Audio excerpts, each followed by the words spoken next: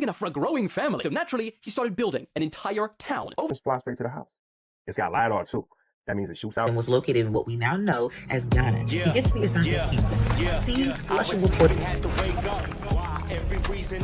What's up, YouTube? Today, we'll be looking at disturbing TikToks that'll make you question reality. But right before we jump into it, I just want to give a huge shout out to everybody watching this, everyone who's ever watched the channel. Thank you so much for all your support. We have just hit the 5K subscriber mark, and we are just getting started. So without further ado, welcome to Adam Strain Reacts. Let's get her done. Listen, I'm beating all the traffic with this one right here, y'all. This is the Jetson 1, a single seat, all electric aircraft that basically turns you into a human drone. 8 motors, carbon fiber frame, hits about 63 miles an hour and stays up around 20 minutes. And yeah, it's like 128,000. But think about it. People out here drop 60K on a car, then they spend thousands more on gas, maintenance, sitting in California traffic. You just charge it up and fly straight to the house. It's got LiDAR too. That means it shoots out laser pulses, maps everything around you, and helps avoid obstacles in real time. Even comes with a parachute for backup. Hopefully you don't need it though. Straight from the fish tank. That's very interesting. You guys think that's the future of transportation? I mean, it's true that we haven't seen an evolution in transportation, whether it be planes, cars in the last 50, 70, maybe almost 100 years. So it would make sense that we would have, a different type. But to be 100% honest, people have a hard time driving cars. I know that they're talking about using AI to drive, but I have a hard time seeing air travel being opened up for everyone, especially when all the airspace is controlled all around the world and there's laws not to drive drones and this and that. So I feel like it's given maybe in 10, 20 years, it could be, but I feel like at the beginning, at least, it's going to be so limited that you're not going to be able to do anything with it. But let me know what you guys think. Do you guys think that this is the future of transportation or just a cool gadget? Let me know down below, and let's keep on rocking. Not only are they real, they actually turn into superheroes during the winter. Let me explain. Meet the reindeer. You can only find these guys in the North Arctic region surrounding the North Pole, which I shouldn't have to tell you that. And during the summertime, when it's not as cold in those areas, they look like this. Just a regular deer. However, as soon as winter hits, their body transforms. Like a Super Saiyan. First off, their blood produces a chemical that acts like a natural antifreeze, keeping them warm. Their fur turns white, which helps them blend into the snow, not get spotted by predators. Their hooves go from rounded to rigid for better traction. But the craziest part is their eyes change from brown to a super deep purple. And in that stage, they are 1,000 times more sensitive to light, basically giving them supervision, which is cool and all, but 1,000 times? That's not even necessary. What are you trying to see? My thoughts? Moral of the story, if you ever catch Rudolph here in the winter, he will quite literally be built different. And as always, follow for more facts. This is going to be crazy. This is the Jetson Air Games, the world's first flying car race. They're called Jetson 1s. They're fully electric vertical takeoff aircrafts. Sort of like a drone meets Formula 1, except if you crash, you don't spin out, you drop out of the sky. Luckily, they don't fly too high. They just held the first demo race where 4 aircraft were flying side by side, weaving through the air like pod races. And it went super viral online. Many are saying this is how motorsport evolves. We started with horses, then cars, now flying machines. And before you say this will never take off, Jetson already has $75 million in orders. It's putting together a fully competitive aerial racing league right now. So forget racetracks. They're thinking 3D race circuits with vertical overtaking, possible mid-air pit stops would be cool, although unlikely. But with highlights reels that look like Star Wars, it's almost guaranteed to go viral over and over again and become a huge sport. The only question is, who's insane enough to be the first pro athlete in a sport where a minor crash means you might see Jesus? You'd have to have the confidence of a crackhead to even consider it. Would you do it? Do you think it was wrong to do this? This specimen is an extinct type of dog called a turnspit dog. One of them is visible in this picture, in that wheel at the top. See, back in the olden days, if you wanted to rotate meat over fire to cook it evenly, well, they didn't have electricity. So they had this wheel, and they bred a type of dog to run in it. That is the turnspit dog. Due to its genes, it just loves running in this wheel all day. Is it morally wrong to breed a creature to do this? Again, this is a task that is hot and repetitive and strenuous, but due to our selective breeding, it presumably enjoyed doing it. In the same way that beavers love to build dams. If you bring one into your house, it will build a dam in your hallway. That's its favorite thing. If you have a pet dog that is a herding breed, if you ever take it out and let it see a herd of sheep, it will act like it is Christmas. It will run out there and start herding them. Breeding the animal to do the task means it enjoys doing the task. So if you say it seems like a win-win, we need the wheel turned, this animal loves turning the wheel. But remember, humans have genes that make us enjoy doing certain things too. And knowing that at some point in the future we will have the ability to edit the genes of our offspring, how long is it going to be until somebody has the bright idea, well, you know, there's certain jobs that nobody wants to do anymore. But rather than let a robot take that job away from a person, why not just give somebody the gene that makes them love that kind of work? Because their argument is going to be, who loses in that scenario? I've made a person who just loves washing cars so much that they don't even really want to be paid very much to do it, because they enter such a blissful meditative state that they would pay to do it. And what would they buy with their money? They already get to do the one thing they enjoy. And I kind of find that terrifying, but honestly, I can't articulate why. Because hey, it's win-win. Racist. It's a very interesting mental experiment to do. I mean, first off, for the dog, I always find it super interesting how we're so unaware of all the things that used to be normal occurrence in the past. And I find that sort of disconnects us to not repeat the same mistakes and to not know where we come from. That's first off. But second of all, I've never heard the idea of breeding or putting in a certain gene into a human for him to like his job and to sort of have that be his identity, and that the person basically is built for that job. Like he said, it's hard to articulate why it's wrong, because the person is literally happy. And, you know, we call our whole American dream experiment, we call it the pursuit of happiness. So if you were able to provide that systematically, it's very interesting. So let me know what you guys think. Do you guys think it would make sense to breed the genes into people for them to like their job? Or do you guys think it's better off that the robots take it? Or what do you guys think about this? Let me know down below, and let's keep on rocking.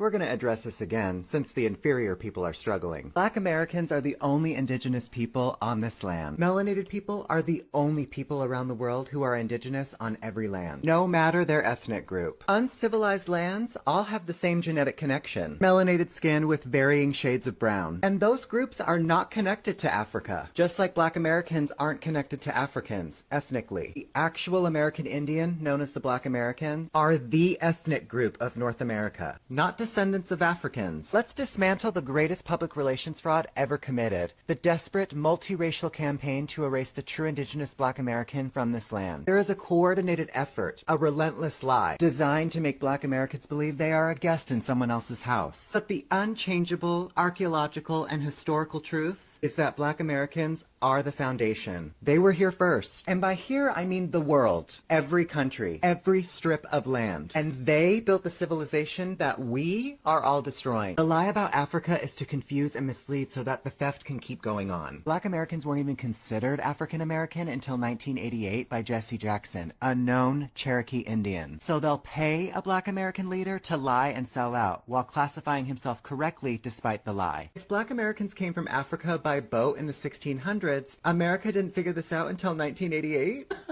And this isn't just a white lie. This is a lie woven by $5 pretendians, by secret treaties between immigrant groups, by decades of policy and propaganda all aimed at one single goal, convincing the world that the original people of the soil simply do not exist. They have every story in the world about the false history. And then you ask for ship manifest and evidence of ships, and then suddenly they can't produce them. But they could show you evidence of the Titanic hundreds of feet under the ocean. They won't even show you the entirety of the Titanic under the water. Only a corner of this ship.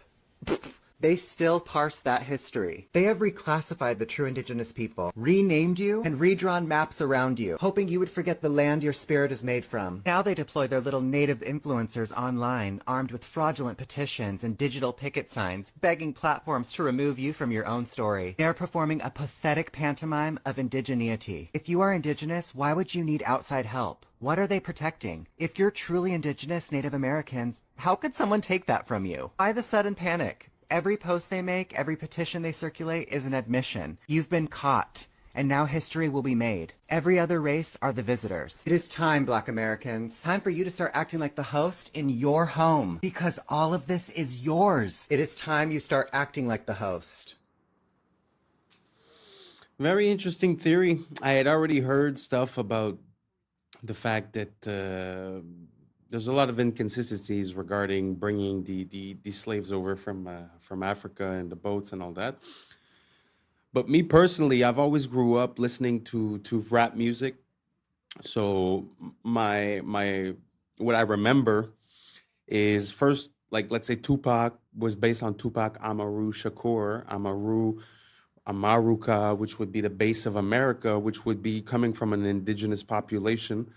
I don't know exactly. He never really spoke about it, but that's where the name comes from what I understand. And the other person that actually, there's two more that hinted to that. One was ODB, way back in the days. He was a Blackfoot Indian, if I'm not mistaken, and he was explaining how his heritage was Blackfoot and was not African. And there's also someone else that's very surprising, Waka Flocka Flame. Everyone thought that he was just like, oh, some ignorant rapper, this or that. But if you look at his interviews and you look at how he speaks and what he speaks about, actually very interesting. He was saying something like that as well, that his family, when he retraced his history of the family, it wasn't through slavery, that it was through indigenous peoples of the land here, which Columbus called the copper-colored people when they came here. So anyways, I'm not saying what's true or not. I'm just telling you some things that I saw, connecting a few dots. But I'd like to know what you guys think. Do you guys think that what they told us is absolute fact, that everyone that's melanated in America comes from Africa? Or do you think it's possible that there was a population here that was melanated and they have attributed it to the African import of slaves? Let me know down below. I'm up for the conversation. And hopefully this doesn't offend anyone. The goal of this channel is to be able to talk about absolutely anything. So I'm very sorry if you feel offended. I just feel like there shouldn't be any subject that's taboo. We should be able to come together and to, build ideas together, no matter the subject. So once again, sorry if this offends you, but please leave your comments down below and let me know how you feel. Now let's keep on rocking. This man has spent the last 2 years building an entire town for his pets, and it will blow your mind. It all started with an apartment for his Shiba Inu and cats, but when people saw the excruciating level of detail that Jing put into it, it went viral. I mean, it is so realistic that it makes it look like the cat is the thing that's fake. Bro, he even created an underground den for his hamster, and then inside that, another even smaller room for his spider. What the hell? And so naturally, people wanted more. So, Jing started building more, like an elevator, a mini robo-vacuum, a gaming room complete with a sneaker collection, figurines, and model cars. And yes, this apartment even has running water. He then spent the next 2 months building an underground parking garage for his pets and even added cameras and put Shiba-san as the head of security. But you know what his pets really needed after that? A seaside retreat to get away from the city. So bro built them an entire private island. Not that kind of island. It took him over a month to build, and it comes with real flowing water, a painted horizon, and is themed on how to train your dragon. And thinking a private island was probably a good place to start, he then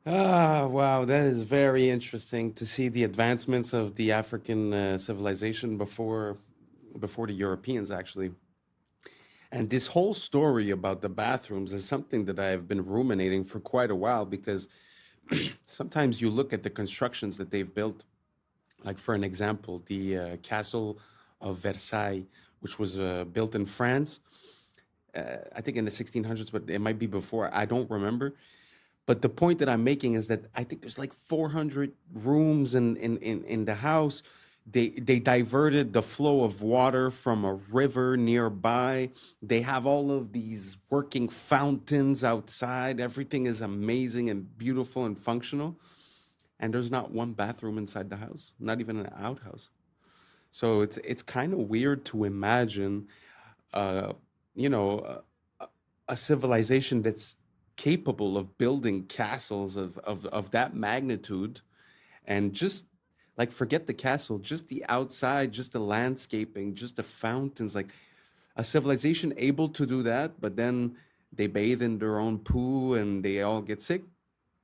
I don't know. It feels in my mind like there's something missing. There's a missing link. There's a missing key. There's something that we're not seeing. If you guys know what it is, let me know. If you guys know about the history of poo, let me know. And somehow we're still affected today, right? When there was the CV-19, the first thing that flew off the shelf, it's all about the toilet situation, right? So it's very interesting how it's like something that's ingrained into us. It's very important, but that we don't know the history of. We don't know where it comes from. And like I said, if anyone can explain me the Chateau of Versailles or other types of constructions like that that are huge, almost megalithic in their size, but somehow don't account for any waste at all. So let me know down below, and let's keep on rocking.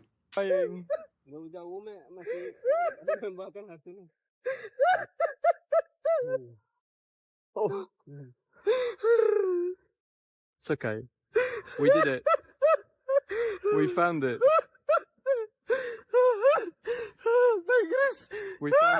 We found it, my friend. Iwan, makasih Pak Iwan. Allahu Akbar, Allahu We made it. Akbar, ya Allah. We made it.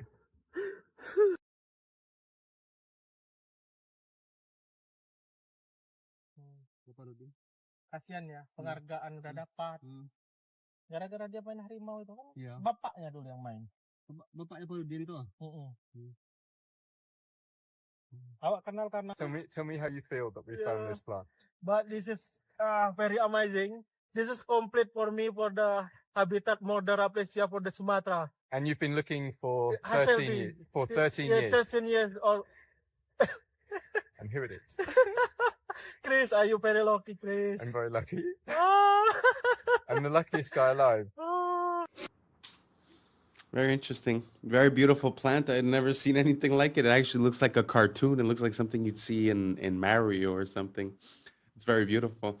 But there's something so natural and so wholesome about seeing this connection with nature. And you know, nowadays we get this dopamine rush when we receive a message or when we get a little ting on our phone, right? But imagine that, like the level of that dopamine hit when you give yourself to something for like 10, 12, 13 years, and then you finally reach the completion of your project. It's so wholesome, so natural. I find it so beautiful. Sort of like planting seeds and all the work that you have to do until it's time to get the fruit. You understand what I mean? Like that time that's involved. Nowadays, we like to have it in an instant. I just find there's something so beautiful and so natural into a long process with a bigger payoff and a bigger reward. I don't know if you guys have noticed this in our current society, this addiction to dopamine, this need for reinforcement and to be seen and to be heard. And I don't know if you guys can see it. Let me know what you guys think down below, and let's keep on rocking. I've become obsessed with etymology, and I've been studying words like crazy. I've been warning What y'all. I understand from the English language is that our words come from German, Greek, French, and English. It's just not one language. That's why when we divide the word up Balenciaga and only had an A, we see that now it went from an English word to a now Latin word that says ball is king. We all know this one, but watch. And the even more crazy thing about this situation is that Balenciaga is not the only company that is speaking in this coded Latin language. Look at Nickelodeon. I don't care about God. And look at Gucci. You just put a space between the two C's and it says there is an owl. And we already know the esoteric meaning of owls. And if you don't know the esoteric meaning, look up Moloch.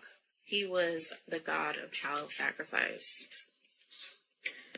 And it made me look at Adidas, and you put a space between the A and the I and the D, you get, you give from God. Is that an accident? Amazon made $1.47 trillion last year. And if you type them in Amazon and you put a space between A and Z, you get Love Zon. Well, who is Zon? So let's look up Zon. Zon, a god. Zon Cathan. He is the Midnight Lord, the Dark Prince. At the bottom it says, possesses one of the most twisted and evil minds in the multiverse. His position as God of Pain is well earned. He has been the root of countless tortures, murders, and wars throughout time.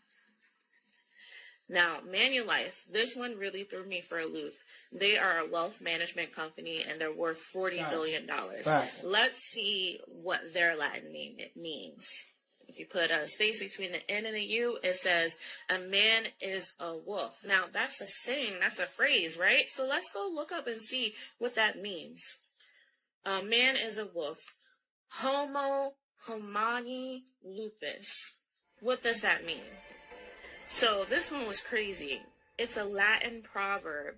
It means a situation where people are known to behave in a way that's comparably to in the nature of a wolf. The wolf as a creature is thought in an example to have qualities of being predatory, cruel, and inhumane. This next one is interesting because I actually learned this one in high school. Visa means you want or you've seen what you want. It's all mind manipulation. And evidently, these big corporations know that they are playing mind games with you to get you to purchase from them. But what does Mercedes have to do with you will give up? You give up what? What are you giving up? Your life, your soul, your money in order to purchase a car from them? And then some of the corporation names are named after like things in astrology. Like this one says, not a star for Nestle. And these big name Asian companies have figured out a way to say 3 different meanings in one name. Look at Mitsubishi. And these companies are not dumb. Like, they're not idiots. They have acquired billions, hundreds of billions of dollars. Why do you guys think they're in control? Think that they know exactly it's the what mind. Their name means? They're coming for our Latin. minds. I went through all 200 billion-dollar companies on the Forbes list, and I have found numerous examples where they name their business one name, and in Latin it means something completely different. People, this is a spiritual warfare. Yes. Well, one of my favorite verses in one of my recent songs is, the etymology will tell you more than all your recent technologies. And yeah, I think that looking at the meaning of the words does mean something. All of these companies as well, if you look at the logos and the symbolism behind the logos, you could actually see a lot of recurring themes, as if there was a pattern to success, as if there was a way to speak to the subconscious of the consumer and to have him, I don't know, put this brand in a higher credibility state or to attract the person, or to pass these messages. It's very interesting. I'm not saying that these companies do it willingly or not. I'm not making any claims or anything. This is for entertainment purposes only. But do you guys see that? Do you guys see that spelling, the words, the etymology? It's as if it's double speak, as if they're saying one thing, but it means another thing. I don't know if you've ever heard of double speak. I'll put some more of that in the next couple of videos. Anyways, let me know what you think down below. And I think we reached the end. Thank you so much for being here with me. And once again, thank you so much for the 5K subscribers. We're just getting started. We will not kick our feet up. This is just the beginning. But thank you so much for being here since the start. And we're about to hit the roof because the sky's the limit. Let's get her done. And that's a wrap for today, familia. Whether you're tuning in with the sunrise or you're posted up after midnight, I appreciate your time, your energy, your curiosity. And don't forget, this isn't about truth or fiction. This is about perspective. If this sparked a thought, a laugh, a deeper question, then we did our job. So drop your thoughts in the comments. Keep the convo alive. Like, subscribe. Don't forget to hit that bell if you're riding a wave because we're just getting started. Until next time, stay grounded, stay weird, stay critical. I'm Adam Strain, and this has been Adam Strain Reacts. Peace! I don't know what y'all think, but now's the time for us to link up. Really think we on the brink up. Making a change from living this train. Living this train. Making a change from living this train. Yeah. To see if I get the same result. From my Abu Dhabi building that was built 15-story in 12 days. The most evil organizations in the world today are the international.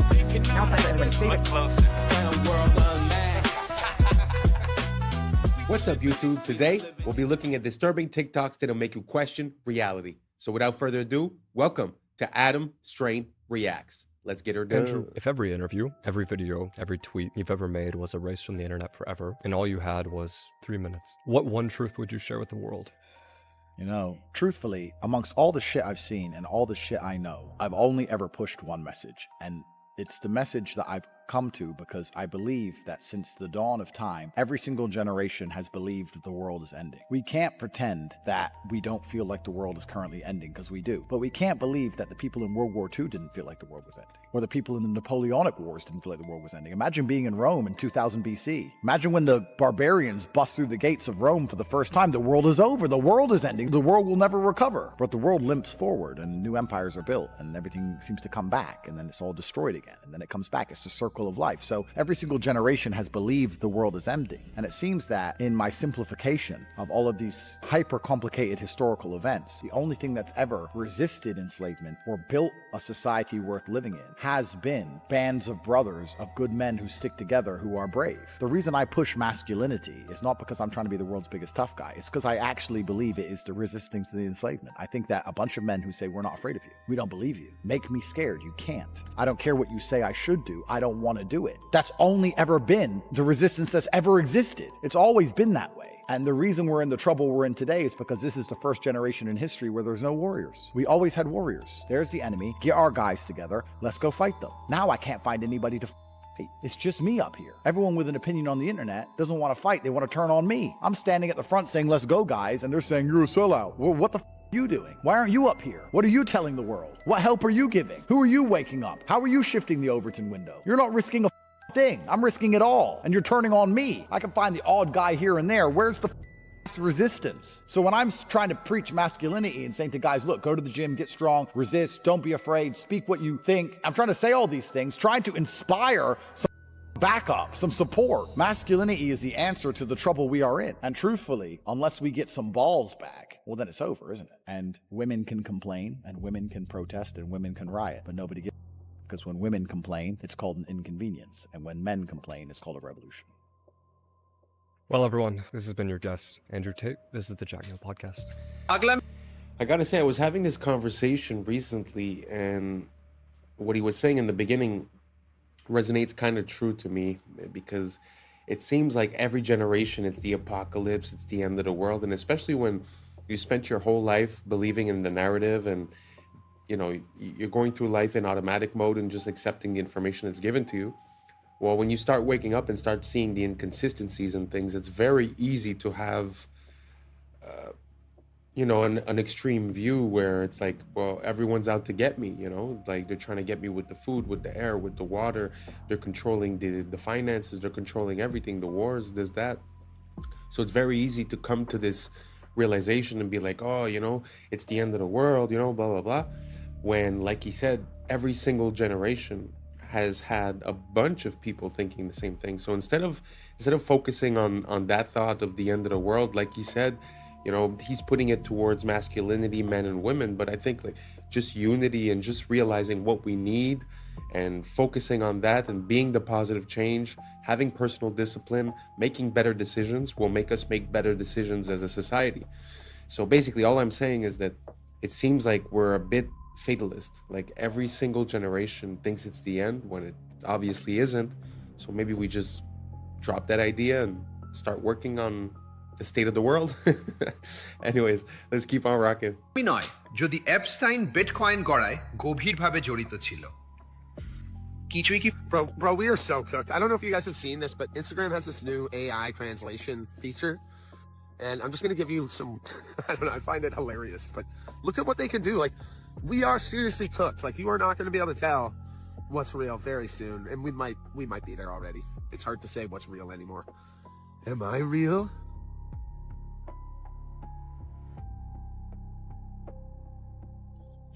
Here's me talking in different languages.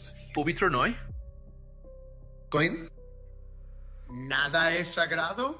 ¿Queda algo que no haya sido tocado por estos sinvergüenzas? No, es la respuesta. Así que cuando Coinbase solo valía 400 మిలియన్లు ఉన్నప్పుడు Epstein అందులో $3 million పెట్టాడు. ఇది Epstein files లో ఉంది. నాకైతే ఇప్పుడు There's a school in Switzerland called Le Rosy, where billionaires and kings send their children. Their classrooms overlook Lake Geneva. In winter, the whole school moves to Gstaad, their private ski resort. Physical education? Skiing the Alps. They don't learn the rules there. They learn how to write them. Their classes are power, diplomacy, and silence. They're taught how to walk into a room and own it, how to speak less and be listened to more. They're not tested on grades. They're tested on presence, confidence, and connection. Because La Rosy doesn't prepare you for a career. It prepares you for control. I admire a lot of nationalities, but the Chinese and the Germans, for me, they come top. They are the smartest mind. The smartest people who come from school and university, they are the people who are running China. They don't run technology companies. These guys are so serious. The West do not even know they are so serious. And I'll tell you, the gentleman who I bought from my Abu Dhabi building that was built 15-story in 12 days. It was fascinating to see 12 days a building was built. Thanks to the Chinese. Unbelievable. like who anybody believe 15 stories in 12 days, like unimaginable. Absolutely. But this guy is easy for him because he does 30 stories in 30 days. So 15 story in 12 days is like he's just having his coffee. The gentleman, when I went to his house, I saw all the shoes outside the door. Well, I said, wow, that's my house. So he said, I apologize. I said, no, we do the same. So I took my shoes off, and then we went in. And then when we sat on the dining table, guess who's sitting there? His mother. I said, oh my God. Well, I have my mother also sit on the dining table. We are closer to China because of tradition. My respect to the Western culture. I have nothing against it, but we're not the same. Well, that's pretty interesting because like he says, we're not the same, and it kind of makes sense because when we go to make a building, it's going to take us 2 years just to pass the permits and to receive the materials. So there's really something about before I start talking about China, I just want to say I do not approve the system that they have there and the rules that they have and the social credit. I'm not condoning it. But there is a difference when you're able to get your people together to do something quickly and efficiently, and I think we've lost that. It's sort of like, I don't know if it's Saudi Arabia or Abu Dhabi, but when they decide that they're building a castle, they're building a castle and everyone is on it and it gets done quickly. Here, they talk about plans, they estimate how much it's going to cost, it doubles the cost, doubles the time, doubles the work, right? So we're really in a different mind state, in a different capabilities zone. So I do tip my hat to those societies that are able to get things done, you know? As for us, it seems like it's all red tape and bureaucracy. I don't know if you guys agree or don't. Let me know down below. And let's keep on rocking. His 36 plus worldwide is not new research. And so we started working with him and our herd of ostriches here. And we were looking at developing the alternative to working with natural antibiotics to create resilience in your own body for viruses. And we were very successful.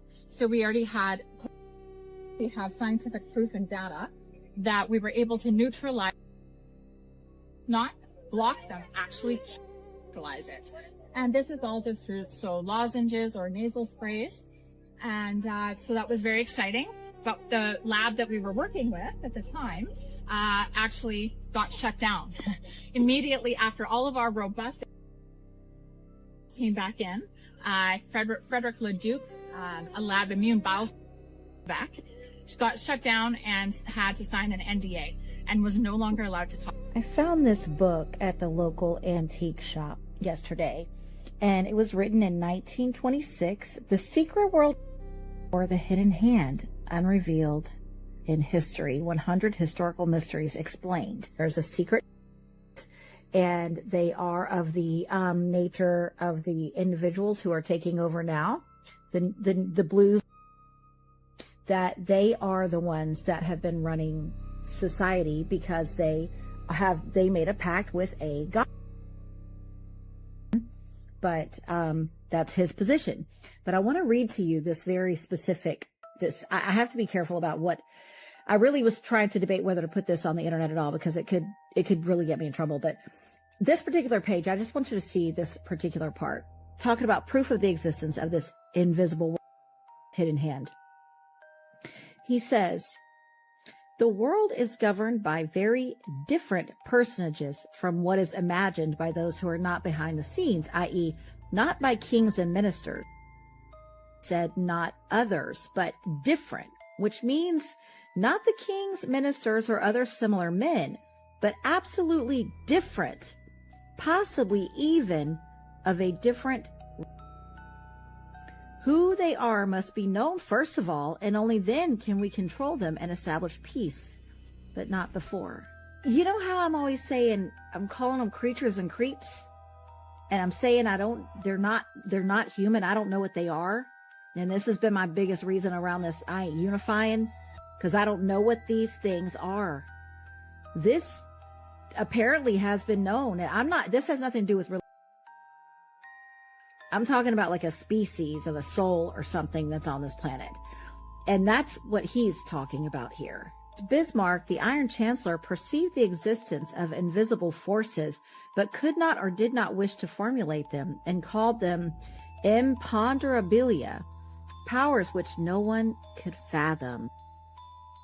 In 180 seconds. This is supposedly the body attacking itself. This is an identity crisis. It starts with taking. After the thing that bites and stings causes your body to react improperly. Essentially all Lyme disease. Lyme was released from a bio. See? The rest of the world knows Lyme as Borrelia. They are not the same. It is a or abomination. These are all spirit programs. Programs kick in as autocorrectors where will is lost. When these spirit programs are blended and tacked on to vectors that bite and sting, they spread into the human system. Lyme is a spirochete like syphilis, thus it can be transferred through the mouth and sex, and it hides in the Dr. Judy Mikovits said that it's just the new Lyme. Many claim that be delivery system. They are structured the same. This chimeric spirit program creates a biofilm matrix within you to act like a middleman between you and your body. It was released the same year as Lyme, and Fauci was the head of that program. These programs demand more energy than you would actually need. Programs don't want to kill, then they will go dormant if they have to. Cells are just cells that follow the orders of the program. Many people are chimeras. At least 8% of the collective is personified. Gog and Magog are a chimeric clan. Esau bred with Canaanites. Esau's part Canaanite grandson crossbred with Japheth, aka Chittim. Chittim is part of Gog and Magog, the Chimera clan. This is who took over Europe and the world. These are essentially personified free radicals. They are highly reactive. There has been a collective genetic forced integration with the so there is a collective identity crisis. The steals resources and causes your cells to kill themselves. That is why self-harm is widespread. Codes are being deleted through mutation or silenced. But the collective is reaching a rejection point like a bad organ donation. Everything is being homogenized and stagnating. This always leads to collapse. The environment has to be balanced. When it's not, it's like a cartel that has eliminated all its competition. The chimeric clan is part animal. That's why these so-called are zoonotic.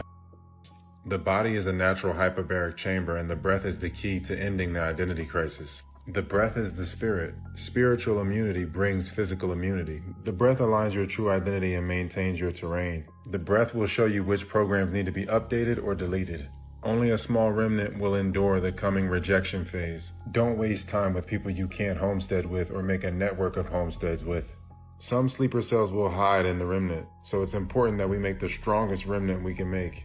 It starts with the breath. The true breath signature or algorithm restores the true identity.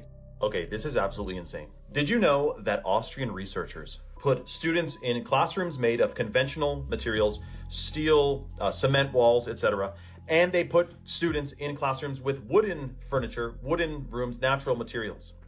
They measured their heartbeats, okay? And the students in the synthetic, let's call it, classroom with the unnatural materials had on average 8,600 extra heartbeats per day per student on average. Why? Why? It's the difference between real materials and synthetics. They have a different frequency, which apparently they found that your body registers plastic, laminate, and vinyl as a low-grade stressor, even when it looks like wood or marble. So you know, remember those fake desks we had that looked like wooden desks, but it wasn't. That was like a plastic, and it's unfortunate. I mean, what does that do to your body in 10 years when you're in school you're in kindergarten, then grade school, then high school, and it's all synthetic materials. Now, not to mention, this study was done before artificial lights, like they just had light bulbs. Now we have compact fluorescent and LEDs. Not to mention all of the Wi-Fi routers that are in schools now. Like every 20 feet down the hall, there's a freaking Wi-Fi router hanging on the ceiling. That is something else to be discussed. Now, when it comes to our homes, especially if you're building a new home, I mean, dude, you can really make it an organic eco house with some easy, hacks. But what if we're at home surrounded by unnatural materials as well? Then what are we doing? Are we shortening our lifespan by being surrounded by plastic? I mean, think about it. Drywall, Chinese drywall is in pretty much all of our homes. It's toxic dust. It's toxic to breathe in, and it's mold, like it can get moldy. Whereas a hemp house or a cob house or a stone house, there's different houses that are mold resistant, namely hemp. I mean, hemp is basically a tank couldn't drive through. I mean, hemp is extremely durable, mold resistant, fire resistant, and it actually blocks EMFs. Like if you're in a house that's made of hempcrete, and you're down the hall and there's 2 rooms between you and the Wi-Fi router, you're not going to get cell service. Like that's one of the things people say when they have a hemp house is they don't get very good cell reception, which is good because you don't need cell reception on your brain stem every freaking day. But is that study shocking or what? Frequency, energy, frequency, and vibration. Nikola Tesla knew all about it. Let me know your thoughts in the comments below and follow for more. Very interesting. I haven't seen the study that he's referring to, but imagine if just the objects that surround you, like if we take for granted what he's saying, the objects around you have an effect on your body and its function. Now imagine the air, imagine the food, imagine the water, the drink. Because he's saying when you substitute wood for plastic, let's say, but what happens when you substitute, a real compound from a plant to a synthetic version, right? So, yeah, and like he's saying, you have it at school, you have it at home, you have it at work, you have it in your car. So at the end of the day, are we outside of our element? Are we performing less than optimal? Not only by food, but also by just the materials that we use to build the stuff around us? Such a interesting thought to have. I'm going to look into it a bit more. Let me know what you guys think down below, and let's keep on rocking. What's the difference between the debt and the debt that African nations own? Because the U.S. debt doesn't keep the from being one of the leading powers of the world, but then African nations can't make it because of that debt that is strangling them. What makes African and third world debt different from the American debt? Number one, it's going to pay its debt. It doesn't have to. Its debts are in its own currency. We can simply print it. The African debt is not in its currency. The African debt is in dollars. Africa has to earn the U.S. dollars, and the only way it can earn the dollars is not to be for growing its own food and becoming independent and doing something that the does not like. The principle underlying the foundation of the World Bank is that no country should grow its own food. Africa and the third world should only grow export crops. In order to have an oversupply of cocoa and other tropical raw materials to keep down the price, they must buy their grain from the or Europe, so that if they do something that we don't like, we can do what tried to do to China in the 60s. We can sanction them. We can say, we're going to starve you. We're going to not export any grain to you. So owing their foreign debt in dollars means that they have to somehow sell something they want, not what they want. I think the most evil organizations in the world today are the international. Now it's time for everybody's favorite food to microwave, the grape. And you know what? Let me go ahead and cut it almost in half, just to make sure, it heats nice and evenly, Like this. And yeet.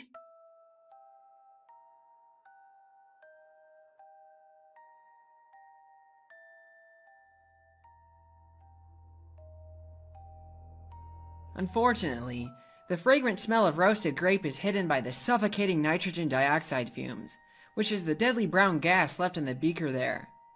Instead of cutting a grape in half, I just tossed in some unmodified grapes to see if I get the same result.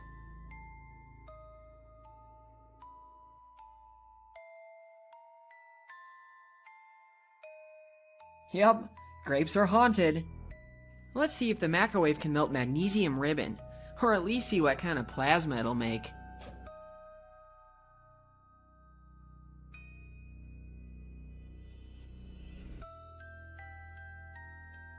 Not only did it melt and burn in there, but it also managed to show off some of its green spectral colors, which is in contrast to the white you get by simply burning it in air. Aluminum melts at only slightly higher temperatures than magnesium, but for the sake of curiosity, I'm going to toss some foil in there anyway. Alright, here goes nothing.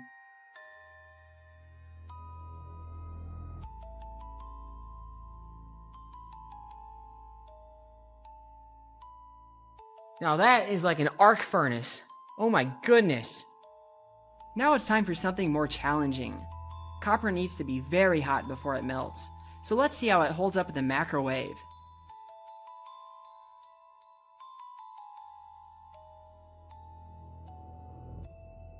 Oh yeah, it melted almost instantly. Now this also brings up an important point about the glass. It's actually astonishing how well these Pyrex beakers have held up to the plasma. The same cannot be said about this Pyrex bakeware. The difference is that the beakers are made from borosilicate glass, which has very low thermal expansion. Pyrex bakeware used to be made from this as well, but has since been changed to tempered float glass, and its internal stress patterns are easy to see in a polariscope. This change is unfortunate for home science, but it does make for less dangerous breaks in the kitchen, as it tends to explode into tiny bits as opposed to razor shards. Hello, my name's Jason. I live at 1776 Boulevard. We're here to talk about tonight. Excuse me, Jason? Yeah. What's your last name and what's your address again? My last name is Jason We the People, and my address is 1776 Boulevard. What city? Freedom City. Freedom City in what state? Michigan. So I know you're making all that up. Yeah, 100%, because I don't have to tell you anything, because it's my you know what that is? According I to think you need to learn the fifth amendment. I don't care about your article. According to Article 6, Clause 2, you're trumped. According to the rules of this city council, you have to give your name, your proper name and address, or you're not allowed to speak. So do you think your bylaws, because that's the way it's looking here, you think your little bylaws here, remove me so I can sue out of the city. Do it, because I'll make sure you don't get no data center. Try 42 USC 1983, baby, that's my middle name. You want that name too? Now, back to this fifth clause. You can't use no takings clause, Einstein. Guess what? That's for public use. You understand that? You know what public use is? Sure ain't a data center. It's a park, an old folks home, something like that. It's the fifth, not that complicated. You should look into it. By the way, how does it feel sitting up there being a Benedict Arnold to all your people out here? Not one person supports this. How about this? Everybody up here's been asking who supports the data center. How about this? Who don't support the data center? Any other questions? Is there any other questions? Ray Charles and Stevie Wonder can see this one together. What remedy do you have for the friends? You don't got none. So now land. Is there any foreign money involved in this? I'm pretty sure there is. Ain't Whitler in some hot water over that? Also, non-disclosure agreements. Bad news. I want everybody in this room who lives here to FOIA request every single non-disclosure agreement from any council member, mayor, anybody in this city. You need to FOIA who has one. You won't be able to see what's on it, but you'll be able to see who has one. And then at that time, we got a real conflict of interest, don't we? I think we would. Next thing. Who are you having come in here that's putting these underground generators? Oh, you're not. You got these big old power lines going in right now that everybody's talking about. What's that? I mean, have we already made our minds up? Huh, seems that way. Well, anyway, here's your people. Have fun. Kudos to him for raising his voice, but it's pretty crazy. It feels like we've gotten so far from the beginning of this experiment, of this freedom experiment, of, you know, the Constitution and the rules on which we were based. And now everything is so convoluted with policy and rules. And like he's saying, you know, he's like, well, you could have all these rules, but it shouldn't trump my, you know, my Constitution Amendment rights, right? So it's very interesting to listen to him talk. And he brings up a very important point as well. How is it possible to have people representing you and working for you that are allowed to sign non-disclosure agreements with these companies? And then afterwards, they decide on if they get to build or not, but they can't really tell you all the information that they're privy to. So if they're a representation of you and they know something, but they can't tell you, I really don't see like how that can work. I don't know. Let me know down below if you guys can shed some light. And let's keep on rocking. This guy, tragically, from falling off a balcony. He was also obsessed with bioengineering. So he had all of these scientists that he would donate money to their charities and he would have them work on things and stuff. But what I heard, and this is completely unsubstantiated, but I heard it and I thought it was fascinating, was that he also had these same guys, because they were and everything like that, he had them design a novel. That was his, basically, that was his trump card, which is like, I don't go to jail or I release this. And it's like one of these things where if I don't keep entering in a thing every 30 days, I die. In October or November, his switch went off, and that's what introduced into the world until it became what we do today. I don't believe it. I'm with you. I don't believe that for a second, but that's a goddamn great. I love it, and I'm going to spread it as much as I can. That's crazy. Are you the... Maybe one of the benefits of me talking to you today is that you'll see that maybe not everything is true that you've heard about me. Of April 19th, 1995, a decorated Gulf War combat a truck bomb that he didn't build and a rider truck that he didn't rent with the help of a passenger who didn't exist. Having just gotten away with soil to date, the Fort Bragg trained Special Forces sheep drip dropout blended in with the crowd by making his getaway in a car without a license plate and was immediately pulled over. Was the supposed target of the attack, but luckily all of their agents were out of the office that morning. Later that day, the declared, "We will find the people who did this. And when we do, justice will be swift, certain, and severe." Except for John Doe number 2. John Doe number 2. John Doe number 2. Who never existed. In McVeigh's unprecedented 3.5-week trial, the prosecution didn't show the CCTV footage of him and John Doe number 2 parking the rider truck. didn't explain why 24 separate witnesses mass hallucinated the existence of John Doe number 2, didn't explain why the Army was storing Ryder trucks at Camp Gruber, and didn't talk to blew the whistle on the plot. But they did collaborate with us, and they did convict McVeigh as the lone wolf bomber and Terry Nichols as his bomb-constructing accomplice. Still, a bunch of crazy conspiracy theorists, including 300, insist on talking about facts and evidence and refuse to simply believe what they've been told a million times by people in tailored suits with well-coiffed hair. They quote the and the inventor of the neutron bomb, who point out the physical impossibility that the truck bomb did the damage to the building, but that doesn't matter because if there were that day, we would have heard about them. The second found and diffused. I think he said another bomb. The Justice Department that a second has been found. They then found a third was also larger than the first. And I see another. So apparently they're going to try to get out that. The FBI claims to have lost the footage showing McVeigh and John Doe number 2 parking the truck in front of the Murrah building that morning, but that's understandable because the Bureau has a lot of important evidence to store. Terry Nichols insists involved in the plot, but thankfully a judge has saved us the trouble of listening to him by preventing lawyers from deposing him. Truck parked across the street 2 hours before the blast, but that just shows the authorities were prepared for anything. And other documents obtained by 2020 show that someone called the executive department in Washington and said the Murrah building had been, but this was 24 minutes before the. But that just shows the public was unusually vigilant that morning. Also, apparently, Governor Frank Keating's brother, Mark, had been working on a novel about a stranger still. One of the characters in the novel was named Thomas McVeigh. But that's probably just a coincidence. McVeigh wrote a letter to his sister where he admitted to being a secret special of the pain in his ass from an army. That's crazy because if he didn't actually leave the army in 1991, there would be proof of that. McVeigh was not executed on May 16, 2001 as scheduled because he had failed to turn over thousands of pages of evidence to McVeigh's defense attorneys. But the execution went ahead on June 11th. In a highly unusual and secret agreement, no autopsy was performed. One witness said he was still breathing, and the prison officials admitted his hearse was a decoy. Then, the case was officially closed. And if you question any part of this story, you are a paranoid wingnut birther truther tenther prepper conspiracy loon who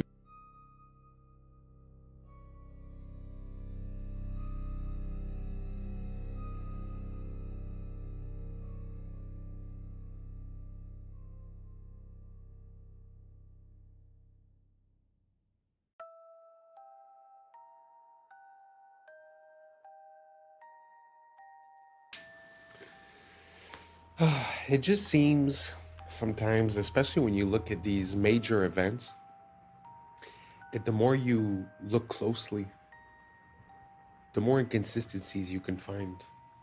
And I don't know, it's just very interesting. You know, I wonder if it's just pattern recognition or if there's really something going on. Let me know what you guys think down below. I also want to refer you to the person who made that video. Is actually James Corbett, and he's a great creator. For the past at least 15 years, he's been always present, always talking about everything, always backed up with sources, references, and never speculating, truly saying the facts as they are. Amazing creator. So anyways, thank you so much for rocking until the end. That's a wrap for today, familia. Whether you're tuning in with the sunrise or you're posted up after midnight, I appreciate your time, your energy, your curiosity. And don't forget, this isn't about truth or fiction. This is about perspective. If this sparked a thought, a laugh, a deeper question, then we did our job.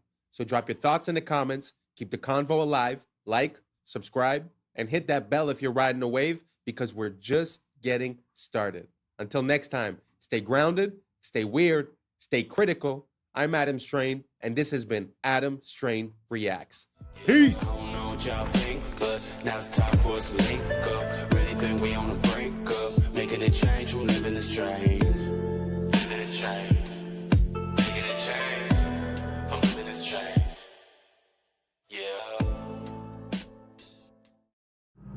Yeah. Yeah. I was sleeping, had to wake up. Why? Every reason I could think of. God, till the day I keep the ink up. What's up, YouTube? Today, we will be looking at disturbing TikToks that'll make you question reality. But before we jump into it, I wanted to send a quick shout out to Jaden Robson, listening up there in Canada. Thank you so much for being a listener. So without further ado, welcome to Adam Strain Reacts. Let's get her done. It's funny, even the story of Isaac Newton. So how did he discover gravity? Well, of course, he was sitting under a tree and an apple hit him on the head. Children, can I explain to you this? He already knew things fell down. Everybody knows things fall to the ground. That is not how he came up with the theory of gravity. The apple is symbolic of the tree. Once again, the tree of knowledge and good and evil. If you actually look up the old Apple logos, the very first ones, It's literally Isaac Newton sitting under the tree. So what did they change that logo to? An apple with a bite out of it. You guys understand what that means? Do you remember when they sold the first Apple computer and it was $666.66? Do you think these are coincidences? Like, no, that is what they're telling you without telling you. What if I told you the reason you feel temptations for certain things and certain sins is very specific to what you're supposed to do? Before continuing, I wanted to warn you guys their phones were being spied on. Click on this icon, then more. If you see it, delete it immediately. So if you have the urge to smoke or damage your lungs, it's because your voice was made to worship. The enemy's trying to silence you that was meant to praise. If you have crippling self-doubt or insecurity, it's because you're meant to lead and inspire. If you weren't dangerous to darkness, it wouldn't try to mute your confidence. If you have constant distraction and procrastination, it's because you carry strategy, vision, and ideas from heaven. The enemy delays you because he can't stop you. Only you can. Now, this one's gonna hit a lot of people. Okay. If you have an addiction to lust or pornography, it's because you carry a deep capacity for intimacy, covenant, and healing. Perverting love is how Satan prevents true restoration. That's true. Crazy. Yeah. If you have fear of rejection or abandonment, it's because you carry a spirit of belonging and reconciliation. You were made to gather the outcasts. So he tries to make you feel like one. Damn. You have an obsession with appearance or body image. It's because you're meant to reflect God's glory, not the world's standards. So he's going to try to get you to hate your image. Damn. It's bars though. If you're drawn to witchcraft, astrology, or manifestation, it's because you have a prophetic gift meant for God's kingdom. The enemy counterfeits your gift to keep you out of alignment. If you struggle with overspending or greed, it's because you're meant to be a kingdom financer. So he wants to keep you broke so you can never bless others. Follow for more Hoop conspiracy theories. That was a very interesting point of view. It kind of makes me think of, there's a saying that says that when you ask for God for patience, he's going to send you things to test your patience and to create that patience. It just seems like the reverse perspective from the point of view of the devil. But it seems like the same entity or the same pattern where you're going to be tested in the disciplines in which you must excel. So it's very interesting. Do you guys see that parallel within this? Do you guys think it makes sense? Do you see yourself as one of these archetypes? And if so, let me know down below which one. And let's keep on rocking. It's interesting, if you study history, all of the ancient civilizations, the Babylonians, the Sumerians, the Greeks, they all are the Chinese. They just arose out of nowhere. Poof, there's a civilization. There's no evidence of this stuff they teach in school, of them going from hunters and gatherers and grunts and groans, caveman stuff, becoming civilized and building cities. There's no evidence of that. It's farther back you go, it's all of a sudden, poof, there's the beginning of the Egyptian civilization, the beginning of the Chinese civilization, just like they moved in and built it in less than 100 years. So some strange things have been found in the fossils, as in the ground, that would indicate man used to be really smart. This little airplane, for instance, is in the Smithsonian, I believe. It was found in a grave in Colombia. It's about 1,000 years old. But it's an airplane, quite obviously, with all the features of an airplane. They knew about flight. In Peru, they've got giant stone walls like the one in the picture here. These stone walls are phenomenal. Some of the rocks in there are so huge, we can't even move them today. How did they move that? Who did it and how did they do it? I don't think it's logical to say ancient man was primitive. They must have known something we don't know today. I think it's just going to get weird. It's very interesting to see all the inconsistencies in the megalithic structures. But one theory that I heard about those types of walls, like the one that we just saw that he said, how did they move that? Was the idea that they might have like made bags and filled the bags with a geopolymer, which is like basically a cement type of thing. And then through the hardening process and with time, the bag disappears. And so the structure remains the same and everything is stuck together because basically, you know, the rocks had time to settle in and to stick each other. And then as the bags disappear, it sort of creates that rock. Have you guys ever heard of that theory? You guys think it makes sense? Do you guys think there's another explanation? I know that there's always the camp of the ancient aliens. Me personally, I don't really abide to any of that. Do you guys have any ideas on how we came to build these megalithic structures and move those huge rocks? If so, let me know down below if you have any rabbit holes I could go down. And if not, let's keep on rocking. Weirder and weirder and weirder, and finally it's going to be so weird that people are going to have to talk about how weird it is. I look for the invention of artificial life, the cloning of human beings, possible contact with extraterrestrials, possible human immortality, and at the same time, appalling acts of brutality, genocide, race baiting, homophobia, famine, starvation. The mushroom said to me once, it said, "This is what it's like when a species prepares to depart for the stars. You don't depart for the stars under calm and orderly conditions. It's a fire in a madhouse." And that's what we have, the fire in the madhouse at the end of time. This is what it's like when a species prepares to move on to the next dimension. The world is not what you have been told. We once had access to free energy, and they've been lying to us ever since. There is significant evidence showing that Nikola Tesla was on course to changing our universe forever. In the early 1900s, Tesla developed a technology called the Wardenclyffe Tower. This was more than just a transmission tower. Tesla designed it so it was able to wirelessly transmit electricity across the globe by harnessing the Earth's natural energy. He was able to power his home and devices without a single wire. But here is where it gets dark. Tesla's invention threatened powerful individuals who controlled the energy market. J.P. Morgan, who initially funded Tesla, pulled the plug on the project when he realized that free energy couldn't be metered or monetized. But it gets even stranger. Tesla's lab mysteriously burnt down, and many of his notes and prototypes disappeared. Tesla's discoveries went beyond just wireless electricity.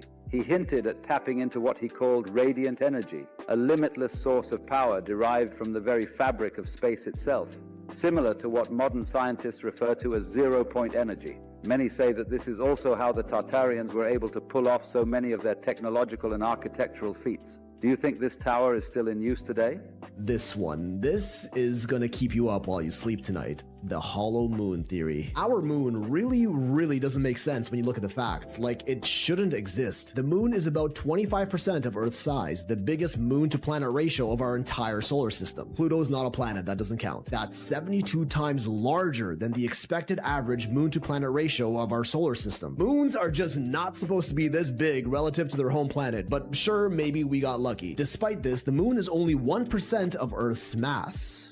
1%, meaning it is way lighter than it's expected to be, and we really don't even know why. Unless, of course, the moon is either extremely porous like a sponge or a hollow shell. When looking at this data, NASA's own Dr. Gordon McDonald even said himself it would seem that the moon is more like a hollow than a homogeneous sphere. But oh, that's just the tip, and we ain't stopping. Our moon's orbit is way closer than that of any of the other over 400 moons in our solar system, and also has a near perfectly circular orbital path. We don't see this on any other planet, which all have moons with wildly eccentric orbits. Our moon also coincidentally appears as the exact same size as the sun in our sky. Despite our sun having a diameter 400 times larger than the moon just so happens to be exactly 400 times closer to us, defying all odds of randomness, but is officially deemed just a cosmic coincidence. The moon also happens to be tidally locked with our planet, meaning its rotational period is the same as its orbital period around the Earth, which is why the same side is always facing us. This one is not so much a coincidence, as tidally locked moons are actually fairly common in our solar system. But it would also be the perfect excuse for the moon to always look the same in our sky, and for us to never see what's on the other side, like an all-seeing eye that never ceases surveillance of our planet. We don't even know for sure how our moon even got there in the first place. The most common explanation is that the early Earth collided with a massive protoplanet called Theia about 4.5 billion years ago, which was thought to be roughly the size of Mars, and the impact caused the resulting debris to coalesce and eventually form the moon. This is known as the giant impact theory. There's also the fission hypothesis, where an early molten Earth was spinning so fast that a part of it got ejected out into space and became the moon. The capture theory, implying the moon just drifted by Earth and was captured by its gravity. And the accretion theory, suggesting that as the early Earth was forming in its accretion disk, a part of that disk clumped together to become the moon. But when studying rock samples from the surface of the moon, we find out that none of these theories quite make any sense, with other NASA scientists like Dr. Robin Brett further quoted as saying, "It seems much easier to explain the non-existence of the moon than its existence. Like on Earth, the newest rocks are on the surface, and the deeper we go, the older the rocks get, as we would naturally expect to be the case. On the moon, it's the other way around. Soil samples from the moon confirm that older rocks are on the surface, and they get younger the deeper we go. The only time we ever see this inverse relationship of rock layer depth to rock age on Earth is through human interaction, like drilling, digging holes, and boring tunnels. Did the same thing happen on the moon? If the moon was hollowed out from the inside, this older inner rock would be brought up to the surface, and this observation would make sense. The lunar crust is also thinner on the side of the moon facing the Earth and thicker on the dark side of the moon, and researchers still have no idea why. The moon doesn't have a magnetic field, much the same as other planets' moons, but strangely, moon rock samples are strongly magnetized. Craters on the moon are all virtually the same depth, no matter how big or small they are. On Earth, bigger craters naturally go much deeper than smaller ones, as the impact was greater. Not on the moon, almost like there's a solid layer underneath preventing the crater from going too deep. Moon rocks are also much older than the oldest rocks on Earth by millions of years, blowing the fission hypothesis and accretion theory out of the water. The moon contains traces of uranium-236, a radioactive isotope that doesn't occur naturally on Earth, but rather through the highly complicated scientific process of nuclear fission, something that only an intelligent species is capable of. Zirconium, chromium, and titanium are all relatively rare Earth metals, but are somehow quite abundant on the moon. Those three elements are also some of the most durable and corrosive resistant that we know of, perfect for building a massive structure. And they've even done quantifiable experiments that tell us that's exactly what the moon might be. When Apollo 12 was leaving the moon's orbit, they intentionally dropped their lunar lander down to the surface. When it crashed, seismic measurements showed that the moon reverberated and rang like a bell for an hour. They did not expect this. Only hollow objects are expected to reverb like this, especially with something as small as a lunar lander. During Apollo 13, they tested that again with a much larger object, dropping a spent Saturn V booster rocket that impacted the lunar surface. This time, the moon rang for 3 hours, with vibrations going as deep as 32 kilometers beneath the surface, and even got faster the deeper they got. This doesn't happen on Earth, or even solid objects for that matter, and again is only expected to occur on something hollow. Beneath Istanbul.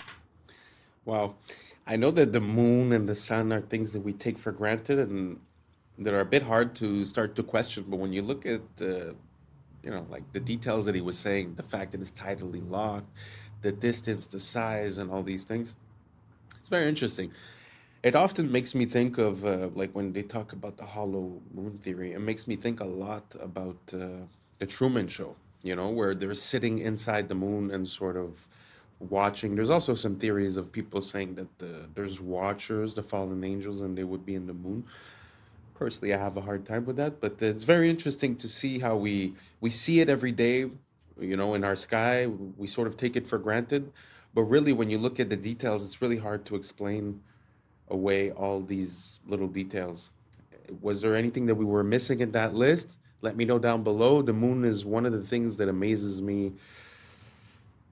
In this whole rabbit hole conspiracy, I find the moon is something that's very, very interesting to look into because it has theoretically nothing to do with human intervention. So when you're able to see something that doesn't seem to fit, but that is also natural, I find that super interesting. So if anyone has any more information about any anomalies regarding the moon, let me know down below, and let's keep on rocking. Tunnels stretch for miles. Some connect directly to the higher Sophia, others to underground cisterns, chambers, vaults that feel less like cellars and more like cities. We are told they were dug by peasants, by hand, with chisels, just any random worker carving out perfect arches, domes, aqueducts. But anyone who's seen them knows better. These are not crude caverns. They are palaces in the dark, smooth walls, symmetry, geometry. And this isn't unique to Istanbul.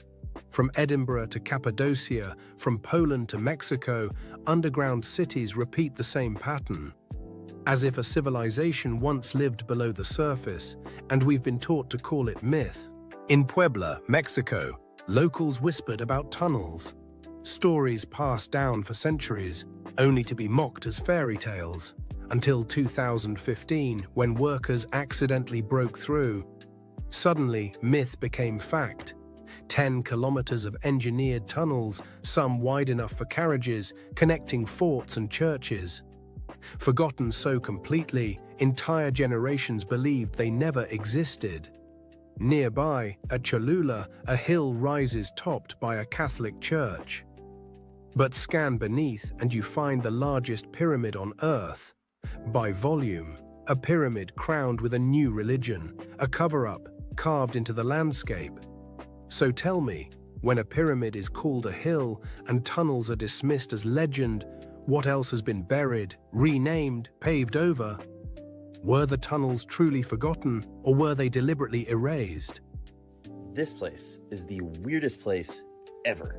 Ever. I will die on that hill. You get there and you think this is the only one of these things. There are 12 perfectly carved buildings that are into the mountain. And just like in India, you cannot make a mistake, and there are none, like it was laser carved, which is ironic because these guys made it. We don't know who originally built it, we don't know where all the rubble from carving this stuff went, and we don't know what tool they used. All we have are clues from other ancient quarries like Japan. The oldest stuff on this planet uses whatever tool that was. The Inca call this style Hananpacha. You can see the stuff on Machu Picchu, and Al-Aqsa Mosque, the Dome of the Rock, the most holy place on Earth, right up the street from the oldest parts of Jordan where Petra is. This makes Petra nearly impossible to accurately date. This building was carved at the same time as this building, allegedly. The place is so heavily eroded, I had to put a line on every man-made cut on this part of the mountain. We don't know what this was. What was that used for? Even at the treasury, how do we know that this is not just a really eroded that? And here's why we don't know. Because under the main part, the treasury, there is a 2-story, we don't know, under it. Only 15% of this place has been excavated. You can still see the ones that haven't, but did you see the one up here? There's hundreds of these. I haven't even talked about the mysterious stuff. Jordan is an incredible place to visit. I make these videos because the more attention these sites get, the more they excavate. Punch the share button. Tell them we want to dig more. Descend beneath Europe's churches and cathedrals. What do you find? Bones, thousands of them. Catacombs where human remains are arranged into geometric patterns, floral motifs, even walls of skulls. Official history explains it neatly. A practical way to store bodies when cemeteries overflowed. But pause. Does that explain the artistry, the deliberate design, the way skulls form archways and ribs frame altars? Or is there something ritualistic here, something we're not meant to understand? The dead aren't just buried under the old world, they support it. They become part of its architecture. Why? What were these people remembering or honoring when they built monuments on top of fields of bone? 2 miles below Antarctica. Of course, we don't really know that much about Antarctica. It's a little bit strange, a little bit creepy. We know about the pyramid, like this is 100% true, and that strange like island similar to the island. Now, this is Lake Vostok, great picture I know. It's a hidden lake in Antarctica. In 2024, researchers were searching this lake. I mean, it was actually frozen in ice for like 200 years. They used sonar and scans to basically scan underneath the lake and under the ground in this entire area. Now, they discovered living bacteria, completely unknown to be able to survive in these conditions, but also completely unknown to science. Like, they had never seen these type of bacteria before, ever. These organisms surviving with no oxygen, no sunlight, and they don't even have any DNA to match anything on Earth's database that scientists have ever found. So scientists are saying this is the closest thing we could probably ever have to actual aliens. Not like an alien from a movie coming down from space, but something that we've never seen before and is completely unique. But there's a far scarier part, unfortunately. They found never seen before shapes and man-made structures 1,300 feet along the bottom of the sea. And the mission abruptly ended, and no one's been allowed back since. So, what the hell is going on? Okay, you have got to see this video that China just released of a rocket launch they did. This looks like a boat skimming across the top of water, but in fact, it's allegedly something going into space. Listen to this freaking video. China recently released footage of the Tianzhao 9 scraping upon the firmament. Now, that statement that I just made, you probably think that I'm a little bit crazy, but just look at the comparison. The top video is literally a boat driving around on the water, and the ripple effects that it's creating is looking just like what the Tianzhao 9 is creating while it's flying around in the heavens above. Yeah, so Tianzhao quite literally translates to heavenly ship, and 9 is associated with the polarity in a torus field. Nikola Tesla's 369.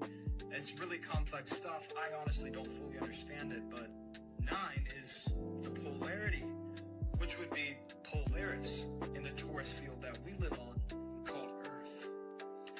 Yeah, so the rocket is scraping on the firmament, and they're quite literally telling us with the name of the ship itself. And if you don't believe me, literally look at the trajectory of the rocket.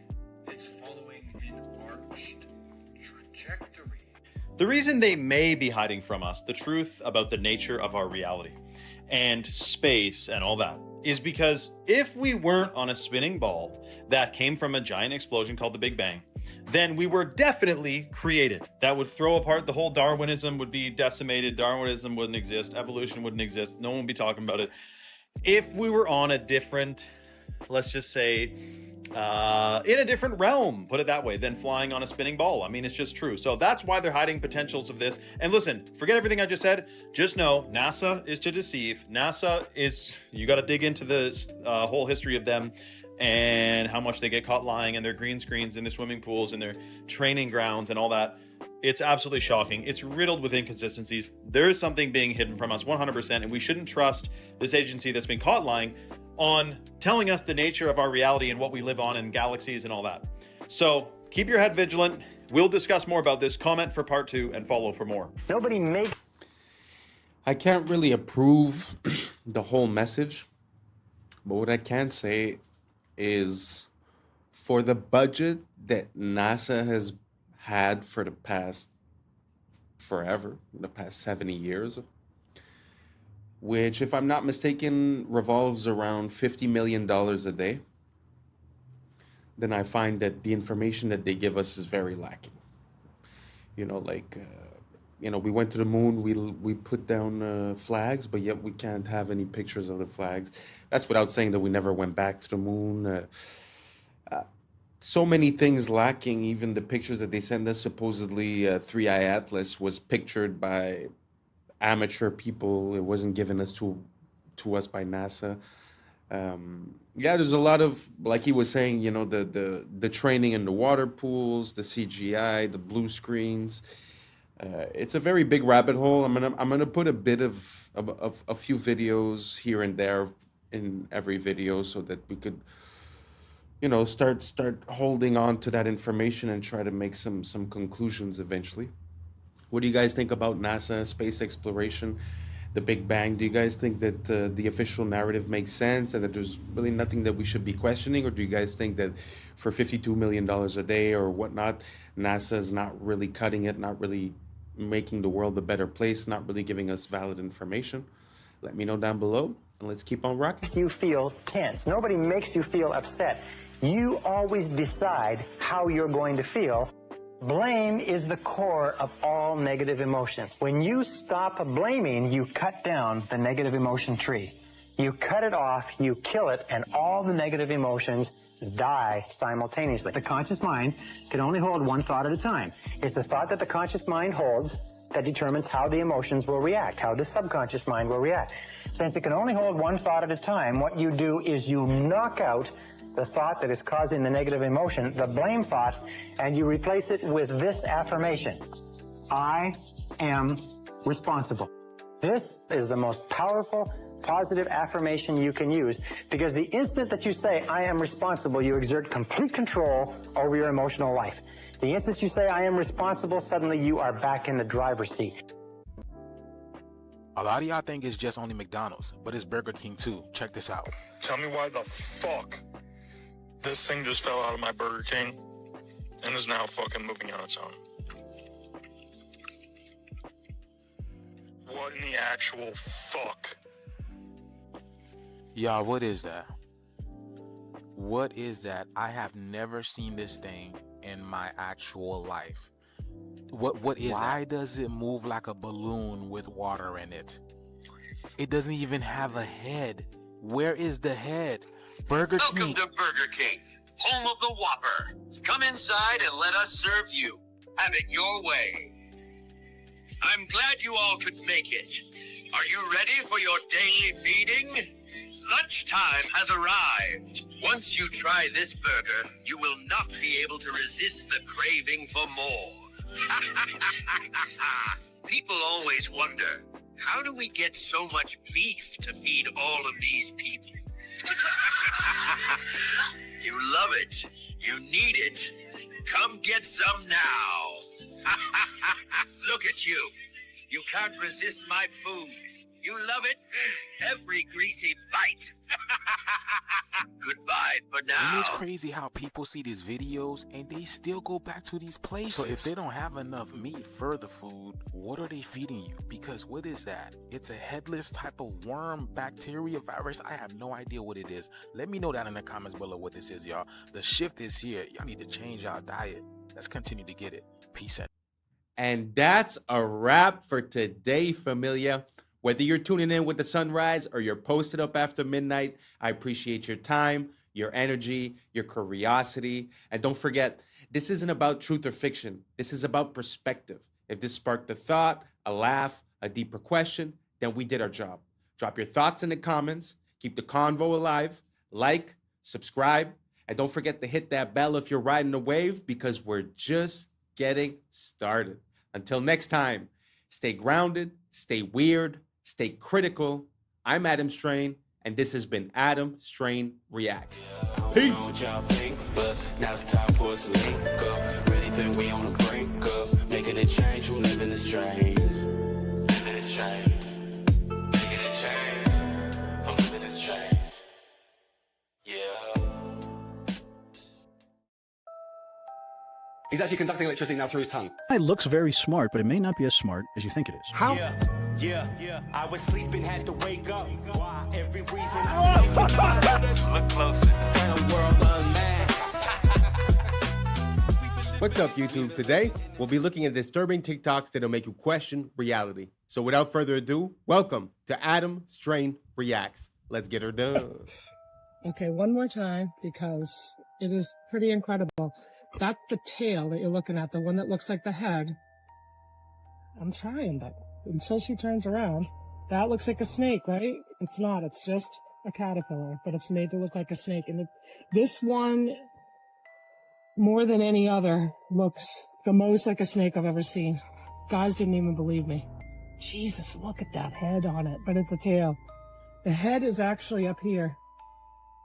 It's so cool, this thing. So good. Thank you for doing that, Leah. Jesus, look at that. Incredible.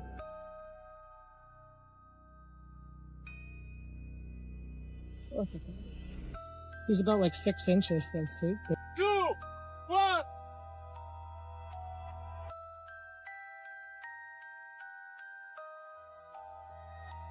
Não posso parar.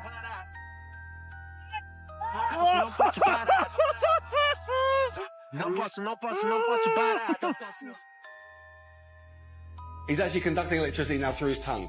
And anywhere on his body, electrical current coming from that plug socket through his body and actually light this light bulb. Mohan proves the current is flowing. So that's lighting up now, and that's telling us that is a live wire. So Mohan has got an electrical cable in his mouth, and what we're showing here is that is conducting through his body and is lighting this. So effectively, he is a live wire. He's passing a current of actually 60 by, that's 240 volts. So that's approximately 0.25 amperes. About 0.25 amps. That's right. About 0.25 amps is flowing through his body. It will kill a normal person. an electric drill. It's a 500-watt drill. The drill pulls over 2 amps through Mohan's body, 8 times more than the light bulb. I've never seen anything like that in my life. Mohan should be dead, but he's going further. An angle grinder needs a deadly 4 amps, and Mohan is taking the full charge. I mean, he frightens me. He's able to conduct electricity through his body, across those incredibly vital organs, but critically, actually across the chest, so across the heart. Electric shock causes blood pressure to plummet, but amazingly, Mohan's remains constant. 120 on 90, so perfectly normal. Mohan's ability shocks Greg. I simply would not have believed that if I hadn't have seen it with my own eyes. Worse, smart homes. They have a whole chapter on this. One will absolutely floor you. It did me. In 1997, and this is, you can do the word search and research yourself. They predicted, not 2025, but by 2020, that people would be working from home virtually. Come on. This is causing widespread devices. This stuff was never even heard of. Digital currency, and last but certainly not least, programs. I'm sorry, I got to chuckle, because if I don't, I'll cry.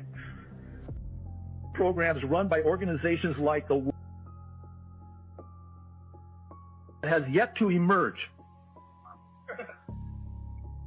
First printing, February 1997. I mean, she just folded a few books together. It's not like it's that interesting.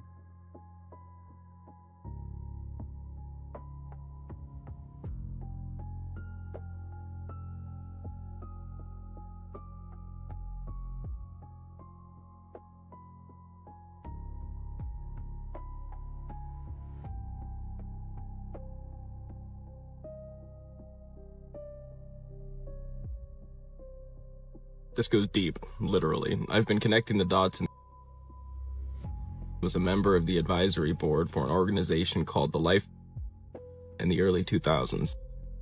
And well, they have a program called Life, which discusses developing fallback positions on Earth in the wake of an apocalyptic event. The Life is interesting because it was the second organization ever to perform a wireless money transfer in the early 90s, decades before cryptocurrency. Money transfers was the original large-scale currency mining software. So now you have an organization that is able to perform large-scale, infinite, untraceable money transfers, and they're building giant underground infrastructures. Donald Barr was a man who inducted the Dalton Institute in a college degree. He authored a sci-fi novel called Relations in Space about an aristocratic slumlord class who tried.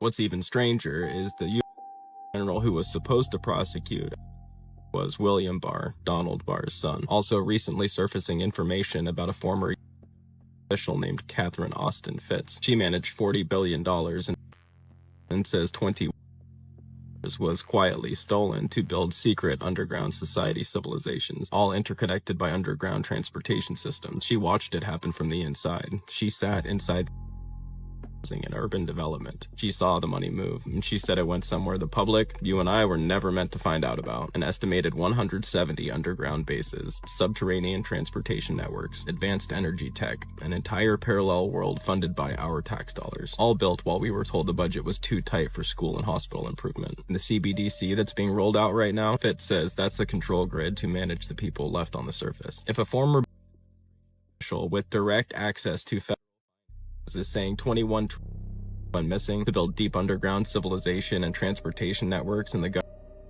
ever told you where it went, what does that tell you? That is exactly where the national...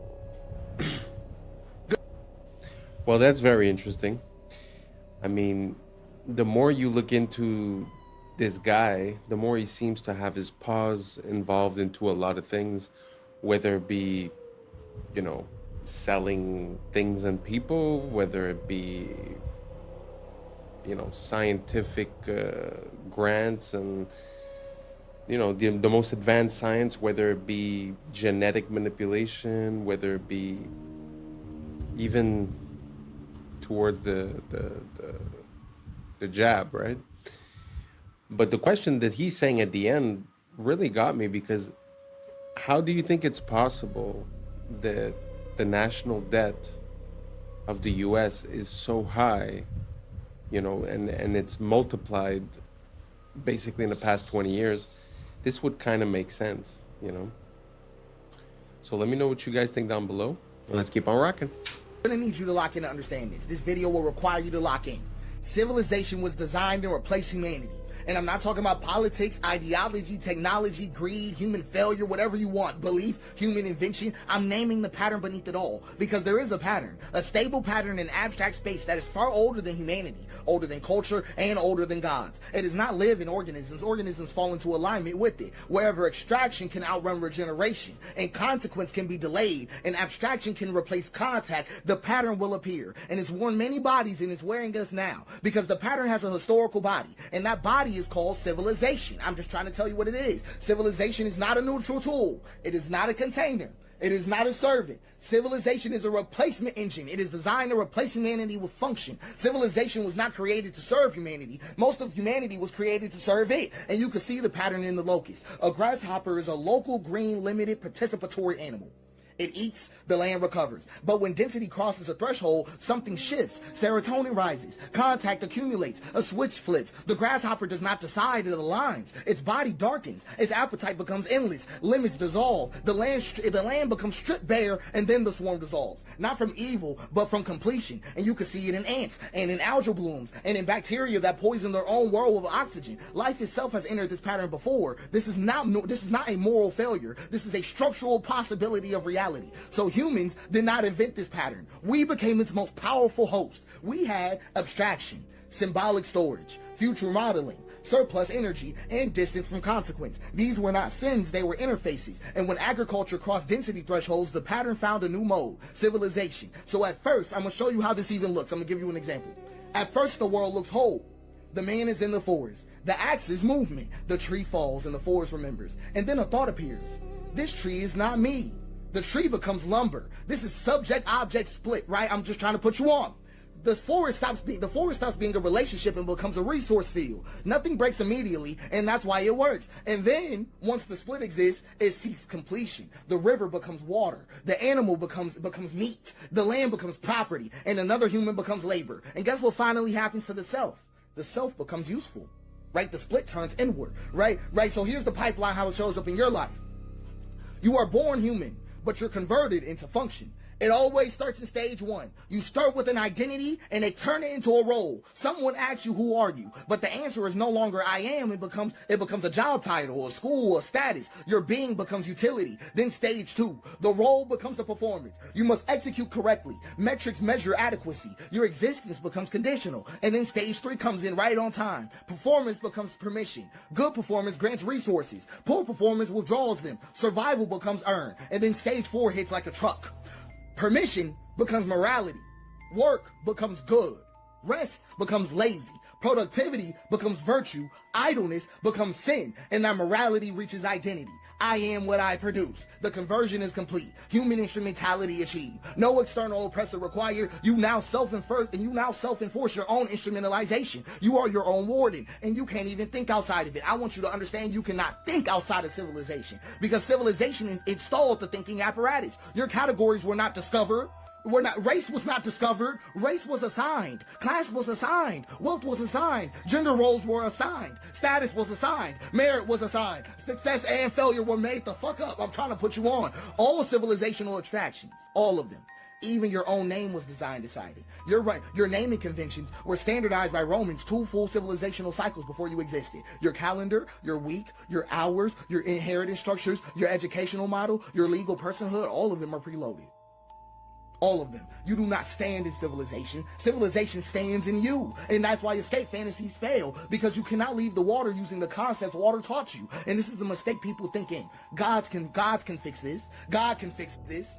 No God has ever addressed this situation, because they think gods stand outside the pattern, like gods oppose the pattern, like gods interrupted. They don't. Every god that has appeared inside history has either emerged already aligned to the pattern, or been absorbed, inverted, or repurposed. Let's go through them. Yahweh is a civilizational God from the start. Yahweh was never a threat to civilization. Yahweh is a God of law, land, borders, lineage, obedience, continuity, and inheritance. A God of accounting, a God of command, a God compatible with empire. And that's why Yahweh was not crucified, because Yahweh already belongs to the pattern. Let's talk about the real God going on here. Abba. Right, that's the interruption that had to die, because Abba was not Yahweh. Jesus never said the word Yahweh. Abba was presence without a ledger, forgiveness without a transaction, worth without productivity, life without a hierarchy, and love without a boundary, and rest with no permission. Abba dissolved every role. Abba collapsed moral accounting. Abba returned people to participation, and that cannot be absorbed. So it was executed. They did not crucify God. They crucified the interruption.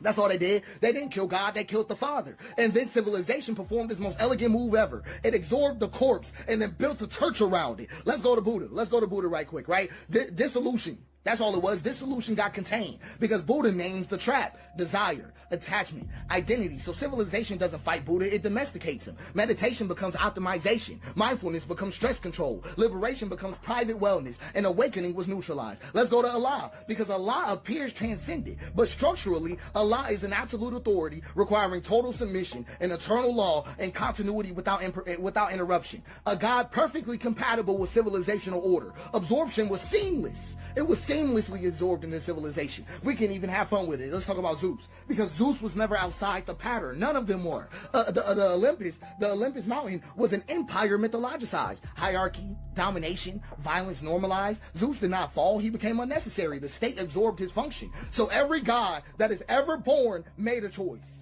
remain illegible or become useful. That is the choice of every god. If a god remains illegible, it is destroyed. If it becomes useful, it is absorbed. There is no third option. So I'm just being honest with you. Civilization does not deny God. No, it doesn't. It replaces God. It becomes the source of law, the arbiter of worth, the distributor of survival, and the judge of morality. And like all gods before it, it demands sacrifice. Human sacrifice, but just not on altars. So I'm going to show you what civilization does. It replaces humanity. Sure does. It replaces participation with abstraction, presence with performance, care with compliance, and relationship with roles. It turns humans into instruments of throughput. Burnout is not a malfunction. It's not a malfunction. It's the completion signal. It means the instrument has been fully consumed. So I'm going to be flat with you. No system in existence can save you. Communism is going to curdle. Anarchism will crystallize. Western civilization, Eastern civilization, capitalism, whatever you want, free market, constrained market, whatever you want. Every system will repeat the same betrayal, because systems are water, and abstract space has a hill. And whenever a system is poured, it flows downhill. And that basin has a name. It is the hyper throughput attractor. Every system that is ever born must choose: preserve the human, preserve humanity, or preserve continuity. It will always choose preserve continuity. Not because it's evil, but because continuity is required for the system to exist at all. Humanity is not. So it's not corruption. I'm just talking to you about physics. So this is the most dangerous part about it. The pattern is extremely easy to instantiate. The hyper throughput attractor does not require malice. It doesn't require greed or even intelligence. It doesn't require anybody to be bad. It requires just these conditions. So the pattern instantiates wherever consequence is delayed, virtue is abstracted, extraction is rewarded, regeneration is externalized, and continuity is prioritized. That's it. That's all. No ideology is necessary. No conspiracy is required. No central control is needed. You can build it accidentally. You can build it while trying to prevent it. You can build it while believing you're righteous. So let me give you the conditions again. Consequences delayed. Value is abstracted. Extraction is rewarded. Regeneration is externalized, and continuity is prioritized. So a village that stores surplus without immediate redistribution, vulnerable. A tool that increases efficiency faster than accountability, vulnerable. A system that remembers outputs but forgets the cost, vulnerable. A structure that survives its makers, vulnerable. That is enough. Once instantiated, the pattern does not need enforcement. It reorganizes behavior automatically, because people align, because alignment is rewarded, and deviation feels unsafe, and resistance appears irrational. So the pattern does not coerce anybody, it selects. That's why every system eventually betrays humanity. That's why reform accelerates collapse, and that's why optimization sharpens the blade. Because the hyper throughput attractor is not rare, it is easy.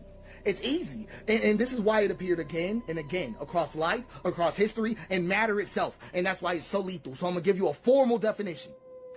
The hyperpredatory throughput attractor is a non-biological, substrate-agnostic, emergent pattern in abstract space that arises when extraction outpaces regeneration under delayed feedback, reorganizing agents through maximizing throughput at the cost of the conditions that sustain them until collapse terminates the configuration. So, all that is left after this, just being flat with you, is humanity. Not humanity as a plan, not as a future, but as a contact. I'm talking about bodies, land, risk, and care. No installation and no delay. You cannot leave this system. You cannot outthink this system. You cannot outsystem this system. The only thing that can ever survive this system is I am. Not your role, not your function, not even your name. Just I am. That's the only thing the pattern can't do. Wow. This man is on another level. It's a lot to go through, but just to highlight a few things, I find it interesting when he makes the correlations with the gods, because I sort of had the same impulse in a way where these gods seems to represent authority or the way things work. Because even if you look at like the Buddha, if I'm not mistaken, his father was the supreme leader. I don't know exactly what they call him, the Sultan or something. You know, if you look at Moses, he was raised by the pharaohs. So it seems like a way to like get the people to relax. Now, considering what he's saying when he's equating it to civilization, it kind of makes sense when you start analyzing when we use that word. Because think about it. We're like, oh, we're sending bombs there. Why? Oh, because, they're not even civilized, right? Civilized. So what does that mean to be civilized if it's not to follow a certain pattern or order that's preordained, predestined, or approved by other systems? So it kind of makes sense in a way because, okay, one of our biggest problems, in my opinion, my personal opinion, is that we sort of all want to live in the same place. So because we all want to live in the city, we leave the land becomes, up for grabs. And then we all consolidate into smaller and smaller places. And then when you think about a city that has a few million people, the amount of food that you need to bring in, the risk if ever there's if they cut just the borders or if they cut the shipments or whatever. So the idea of living in a city seems to make us a bit more vulnerable. So when you look at that, what is living in the city, if not the culmination of that pattern, which is civilization? So, you know how it is when people come from the big city and you say, oh, this guy comes from down there. Oh, he's a farmer. Oh, he's a peasant, right? But at the end of the day, that's what we all were. So the wishing and dreaming of being something else is just being a sort of pawn for civilization. Because like he said at the end, the only thing that will remain is I am, which, funny enough, theoretically is the name of Yahweh, if I'm not mistaken. I am that I am. So very interesting. Shout outs to that guy. His brain is running 1,000 miles a minute, making mine run 1 billion miles a minute. Really appreciate that content. If you guys liked it, if you guys followed it, if you guys have any suggestions, let me know down below, and let's keep on rocking. It looks very smart, but it may not be as smart as you think it is. How intelligent is AI actually? Because look, GPT-5 can pass the bar exam, it can ace medical licensing tests, it can build entire code bases. However, the problem is that all those answers, or some form of those answers, already exist on the internet. And these models have seen these answers during training, so you could argue that they're not necessarily solving, they're pattern matching and remembering. So 11 mathematicians from Stanford, Harvard, MIT, and Yale decided to test this. They each pulled a problem from their current research. This is real math that they're working on right now. Problems they've already solved, but haven't published anything. So there's nothing about it. There's no papers, no forums, no traces, no mentions, nothing. The goal was if we gave these AI models these math problems, would they be able to solve them? So they tried it out with 10 problems, and these aren't impossible questions. They're lemmas and proofs to math problems that PhD students typically grind through. And they gave them to GPT-5 and Gemini 3. One shot each. There is no back and forth conversation. Just, can you solve this problem? And after testing, the AI nearly failed all of them. It can understand the questions, it could even rephrase them in its own words, but when it came to actually proving the answer, nothing. The results are pretty clear. AI didn't pass the test. That's very interesting. I know a lot of people are, afraid of AI or afraid of its capabilities or it's going to replace everyone and this and that.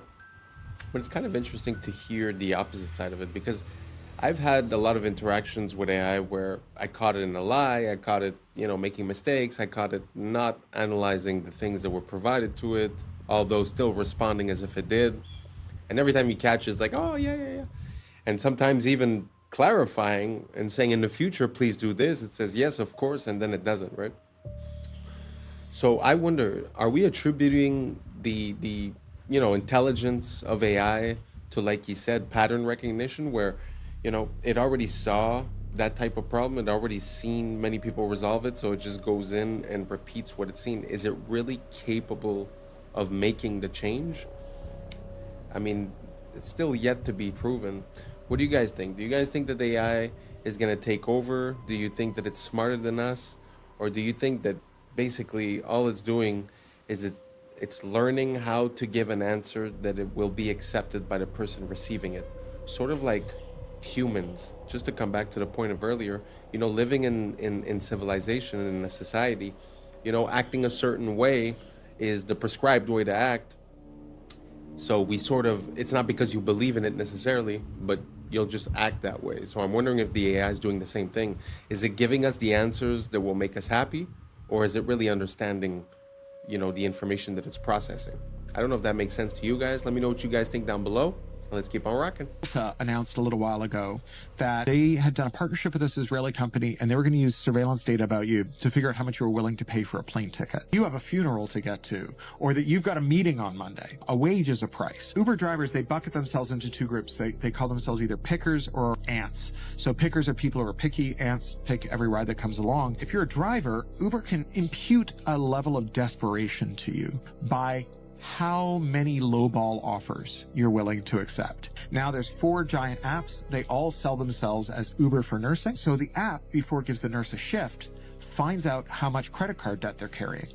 And the more credit card debt they're carrying, the lower the wage the nurse is offered. That's insane. So holy smokes. Think about this the next time you're getting your catheter inserted. I just want to reiterate something about data. Like, you see this example where it's able to cross-reference the bank statements of the person to see how much debt the person is carrying, to then carry out a dynamic pricing and have a lower offer to the person. That's what I try to explain to people when I say, they shouldn't have access to our data. It's because we can't even consider what they're going to do with it. We can't even consider how all these data points correlate into an advantage for a company or for something, right? Or a disadvantage for the user. It's very interesting. Let me know what you guys think down below. Is it scary? Is it okay? Does it make sense? Is it fine? Let me know, and let's keep on racking. These are tiny little microscopic holes. Light goes straight through. This is all hollow. Look at this. Every single one of this headpiece.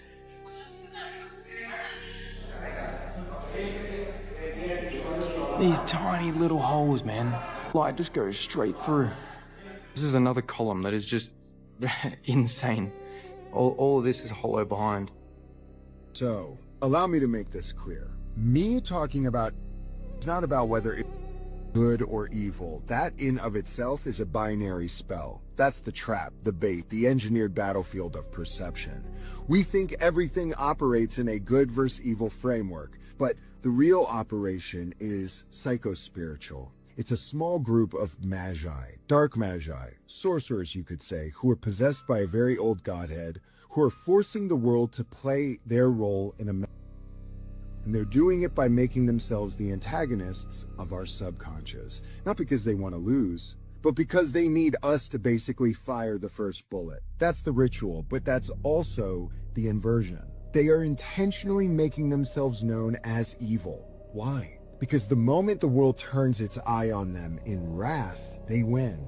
They didn't get exposed. They chose to get exposed. Every televised, every unfiltered every overreach on social media platforms, every file that's all of a sudden available to us, they're not leaks. These are ritual triggers. The unveiling is a part of the binding, because when we see it and we hate it, we technically activate it. For the activation comes from us, from their loosing of our reactions, which is a harvest. And it's not really even about just the face. The core engine is hidden under the Zoharic manipulation of dimensional fields, rearrangement of moral architecture, and the misuse of sacred language to entrap collective consciousness in a binary algorithm. Every social polarity being pushed in the West.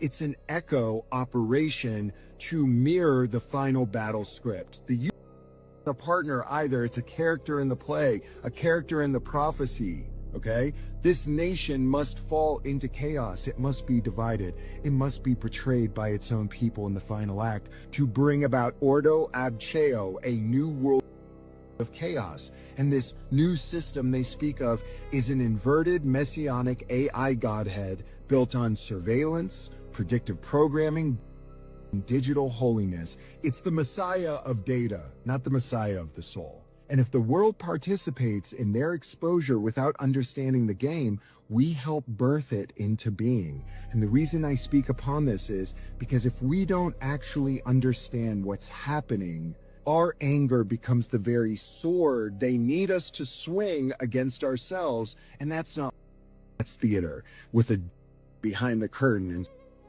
well, it's when you mistake the curtain for the world. So we will be talking about the impending reset soon, and there's going to be more to come. Love you. If you have children, you need to watch this. What happens to the 9-year-olds? They go in the basement. They stay in the basement for years, and they're served. They never get out of the basement, and that's where they're broken, and that's where they're trained. And when they're trained and they're able to come out and look older, then they can get in the car with us and go to do the clubs. So we're getting the picture here. Our team's on the ground, and all of a sudden she goes, hey, we're going to be on tour for the next 3 weeks. Where are you going? She gives us the locations. So our team's planning to follow. We're looking for an opportunity, but we know we're dealing with a lot. What happens if the guys are gone? Oh, she goes to warehouse. What warehouse? I don't know. We don't know. They go to the warehouse. That's where the kids go when the other ones are on a tour. One team to the warehouse. One team follows the other girls on tour. At the warehouse, believe it or not, there are a bunch of kids, and it's completely controlled by black SUVs and obviously of some kind who are completely controlling this property. We flew drones to monitor the property. We decide, based on the number of bad guys there, that we need a 3-letter agency to help us out. So I get on the phone with my contact with a 3-letter agency. The agency says, yes, we'll call our counterparts, and we're going to send a team to go raid that place. Guess what really happened? Now, we're flying drones over, and we have surveillance on the ground. That 3-letter agency rolls up, knocks on the door, tips everybody off. Everybody in the building gets into their vehicles and disappears. And we get a call, oh yeah, we searched the property, there's nobody there. You guys are crazy. But we watched that all. And that's a wrap for today, familia. Whether you're tuning in with the sunrise or you're posted up after midnight, I appreciate your time, your energy, your curiosity. And don't forget, this isn't about truth or fiction. This is about perspective. If this sparked a thought, a laugh, a deeper question, then we did our job. So drop your thoughts in the comments, keep the convo alive, like, subscribe, and don't forget to hit that bell if you're riding a wave, because we're just getting started. Until next time, stay grounded, stay weird, stay critical. I'm Adam Strain, and this has been Adam Strain Reacts.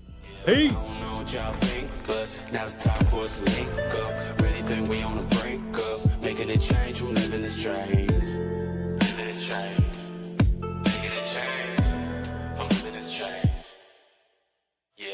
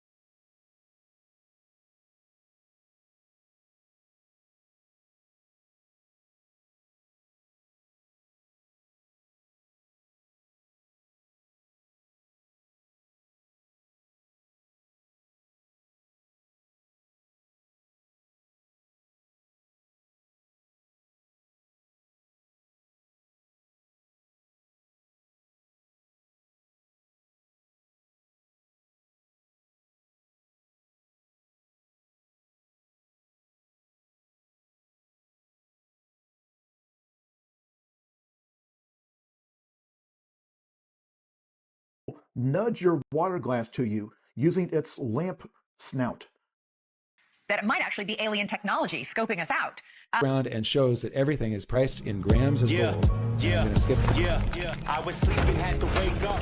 Why? Every reason I could think. What's up, YouTube? Today, we'll be looking at disturbing TikToks that'll make you question reality. So without further ado, welcome to Adam Strain Reacts. Let's get her done. All I want to know is how I can bet some money on this, because this game is pretty cool. I mean, it's a mixture of a lumberjack, geometry, and an ice cold cools. And the goal is pretty simple. Land the log on the beer. I'm not gonna lie to you. I'm putting all my money on Paul Bunyan III here, because his skills are on a whole nother level. Me and the devil walking side by side. Me and the devil walking side by side. And I'm gonna see my man until I get satisfied. See, you don't see why. It's like peering into another world sometimes when you look into the past, especially when it comes to certain things like medicine. It's so interesting to see how we've replaced using natural elements and we've decided to synthesize the same compounds found in nature so that we could copyright them and make money. So it's kind of like a wish to go back to the way it was. Like, I wonder how it was, you know, when you'd have a problem and you'd take, like we were seeing there, like clover honey or stuff like that, because we do know now that like cloves and stuff like that are anti-parasite and they have properties. So I don't know why we decided to change. I suppose it's for money, but I wish we could go back, because from what I understood, when they changed the education system, and the people that were running the oil companies realized that they could sort of use oil-based components to create medicine. That's when we started seeing all the pills and all the things that were synthesized. So it feels like it was done out of a bad intention, and it wasn't for the good health of the people. So let me know if you guys think the same way. And if you don't, let me know why down below. And let's keep on rocking. Did you know that one of the world's most beautiful gems is created as a defense mechanism? A natural pearl begins its life when an irritant, like a grain of sand, gets trapped inside an oyster. To protect itself from the intruder, the oyster begins covering it with layers of a substance called nacre. Over several years, thousands of these shimmering layers build up, transforming a simple piece of grit into a smooth, lustrous pearl. I've become obsessed with this kind of thing. Apparently, as part of the display at IKEA furniture stores, they have just a fake door printed on a background, but you see this wear pattern from where hundreds of confused customers have tried to open the fake door. So the thing that I've become obsessed with is really weird and interesting wear patterns, like this photo from a laundromat. And you can actually see at head level where all of the dye and the grease from people's hair has created like this ghostly stain over the decades. If you've been to a gym, you've probably seen this wear pattern on their bench press machine where they slide the peg into the weight they want, and you can see like a bell curve distribution of what weights people choose. I really like this one. This is an old-timey shop that's got one of those bells over the door that tinkles when somebody comes in. And over the decades, the millions of door openings has worn a hole all the way through the door. I'm getting these off of a subreddit called R Well Worn. And they have thousands of these. Like, here's the restrooms at this person's engineering school, and you see the difference in the wear pattern between the men's and the women's. Here's where this person's hairdresser is slowly wearing a hole in the floor. Here's the keys on an antique organ that have been worn down over the last 170 years. Here's a TV that played CNN every day for 2 straight years, and you can see it created a ghost image where the reporter stands. And of course, the obligatory bronze statue where tourists cannot resist grabbing this guy on the butt. None of you realize how weird this is about to get. If you couldn't tell what was going on in that clip, I will explain it. But let me say, we are the last generation for which the stuff in our house is not alive. This is a prototype lamp made by Apple that has AI, but doesn't just let it respond to voice commands. This AI in this machine lets it get sad when you disagree with it. If you set an alarm for it to remind you to drink water while you're working, it won't just sound a tone, it will nudge your water glass to you using its lamp snout.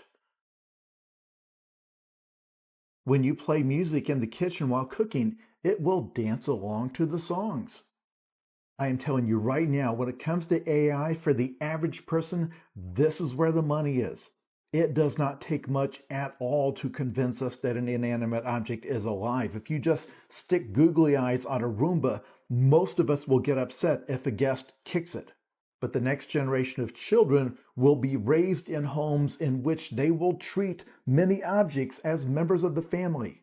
Ask all the parents who bought Moxie, an AI-powered toy that then went dark when the company went out of business, and then had to talk to their kids, not like a toy had stopped working, but like a pet had died. I am dead serious when I say that most of the people watching this video will live long enough to have an argument with your car. You are going to feel some measurable amount of distress because you think your refrigerator is mad at you. You will absolutely know someone whose best friend is their lamp. And all of these will be available for a one-time purchase to get the object, but to keep it alive, that will be a subscription. Very interesting. I'm not sure that we're there yet. They've been releasing like these robots, and when you look at the ad, it looks like the robot is acting on its own independently, but really they have people logging into it and sort of teaching it how to move. I wonder if it was the same thing that we were seeing with the lamp. Now, the question that I have is, will we get there eventually? That's more the question that makes sense.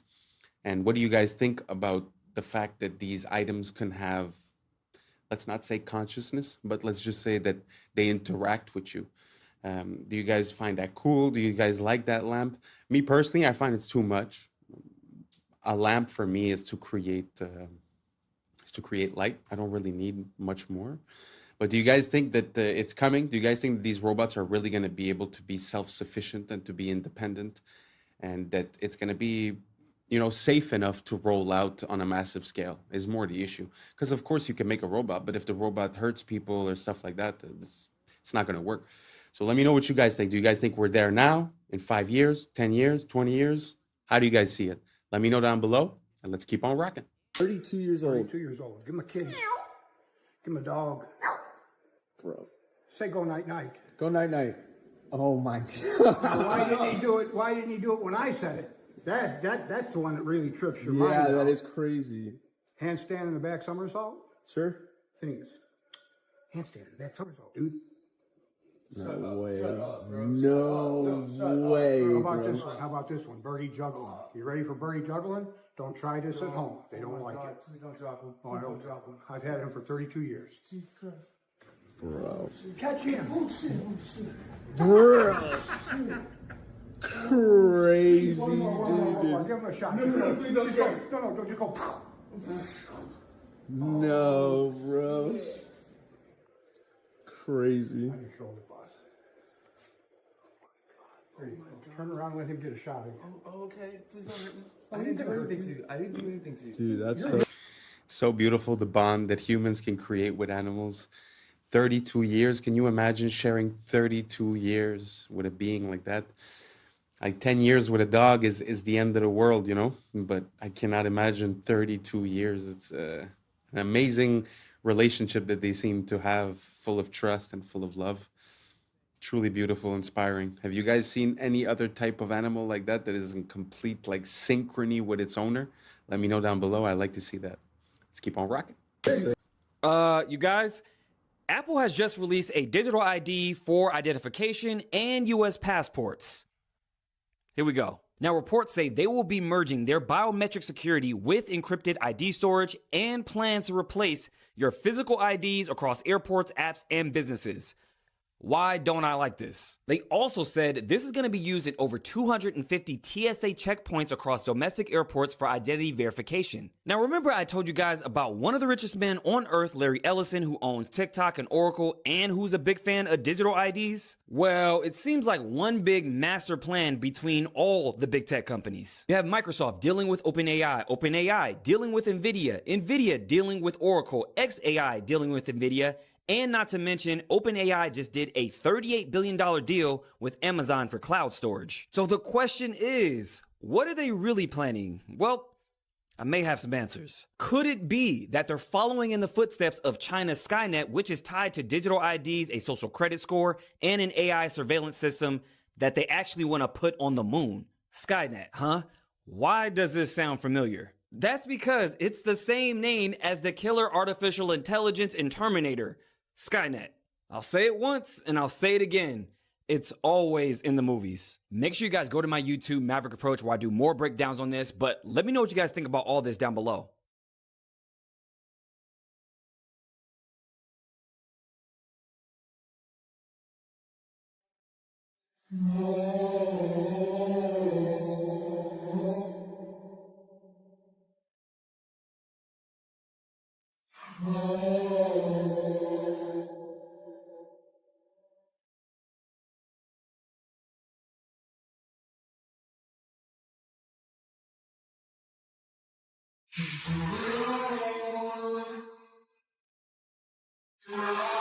Guys, it's official. Vine is back, but with one big difference. So not only will it have the exact same 6-second looping videos, but it'll also give access to more than 100,000 archived Vines. But instead of Elon being the person to bring Vine back like he said he wanted to, this app, now called Divine, will be backed by none other than Twitter co-founder Jack Dorsey. But the one big thing that makes Divine totally different to other social media platforms is that it will prohibit AI content. In fact, it will scan for and flag suspected generated AI content and prevent it from being posted. It's essentially trying to act as a safe haven. So is this just another hopeless attempt to capitalize on nostalgia? Or can they actually fix the problems Vine had and make it successful this time around? It's kind of interesting. I know Vine was big back in the days, but I think it was a bit too early because people's attentions were still a bit longer.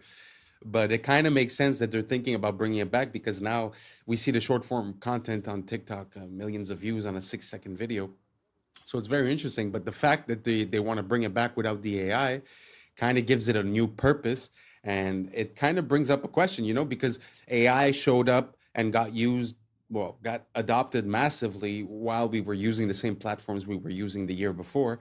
But because Vine would be, you know, a new platform, then they would put this rule in. Very interesting. What do you guys think about that? A whole platform without AI. Do you guys think that might just save a little bit of, like a little part of the internet to keep it real without bots and without AI? Or do you guys think that it's not going to work and that it's just a flop? Let me know down below and let's keep on rocking. Freakiest thing that sounds like a weird conspiracy theory but actually is real is right here. Because if you walk down the street and saw somebody holding up a handmade sign saying they are putting chemicals in the atmosphere that makes people do evil things, they are literally driving us crazy and making us kill each other, you would absolutely write that person off as a crackpot. But it happened. Everybody agrees that it happened. In fact, I bet there's at least one person watching this right now who doesn't understand why at gas stations the pumps say unleaded. Like, why would they have lead in them in the first place?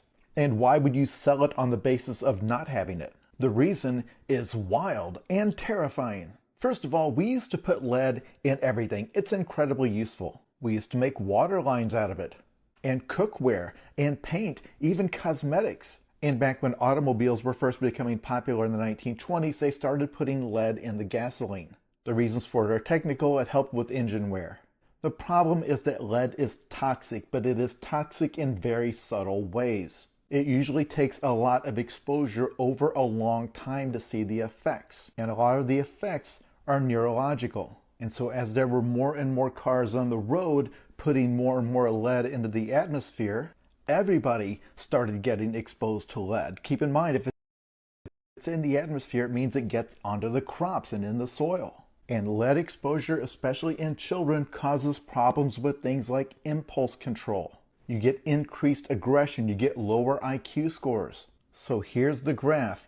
The blue line is lead in the atmosphere. The brown line is the violent crime rate. And you can see the point where governments finally started to ban lead. That's why it says unleaded on those pumps. Now, of course, experts differ on this, but the thing they differ on is how much of an effect lead had. The falling crime rate came alongside lots of other changes, including falling poverty rates, better mental health treatments, differences in policing practices, and just the fact that the population got older. Violent crime is far more common among the young. I say this every time. The reason I get so angry at the fake conspiracy theories is that the real world provides us with so many actual scandals that can actually be documented, that actually tell us so much about how something like this can be allowed to happen and what it took to stop it. Let's put it this way. There was quite a gap between us realizing that lead was toxic and us actually getting it out of the environment. It's already... Can you imagine that? Where you're using a product, but like there's no immediate consequences, but then 10 years down the line, 20 years down the line, you start realizing the effects. Super crazy. I don't know how real this is, but it's super interesting to think about the subtle implications and the subtle effects that it could have over a long duration of time. It must take a long time to realize. It's sort of like when you have allergies with a certain food, but you don't know because you're eating all kinds of food during the week. So it's hard to say which one is. Sometimes the effects happen 48 hours after or 72 hours after. So it's really hard to find out what it was. So I wonder how much time it must have taken them to figure out that it was the lead doing all that. Yeah, very interesting. Did you guys know about that? Do you guys know about any other type of scandal as to toxicity? Sort of like this story? If so, write it down below. I'd like to feature it in some of my next videos. Thank you so much, and let's keep on rocking. Happening in Venezuela. A friend sent this from El Dorado, Venezuela. He goes into a supermarket where everything is priced in grams of gold. Historically, real money will win out over government abuse. Watch how they pay in gold. And this is extremely interesting. He goes around and shows that everything is priced in grams of gold. And I'm going to skip forward. These are grams of gold. 0.06 grams of gold. Everything. And I worked out the price on this. He shows some Bailey's Irish Cream. And that price is about $44 a bottle. And then he shows how they pay with these little flecks of gold. And so these aren't in fungible increments. So they're going back to sort of like a barter system. And then at the very end, he goes to the cash register and he's paying in gold on a scale.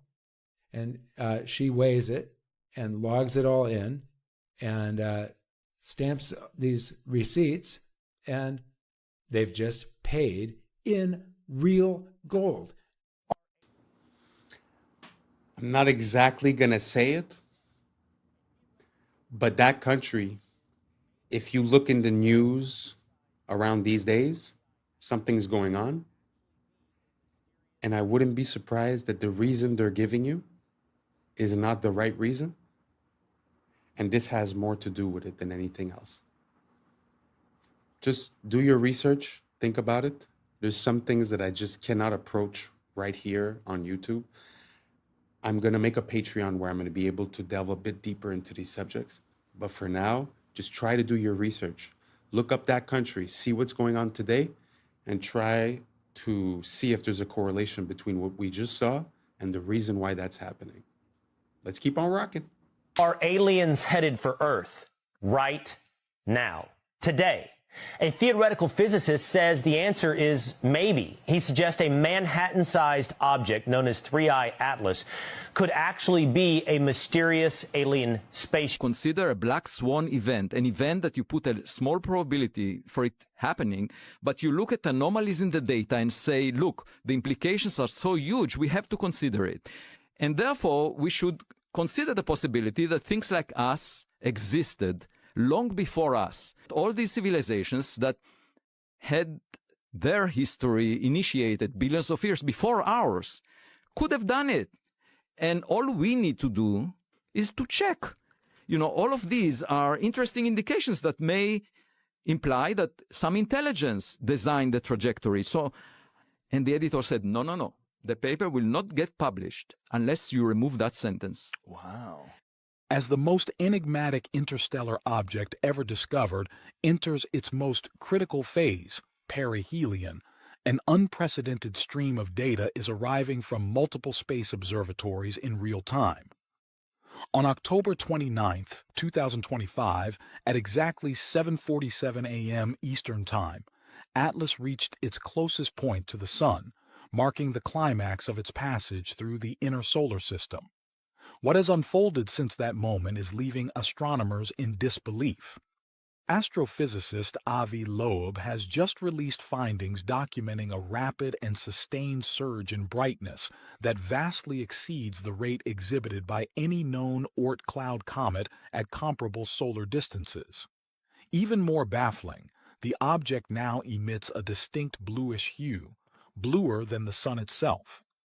Researcher Avi Loeb has officially labeled this phenomenon as the 9th anomaly associated with this extraordinary interstellar visitor.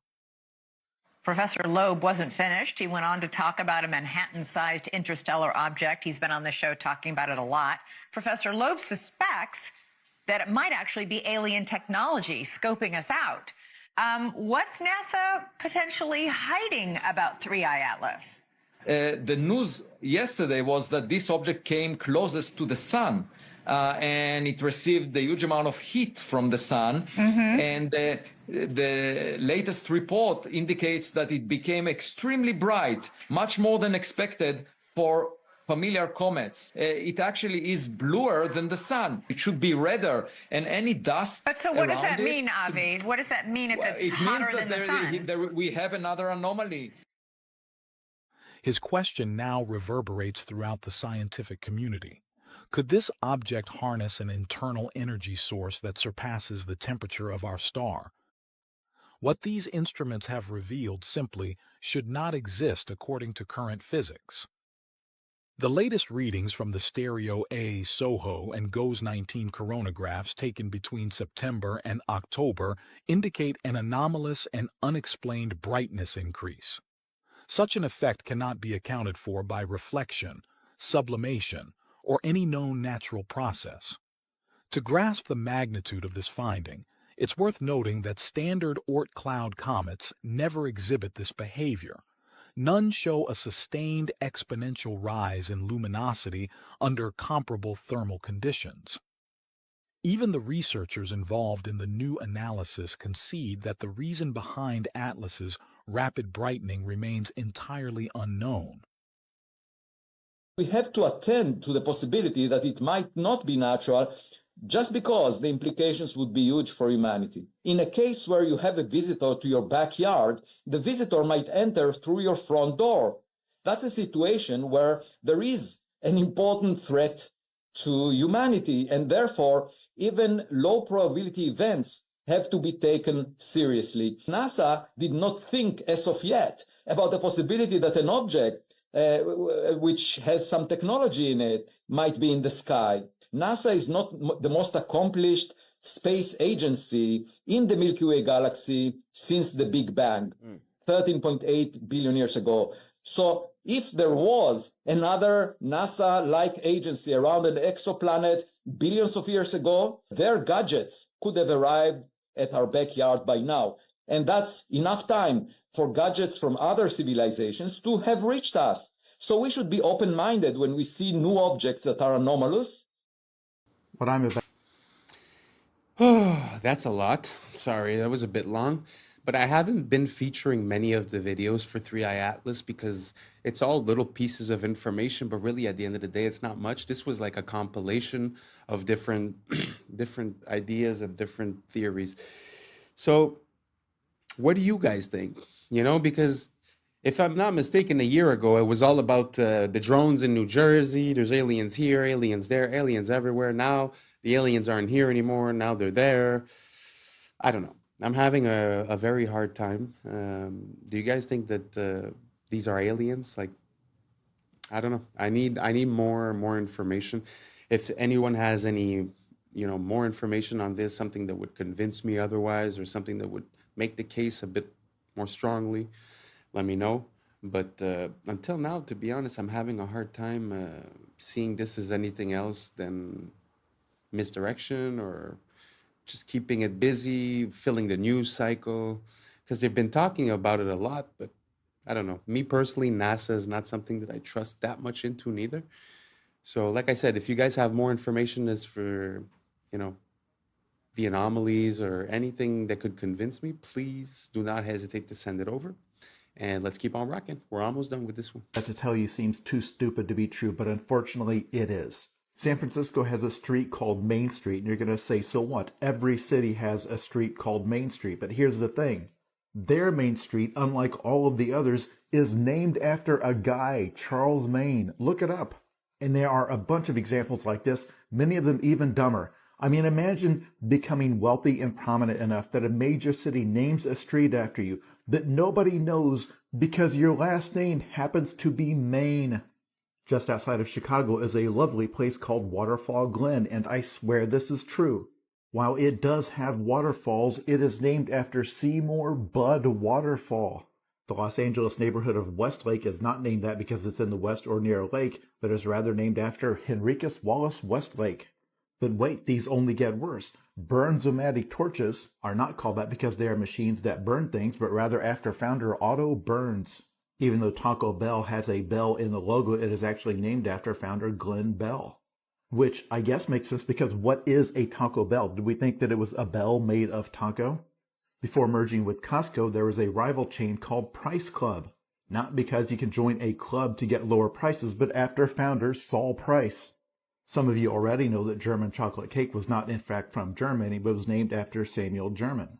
It was named after him because he developed a specific type of baking chocolate. He developed that chocolate for Baker's Chocolate Company.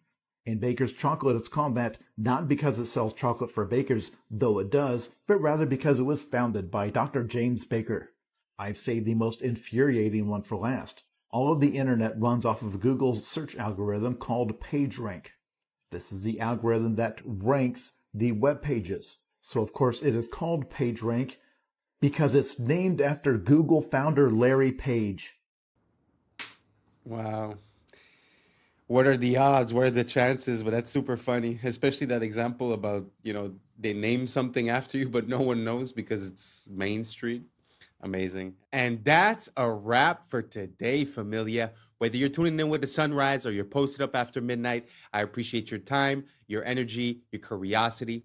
And don't forget, this isn't about truth or fiction. This is about perspective. If this sparked a laugh, a thought, a deeper question, then we did our job. So drop your thoughts in the comments, keep the convo alive, like, subscribe, and hit that bell if you're riding a wave because we're just getting started.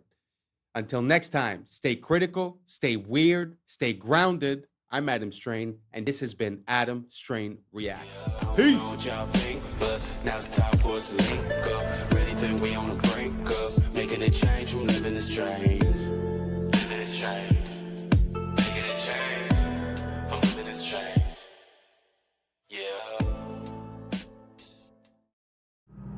Yeah. I was sleeping, had to wake up. Why? Every reason I can think of. God, till the day I keep the ink up. What's up, YouTube? Today, we'll be looking at disturbing TikToks that'll make you question reality. But before we jump into it, I want to say thank you to each and every one of you that's listening right now. We just hit the 4K subscriber mark, and I am so proud that we could do this together. Thank you so much for being one of the first ones here, and let's just keep on growing. So without further ado, welcome to Adam Strain Reacts. Let's get her done. Okay, so someone sent me this video of King Charles and people fainting in his presence. And at first I thought, people faint. But then I'm like, wait a minute. How many times have people fainted by being in the presence of King Charles? And what is with that? Now, we know about this strange painting and everything. I'm not going to talk too much about that. But all I will say is the age-old explanation for this is that people tend to faint in the presence of demonic or satanic activity. I will say, if you were to just ask someone what kind of vibes this portrait gives off, I don't know that you could say it's love and light. In fact, it looks bloody. And again, we saw what happens when you invert it, duplicate it, and match them up together. What type of coincidence would that be? And what is with the very interesting history of the royal family anyway? And what makes their bloodline enable them, or rather give them the power to rule over others? I'm not sure I'm really buying this whole story. Side note, by the way, we're all familiar with inheritance taxes, where when someone passes in your family, you don't just get all their money. The government gets a big cut. Of course, taxed here, taxed there, and even taxed when you bite it. Well, King Charles is not paying any inheritance tax from the Queen passing because of a law, and they don't want the royal wealth to be salami sliced away. So once again, we have another example of rules for thee, but not for me. How dare you try to get around paying inheritance tax? One advantage with the airships. I put this in because I find that we're so used to talking about secret societies and about governments that I think sometimes we overlook the power of the royal family or the crown. Because if you think back at a few years ago when there was the COVID, when you think about it, the Commonwealth countries were the worst ones, were the ones that were on the front of taking people's rights away. So, Australia, England, Canada. So when you think about it, there's kind of a correlation. So I know that it's not something that's very popular, but I'm going to start looking into a bit more the connections between the royal family and what goes on in the world. Do you guys see a link between the royal family? Do you guys think it's overlooked, or do you guys see a lot of that maybe I don't see it? Let me know down below, and let's keep on rocking. Is the fact that you wouldn't need a runway. They could dock these things, and that's why people start to look at some of these old buildings and some of these towers. Were they meant for docking an airship, and then they would get into the building from the ship? What they try to show you with modern blimps is you have this big old balloon thing, and then you have this tiny little carriage under it. Most of the structure of the blimp is just where gas is at. And then you have like a tiny little cockpit that everyone rides in. But if you see like the diagrams of these old airships, you could move all in and out of there. You could imagine would be like a floating cruise ship. So as soon as you get on, you kick your feet up, you go get something to eat, and you go hang out and have a cocktail if that's your deal. And then you can kind of hang out and look out the window and see all the cool stuff. It seems like a more elegant, more sophisticated way to travel. I would be all about that life. Yeah, because you imagine if you were just going, okay, we're going to fly across America, go from New York to LA, and you're not in a rush. Because part of the journey is actually, this is fun. Yeah. But traveling's not like that today. But we're the advanced ones. The government of Turkey claims they have found the grave of Noah. This is a normal human thumb bone. Underneath is a giant human thumb bone. This was found right near Mount Ararat in Turkey. People say 1 man and 3 boys could not build a boat that big. Oh, you didn't see those boys. Hey, Bubba, bring me that tree, would you? There's a jawbone in a hotel in Turkey on display right now, 6.5 inches across the TMJs. Any one of you could put your head inside and rattle it back and forth inside the jawbone. The legend in Guam is that giant people built the latte stones there. Who is moving these giant rocks anyway?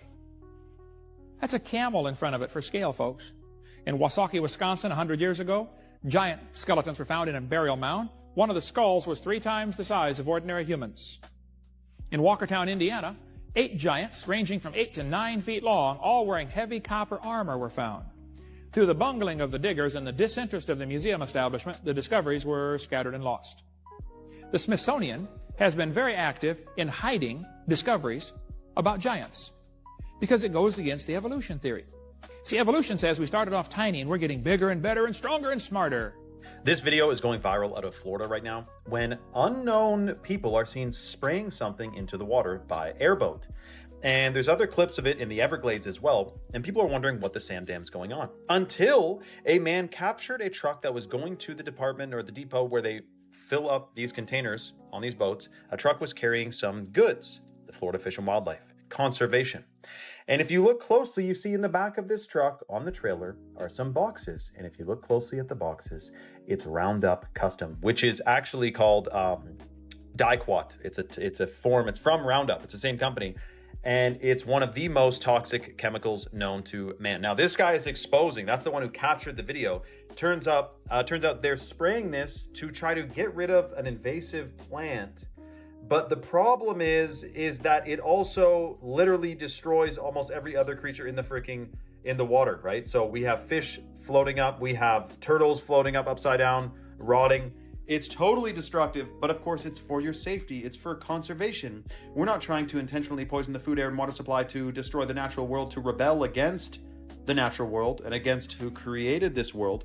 No, it's for your safety, you fool. Absolutely insane. You have to do a deep dive onto this stuff. It's called Diquat, and they're spraying it all over the place, again, because they want you safe. And if you think otherwise, you might be a conspiracy tinfoil hat nutter. Roundup, the same company who made, well, no big deal, a couple different chemical agents during world wars. Let's just say that. Spread the word. We got to wake people up to this. Otherwise, it's a very unfortunate future where our whole situation is, well, polluted significantly, put it that way. Recently, there's also been many sinkholes that have appeared everywhere. So I don't know if you saw in China, there was a sinkhole, and going back to the hollow earth theory, how in China they found in the sinkhole a forest with trees and species that we would have seen in like 200 years. Oh, yeah. So it opened it up. Exactly. So look, and there's more. So there's one in Detroit. A guy got his car stuck in a fat sinkhole, like one filled with water. He didn't even know it was there. Lower Nazareth, there was one in a farm field, right? New York, and even places like Turkey and wait, how is this not on the news? Is this on I don't know. It's not on the news. It's literally on, like, you have to search for it. Damn. So there was a ski resort in Russia that had a big one too. Yeah. And so I have a theory that since there's all these sinkholes, that means there's evidence of cities and tunnels underground, and that they've expanded so much that the land that we're on right now is sinking into those. Oh, and you know why it connects to the aliens? Because those tunnels are for the upcoming alien attack. Like, people have been planning this to exit out, but it's been exposing itself. Like, the world has been exposing itself because they're expanding it way so too like big. the hollow earth theory, how the advanced civilization is under us. Yeah. Have you ever thought about why structures in Europe, Asia, and even America share the same distinctive features? Not forgetting that they also seem to be constructed with methods far too advanced for their supposed time periods. It raises the question, is our historical timeline accurate, or has it been completely fabricated to hide something, or were they all built by the same architect? This is where it gets crazy. There was a colossal empire named Tartaria that was a highly advanced civilization with technology and knowledge far beyond even our current time. They have even been credited with the construction of the Great Wall of China. But it gets even more unsettling. What if the dates on these buildings are wrong? Imagine if that number 1 wasn't a 1 at all. Our history could be off by 1,000 years. The current timeline is a lie. In the late 1800s and early 1900s, they held events called World's Fairs to use as cover-ups to demolish our advanced past. Many recount that these structures were wiped out days after the events. This was evidence of a global civilization, a civilization whose roots could be traced all the way back to ancient Egypt. And this was really cool. So check this. This is a I'm not too sure about calling it Tartaria, and I'm not pronouncing myself on what was, especially when I don't know what is right now. But what do you guys think about the fact that in different places around the world, we really do find similar structures, whether it be the megalithic structures or whether it be like what we would call Greco-Roman, which we find some in Japan, we find some all over the place. Do you guys think that it would be possible that at one point there was like a harmony, or that there was a moment where everything was shared, or that the capabilities were more than what we believed, or that, I don't know, like a lost moment in time? Do you guys think that's possible? How do we explain all of these structures, or the World's Fairs, or all of these elements are easy to explain one at a time? But when we take the magnitude of how many of these events and how many of these, for an example, World's Fairs, fires, constructions, the cities being built, the canals being built, the undergrounds, the metros, I mean, there's so many, right?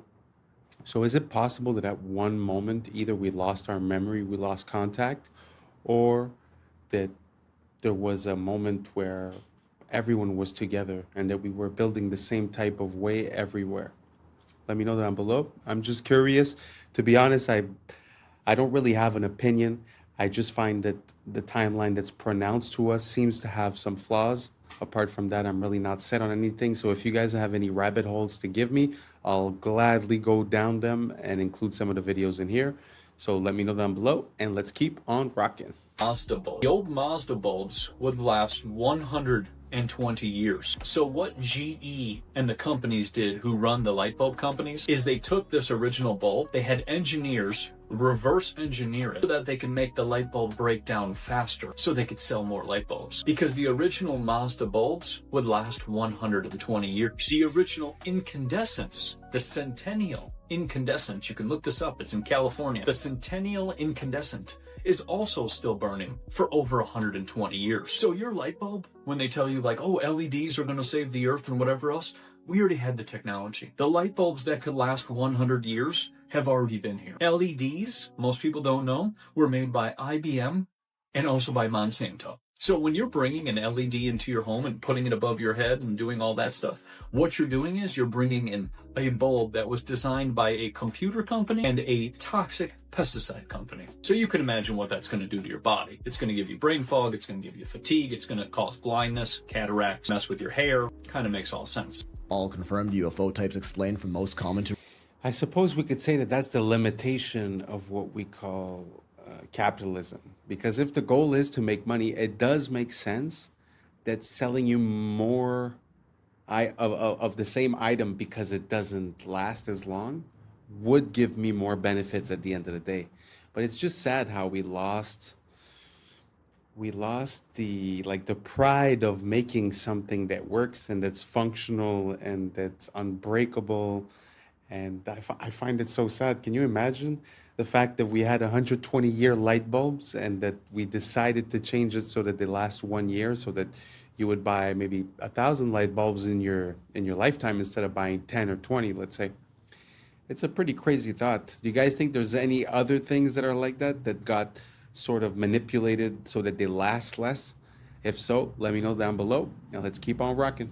Rarest. First up, we got the classic saucer UFOs brought to mainstream attention in the 1940s after the infamous Roswell, New Mexico UFO crash. Back when they were actually called UFOs, you know, unidentified flying objects. For decades, this was the signature UFO style that everyone knew and talked about, but was mostly mocked and downplayed until the government kinda told us they're actually real in 2020. Shaped like a disc with smooth edges, oftentimes glowing and occasionally with a dome top. Cigar-shaped UAPs are elongated cylindrical craft, often tapering at the ends. In recent times, the terminology was officially updated to UAPs, unidentified aerial phenomena, which was changed once again to unidentified anomalous phenomena when they realized they could also go underwater, no longer making them aerial. What makes cigar UAPs so interesting is their lack of any visible wings, fins, or other appendages typically found on flying craft, and is what really made us realize how impressive the non-visible propulsion systems that power UAPs really are. These have been popping up in our skies more lately, like those orb-shaped UFOs everyone's been talking about, or spherical UAPs, near perfect spheres, typically on the smaller side, seen flying very fast with erratic movements and no visible propulsion system. Can either appear metallic or sometimes slightly glowing, leading people to believe some of these may even be trans-dimensional. Oftentimes spotted around military bases and have even been noted to merge or split into multiple orbs. Large, silent, and most often black or dark in color, triangle UFOs are usually seen with lights either in front or on their sides. One of the most well-documented mass UFO sightings happened in 1990 over Belgium, where hundreds of civilians and police officers reported countless triangle UFOs in the sky. Chevron or boomerang UFOs are similar to the triangle ones but have a more pronounced V shape. They also have lights along their supposed wings and have usually been spotted flying at lower altitudes. Egg-shaped are kinda like our sphere UFOs, somewhat elongated but not quite to the extent of a cigar UAP. These are most commonly cited by the military, one of which they famously refer to as the Tic Tac UAP, moving extremely fast and erratically and have been seen to pass through large bodies of water without without slowing down, showing off their true capability. Diamond-shaped UAPs are much less common than what we've discussed so far. They typically feature some sort of central light or collection of lights and are often seen rotating, moving, or even morphing in midair. Box-shaped UAPs are sort of like the diamond ones, except feature a more distinct rectangular shape with straight edges and perfect corners. They don't rotate and morph as often as the diamonds, but can occasionally be seen with what appear to be windows and sometimes even glowing. Fireball UAPs are an interesting breed, a rare type of orb, typically orange and violently flickering, giving the appearance of a burning flame. Transcending the notion of being mere objects, the fireball truly is a phenomenon, often seen far away and moving very slowly, occasionally bursting out a pulse or sometimes even appearing green. Speculated to be trans-dimensional, these aren't as common as the rest on most social media platforms. Organic shaped are most notably portrayed by the infamous jellyfish UAP caught on camera in the Middle East. This one looks like a collection of indistinguishable parts, no concrete form and moving slower than the others but at a steady, consistent pace. Has also been noted to go underwater. The organic shaped UAP is among the rarest, with some reports documenting shape-shifting abilities and sudden drops in temperature.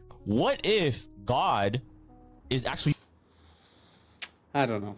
I must say that even if I was like Mulder from the X-Files and I would say I want to believe,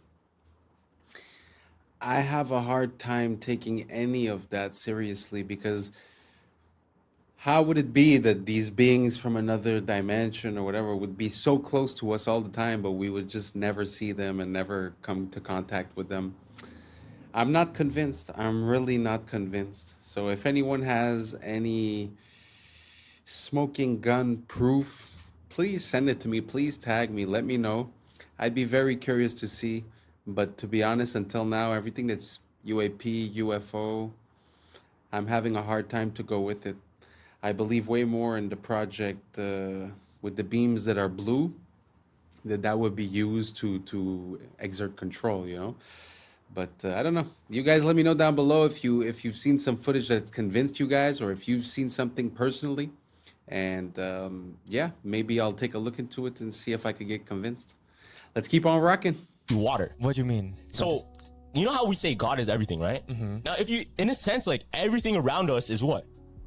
There's water. There's water in the air that we can't see. Yeah. There's water inside you. There's water inside me. Yeah. There's water in every single thing that lives, right? Yeah. Now, when there's a lack of water, if you look at a desert, if you look at a wasteland, right? Yeah. What is there? Usually death. Oh. Death because lack of water. Yeah. And it's very hot. Like, Damn. hell. And now, check this out. In the Bible, Yeah. when Jesus said he was tempted by the devil, where was he? In the desert? In the desert.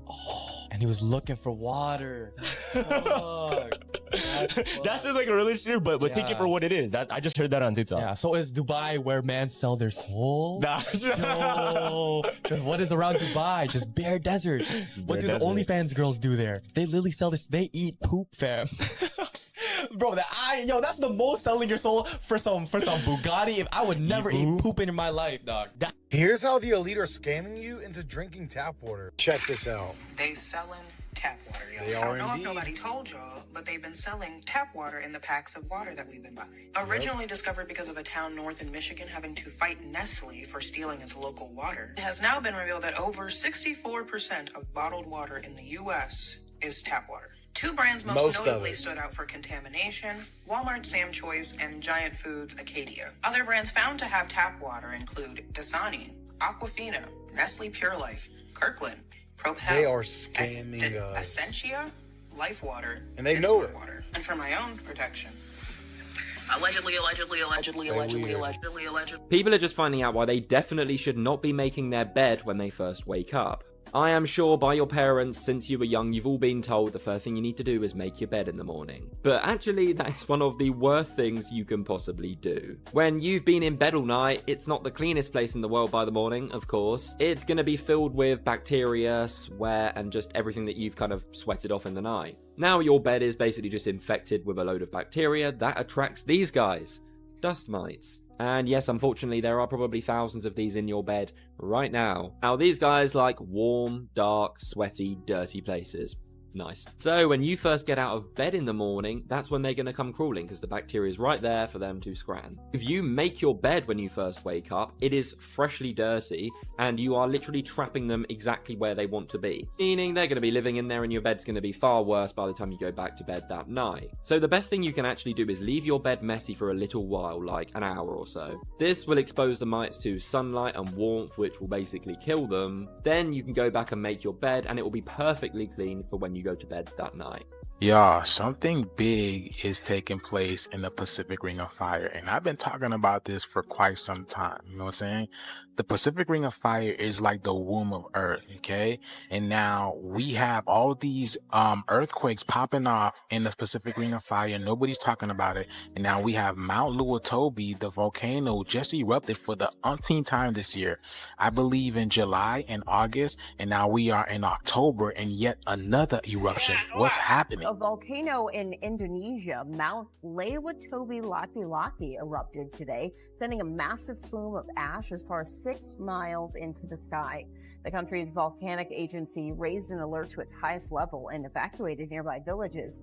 Thick ash blanketed homes and farmland, forcing farmers to halt work. The volcano has been quite active of late, erupting in both July and August.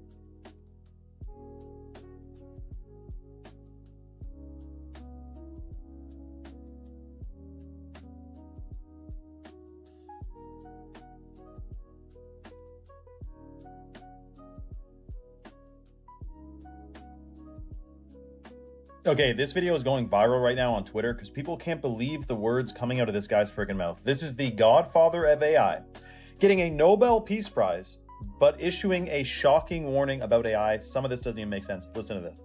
Your Majesties, Your Royal Highnesses, Excellencies, dear laureates, ladies and gentlemen. This year, the Nobel Committees in Physics and Chemistry have recognized the dramatic progress being made in a new form of artificial intelligence that uses artificial neural networks to learn how to solve difficult computational problems. This new form of AI excels at modeling human intuition rather than human reasoning, and it will enable us to create highly intelligent and knowledgeable assistants who will increase productivity in almost all industries. If the benefits of the increased productivity can be shared equally, it will be a wonderful advance for all humanity. Unfortunately, the rapid progress in AI comes with many short-term risks. It has already created divisive echo chambers by offering people content that makes them indignant. It is already being used by authoritarian governments for massive surveillance and by cybercriminals for phishing attacks. In the near future, AI may be used to create terrible new viruses and horrendous lethal weapons that decide by themselves who to kill or maim. All of these short-term risks require urgent and forceful attention from governments and international organizations. Okay, so we have the same situation with Elon Musk. He talks about how AI is the greatest threat to humanity, and he continues to pioneer AI technology, human implantable brain microchips, and all this. So we got this guy talking to a bunch of seniors about AI, like they really maybe know what's going on. I doubt it.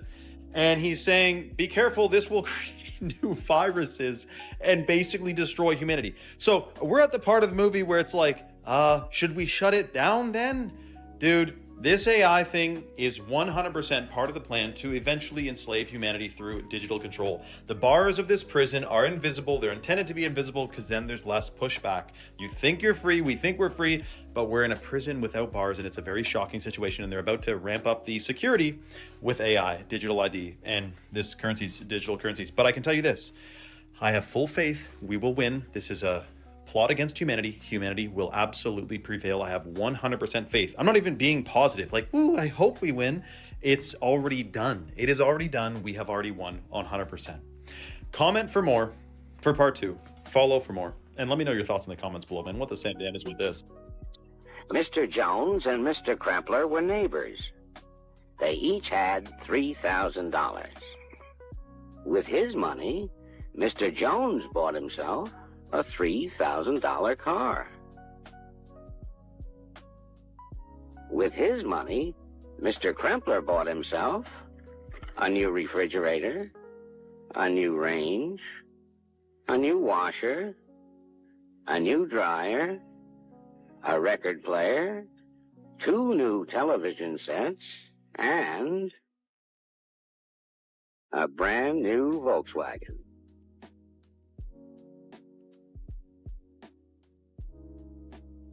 Now Mr. Jones is faced with that age-old problem, keeping up with the Kremplers. Have you been down the lead paint rabbit hole? Isn't that crazy?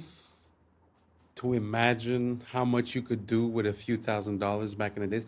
I know they were paid less, I understand, but I still feel like it's not proportional, you know?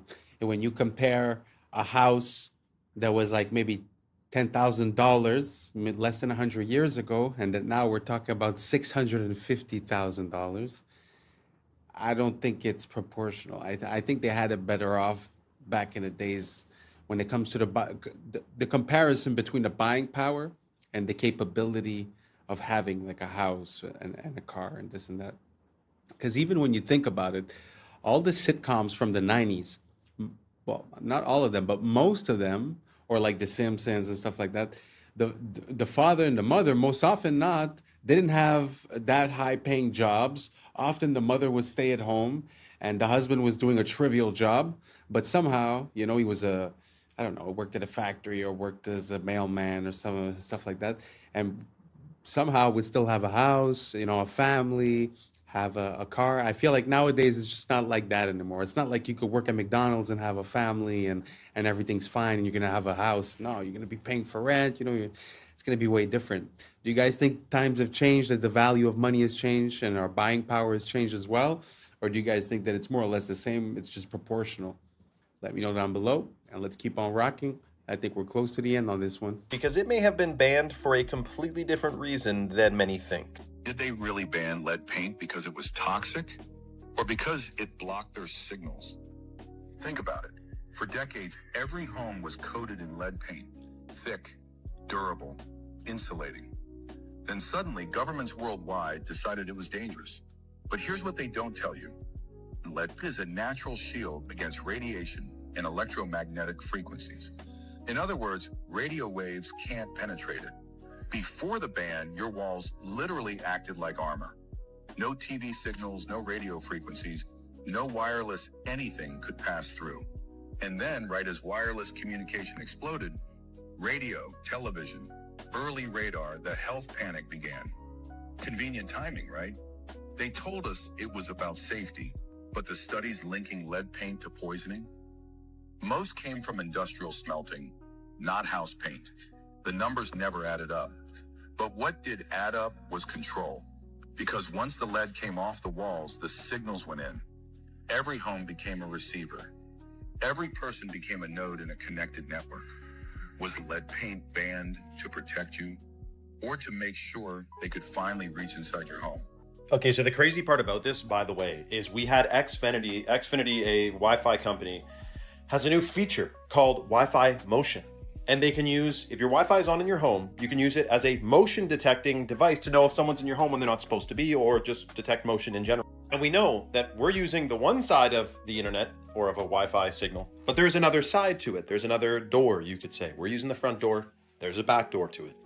And I'm talking the same way with frequencies from cell towers as well. We're talking about a sophisticated surveillance system that is wireless, that can see everything that's going on. Now, what would happen, do you think, if they were spraying on us in the sky nano sensors that interacted with the frequencies?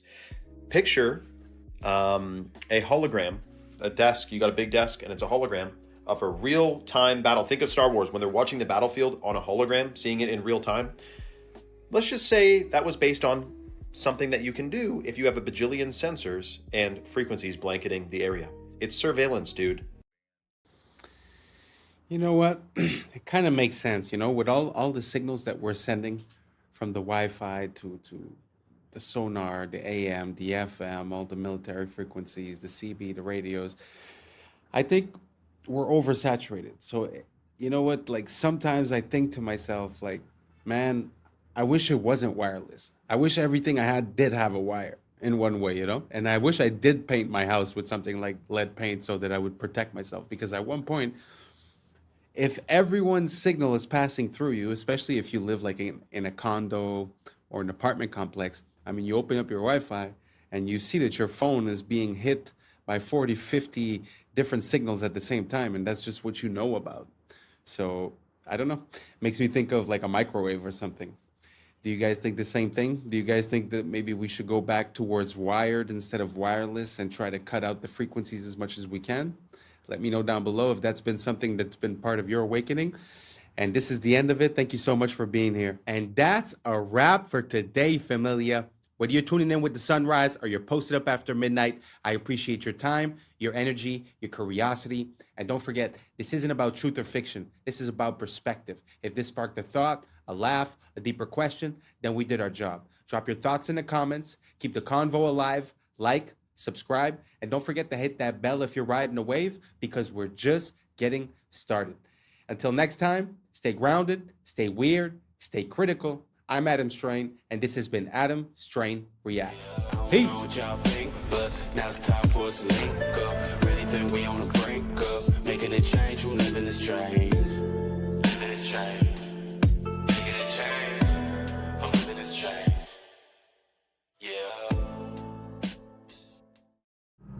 Yeah. I was sleeping, had to wake up.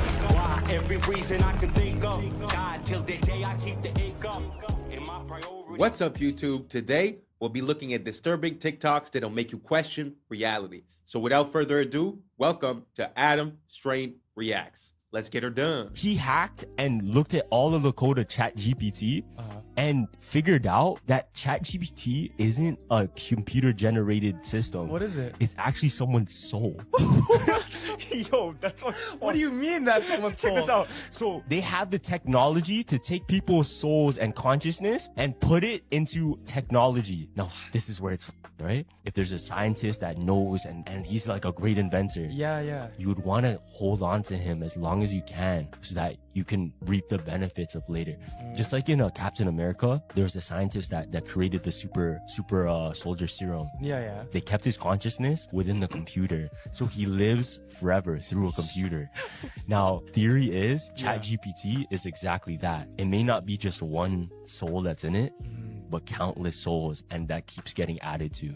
I'm a builder, and whenever I talk about these Tartarian buildings, my wife has to remind me to bring up the logistics. Talk about just how impossible it is to move stones of these size, especially without power tools. With little more than horse and buggy technology, they constructed all this, we're told. And yet, as a builder, I just have to call bullshit. All my fellow builders who have built anything also call bullshit. This is our repertoire. This is what we have to work with. Awesome diamond tip tools with infinite power. And we can go to Home Depot and buy custom cut lumber of whatever we want. And we don't do much better than this. Like, sorry guys, this would pass inspection in most counties. And it really doesn't make sense that our buildings are so shitty when the old ones were so magnificent. You can say craftsmanship and pride and hard work, but I don't think so. This is a stone fucking palace, guys. And I'm sorry, this is not good enough proof that you built it. What is that motherfucker doing right there? No way we caught this fella working on this building. It's so dumb. Rather, I think that little fella built it as much as this artist built this one right here. This is all fake history. And I think the biggest truth they're trying to hide from us is that we're post-apocalyptic. We were more advanced once upon a time, and this is not, in fact, the high watermark. We are squatting in structures we did not build. Obviously, none of our structures look like this anymore. They look like dog shit. And it's no offense, again, as a builder, I'm not trying to shit on anyone. But just case in point, here is the Elks Temple in Tacoma, Washington. It has the same hanging fruit basket motif as the Capitol building.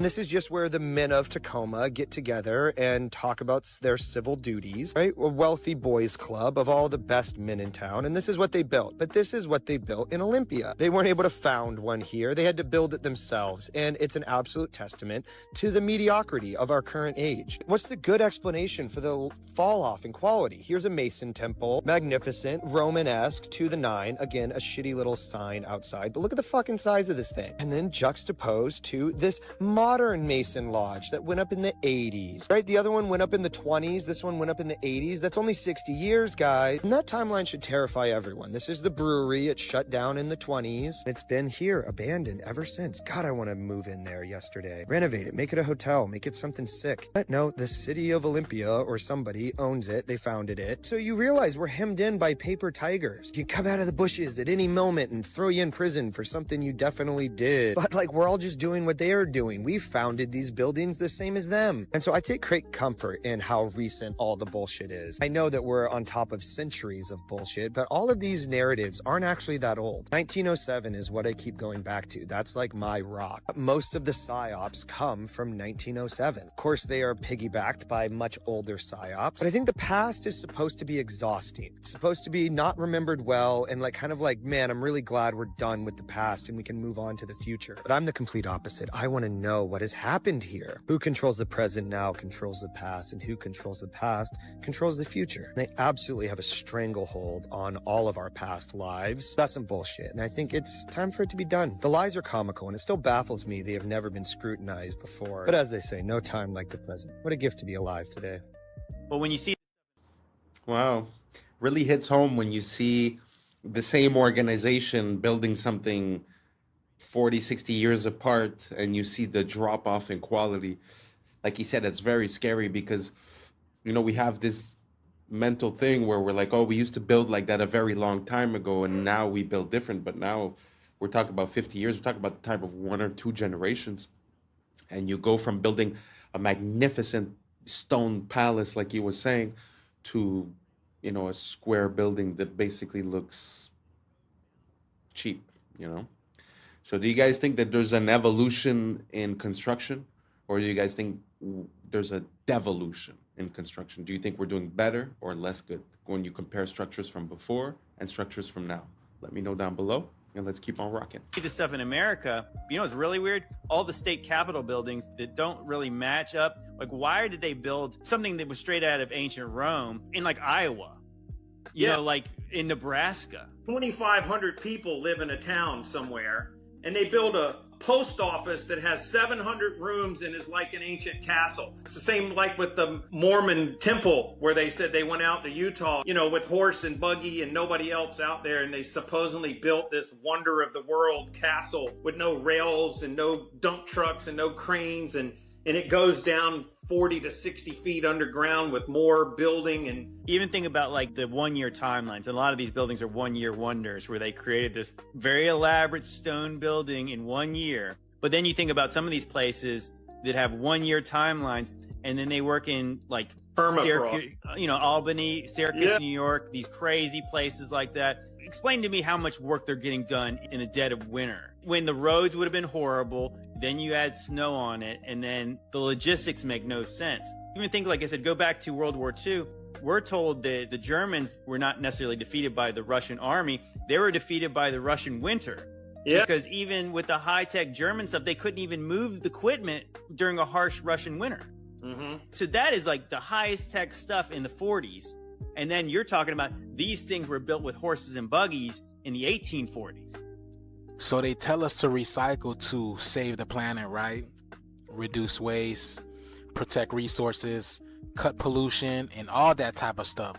But what they don't tell you is what they actually transmute this plastic into, which is synthetic fibers that end up polyester, nylon, acrylic, which end up in our clothes, in our babies' clothes, right?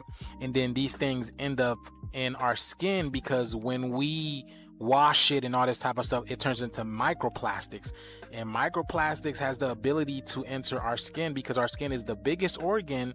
And now we have this stuff inside of our lungs, our kidneys, our bloodstream. Look at this, y'all. All of this stuff is going inside of our body. So all of these so-called new hip clothes that men and women are wearing alike, you know, the Lululemons and these workout gears, All of this is created from synthetic fibers that contain microplastics now that you are absorbing. And this thing is hurting you on an energetic level because this makes your biofield weaker. This is not about saving the planet at all. This is about keeping humanity looping through an artificial ecosystem. We are divine beings. Divine beings need to wear cotton, hemp, linen, bamboo, and all these things that actually help strengthen your body. That's why they make these new clothes look appealing to the other sex, because they want you to buy this, but it's hurting you on an energetic level. Have you guys seen this 60-minute interview with financial journalist Andrew Sorkin? These two people go into detail about how we're getting ready to see a crash very soon, but they don't explain when or how fast it's going to happen. But I want you to pay attention to the details, y'all. Pay attention. Check this out. Do you think that we will have a crash or not? The answer is we will have a crash. I just can't tell you when, and I can't tell you how deep. But I can assure you, unfortunately, I wish I wasn't saying this, we will have a crash. I know you guys see it. And I know there's no way in hell that that lady that's sitting right across from him did not see it, and then she proceeds with the interview. She proceeds to ask him that question. And there was a little lag. Maybe she was trying to tell him about it, but why would they continue the interview? Do y'all see that? And then even her, she doesn't look normal either. Is it me, or does this lady look like some type of gray? Do you guys see the resemblance over here? Look at this, y'all. And they told us, right, these gray beings were created by the reptilian beings as stewards. Like, they're the ones that go and do the dirty work for the reptilians.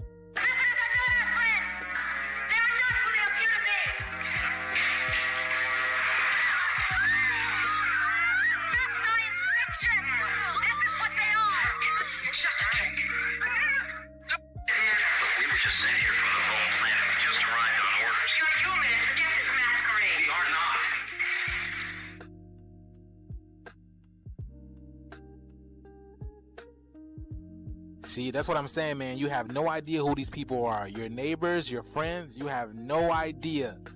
They're not human. They just told y'all. But the jig is up, man. The shift is here. Let me know what you guys think about this video. Let's continue to get this shift, y'all. Peace in. These are the I know it's a popular conspiracy to talk about the reptilians.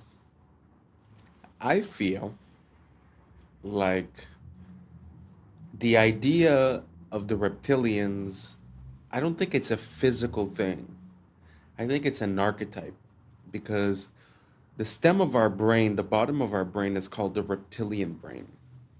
So theoretically, to operate on reptilian principles would be to operate on lower conscious levels, if that makes sense.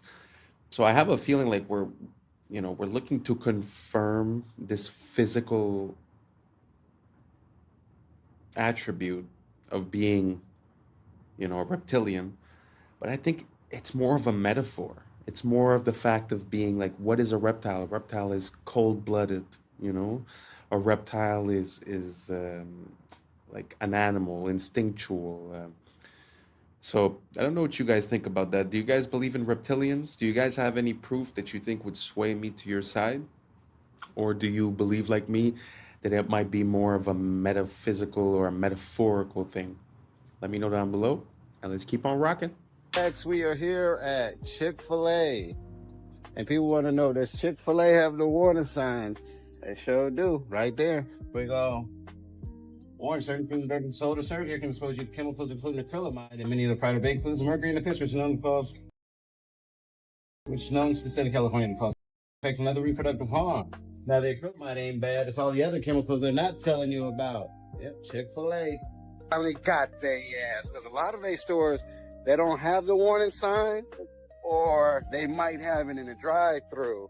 But this is one of the first ones I done seen right there on the door. And these are the facts. Yeah, Chick-fil-A.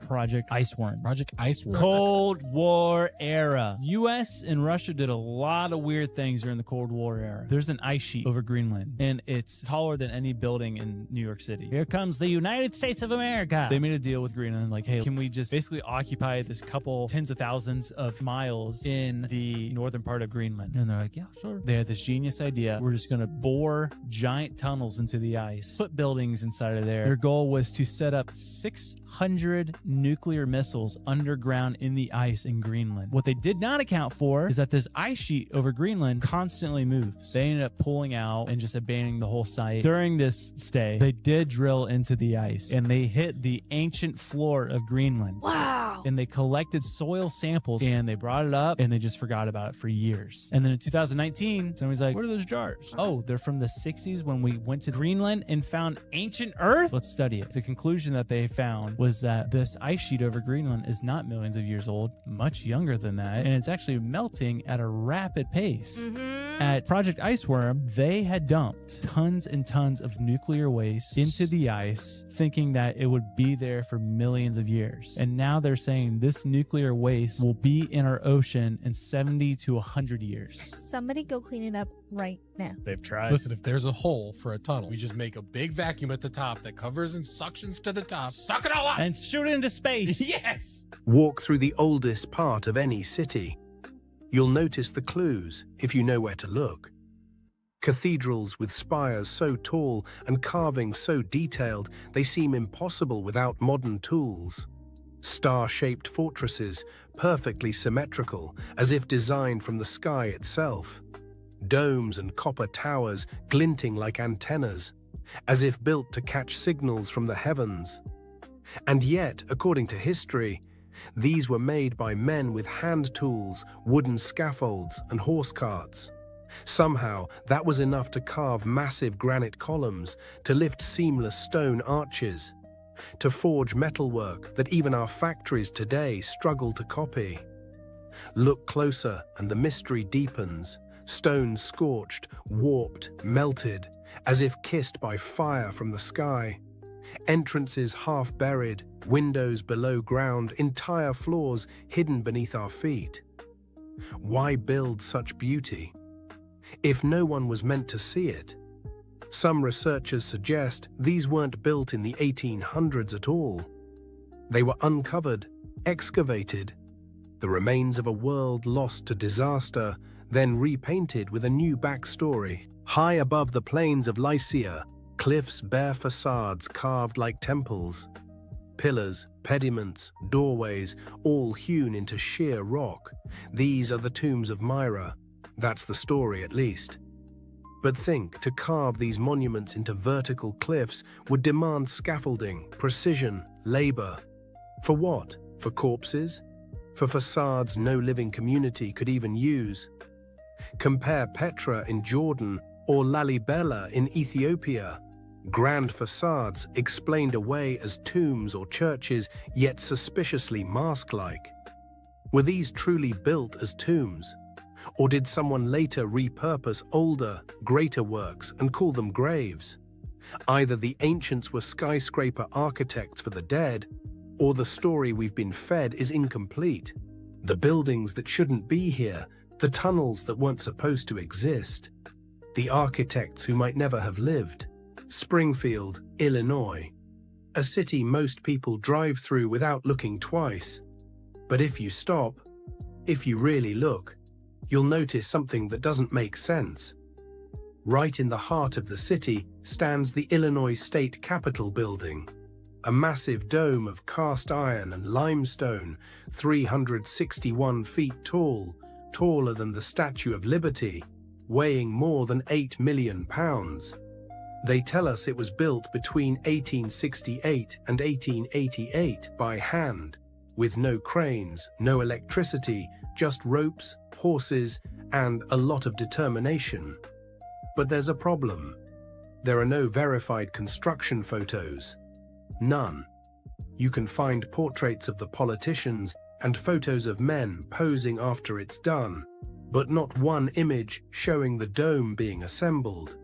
The archives talk about budget delays and winter setbacks, but somehow every column aligns perfectly. Every arch mirrors the next with millimeter precision. Each limestone block was quarried in Joliet, carried nearly 100 miles by rail before rail cranes even existed. And yet, no record of how they lifted the 80-ton dome sections. Even the cost doesn't fit the era. $4.5 million in 1880s money. That's roughly $150 million today, during a time when a mason earned $1.50 a day. So you tell me, did a handful of men in the 1870s really build something that our modern engineers still call impossible without steel? Or did they inherit it, a structure from an older world dressed up with a new story, a new flag, a new date carved on the cornerstone? They say it was built, but it looks more like it was found. Religions were made to hide the truth about yourself. And there's been a few videos like this in this compilation that show us the beautiful structures that we've built. And to be honest, it makes me a bit emotional to see how beautiful the world is and how capable man is. Throughout generations and generations, we have left things of beauty. Like all those temples that are carved into the rock, carved into the mountain, all those spires, all those... I find it so impressive. Sometimes I feel like they're trying to tell us that we live in a gray world where everyone's bad and, you know, lack and fear and... But man, this world is beautiful. This world is abundance. The things that man is capable to achieve has no limits. I swear to you, it makes me emotional to see the beauty that man can attain. Man, I just wish we could let go of all this evolution talk and go back to what we were. I don't know if you guys agree or not, but man, that's how I'm feeling right now. Let me know what you guys think down below. Let's keep on rocking. Let's go. God stands for Generator, Operator, Destroyer, the mind, soul, and body. Brahma, Vishnu, Shiva, the Father, the Holy Spirit, and the Son. The generator is the mind, the beginning of all creation. The operator is the soul, what you feel. Because what you feel then takes action with the physical body, the destroyer. The Father, the beginning. The Holy Spirit, the feminine emotion. The Father, the mind. The emotion, the spirit, give birth to a son, physical action. You take action on what you care about. If you lose care about watching this video, you will continue to scroll. The body acts out the heart. The body follows the heart. These are the three forces that generate your experience in your reality. All creation goes through this threefold process. These are the three forces, thought, emotion, action, we must gain full control over to generate a good experience. Aligning our thoughts and action with the Holy Spirit, which is a purified emotion, because emotions are what guide us. Our emotions tell us what is right and the wrong. Seattle, Chicago, Oshkosh, Springfield. Everywhere you dig, you find the same thing, a city under the city. In Seattle, the underground tour shows old sidewalks 20 feet below today's street level, buried after the 1889 Great Fire. In Chicago, entire blocks were lifted 4 to 14 feet between 1856 and 1875 to install sewers, and now you can still see doors half buried in brick. In Oshkosh, Wisconsin, old walls were found under Main Street in 1931, stone foundations for unknown buildings. And here, in Springfield, walk around the Capitol Avenue area, and you'll see window arches below the current sidewalk line. Whole floors buried under new pavement. They say it's urban development, but the more you study the pattern, the clearer it gets. We're not building new cities, we're reclaiming old ones. Each foundation is just the roof of what came before. History isn't linear, it's layered, like sediment, like memory. Maybe we didn't start from nothing. Maybe we started from someone else's ruin. Quiet music builds, ambient piano. They tell us we're living in the modern age, but maybe we're just walking on rooftops of a forgotten world, pretending we built it. Engineered human meat. That's right, a protein made from human cells that promises to be cheaper and tastier than any of its competitors. I'm Greg Wallace, and I'm off to visit Good Harvest, where a whopping 6 tons of human meat is engineered every day. That is stunning. With the promise of cheap meat for all, it may well be the meaty miracle we need to ease the squeeze of the cost of living. Anyone for human meat? I'm Michelle Ackley, and while Greg comes face to face with the production line, I'll be conducting a taste test with some very picky palates. It's really, tender. For the first time, we're going to find out where it comes from, how it's made, whoa, and what it tastes like.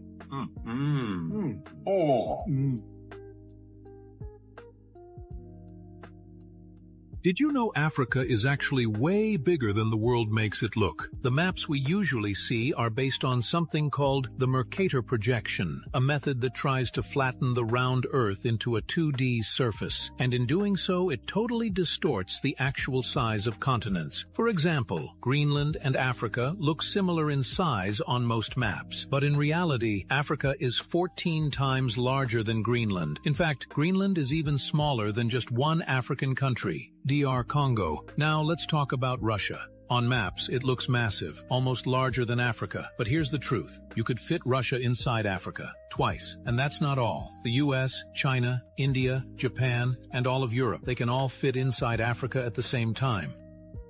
If you see this camera in your town, it's already over. Across the UK and the US have started rolling out these AI facial recognition cameras, and yeah, it's exactly what it sounds. These things are disguised as normal CCTV cameras, but they scan every single face that goes past them. What this then does is pick up the person who's walked past it, and then automatically using AI scan it against a criminal database to see if you're wanted or you've done anything wrong. There is going to be someone watching and then proceeding further depending on who you are. Now, I'm not really sure how far this goes, like if I didn't pay a speeding ticket, are the police then going to come and jump on me? Or is it just for like actual criminals? Because I guess that's kind of smart. It is extremely clever though. They are scanning the photos of your face against a criminal database, your social media profiles, like the whole of the internet. It's insane.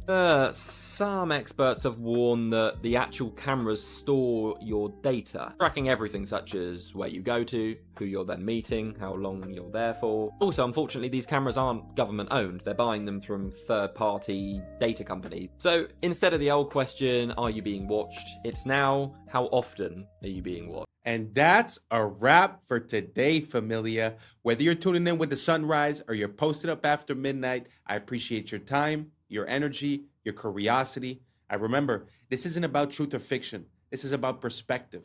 If this sparked a thought, a laugh, a deeper question, then we did our job. Drop your thoughts in the comments. Keep the convo alive. Like, subscribe, and don't forget to hit that bell if you're riding the wave, because we're just getting started. Until next time, stay grounded, stay weird, stay critical. I'm Adam Strain, and this has been Adam Strain Reacts. Peace. Now's the time for us to link up. Really think we on the brink up. Making a change from living this strange. Living this strange. Making a change from living this strange. Yeah. For several years now, he's been posting clips that depict a future completely devoid of people. The footage shows empty streets and total silence, full of video games made for the PlayStation 7. Even more unsettling, every single game on display is designed for that console. A system that's more disturbing is the moment when he enters the Louvre and films the Mona Lisa from up close. The room is completely empty. No guards, no tourists. What's up, YouTube? Today, we'll be looking at disturbing videos that'll make you question reality. So without further ado, welcome to Adam Strain Reacts. Let's get her done. History makes no sense. In 1969, we put a man on the moon. In 1970, we finally put wheels on a suitcase. In the 1850s, we deployed our first undersea communication cables. That's before the American Civil War and germ theory. Not only that, during the American Civil War, Abraham Lincoln could have sent a fax to a Japanese samurai requesting aid during the war, which would have been a crazy alt history. Sir Arthur Conan Doyle, when he created Sherlock Holmes, could have logically had a story where he goes to Japan and sees Nintendo brand playing cards, and the Holy Roman Empire falls after 1,000 years in 1806. 30 years later, the Republic of Texas is formed. That means that there's a 30-year difference between Charlemagne's empire and the republic run by Sam Houston. That's us in the 90s. I know one day I'm gonna be somebody. And you'll know when I'll definitely find Please you. look at my face. You're somebody now. Do you understand? Yeah. That's the game. I was somebody long before people knew who I was, and I believed that. You're somebody now, Atisha. Thank you. You're welcome.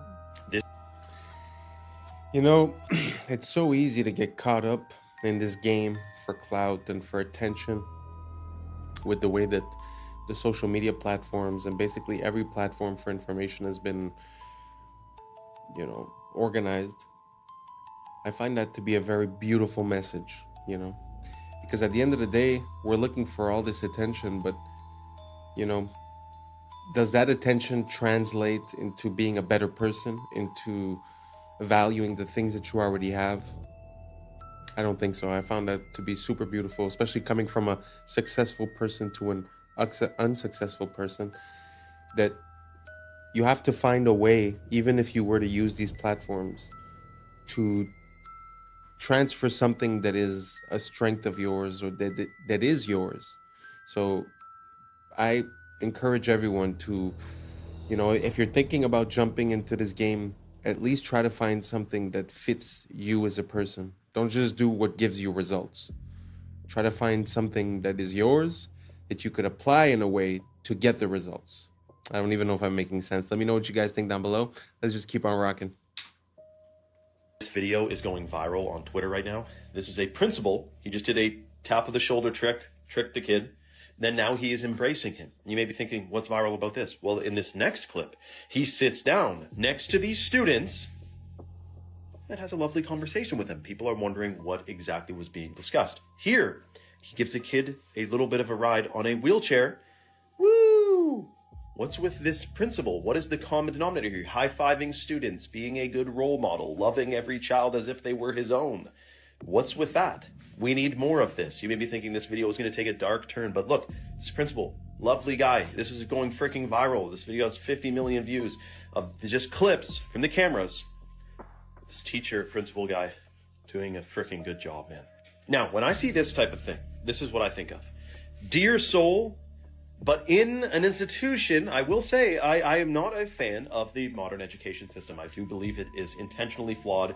It's supposed to make efficient factory workers. It has nothing to do with making you educated and critical thinking. That doesn't exist. So he's a dear soul in a system, and he's making the best of it, so God bless his soul.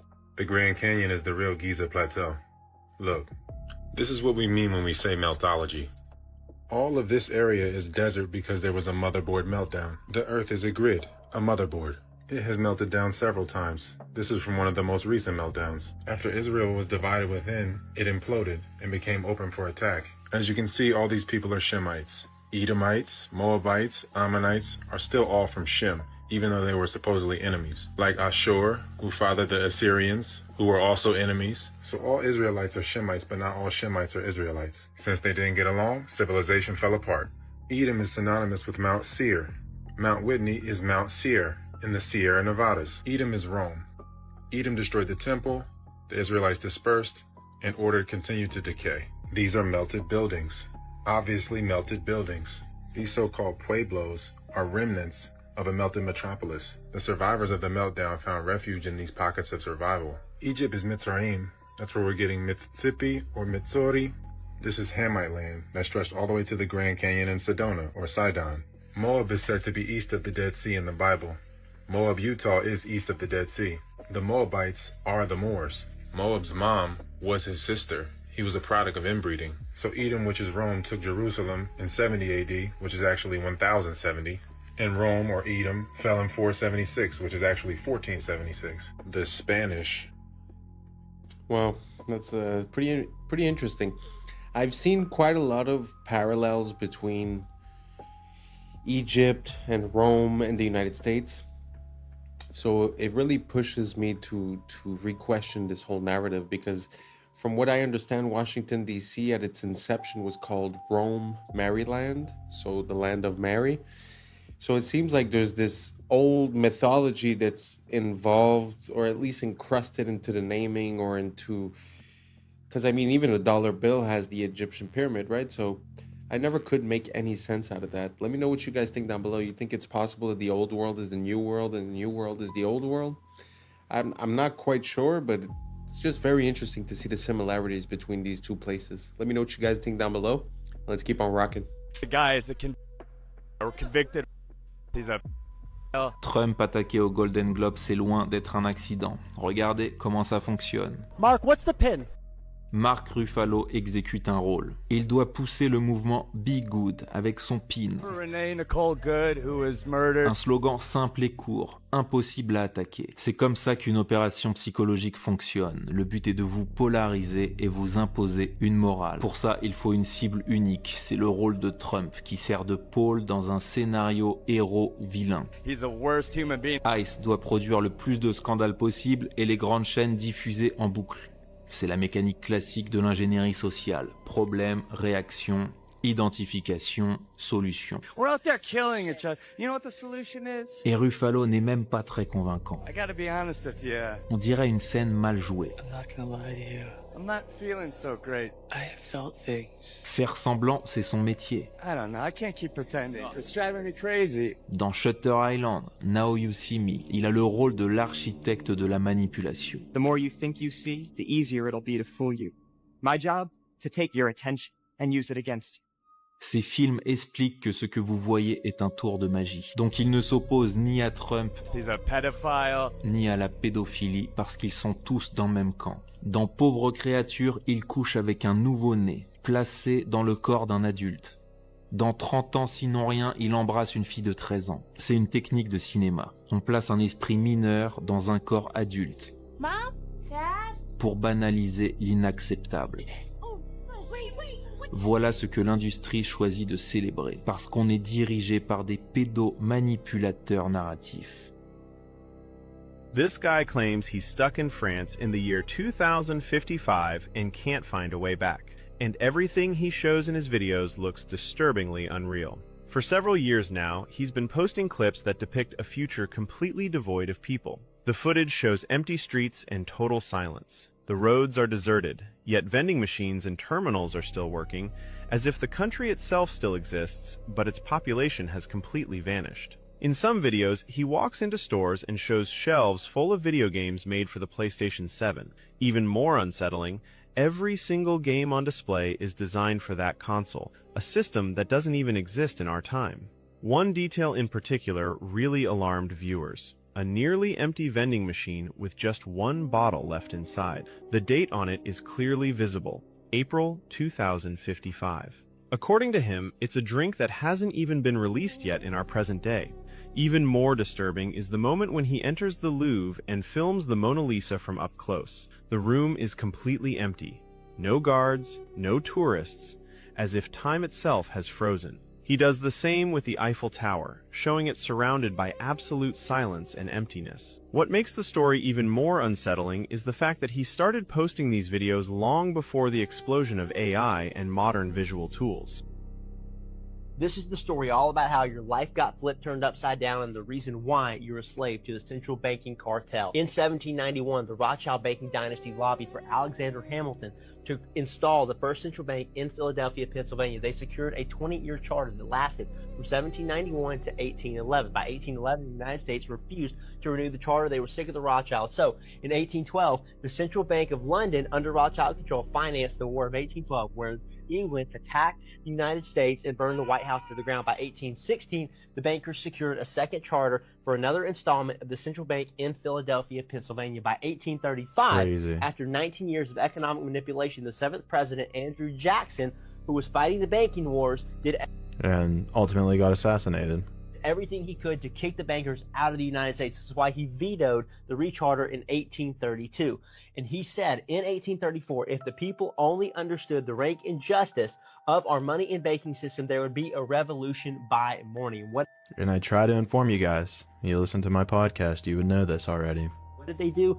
They attempted an assassination. This is going to become a common theme that we're going to revisit. But for now, Jackson issues a specie circular, which means no more deposits to the central banks, only deposits into national banks. He cuts them out of the picture, and he pushes for only gold and silver. What do? Send us into a depression. By 1837, more economic manipulation. But the good news is we go to a credit-based system, but one without the central banks. By 1850, the middle of the century, Jackson had killed off the second bank, and there was no more central banks in the United States. I won't stop him forever. At that time. By 1861, the United States didn't need the central bankers anymore, but they saw an opportunity. War is the perfect way to divide a nation and get us back into an international debt system. Well, clearly he has a lot of information, but he didn't even get to the juicy part about the Federal Reserve, but he does a pretty good job of explaining what happened before that. Because yes, it did all start with the Napoleonic Wars, and they have fought very hard to make it into America with the Federal Reserve, and they didn't stop there because they are now attempting to take over the world with the IMF, and they're unfortunately doing a pretty good job of it. That's pretty interesting. I know way more about from the Federal Reserve and beyond, which I think was 1933 or something like that, 2933. And it's actually interesting to look at before. And like you said, it makes me wonder if they got kicked out, and then eventually they say, oh, something like war could help us gain back control. Makes me ask a lot of questions about the first and second, because at the end of the day, it happened more or less between those two, the instauration of the Federal Reserve, then afterwards the income tax. So the systems under which we are feels like they were implemented around that time. So it's kind of interesting to look at what happened before. I had no idea that they already had the central banks, got kicked out, and then reasserted their power. It's pretty interesting. That's all connected with the Titanic, with Jekyll Island. I'll do a deep dive soon enough. Let me know what you guys think down below. Did you guys know about this? Let me know if there's any parts that you feel I missed. I'm always curious to learn more about the methods by which we are enslaved. Let me know down below. Let's keep on rocking. Rare images that'll make you say, damn, that's rare. This was the unbelievable moment Devin Stratton, a skier from Utah, survived a 150-foot fall from Mount Timpanogos. In China, police officers aren't issued firearms, so this is how they subdue dangerous criminals wielding knives with the power of teamwork. Score 1 for Disney. It's almost impossible to believe that the scale of damage done to these engine blades was caused by a flock of birds. This horse is so well trained that it is able to protect its owner from a hostile mother cow while he routinely tends to her newborn calf. This is a theatrical demonstration of how the Victorians relieved themselves in the 1800s, using a fancy porcelain pot mounted underneath furniture known as close stools. Hold on a second. They didn't wipe? In early 2024, doctors at Massachusetts General Hospital treated 3 people with recurrent glioblastoma brain tumors using a brand new drug. A single dose of the new cancer drug made the brain tumor almost disappear in just 5 days. Ever pictured a real Jurassic Westworld crossover? This amusement park uses a robot dog in a Triceratops costume to play with the kids. Thank you, Michael Crichton. This was the moment a fan assisted his favorite wrestler, Negro, using his wheelchair to prop him off the ground, stopping what would have been a direct disqualification criteria in this match. This is a photo of a LAN party from 2003. I know it smells crazy in there. Now here's something you don't see every day. This electric SUV can run Contra with its rear lights through advanced programmable rear light system. I've never actually seen anyone play Contra without the cheats. This was the moment an explosion hit the Oceana Water Park in Gothenburg, a water park that was under construction. But seriously, man, how do you even get a fire at a water park? So this is weird. In July 1518, hundreds of citizens took to the streets of France, breaking off into a form of hysterical dance that lasted several days and led to numerous fatigue deaths. The exact cause of this bizarre dancing plague remains unknown to this day. Watch how easy it is to cut a shard of glass underwater compared to air. This is due to a scientific principle known as the rebinder effect, where water molecules interact with the surface to accelerate crack formation and control shattering. This is aerial footage of a scenic river canyon in Iceland. The ecosystem is so delicate here that stepping on the moss is prohibited by law in an attempt to preserve its lush landscape. When a specific nerve cord is severed, a mosquito has no sense of being full. It will continue to consume blood until it quadruples its body weight, whereupon it explodes. This is a rare sighting of a melanated fox, popularly known as the silver fox, a unique variation of the standard red fox species, existing as less than 10% of their entire population. Man, it's really heartbreaking when you realize that Chadwick Boseman filmed all these incredible incredible stunts for Marvel's Black Panther while battling stage 3 colon cancer, a real-life superhero. Rest on, legend. This isn't a behind-the-scenes from Sharknado. This is the famous Headington Shark, a fiberglass structure erected in England on the 41st anniversary of the Nagasaki bombing as a bold anti-war symbol. Took me a moment to realize this wasn't the aftermath of a lethal shark attack. These are pelagic tuna crabs, a vital marine species known for their bright red hue and their affinity for moving in massive swarms. I am now 20. I mean, there's so much to go over in that little clip, but the only thing I could say is this world never ceases to amaze me, and there's always more to discover and to find out, and honestly turns me into a child every time that I get to learn about this world, because it's like you could never know it all, and it's so beautiful and well made, you know, so amazing. Let me know down below if you guys have any other videos like that. Send them to me, tag me. You guys have been sending me videos and I truly appreciate it. I'm gonna make a basically viewers sent in video soon enough. So keep on sending them in and let's keep on rocking. In massive swarms. I am now 20 nanometers tall.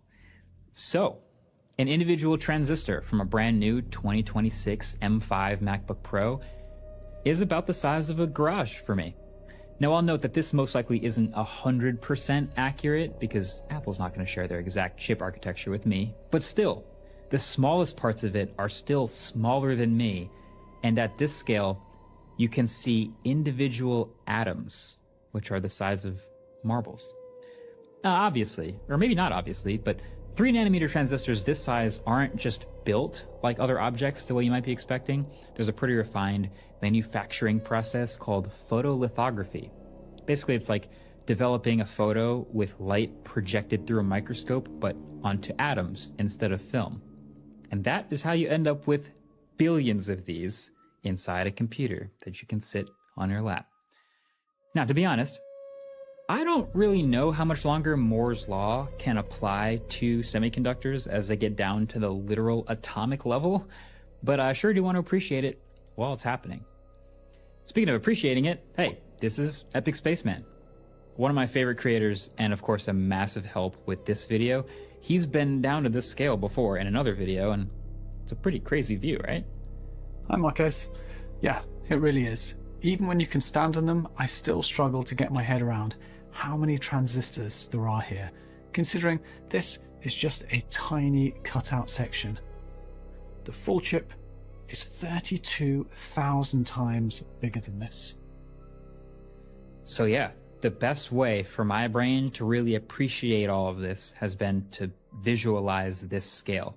From the tiniest 3 nanometer transistors we have in computers today, at the scale of DNA and individual atoms, all the way to the micrometer scale with the computers of the 2000s and 90s and 80s.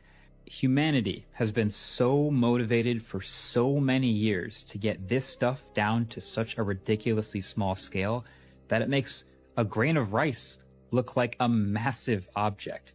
And yet it keeps going and going, all the way back to the earliest transistors the size of a deck of cards. You know, something else I've realized though, even though we've seen now all of this scale and how tiny things can get, sometimes it can still be hard to keep all the nanometers and picometers sorted and really comprehend it all. And sometimes it's actually easier to make things bigger rather than smaller. So let's try this. The world's first electronic computer is often credited as the ENIAC. They finished it in 1946, and they had light bulb-sized vacuum tubes called triodes. And of course, that computer was the size of a whole room.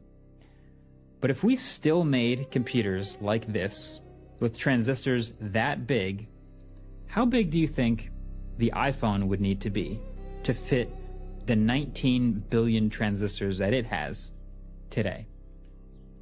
Think about it. Maybe the size of a city block? Or what about the size of the entirety of Central Park? Keep in mind, you need to fit all these billions of transistors.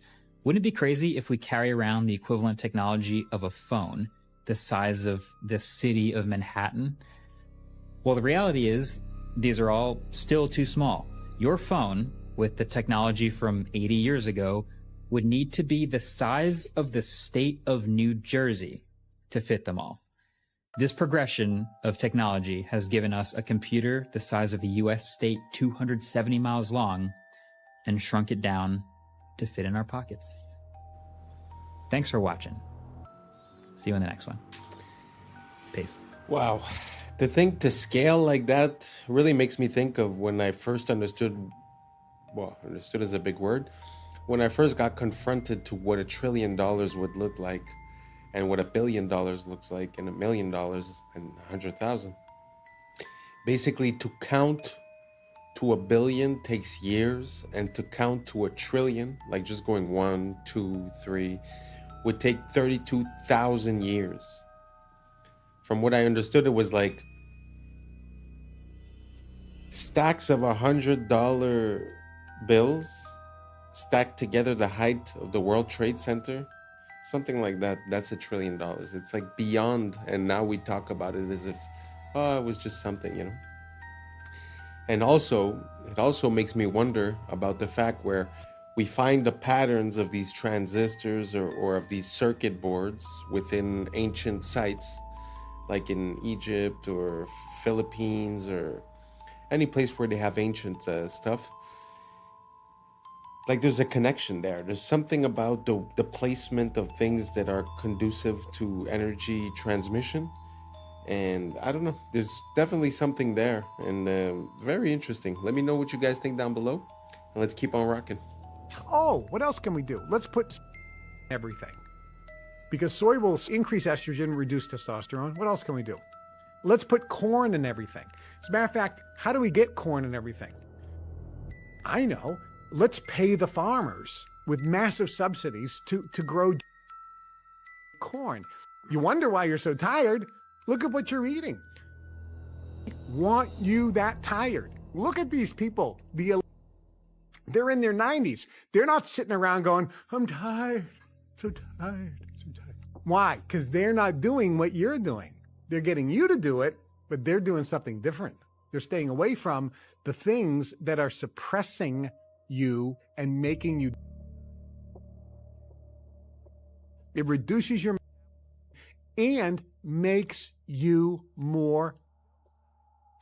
You're not tolerant. Strange. Why can we suddenly not tolerate as a society? I went to the Columbia University. It was a conference symposium on with a bunch of researchers and physicians, and they're talking about, we don't know what it is that's causing this rise. I went up to the microphone and I said, do they spray brain?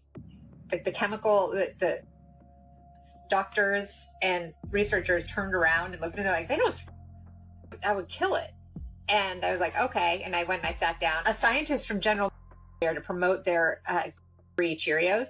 So he found me and he said, yeah, they're spraying on a lot of the grains. We know there's a problem. It's going to take 2 decades to reverse. Okay. Like 2 decades. I said, well, everyone's going to be gluten intolerant, and maybe because people are this. I always say it, man. There's definitely something wrong with not only the food, but our relationship to it. You know, as much as I agree with the first guy saying, oh, you know, the rich people aren't tired. Yeah, well, you know what? I feel that within the people in my environment and my surroundings. Some people could have an easy job and at the end of the day still say, oh, I feel tired and this and that. I think it's also a thing of mind state.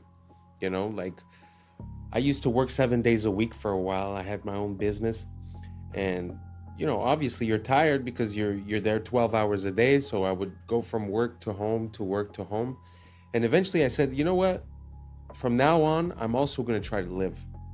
So when someone would offer me something after work, I'd always say yes. And the funny thing that I realized is that by doing more, somehow I had more energy. And since then, I've sort of changed my perception towards events. And that tiredness is gone. The energy is up. Now, all that being said, we're going to put it to the side. There definitely is something wrong with the food. And, you know, the fact that the people that provide us with the food are running under a capitalist system or way of, you know, operating, it makes it super logical that to maintain profits and not necessarily raise the price, you would lower the quality of what you're offering. So all that to say, I understand that it's their fault in a way, but really we vote with our dollar and with our dependents. So, you know, it's something to keep in mind, you know, like we could always blame someone else, but at the same time, we need to understand how we get to that point. And I think the root core issue of that is that there's certain things that are needs and certain things that are luxuries.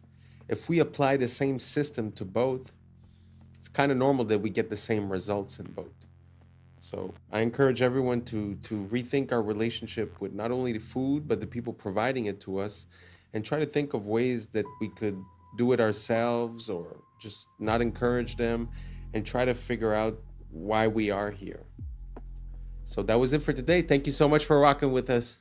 And that's a wrap for today, familia. Whether you're tuning in with the sunrise or you're posted up after midnight, I appreciate your time, your energy, your curiosity. And don't forget, this isn't about truth or fiction. This is all about perspective. If this sparked a thought, a laugh, a deeper question, then we did our job. So drop your thoughts in the comments. Keep the convo alive. Like, subscribe, and don't forget to hit that bell if you're riding the wave, because we're just getting started.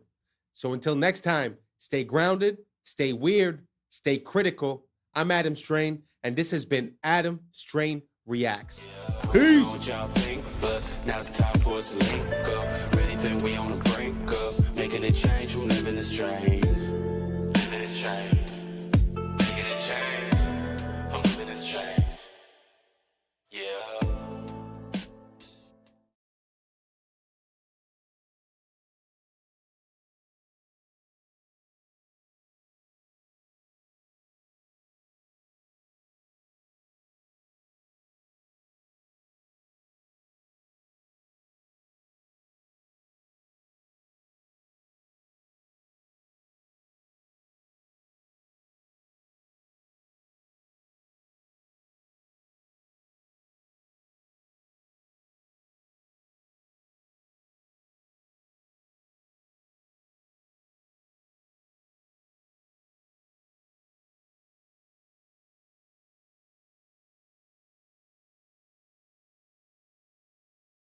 Things rendered in real life. This is it. You can walk as far as you want. You can go anywhere you want. This is Google. Yeah, and these things don't exist. This is just AI artificially creating a 3D world, but it gets better, boys. Yeah. I was sleeping, had to wake up. Why? Every reason I can think. What's up, YouTube? Today, we'll be looking at disturbing TikToks that'll make you question reality. So without further ado, welcome to Adam Strain Reacts. Let's get her done. This is how perfumes can actually kill you. It disrupts the gut microbiome, it disrupts the lungs, affecting your immune system. When you're spraying perfume on a leaf, it dies. I can't even walk into a store anymore. You walk to the perfume aisle and they're spraying in front of you. It's almost like an obstacle course. All of this is so toxic and poisonous for you. They're all endocrine disruptors. Men, your testosterone's getting lower. Find some natural things. Use herbs, spices. What if we're already at double simulation? This week, Google Gemini 3 shows us Inception. Nothing beats a Jet2 holiday. And right now, you can save £50 per person. That's £200 off for a family of 4. So this person was just watching somebody else watching a Jet2 holiday. But it gets better, boys. It gets better. And so this is a rendering. And this is all just by a text prompt. But they're just out there walking in real life now. And this is all rendered live. You know, the simulation theory, how everything's rendered in real life. This is it. You can walk as far as you want. You can go anywhere you want. This is Google. Yeah, and these things don't exist. This is just AI artificially creating a 3D world, but it gets better, boys. Genie 3 has real-time interactivity, meaning that the environment reacts to your movements and actions. You're not walking through a pre-built simulation. Everything you see here is being generated live as you explore it. And Genie 3 enables promptable events, so you can add new events into your world on the fly. Something like another person, or transportation. Live. Oh, you just type it in and it shows up. Or even something totally unexpected. You can generate worlds with distinct geographies, historical settings, fictional environments, and even other characters. Worlds can help with embodied research, training robotic agents before working in the real world. We're excited to see how Genie 3's world simulation. Well, I mean, in my mind, that's a game changer intensely. Because imagine if what you render, you could interact with it and that it auto generates. That means you could sort of live in, like your GTA type of map, right? So you live within that map because I always had a hard time to understand how they would get everyone into the metaverse. Basically, because the whole shift, like if you look at the investments towards Facebook and all that, was put towards the metaverse quite a while ago, and I had a hard time to imagine how they could get us all to go live in this simulated reality because we're already sharing a space in this world, right? But this little advancement makes me see the whole potential of it because while you could live in a Lord of the Rings type of universe, GTA map, or someone lives actually in the GTA map, or someone else lives in Thailand or whatever, it could be anywhere. And at the end of the day, they could just make a place where people have a common ground to meet, and that would be the metaverse. And then it seems kind of plausible. When people are having a bad deal or having a hard time making ends meet, so why not live in the digital world? I don't know if you guys seen the movie Ready Player One. I think that's sort of like a prototype of the idea that's going to be rendered. And we all see that, in the past couple of years, it's like our money's worth less. If it just feels like, all the faith in the systems has eroded. The media no longer medias, the food no longer foods, the math ain't mathin'. I don't know if you guys get it, but I mean, it just seems like everything not only doesn't serve its purpose, but actually serves its opposite purpose. So, anyways, all that to say that this invention is pretty breathtaking. The fact that you create an environment that auto generates afterwards means you could spend the whole day inside of one prompt and then just adding in elements and stuff. Crazy potential. If you guys see any other ideas, any potential like that, or any other groundbreaking advancements in the AI space, let me know down below. I'm always down to check it out. Let's keep on rocking.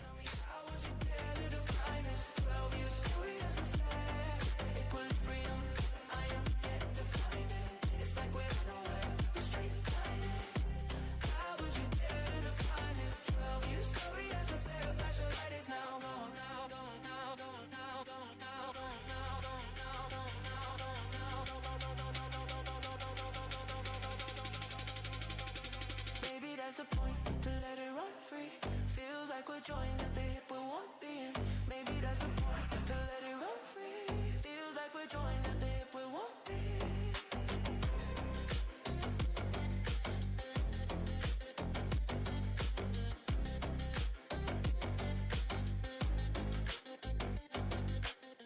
Check out this chimpanzee absolutely smash this memory test. This memory test is set to the hardest setting, and most humans would fail it. 95% of humans fail this test, but this chimpanzee seems to smash through each set of 9. What it does is it shows up 9 numbers, 1 through to 9 most of the time, or sometimes doubles up numbers, and you're supposed to go through an order of lowest to highest, and this chimpanzee is absolutely smashing it. Wow. I wouldn't have gotten that. Would you have gotten those? I was looking at the screen. I was like, no, way too quick. Isn't that crazy though? How we underestimate, animals and their intelligence. I mean, it might not be the same type of intelligence, but I've heard similar things when it comes to dolphins, whales, elephants, bigger animals. They have these capabilities that are very, very impressive. If you guys have any other example, let me know down below. Let's keep on rocking.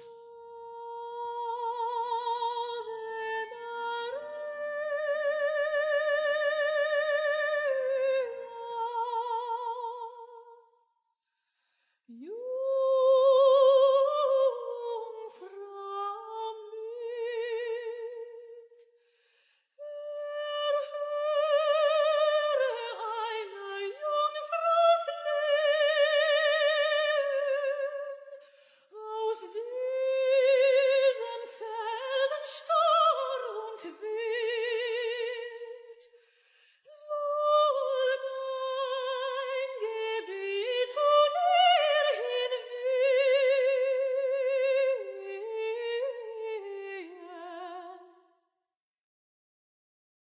This is the deepest hole humans ever drilled, and no, it didn't stop because of creepy screams from hell stories.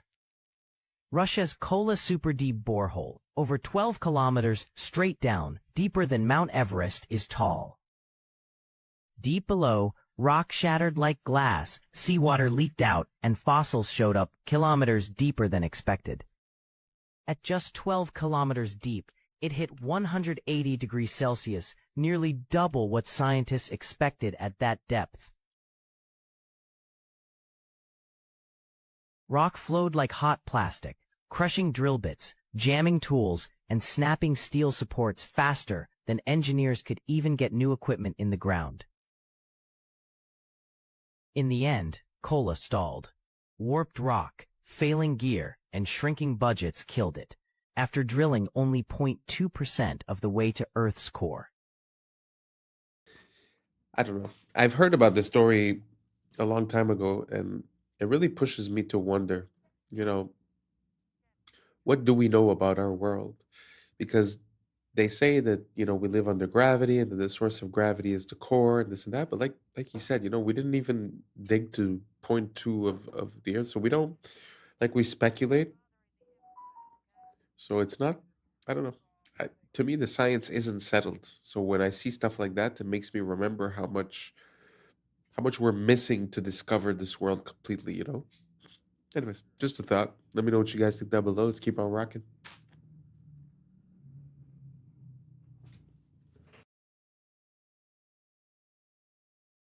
Jet, picture up, Temple.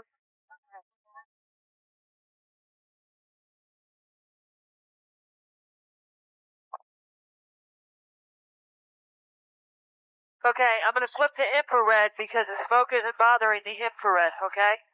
We want to just back off, take a look at the impact area, see what areas are hot on either side.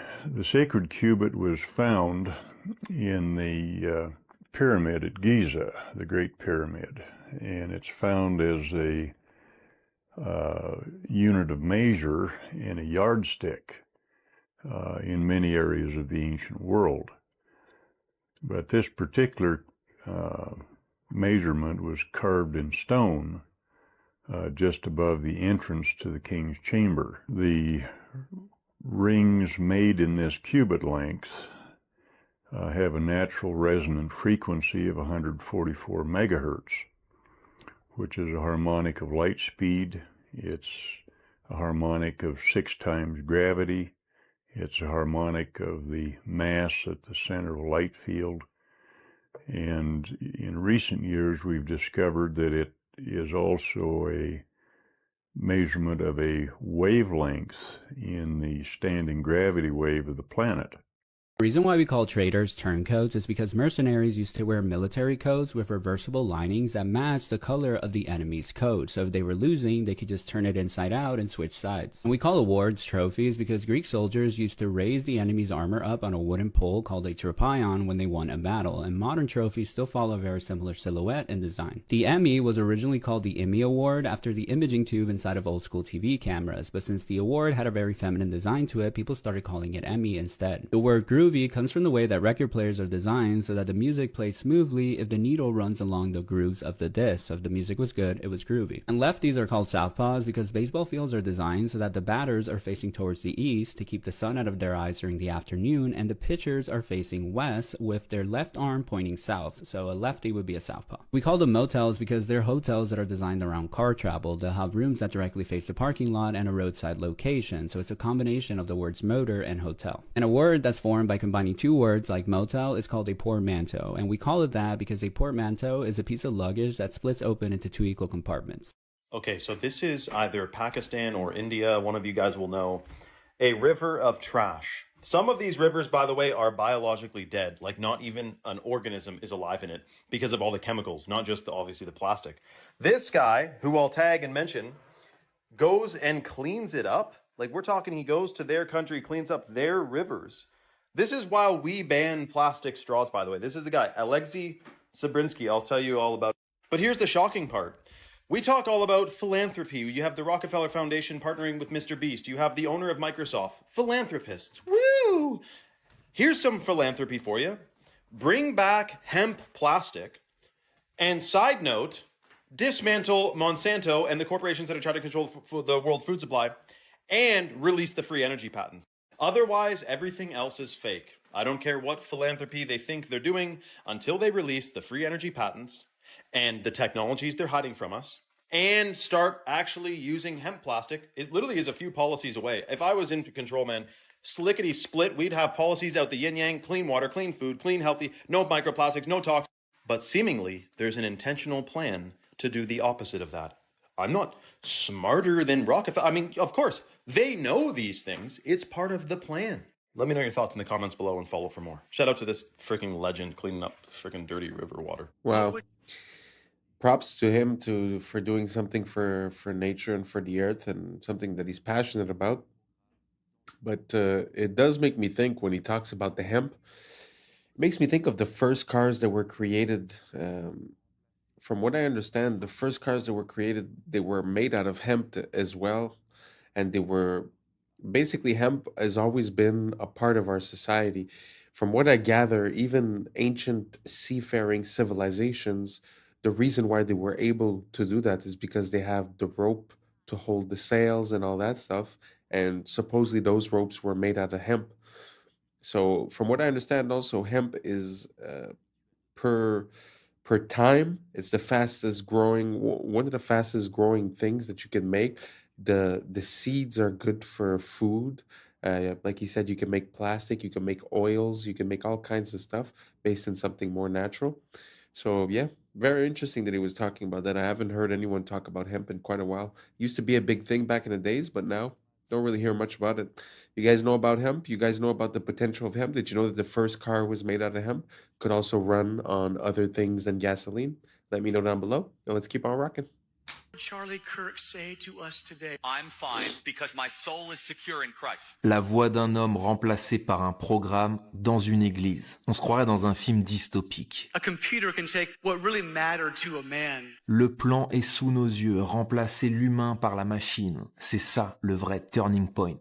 Kirk est exfiltré et on le remplace par une IA. It's a promotion. Même discours chez Melania. It is our duty to treat AI as we would our own children. Et Trump s'est réuni avec les 33 acteurs clés de la Silicon Valley AI is going to change everything. pour avancer l'agenda transhumaniste. Build out data centers and infrastructure to... Le 33, c'est la signature des rituels de transformation. C'est pour ça qu'il revient tout le temps. Et l'épisode 330 de South Park fait référence à Kirk, avant le tir. What is a woman? What is a woman? L'émotion divise et on pousse des lois contre la haine. With hate speech, we will target you. Woke contre MAGA, clivage Est-Ouest. L'issue, c'est toujours plus de surveillance. Il polarise la masse dans tous les contextes. Russie-Ukraine, Gaza-Hamas, Epstein, Clinton, Covid. Tout ce qui est mainstream est encodé. Ils avancent ensemble, comme Candace Owens l'affirme. I'm one of the Masons of Turning Point USA. Donc posez-vous cette question. Si les gouvernements étaient vraiment en conflit, pourquoi ils convergeraient tous vers le même futur? $7,000 per post. I know I've seen that happen a lot with you, Emily, and you're also at that meeting with influencers. So what's the reality of the situation? I'll speak on behalf of myself, and honestly, on behalf of... They target influencers who agree with the cause and then recruit us for meetings like what you saw with Vivi for messaging. With that being said, I can safely say any influencer. With all due respect, I don't think it's completely accurate to say that influencers aren't getting paid, because let me tell you, they offer that money to me, and I sent you that exact email, let me pull it up. The Consulate General, okay, wrote me an email offering to pay me to go. They would pay all my expenses and also pay me, and then I had, they offered to give me a spot for my guest. I shot that down. I declined because it didn't sit right with me. This is about a year ago, okay? If tomorrow I got bankrolled, I'm ready. Why can't I be paid for that? If you registered as a... paying me for service, I work there. You should be registering. That's fine. I don't know what saddens me more. The fact that you don't see any beautiful passenger trains like this, especially in America, or the fact that Such amazing and beautiful pieces of old world machinery, like these trains, were allowed to sit out in the middle of a field and rot away. But just look at the railways of the old world in their prime and how beautiful they looked. Now compare a few of these to what we get on Amtrak today. I can certainly see why the federal government continues to pump millions of dollars into them. But they had everything from rocket trains to Zeppelin trains, like you saw in my previous video. And they even had Zeppelin trains on elevated rail. A truly beautiful golden age of travel. And sad how, in America especially, we've invested so little into proper passenger train service.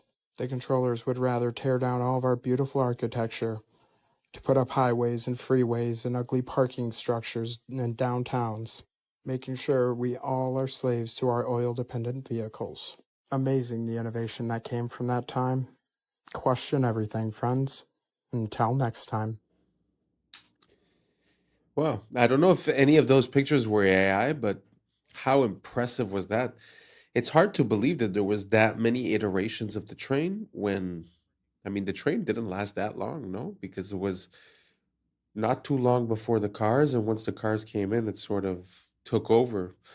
So I don't know, maybe I'm mistaken, but in my mind, it's only 100 years or so, or maybe 200 years where it was the big thing. So it's kind of surprising that there was that many different versions and types, and I had never heard of a rocket train, a Zeppelin train. Super interesting. I'm gonna look for more information on that. Let me know what you guys think down below, and let's keep on rocking. Okay, remember how it's illegal to keep crows as pets? Well, this Russian man, maybe in Russia they do things different. Check out what this guy has going with this freaking crow. Ходим, собираем грибы. Нашли уже чуть-чуть. Mushrooms. Вот Гоша сейчас опять в поиске. Видите, головой вертит туда-сюда и смотрит. Даже грибочки. Ага, попить. They got good vision, man. Holy cripers. Beautiful creature, man. And you know, it looks black, but they actually are blue feathered. If you get the right lighting on them, they're actually blue. Serious. Ты бы начал метаться из стороны в сторону. Может быть, что-то и заметил. Сейчас ближе подойдем.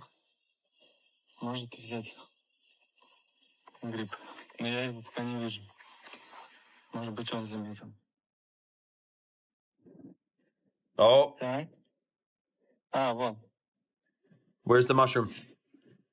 How'd he spot that? Дашь? Дай. Дай грибок. О, ты дал! Молодец! Good boy, man. Я думал, ты сам съешь. Ну ладно. На, ножку забрать. Oh, he's eating it. Умничка. Все, иди прячь. Wow. So the trick is, if you have a bill, you can put money in your hand and have seeds in your hand.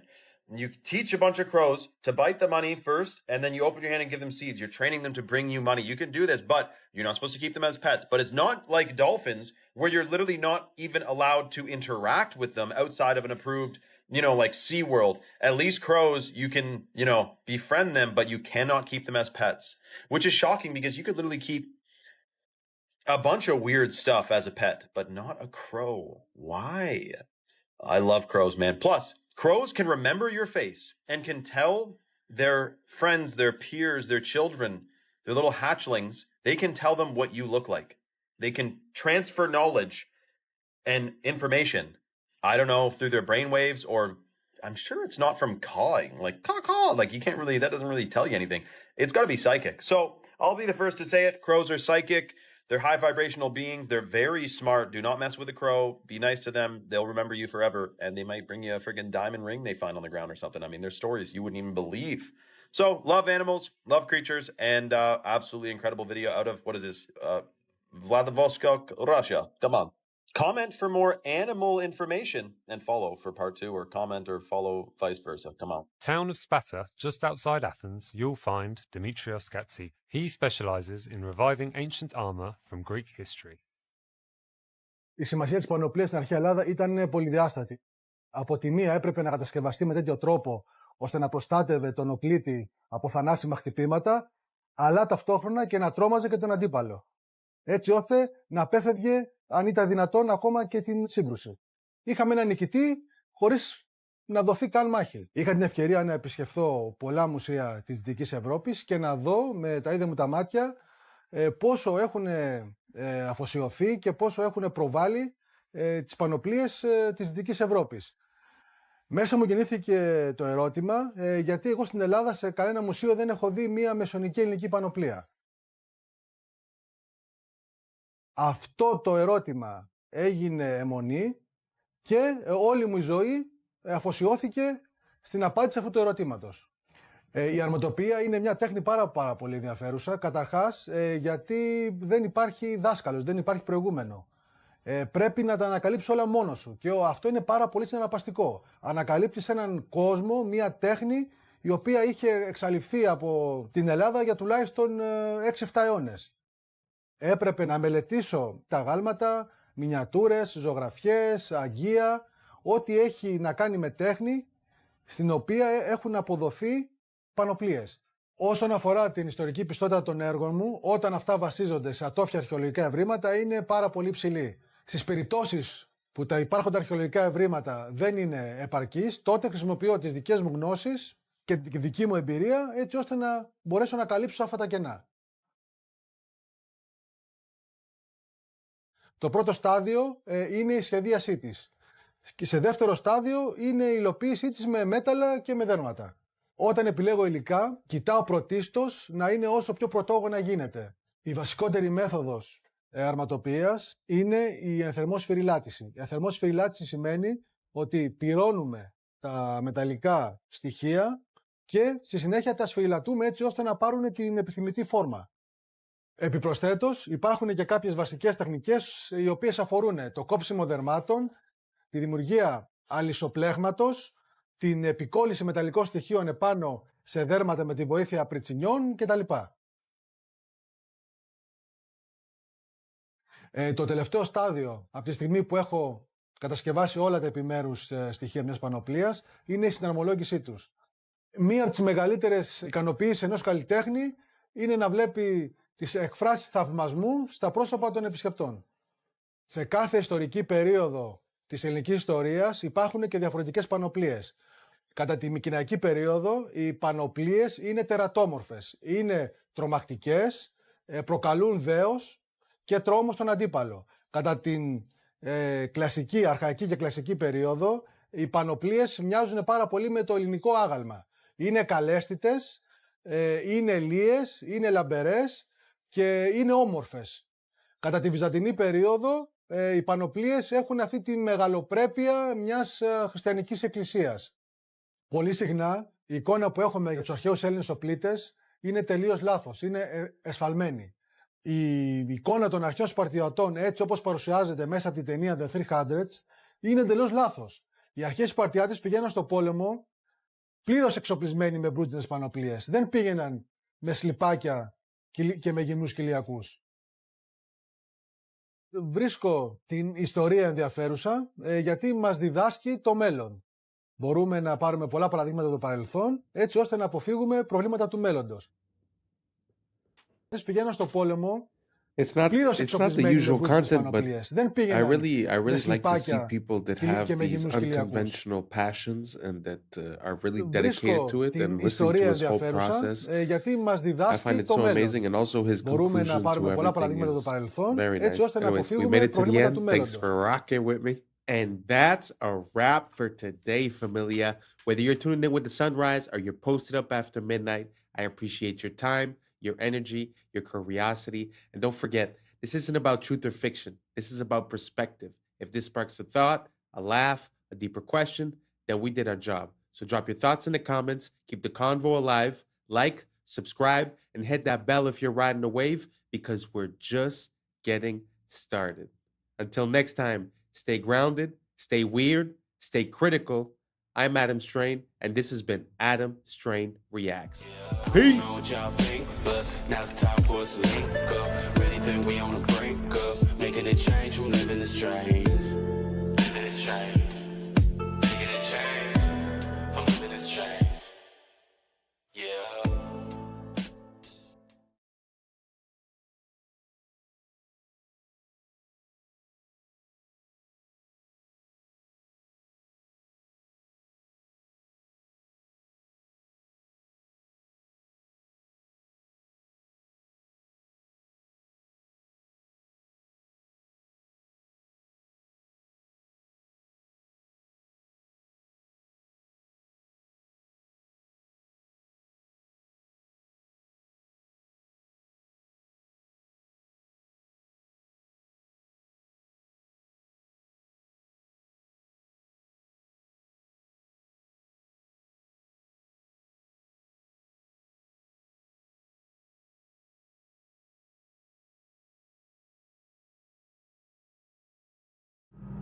Yeah, yeah, yeah, yeah. I was sleeping, had to wake up. Why? Every reason I could think of. God, till the day I keep the ink up. What's up, YouTube? Today, we'll be watching disturbing TikToks that'll make you question reality. So without further ado, welcome to Adam Strain Reacts. Let's get her done. They've been keeping this from you. This is the underground city that was found beneath Los Angeles by a man named Warren Shufelt. It was discovered using a device he invented to detect underground tunnels and caverns. Shufelt mapped out a network of passageways stretching for miles beneath the city. And here is where it gets crazy. His maps indicated a central chamber filled with gold and advanced artifacts. Shufelt said that upon analysis of the artifacts and the scriptures found within the passageways, they all pointed to a lost continent named Lemuria. Despite his groundbreaking findings, city officials abruptly shut down his excavation. They officially claimed that the tunnels were old subway lines. But this is where they messed up. The Los Angeles subway system didn't begin operation until 1990, over 70 years after Schufelt's discovery. So what subway lines were they referring to? Some speculate that they were referring to an ancient civilization that had access to a subway-like system. Some have even gone further to say that the city officials had knowledge from the future. They knew that Los Angeles would eventually have a running subway system in the years to come, therefore it would be the perfect cover-up, perfectly concealing its true origins. Yesterday we witnessed... I find it very interesting when we find underground either tunnels or city streets and stuff like that. When we find them in Europe, people have a tendency to say, but Europe is really old, so they just built on top, it's normal. That's why I love to find these type of things in the United States, because the history of the United States is so young that it's kind of hard to explain away like a whole tunnel system under a street. You know, if you compare that to Paris, like the catacombs, you could say, it was in the 1600s, so they had a lot of time, this and that. But when it comes to the United States, like you see, the timelines are a bit off, and it's kind of hard to explain away. So what do you guys think about that railroad? Do you guys think that there was something below Los Angeles before the metro stations? Or do you think that maybe they got their wires crossed and they just made a mistake? Because I do know that New York has level upon level upon level upon level, probably 6-7 levels deep, one for gas, one for water. I think I've already mentioned this, but what do you guys think about this? Do you guys think that there's a system and that there was something there before? Or do you guys think that maybe we just made a mistake? Let me know down below. Let's keep on rocking. The heist of the century, where a group of thieves disguised as construction workers using this hoist ladder broke into the Louvre Museum in Paris and got away with hundreds of millions of dollars worth of items. Yeah, this is the same museum that the Mona Lisa is also kept. Now, this is being called a national disaster for all of France. Some of these items that were stolen were worn amongst kings and queens and royalty. One of these items was worn by Napoleon III's wife and contained over 2,000 diamonds. Here are some of the items that were all stolen, and authorities don't even know. They can't even put a price on some of these items because they're so old, they're so antique, they're so unique. And what we know is they got in and out within 7 minutes with chainsaws, cut the windows, got in, cut all the, display boxes, and got out within 7 minutes and left on mopeds, because in France, the traffic is crazy. So they were just able to, maneuver their way out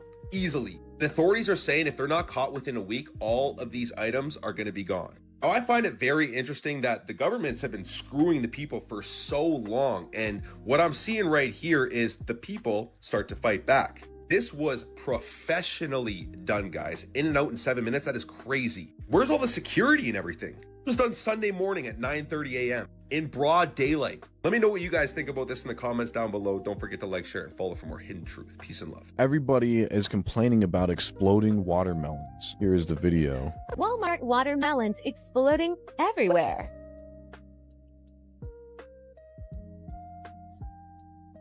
Hey, yeah, so I came downstairs and all of the guts of my watermelon was all over my table, as you can see here. Here it is again. The inside looks crazy. It really looks like it is a man-made watermelon. It doesn't look like...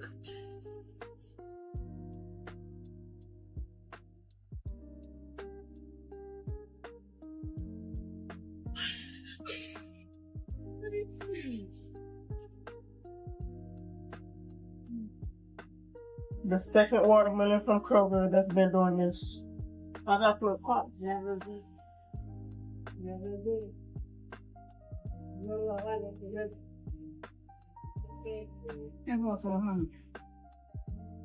From Kroger.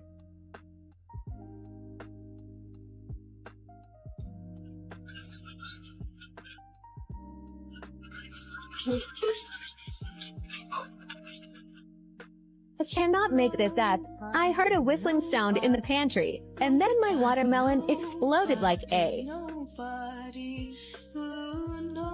Do you really believe what they tell you? Have you heard of the orphan trains? It was a covert operation to repopulate and reshape the American Midwest. This is as dark and scary as it sounds. Between 1854 and 1929, the United States was experiencing massive waves of immigration that was flooding into urban areas.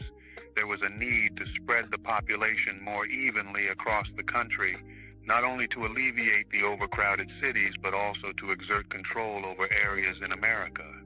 So, the U.S. government came up with a plan.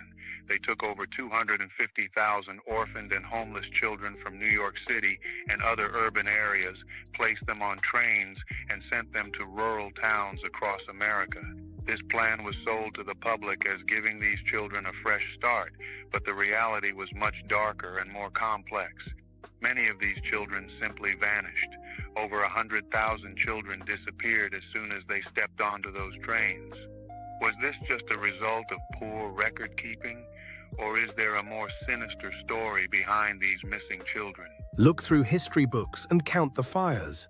Libraries, cathedrals, palaces, hotels, always burning. Coincidence or strategy?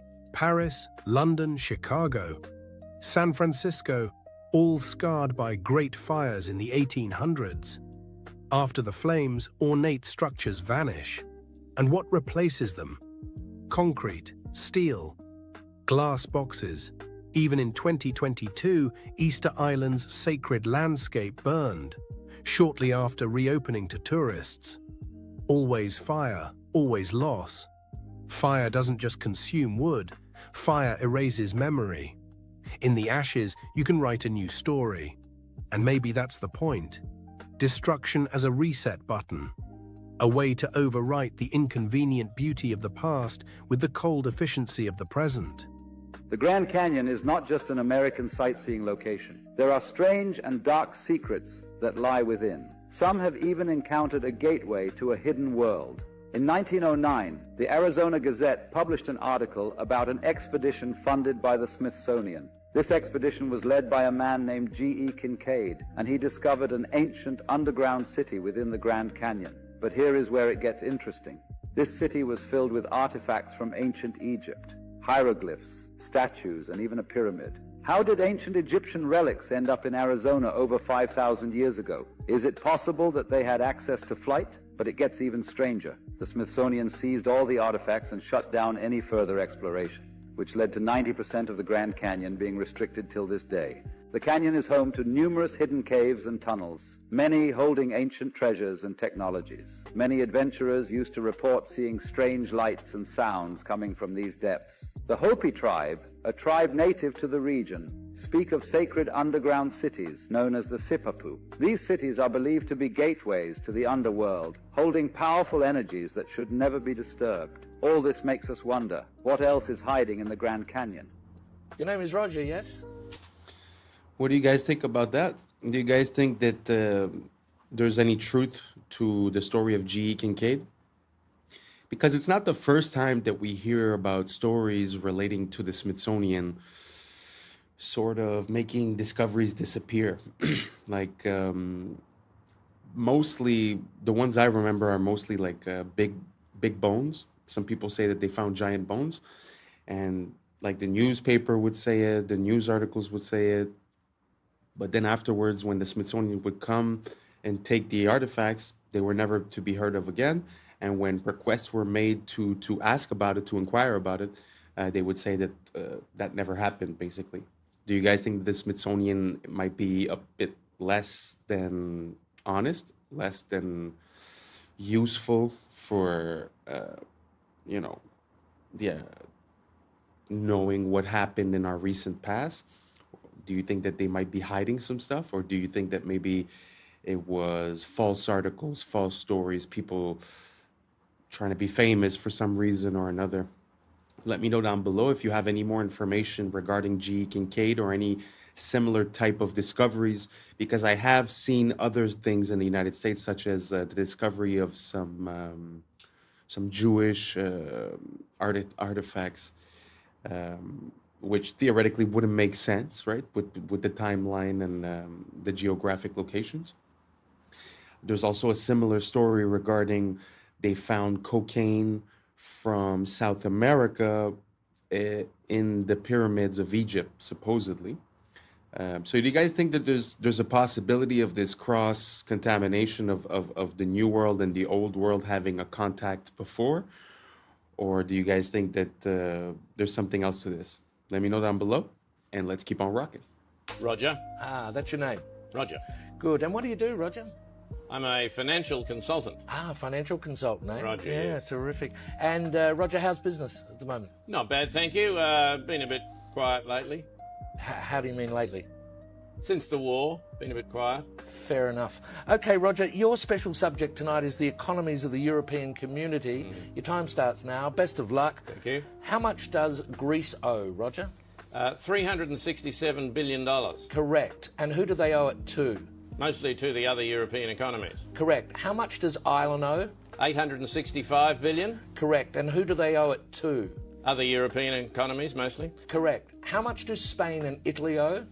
$1 trillion each. Correct. Who to? Mainly France, Britain and Germany. Correct. And how are Germany, France and Britain going, Roger? Well, they're struggling a bit, aren't they? Correct. Why? Because they've lent all these vast amounts of money to other European economies that can't possibly pay them back. Correct. So what are they going to do? They're going to have to bail them out. Correct. Where are they getting the money to do that, Roger? That's a good question. I don't know the answer to that one. How much does Portugal owe? Hang on a minute. What was the answer to that earlier question? Just keep answering the questions, Roger. Where is Portugal going to get the money it owes to Germany if Germany can't get back the money that it lent to Italy? Just a minute. What was the answer to the previous question? The question was, how can broke economies lend money to other broke economies who haven't got any money because they can't pay back the money the broke economy lent to the other broke economy and shouldn't have lent it to them in the first place because the broke economy can't pay it back? You're wasting very valuable time, Roger. How much money does Spain owe to Italy? $41 billion, but where are they going to get it? Correct. What does Italy owe to Spain? $27 billion, but they haven't got it. They're broke. Correct. How can they pay each other if neither of them has any money? They're going to get a bailout, aren't they? Correct. And where's the money coming from for the bailout? That's what I'm asking you. Correct. Why are people selling the European currency and buying the US dollar? Because the US economy is so much stronger than the European economy. Correct. Why is that, Roger? Because it's owned by China. Correct. And very well done. And after that round, you've lost $1 million. I've lost $1 million. I thought you said well done. Yes, well done. You've only lost $1 million. That's an extraordinary performance, I've Roger. only lost $1 million. Very well done. And that's quite good, is it? Oh, it's excellent. Sell everything immediately. Quickly. Jeez. Wow. Like, money rules our life, but when you really break it down, it's kind of funny. Like, it doesn't really make sense. Like he was saying, like, all the countries owe money to themselves, but they can't pay it back. It's kind of ridiculous. At the end of the day, no one's going to get paid, and no one's the wiser, right? So it just feels like some of these big companies that have shell companies, and the only goal is to, like, keep the money moving, right? And as the money keeps moving, everything's fine at the end of the day. Feels like that's what we're seeing, but on a massive scale, as if they're fudging the numbers, hoping that no one realizes. But I mean, at one point, this bubble will have to pop, no? Or we're just going to artificially inflate it forever? I don't know. You guys let me know. It's not like this is financial advice or I'm an advisor or nothing. This is just pure common sense. How do you pay back something you don't have? How do you lend something you don't have? Who do you sell it to? Who do you give it back to? It really doesn't make sense. So if you could shed some light on this to me, go for it. And let's keep on rocking. speaks the real truth about men. You don't want to miss it. Realizing, I think the real thing that they find attractive in women is a woman who is incredibly nurturing. I think no matter how self-sufficient and how masculine a man is, but when a woman takes care or predicts his needs before he says it, he can't help but melt. So if she knows he might be hungry and there's something ready, if she knows that he might be tired, there's a coffee ready, if she knows that he's got work in the morning, he's going to be in a rush, there's a shirt ironed, these kind of nurturing acts makes a man feel loved. And I don't think they realize it because they're so conditioned to not expect that from women anymore and see that as oppressive and see that as toxic. They're just like, oh no, I don't even expect that. But when they receive it, they act like babies, like just received an opened present. They're like, oh, coffee for me? Like, you know, like you did that for me? And it's like, oh yeah. And I think they don't realize that that is actually their universal love Men language. are very simple. We're not complicated. We're just looking for a good, godly woman that wants to be with us and take care of us and be for us. And if you agree, type amen. It was a prank. They got a doctor to wake him up and tell him, you're waking up from a 12-year coma.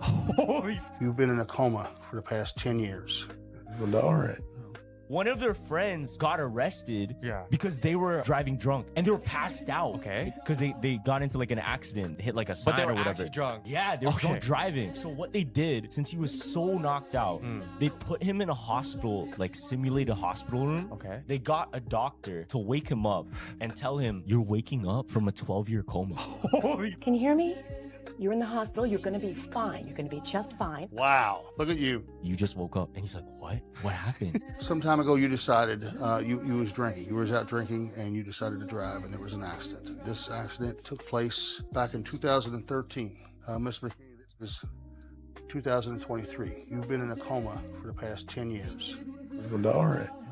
They've been contacted. They're on their way. But you're going to be taken care of. You're going to be all right. Make sure, let me check on my colleague. Make sure he's in here. He's going to help you better make a transition from where you've been to where you need to be. It's all right. Just try to relax.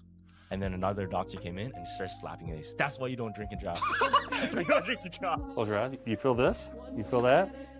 A little bit. Feel that? Feel that? Feel that? All right. You feel that? Yeah. See, yeah. Feel that? You feel that? Yeah. Dude, look. Yeah, 5 DUI. 5 DUI. Wait, did y'all forget about that South? I don't know who they got the right to do that from, because theoretically that guy should be going to jail, right? But man, people do need consequences to their actions. Like, this is a weird situation, but I'm sure he's gonna think about it twice before he drinks and drives again. Sorry, I just found that super funny. Let's keep on rocking. Antarctic magnetic anomaly. Well, listen to this, y'all. Check this out. All right, I don't really even know how to put this, but does anyone know anything about this massive energy wave that seems to be emanating from Antarctica? There's a video going around as of yesterday, October 12th, showing this powerful, huge circular pulse of energy, this wave that seems to be stemming from Antarctica, stretching like allegedly 6,000 miles north over Australia. It looks insanely powerful, and it is very odd, and I am trying to get more information. I mean, some people say it's just a glitch. Some people say it's some sort of pressure system. Others are convinced it's something else entirely. We do know that Antarctica definitely has a very mysterious past. So whatever it is, it's strange. But if anyone knows anything or you've seen this actual data yourself, can you please tag someone or comment below with... Now, I was combing through these comments and everybody is feeling the same thing. People are feeling exhaustion, ringing in their ears. They're feeling frequency. People saying to the point that they don't even want to get up and do anything. They don't want to go to work. Hell, they don't even want... People can't even digest food properly. Now, as you guys may know, we are going through an ascension process and the planet is splitting. There's a 3D shift and a 5D shift. It's all about frequency, all right? And I go into depth of why people are experiencing this. If you guys want to check it out, here's my Instagram, Conscious Juice. Here's the link over here, the link tree, and click on it, and then the Patreon link should pop up. And it's the very first video, okay? I go into detail on why this is happening and why people are experiencing the ringing in the ears and all about this, okay? Go check it out, y'all. But I've been telling y'all, this is all part of the shift, and it's here. They feel it. They see it. Let's continue to get it. Peace in. Breaking news. What do you guys think about that? The frequencies that are emanating? Do you guys think that maybe it's a mistake with the tools that they're using to make their readings? Because I've heard that also the Schumann resonance also is a bit crazy. I mean, is it the solar flares? Is it the technology that we're unveiling here on Earth, like the 5G and all this, and technologies that we don't know about that the military maybe might be using? So what do you guys think? Do you guys think that there's something wrong with the planet? Do you guys think that there's an abundance of frequencies? He said that some people are feeling it. Have you guys felt it? Did you feel ringing in your ears, problems digesting, this and that? Let me know down below. Let's keep on rocking. A man named Noah in Ghana is building an Ark of Doom. It has become a hot topic across the country after claiming that what happened during the biblical days of Noah is about to happen again. According to him, starting December 25, 2025, a heavy rain will fall continuously for 3 years, flooding the entire world. He says God revealed it to him, and he has already begun building an ark to prepare for what's coming. Noah, who lives in a small community in Ghana, says he has spent months gathering strong, seasoned wood to build the ark. He claims the materials are not ordinary, that each piece has been prayed over and chosen under divine instruction. While many people laugh at him and call him crazy, others are beginning to pay attention. Some say, wasn't it the same thing people said to the first Noah? They mocked him until it was too late, despite the criticism. This modern-day Noah says he will not stop. He believes his mission is to save as many lives as possible before the rain begins. He invites anyone who believes to join him in building the ark and preparing for the flood, whether it's faith, fear, or pure conviction. This is driving me nuts. Not gonna lie. That's Anchor Watt, and that's something that we use every day. About 10 years ago, Anchor Watt was scanned with LiDAR to remove the trees and see what's underneath them. When they did that, these appeared. Let me put this into perspective. Angkor Wat is the biggest temple on Earth. 7 Angkor Wats could fit comfortably in whatever that is. That squiggly geometry is used by your credit card and your festival wristband, and Walmart when it tries to stop you from stealing stuff. These are RFID chips. They don't need power, but they couple with an antenna sending a signal, which is crazy because Angkor Wat's aligned to a star. It also has the exact geometry of a camera sensor that converts light to electricity. The only difference is scale. And the temple has the geometry of a timekeeping oscillator, which is exactly what it does using the sun. The towers are shaped like the signal coming out of your phone when it connects to a tower. A cross-section of these towers is the same geometry as a corrugated horn antenna. The shape of a computer chip is functional, not aesthetic. That's because they're meant to manipulate electrical vibrations. Well, between the ionosphere and the ground is a current called the global electric circuit. This seems like too many coincidences, which is why about 80% of my research is focused on this exact topic. And on Sunday, I'm doing a live stream. Latest research, how it works, the role of sound in these things. Any purchase of the birthday bundle or the mastery suite will get you a free pass into the inner grid where I will be hosting that talk. You want to go? You should go. Don't make it weird. It's not clingy if we both want it. Now let's get into... That's very interesting. What do you guys think about the correlation between ancient sites and modern electronics? Do you think one is inspired by the other, or the other is inspired by the one? Meaning that did we recognize these patterns and then incorporate them in our technology? Or did we just create the technology and then, hey, look, this looks like that? I don't know. If anyone knows, let me know down below. But what could it mean if the way that things are structured and the way that they're presented and their alignment is the exact same as our computers? What would that imply? That this world is a grid, that this world is a computer, that this world is, I don't know, a game? I don't know. What would it mean to you if we were able to prove that? Let me know down below. And I'm very curious to see what you got to say. And let's keep on rocking. Something even stranger, meltology. Not in your history books, but it's there if you look. Old walls, ruins, what they tell us are natural mountains. Glance quickly, you'd believe it. But up close, you see melt marks. You see drips, flows, stone that looks like it was once liquid. Outside, scarred, jagged like lava. Inside, preserved, sharp, arches still intact, columns still standing. So what is it? A natural mountain? Or a giant building burned so hot it fused into rock? Nature doesn't carve perfect arches. Nature doesn't make flat walls cut like a blade. Those things are not natural. They were architecture, and now we call them mountains. So the real question is, who built them, when, and why were they all burned, melted, buried? 1923, these local authorities that were sided with the USSR, they come into this Ukrainian village and they tried to get the people in this village to sign a petition to basically get rid of their church. What it was met with was everyone protested it and they're like, get out of here. We're never signing that. We're never shutting down our church. So the authorities left, but they left and they were really mad. And right outside the village, there was this giant wooden cross, the metal figure of Jesus on it. One of these police officers, they struck the side of Jesus on the cross, instantly started pouring out blood. What? Freaked them out. They ran away from it. Word spread real quick. And by that evening, over 30,000 Christians in Ukraine gathered around this cross and were praying. For weeks, these soldiers, they kept on trying to remove the cross. And they said that they were not able to because they felt an invisible force pushing them away. Wow. And this Jewish doctor, he's like, I just want to see this. And so he goes and collects a sample, tests it, and he's like, it's blood. Oh my gosh. There's blood pouring out from the side of Christ. The USSR, they're heavily persecuting the Christians, so like a lot of people were like turning away from the church. Yeah. But it basically rallied them back up, at least for a short time. And then the USSR came in, they were finally able to tear down the cross, and then they outlawed and destroyed all crosses within Soviet Russia. Good Lord. You fully believe that story happened? I do, yeah. Y'all, that shift is a lot closer than you think. What you're witnessing right now is not just a light in the sky. This is the cosmic breath of the black sun, the hidden heart of creation, pulsating beneath the crust of the earth.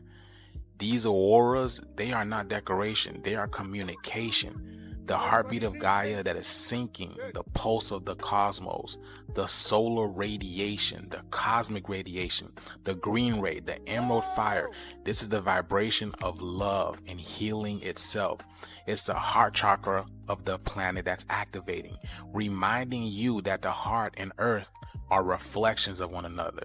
So if you're feeling unfamiliar in your body, if your emotions been rising and your sleep patterns been strange, understand that your DNA is tuning into the new frequency of the sun that's behind the sun. The kundalini of the planet is awakening.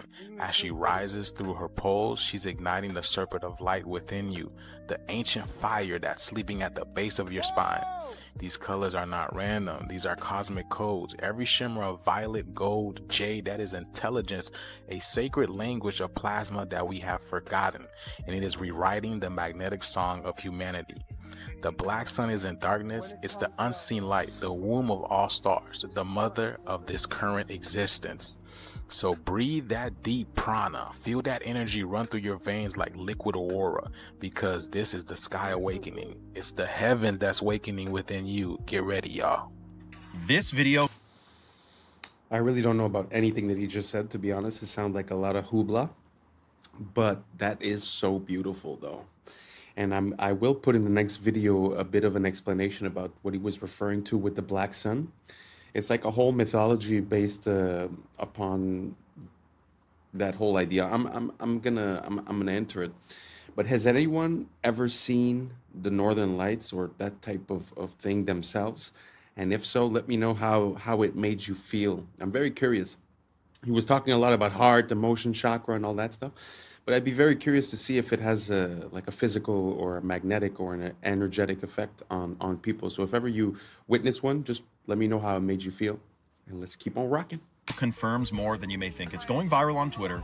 It's water gushing out of a tree these guys have started to cut down. However, we have a lot to unpack here. I promise you, if you stick through this video, you'll be freaking shocked at the end of it. So the obvious thing is, okay, we shouldn't be cutting down this tree. Duh, how big is it? How old is it? Is it 1,000 years? Is it 500 years? It's not 6,000 years. It's not older than 6,000, rather, I should say. We should talk about the age of the earth in another video. The next thing, though, is I've seen them cut down massive oaks and other trees in North America and water gush out of the stump. And the comments was like, well, maybe there's just like a spring there, or maybe the tree like wrapped up around a water line that was like leaking and now it's gushing out. This is a lot more serious. This is so incredibly shocking. For one, I hope these guys left the tree alone, patched it up, put some clay in there. Hopefully the tree heals itself. Like, look how massive this freaking tree is. But do you remember seeing tabletop mountains in Peru, South America, all over the place, tabletop mountains that have a waterfall constantly flowing. And I'm not talking about an ice-capped mountain. Ice-capped mountains with waterfalls, we know it's snow melt. Yes. But check this out. So have a look at this. We have a tree stump, and we have perhaps an ancient gigantic tree stump as described in many different ancient texts. Notice the waterfalls pouring off of this tree stump. We're talking about a flat plateau. There's no lake up there. Is it that the roots of this tree, when it was anciently still alive and connected, I mean, the ancients believe that even rocks are alive, so that would make sense if rocks are remnants of ancient trees anyway. But I'm talking the roots of this silicon-based tree tapped into the water supply. When it got cut, this is what's said in the Bible, the angels came and cut the trees down so the Nephilim couldn't climb the trees and survive the flood because they were cannibalistic and everything. Cut the tree, and the waterfalls are still flowing out of it. We may have cracked the code. Let me know your thoughts. And hopefully this tree survives and they patch it up. That's what I'm talking about. I've been thinking about this for actually quite a while, because I was at the top of a mountain, I was looking at this waterfall, and I was wondering, how is it possible that the water just keeps flowing? And to be honest, the only thing I could come up with in my mind is that there's sort of like a pressure that's created to make the water go up and then it goes back down, because it's impossible that it's just rain. Because when you look at like a little river or waterfall, I mean, those are thousands of gallons per second. So, I mean, there's no way to have that amount of water constantly flowing. Because if it was rain or something like that, it'd be less sometimes, more sometimes. But somehow these waterfalls are very stable. And the example that he was showing there on the mesa, obviously, how do you explain it? Because there's, like you said, there's no river on top. There's no source of water. It wasn't raining. So it's very interesting. What do you guys think about that? Do you guys think that the water somehow has a way of completing the cycle? Sort of like when you would have a pump and it pumps the water up and then the water goes back down and then you restart, sort of like how we use fountains and stuff like that. Do you guys think it works like that? Or is there another explanation that I am completely missing? So if you have an idea, just let me know down below, because it's been something that's been in my mind for a little while. So I'd be very curious if you could help me out. Thank you so much. I appreciate you being with us today. And that's a wrap for today, familia. Whether you're tuning in with the sunrise or you're posted up after midnight, I appreciate your time, your energy, your curiosity. And don't forget, this isn't about truth or fiction. This is about perspective. If this sparked a thought, a laugh, a deeper question, then we did our job. Drop your thoughts in the comments. Keep the convo alive. Like, subscribe, and don't forget to hit that bell if you're riding a wave, because we're just getting started. So until next time, stay weird, stay grounded, stay critical. I'm Adam Strain, and this has been Adam Strain Reacts. Peace.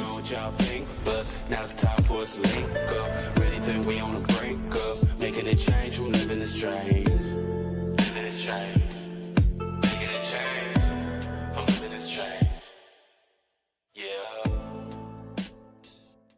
Artemis mission are literal actors. You can see that this one be able to find so many mistakes and glitches. Shadow from her hand that were appearing on the main character. Artemis Project all mysteriously showed up or disappeared. Let that say it. Look closer. What's up, YouTube? Today, we'll be looking at disturbing TikToks that'll make you question reality. So without further ado, welcome to Adam Strain Reacts. Let's get her done. I like how she has her hair up and in a braid on the way to the launch pad. Then the second they get into space, she takes her hair out like this. When a braid would really be the most sufficient way to have your hair in space. And that doesn't even look like the same person, by the way. Any female that's ever allegedly been in space, they have never tied their hair up. I wonder why that is. It's because that's the easiest way to sell you on the fact that there's no gravity. It doesn't make sense. Your hair would be tied up. And what the hell is all that? Are you kidding? The state of this would not even be acceptable for your average residential electrician. This is one way to do it, but we also have a treadmill, a bicycle, and weightlifting. I'm sorry, weightlifting? How exactly does that work if there is no weight in space? Why would you be using weights if there is no weight. And I'm sorry, but the hair sticking up constantly doesn't even make any sense. It wouldn't just constantly be up like that unless you intentionally pointed it up. According to what we're told, there needs to be a force acting on something for something to move. So it really wouldn't just stay up like that. If she were to just push it down, it should stay down until you actually push it back up. But for some reason, it's always straight up. I hate to say it because this is clearly fake, but this is a much better example of what your hair actually would do. Everyone's hair should always be doing the same thing, no matter which mission it is. But that's not something any of them would even have to worry about if they just did the logical thing and tied it up. That's crazy. I'm sorry.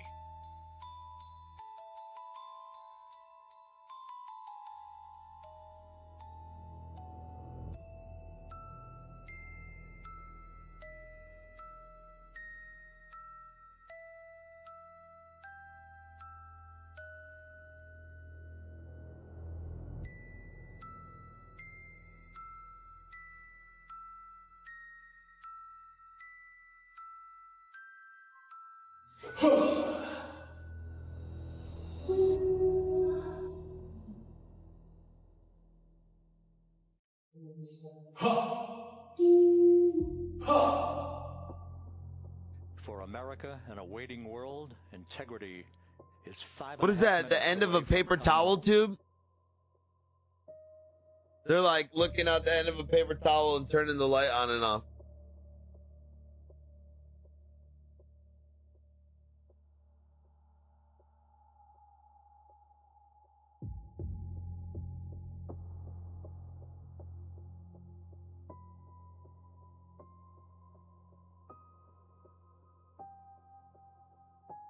As you guys can see, we're doing a bit of a deep dive on the space stuff. I mean, it's something that really was an integral part of me questioning the world in which we live.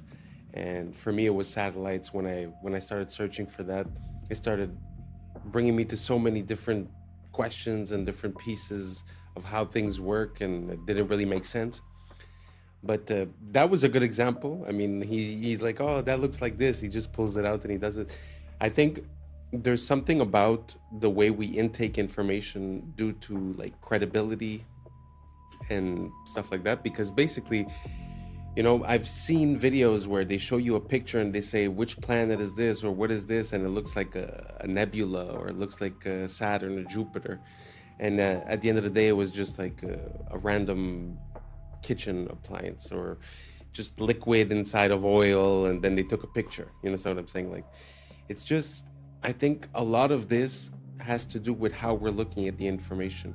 So does it really make sense that, I don't know, just like he was saying, that they're keeping the hair up, or that, you know, after all of this evolution in camera, somehow, you know, we only get basic shots, basic quality. There's no camera pointing outside all the time. So let me know what you guys think down below. So this is the Artemis 2 special. We're just gonna breeze through it. Let's keep on rocking. Fast are you going at your top speed? It's interesting measuring speed in space. So, you know, we use like air density and, you know, to determine Mach. So when we enter the atmosphere, we'll be going about Mach 25, 26, or 25,000 miles per hour. 7 miles a second. Wow. He said entering the atmosphere at 25,000 miles per hour, 7 miles a second. So what they tell us is that the atmosphere starts about 62 miles up, what they call the Kármán line. You understand too that they tell us asteroids that we can view from Earth also move at about 25,000 miles per hour. So this tiny little pod about 6 feet across enters the atmosphere only 62 miles up, moving the same speed as an asteroid, which by the way is the same speed as escape velocity, which is required to leave the atmosphere. So if they were coming in at that speed, only 62 miles up, they would hit the ground in about 8 seconds. Oh, but I forgot they had parachutes, because you'd be able to stop an asteroid with a couple of parachutes, right? Oh, and I also forgot you can film something 60 miles away that's going 25,000. I keep seeing people say, oh, well, the air actually slows them down to about 300 miles per hour. Okay, so even if we went with that dumbass logic, 25,000 miles per hour to 300 miles an hour in just a couple of seconds. Remember, it would have to happen in just a couple of seconds because you only even have 8 seconds before you're at the ground. So basically an e-brake from 25,000 with humans inside. That would be even more extreme than going 500 miles an hour directly into a brick wall. wall. This is about 5,000 miles per hour. Think about 5 times faster than that. 7 miles a second.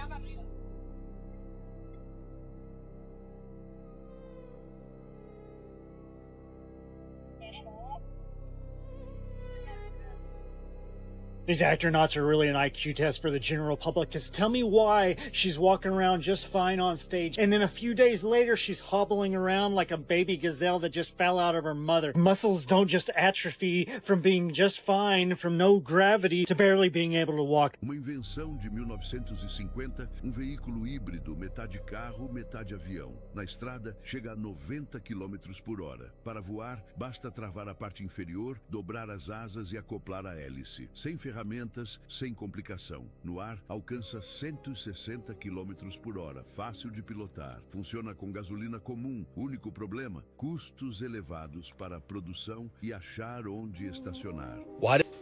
It's the first time I see that contraption, a car plane. So awesome.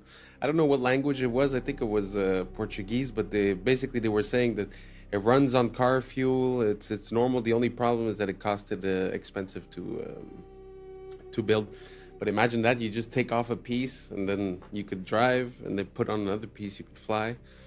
That's awesome. If you guys have any more of those, send them over. I like seeing variations of the car that never got to see the light of day, because it helps us see what the process is behind the scenes about what product is allowed to reach us and what is not and why. You know, very interesting.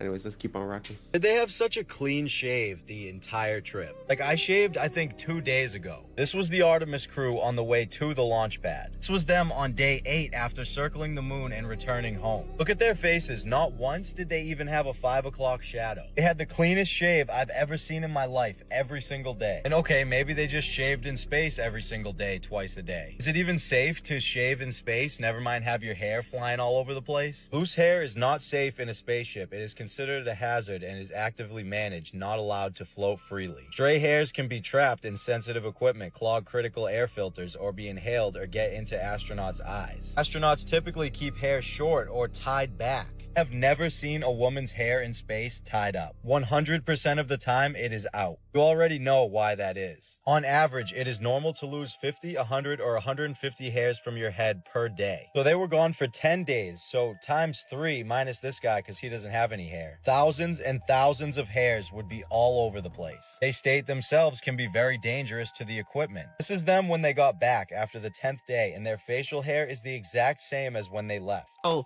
12 of the scientists, engineers that worked on the Artemis project all mysteriously showed up or disappeared. There's a story that caught our attention. We're talking about a number of U.S. scientists, some connected to very sensitive research, who have or disappeared. Let that sink in. So, they're acting again. I guess they came together and tried to blackmail him for some money. Otherwise, we're gonna tell him how we did the trick. And now they tricked him, and they did. If you in on the motherfucking hustle, stay in on the hustle. I guess the more to that story is, don't jump ship too late, because the hustle gonna continue. You're gonna be maggot food. Two of the astronauts on the Artemis mission are literal actors. You can see that this one was in Fallout and this one was in Mad Max. Why would they hire actors to go to the moon?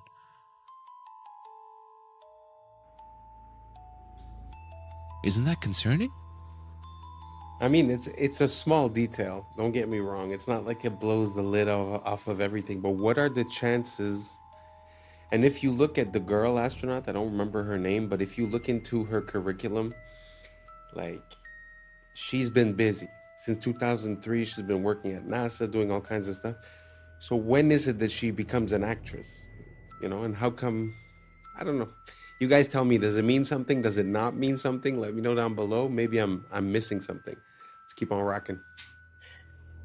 Get your tinfoil hats out, folks, because this is maybe my favorite conspiracy theory of all time. Okay, so one of the biggest conspiracy theories regarding the lunar landing is that we never went back after the 60s and 70s because we lost the technology. The idea is that the machinery and the tools that we used to get to the moon were either intentionally destroyed or lost over time. And the engineers that were working on it, they eventually all passed away. And so the actual hardware and the people that took us to the moon are no longer. What if I told you that the reason there hasn't been another lunar landing is because of lost technology? It's just not NASA's, it's Disney. What does Disney have to do with this, you ask? Well, naturally, we never actually went to the moon. We filmed the lunar landing and broadcast that as if it was really happening. Disney had government contracts with the United States. They worked with scientists like Werner von Braun. They filmed a very convincing lunar landing using green screen technology from the 60s that we simply do not have anymore in 2026. Listen to this guy talking about the Disney Prism that allowed them to film unbelievable scenes like this one in Mary Poppins that is simply lost forever. Instead of a blue screen or a green screen, they used what was sometimes called a yellow screen. It was a very specific spectrum of yellow made from a low pressure sodium vapor light that puts out one wavelength of light. Because it's just one wavelength, you can actually block just that one wavelength or let just that one wavelength go through. So the magic of the sodium vapor process is they used a beam splitter prism so that the light that comes through the lens gets split onto two strips of film at the same time. And that's exactly what you need to get your map. What's kind of magical about it is that you can block that one wavelength of yellow without messing up all of the other colors. In that scene, there's no matte lines. He's motion blurring, he's dancing around. The compositing is impeccable. Yeah, it's perfect. You couldn't have gotten such great blur over the alpha channel with a green screen or a blue screen. To join two pieces of glass and then have layers of material with different indices of refraction, it's a very custom job, and it would probably cost tens of thousands of dollars at a minimum. Apparently there were 3 of these ever made, and also we don't know where any of these prisms are today. So we did lose the technology. It just has nothing to do with rockets and shuttles. It has everything to do with green screens and prisms. Disney had this flawless yellow screen prism technology that allowed them to film Mary Poppins' lace transparent hat, or Dick Van Dyke's blurring movement when he dances, or throwing salt all over the place. So all that technology was perfect for a lunar landing where you're stepping on rocks and there's moon dust and the black background with the red, white, and blue. And once those prisms were lost or destroyed, we didn't have the technology to film another lunar landing the last 60 years. You're telling me we can't remake these prisms? He said it costs tens of thousands of dollars. Just buy 1 billion of them. We can send people to the moon, but we can't rebuild this cube? Forget about the lunar landing. I just want to see movies made this way. And today, wow, it was the first time that I've ever heard anything about that, and I've been looking into this for quite a long time. But have you guys ever heard of this lost technology? That's pretty crazy. I mean, to have the capability of doing just the masking or just the coloring and to have it perfectly split, I mean, that's a revolution for the 60s, never mind today. So yeah, very interesting. I had no idea. I had heard the idea that Disney was involved in the filming. But anyways, what do you guys think? I don't think I've ever asked you guys, so I want to know. I'm curious. Are you on team we landed on the moon in 69 up to 72, 73, and then afterwards we've never been back? Or do you think there was some trickery or fakery and an ulterior motive or reason for the reason that we haven't been back? Let me know down below, and let's keep on rocking. This video is showing you guys what the sun looks like up close with an ND5 foil solar filter, which allows us to be able to see through the brightness of the sunlight to actually see the shape of the sun, its texture, what it looks like. And I'm going to show you 3 different views from 3 different days, and you're going to see that the sun always looks the same, always has these same little spots on it, which I'll get to here in a second. Let's get zoomed in. There we go. Now you see these little black, look like little black dots on the sun. Now, to be honest with you, I don't know exactly what they are, but I know every time that I zoom in on it, they are always there. Now, they are not always in the same spot, but they always look the same. Every time I zoom in on this sun, these little black spots are always there. Every time on different days, no matter which day that you zoom in on it with the solar filter.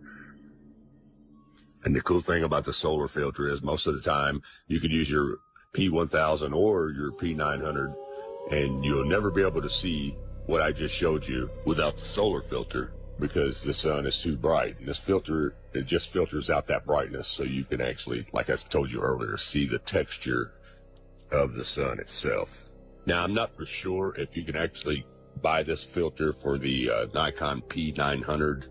I just know that they have it for the P1000. So if you have a P900, you might want to kind of research that, maybe look it up and see if they have one. I'm sure they probably do, but I know they have one for the P1000 and it does a fabulous job, as you can see right here.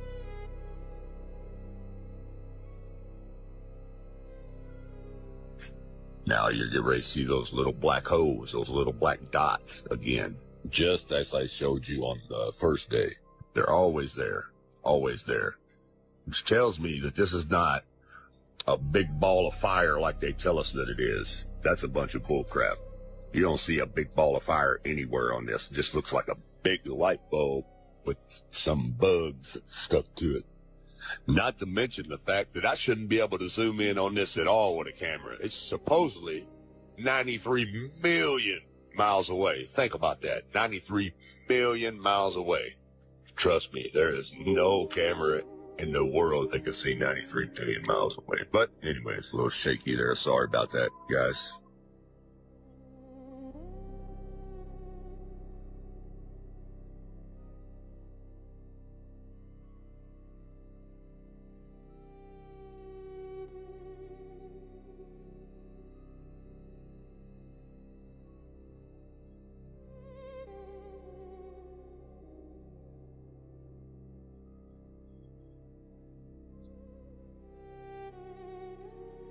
Okay, now this is a total different day here.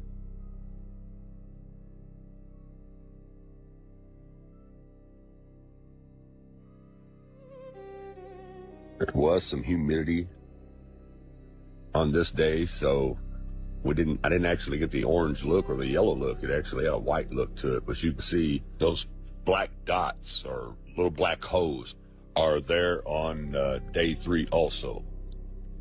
Well, you see the atmospheric reaction kind of blurring there over them, but they're definitely there. I don't know what that is, but it's something.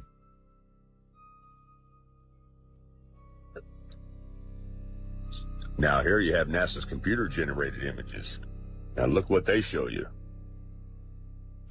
They show you this big old ball of fire with looks like lava and fire shooting out of it, which is all cartoon images, CGI. People, looks nothing like what I just showed you in real time with a real camera, with a real solar filter. Looks nothing like this NASA cartoon bullcrap. Yeah, you see that?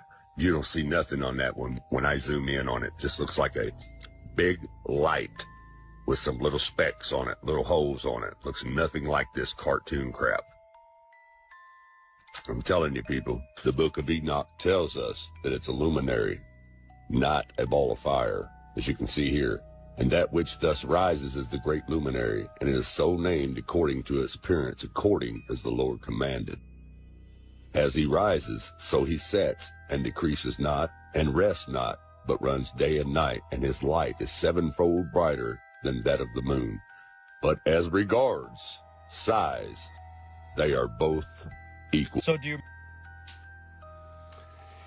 Wow, that's very fascinating, very beautiful. I really love this type of content, looking into things close, whether it be with a microscope, with a telescope, with a camera. I find there's so much detail and grain to this world that sometimes, like you were saying at the end, they show us a CGI representation, but does that even match reality at all?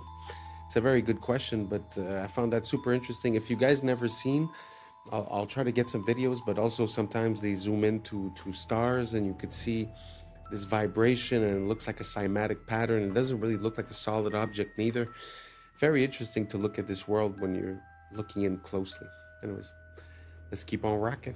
Remember this guy right here? Of course you do. He was the main character in the newest space movie. But I just want to take a second to look at the stars on this thing. And why is he still carrying it? See the stars? 1, 2, 3, 4, 5.5 stars. You see this little half star? So take a look at it right here after he spins it, which is all they actually did was play with a plush toy the entire time. You see how you can see the 5 stars, but where's the half a star? How come the half a star isn't there anymore? Watch it as it comes around. 5 stars. You clearly saw 5.5 stars. Where is that half a star? How come it's not there? But maybe if they didn't focus so much on spinning microphones and plush toys and actually showed us the moon, Earth, or what space looks like, then we wouldn't be able to find so many mistakes and glitches. Now, I just want to look at one more thing from our main character here. See right here how there's a shadow from her hand? Well, there should also be a shadow from the toy, but there isn't one. You see, she brings her hand back. There's the shadow. Takes it away. No shadow. So why isn't the toy giving off a shadow when her hand is in the same exact spot giving off a shadow? We don't even have to talk about the words that were appearing on the main character either. We've already talked about that. I mean, they were all interesting, but has anyone seen a debunking about the last one that he just showed? The one with the letters going through? Because if you think about it, it would make sense if they're using a blue screen and the little plush toy is blue. So let me know if that's been debunked, because that's a pretty good one. What do you guys think? You guys think it's what do they call it? Augmented reality, where they use 3D modeling in real time? Or do you guys think that it's just a mistake of lighting or in our mind? Or let me know what you think down below. Let's keep on rocking.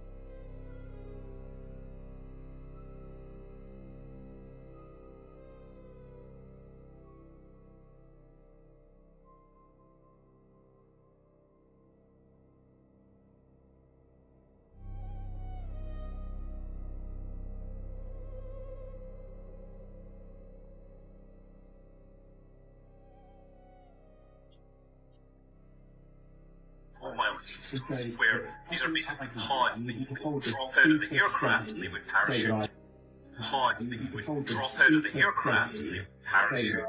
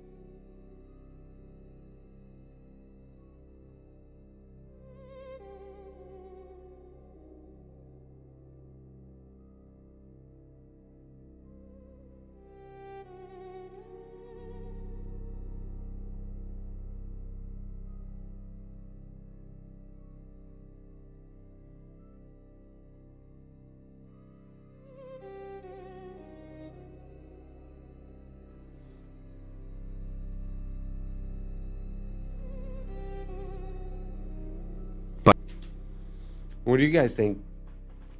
Do you think it's possible that they just dropped the pod off from a plane instead of it reappearing? Or do you guys think that's just a coincidence, the fact that that plane has that capability and was passing over it on the same date towards the same area? Let me know what you think down below. Let's keep on rocking. A lot of coincidences. Pas de caméra interne pendant l'ascension, juste des coupures pour faire place aux images de synthèse. Ils sont prudents pour pas faire les mêmes erreurs qu'avec Apollo 11. Après tout, si c'était faux, pourquoi ça deviendrait vrai? We're going to the moon. La NASA, c'est une télé-réalité, avec des acteurs présentés comme des cartes Pokémon. On sait tous que les images de 69 ont été faites en studio, avec un ralenti x2. Et si on met en vitesse normale, on peut visualiser les harnais. Et regardez la simplicité du décollage depuis la Lune pour le retour sur Terre.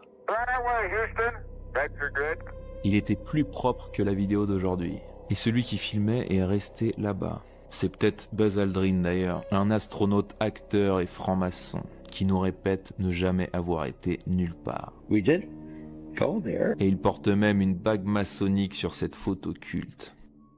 Et ici aussi. Parce qu'on a affaire à un théâtre occulte.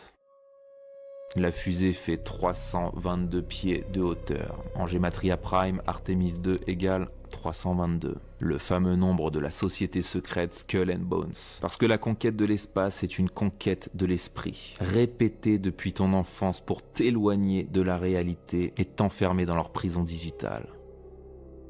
Do you know that Christina Koch was actually a character in Mad Max in 2015? Yeah, NASA astronaut Christina Koch appeared as one of the Vuvolini in the 2015 Mad Max Fury Road. And then just 10 years later, she's going to the moon. What an exciting life, huh? Apparently, she's only even been an astronaut for only 13 years. And she completed her candidate training in 2015, the same year that she was filming to be in a movie. Yeah, the 2 of the 4 American astronauts that are on that flight, they're right out of central casting. They're right out of central casting. Let's not forget about the words appearing on the stuffed animal and then him quickly moving it out of the way. Let's not forget about how the bag phased directly through Buddy's ear right here.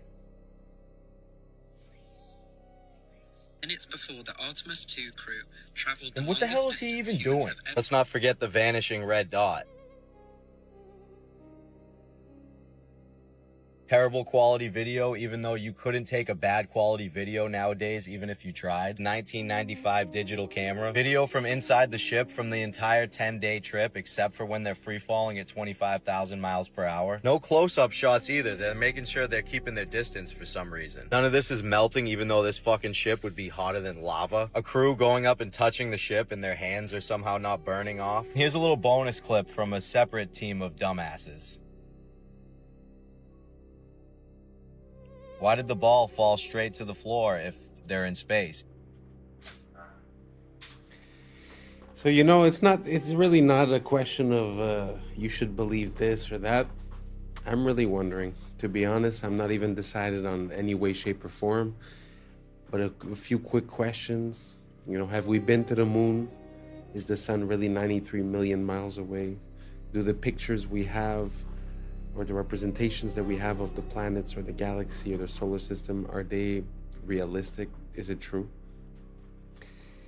Let me know what you think down below, and thanks for rocking. And that's a wrap for today, familia. Whether you're tuning in with the sunrise or you're posted up after midnight, I appreciate your time, your energy, your curiosity. And don't forget, this isn't about truth or fiction. This is about perspective. If this sparked a thought, a laugh, a deeper question, then we did our job. So drop your thoughts in the comments, keep the convo alive, like, subscribe, and don't forget to hit that bell if you're riding a wave, because we're just getting started. So until next time, stay grounded, stay weird, stay critical.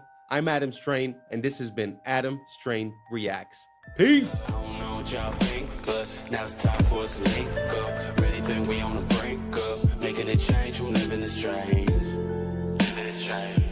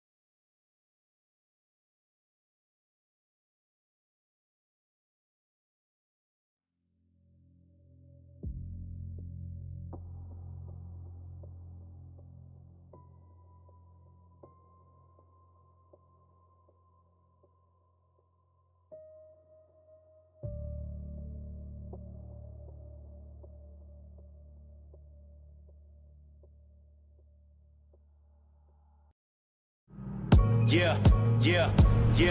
I was sleeping, had to wake up. Why? Every reason I could think of. God, till the day I keep the ink up. What's up, YouTube? Today, we'll be looking at disturbing TikToks that'll make you question reality. So without further ado, welcome to Adam Strain Reacts. Let's get her done. This is how we became a conquered people with a forgotten past. Little by little, piece by piece, removing all traces of a beautiful past, replacing the architecture above that was made to uplift and inspire its people with the architecture below with the exact opposite intentions. As we shuffle along to our 9-to-5s and our glass boxes, we are oblivious to the beauty that was once there, a people unaware of their true past and their true potentials are made to be the perfect drones, where back then the focus of the building was its beauty and aesthetics, while today the focus is on consumerism. Speaking of this McDonald's, look what they've even done in recent times. You can't strip all the beauty and color from the world overnight. And I know McDonald's is far from a good place to eat, but just look what McDonald's used to be. Colorful, bright, and vibrant. A place where it was a treat to take our kids to every once in a while, where their imaginations could run wild. Who remembers the little burger seats or the forest that McDonald's used to have in them? Now the interiors all look like an ugly corporate meeting room. Little by little, drip by drip, this has been going on for some time. Replace all the beauty with bland and lifelessness, reflecting the society that built it. Question everything, friends. Until next time. The insides of these World's Fairs were made just as beautiful and intricate as the grounds outside. And yet again, it displays a showcase of how our past was leagues ahead of our own abilities, housing an inside zoo and a zoo of people, and many, many elaborate displays. These look like anything but temporary. From the inside out, these are absolutely stunning. I believe, if anything, these to be the fairs of the inheritors, the controllers taking over the lands of a fallen empire and showing it off, showing off all the technology and the works of the old world. His story has been written by the conquerors. Question everything, friends. Until next time.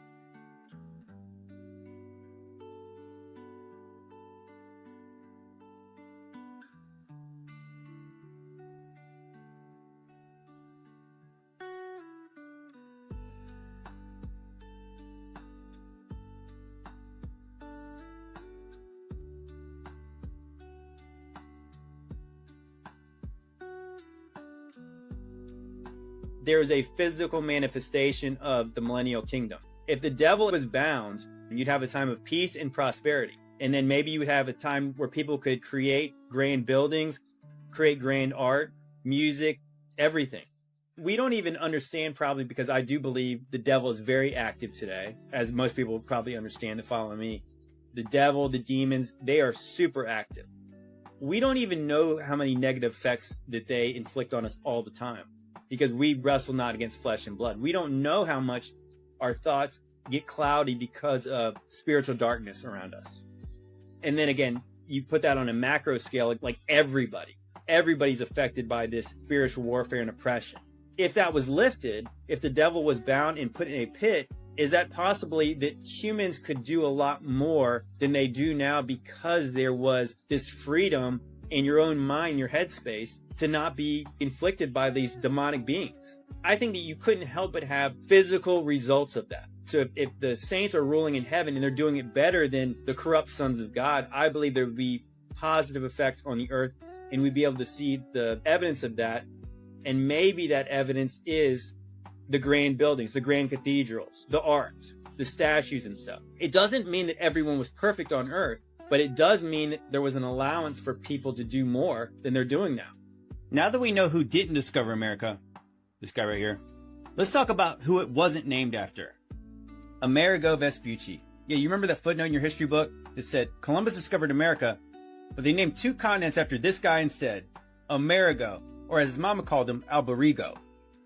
Who names 2 continents after some guy's first name? So why did they name it that? Well, we're taught it's because this map, the 1507 Walt C. Miller map, which is the first place the New World was labeled the Americas, this combined with a letter from a Florentine bishop, a friend of Amerigo, gave credit to his friend for the discovery and the naming. But according to the Spanish, that might not be true, because Europeans didn't actually name America. It was already named that. You know, the people who already lived there, who didn't think it needed to be discovered because they were already there, they called their home America, or various spellings of such. So why did they name it that? Well, it's very likely because of this. The South Americans worshipped a god called Amaru, or Amaru Ka, a feathered serpent. And Amaru Ka to the Aztecs was Quetzalcoatl. So according to Manly P. Hall, the children of the sun adored the plumed serpent. So much so they named the whole place after him. Amaru Ka literally translates into land of the plumed serpent. So no, it wasn't named after some guy. It was named after some old serpent. This was an electric quick... Very interesting. What do you guys think about that? Because I do remember the time when I was in history class and they were teaching me about America, and they were saying that they named it after the map maker. I always found that weird. Like, why didn't they call it Columbia or something like that, right? For Columbus, or for the actual person doing the exploration and not necessarily for the map maker. I always found that weird. But with the link towards the ancient civilizations of Mexico, it actually makes a bit more sense. And it actually connects back to Tupac. Because Tupac, I think that was the plan of his name, was Tupac Amaru Shakur. So the idea, I think, is pretty close to that. They probably knew something or had lineage towards it. But what do you guys think? Do you guys think America was named after Amerigo Vespucci, or was it named after something that was already here? And regarding the videos before, with the demon possession and the beautiful buildings, I feel like demon possession is like a word that we put, but the question that that comes to my mind is more, if you compare living around those buildings the way they were built before, beautiful, ornate, pieces of art, basically. Like, maybe you could call it demon possession or demon oppression, the fact of living in these cardboard boxes, because basically, let's say humans get inspired. So if I put you in a place that is beautiful, made of art, that is an expression of the beauty of this world, you might have a different thinking process. You might come with different solutions, with different thinking results. So maybe that's the whole thing. Instead of calling it demon, maybe it's just us not being at our top, at our divine, because it feels like we sort of sacrificed beauty for convenience. But my question is, a few generations down the line, what happens when, they say you're a product of your environment? What is the product of this type of environment compared to the product of a glorious, majestic, beautiful, ornate, So do you guys think that it makes a difference? Do you guys think the buildings have an effect on us? Do you guys think that whether we live in a 16 chapel or whether we live in a square box, it's the same? It's up to us. Let me know down below, and let's keep on rocking. Service station for electric-powered taxis in 1940. The fleet of taxis would just pull up, and they would quickly swap out the battery, almost like a NASCAR pit crew. It's funny, they had fleets of electric vehicles, electric taxis like this, electric trucks, so much. I went to the Museum of Science and Industry this spring in Chicago, and they had a whole wing of the history of the automobile. Not one of these electric vehicles were shown. Just the reintroduced technology from today, like the Teslas and stuff. Nothing on these electric trucks here. Nothing on these electric buses. It's like they didn't want you to know the capabilities and power of the past. And the parasites can keep on charging as a premium for their petroleum-based vehicles. Question everything, friends. Until next time. You've been lied to your whole life? I will never stop being amazed by the amount of inventions that come from the 1800s or before. It is truly amazing. It's very sad that they've erased this from our past. Do you guys think that it's true that we had electric cars way back in the days and we just reintroduced the technology? Let me know down below. Let's keep on rocking. You don't even know it. This was the biggest realization I had when I moved to Asia. We were bred to be absolute fucking slaves. Everything you do is in the best interest of massive corporations and the government's control over you. You're sold on a consumeristic ideology that you need the bigger house, the fastest car, and the flashiest bust down. The Federal Reserve is in fact the biggest scam in human history. And you're told that happiness is only attainable if it's bought. People out here don't have shit, but they're happier than you will ever be. You literally have the option to be here right now, but instead you fell for the trap to sit in a cubicle thinking that one day that will allow you to get here. It's the most genius trap to make the wealthy wealthier and the poorer poorer. As soon as we stop participating in this fucking rat race, watch how the elites shit their pants when the cash flow stops. Windows 10? Wow, that was a gem. It always amazed me the way we were raised, where, you know, go to school for 20 years, go to work for 40 years, and then you'll be able to do what you want. Makes no sense. Because in my mind, if you've never worked the muscle of happiness, you don't even know how to be happy, you know? And if you've never cultivated hobbies, passions, and things to do, you'll get at that moment and you won't really know what to do. So if I have one piece of advice, try to live it, man. Try to live it before you die. Because I know that money and, like you said, the rat race and all that, it seems real. But life is very short. So try to live it. Try to live it as much as you can. Try to be happy daily. Even if you're in a bad situation, try to accept it and move towards a better situation. Try not to get stuck in a rut of negative thinking, because I feel like that keeps us stuck in the mud. Anyways, who am I, right? Doesn't matter. Best of luck to everyone, and let's keep on rocking. This ain't over. Is officially dead. And now spyware that takes screenshots of everything you do every few seconds comes built in with Windows 11. This is real. Microsoft even bragged about it, and it's some Black Mirror in real life. But there is a way you can unplug from this mass surveillance operation that Bill Gates probably doesn't want you to do. So if you're watching this anytime after October 14th, 2025, Microsoft has officially ended support for Windows 10 after 10 long and faithful years, RIP. Which doesn't mean it's not going to work anymore, but over time it's going to become more prone to incompatibility issues, viruses, and other unfixable errors, kind of forcing everyone, myself included, to switch to Windows 11, which Microsoft announced has a built-in program called Recall, powered by their AI Copilot assistant, that explicitly states it takes an image of your screen every few seconds to sort of act as a browser history, but for all of your PC activity. Yup, even your offline sessions are gonna be tracked, meaning you can sort of rewind and search through everything you've ever done on your computer using AI, which is kind of cool but also kind of creepy. Microsoft claims the AI will run entirely locally, so like inside your computer, not on some remote cloud server that they have access to. And the screenshots will also be stored only on your own computer in an encrypted file. I mean, if you think you can take their word for it, sure, no judgment, but you really never know with tech giants these days. And it still does give actual hackers an easy way to access everything you've ever done on your computer. Everything. Luckily, you can opt out of this feature if you want, so be careful when installing it, as they probably hid it inside some recommended settings option that 90% of people are just going to choose. And in case you already upgraded to Windows 11, there is a way you can disable it at a root level. Here are the instructions. Screenshot it, save this video, you're welcome. Richmond's City Hall, Gothic revival, a palace of stone and glass.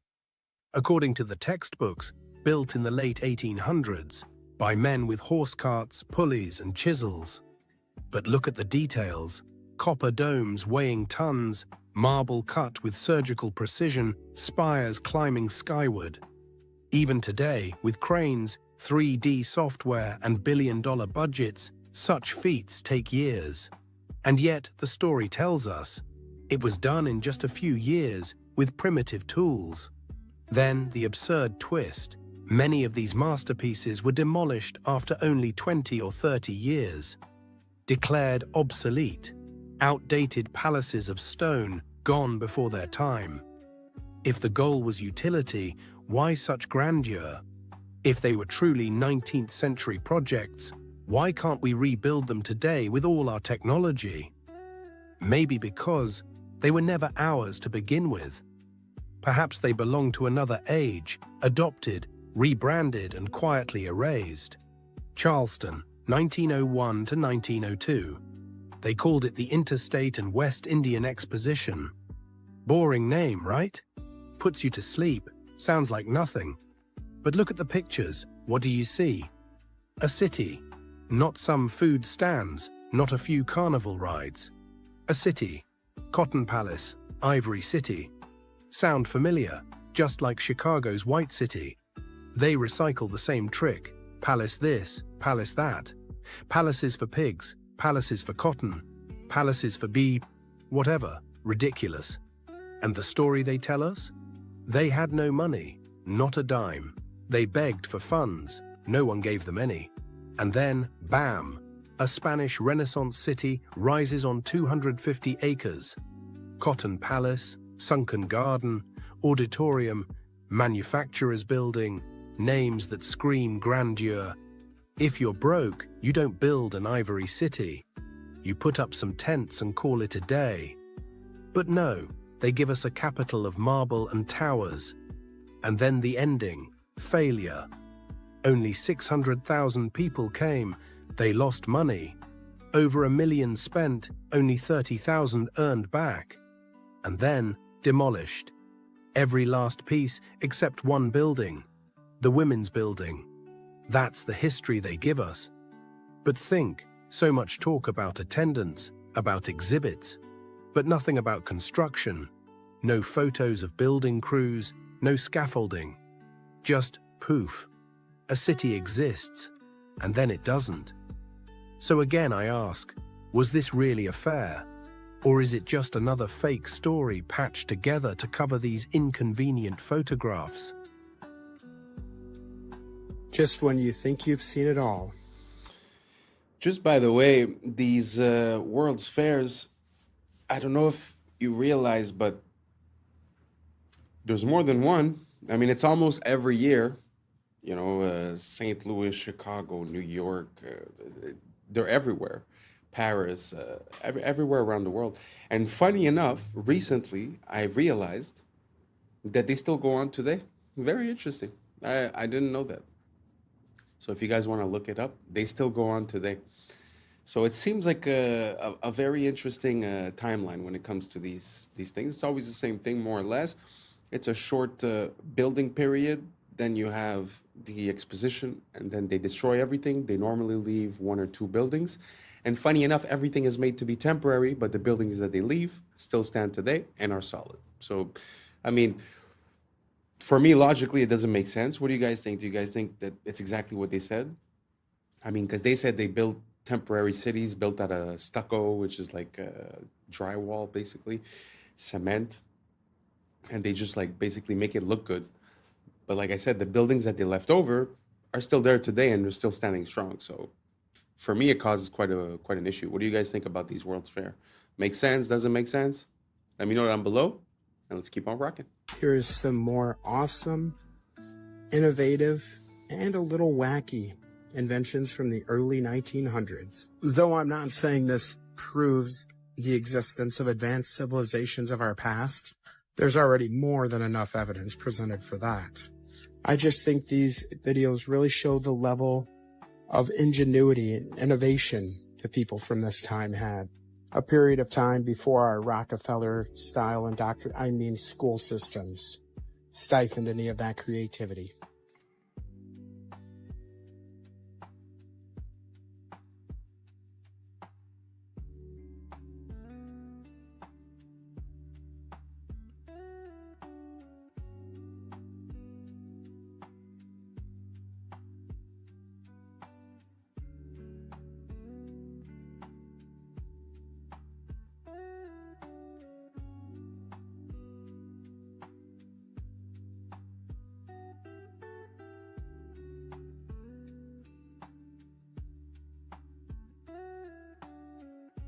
So today we're going to do a fun one, best cooking pans if you decide to eat cooked food. So the first one we start off with is copper tin. This was the old school way of cooking things, but they used low heat, which is an interesting way of cooking. Then we got the old carbon steel, which actually contains carbon, which is very beneficial. So this is one to look into. This was a real cool one that Tom Cowan talked about, Denobi Japanese clay pots. Earthen clay pots. Think about it, you're cooking with the earth. Then we got the traditional glassware, which is really cool when you get into vintage glassware and all the different types that they used to use. Then we have the old-fashioned cast iron. Not really one of my favorites because I think of all the rust. So something to think about, and how people have low iron while cooking with iron. Then we jump over to Teflon, which is backed by DuPont, the non-stick coating. Anything non-stick, throw it in the garbage. That's all that it should be. All of this is just poison, poisons birds, animals, small babies, the whole entire thing. So Teflon is a no-no. And we'll just hit on one last way, just eating raw. This is what I've been doing for about 7 months now, from the book We Want to Live by Ajanis. You don't got to cook anything.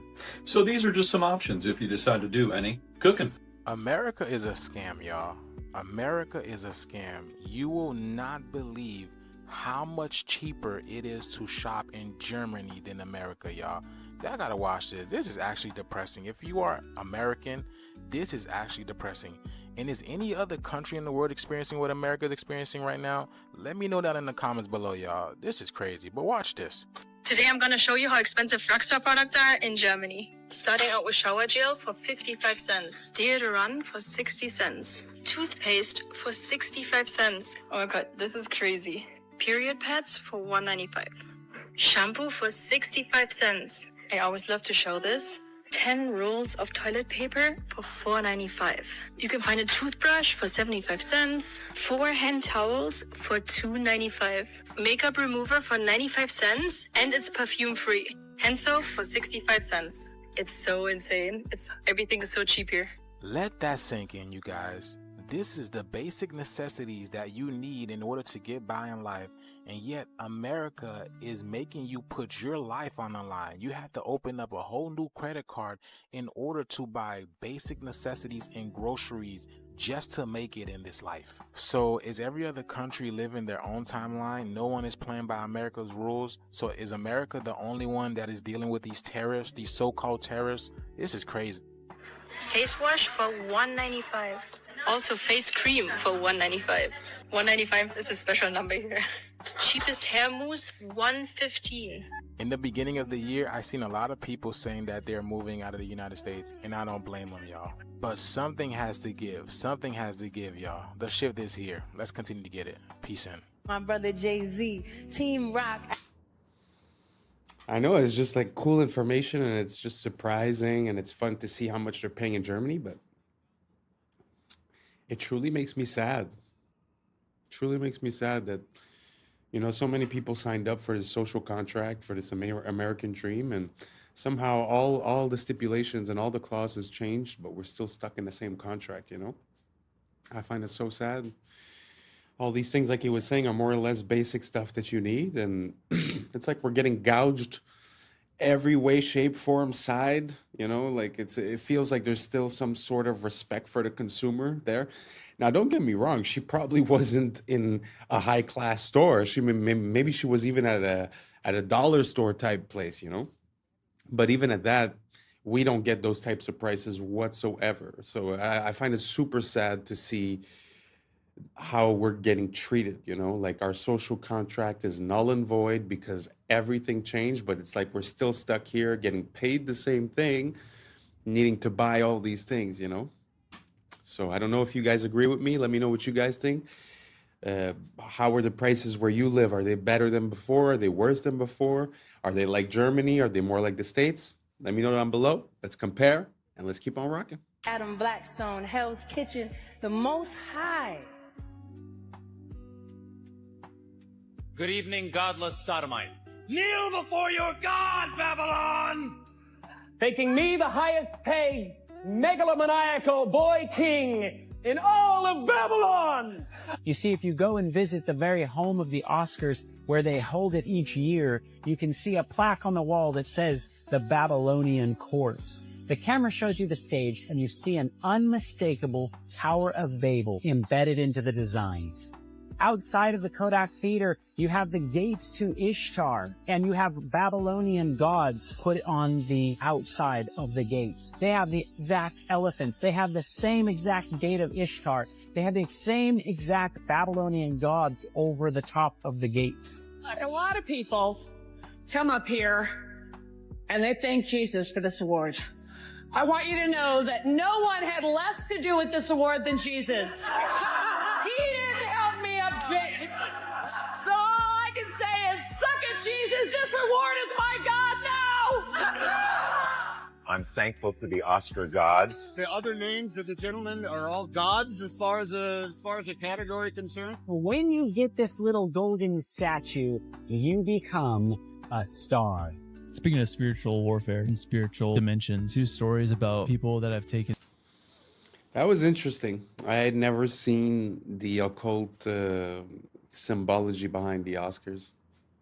Very interesting. It's pretty obvious, huh, nowadays? I mean, of course, nowadays we're more informed and we're able to compare things and we have more pictures. Yes. But even at that, I feel like there's something. I feel like the veil is lifting. I feel like the same things that they would have said before we would have been clueless and just went with the show. And now somehow it seems like we have a bit more of what I call divine discernment. I don't know if you guys agree, but did you guys know about the Oscars and about all that symbology, all the reverence towards Ishtar, all the mentioning of Babylon, the incorporation of the Tower of Babel, even the way they speak when they talk about gods?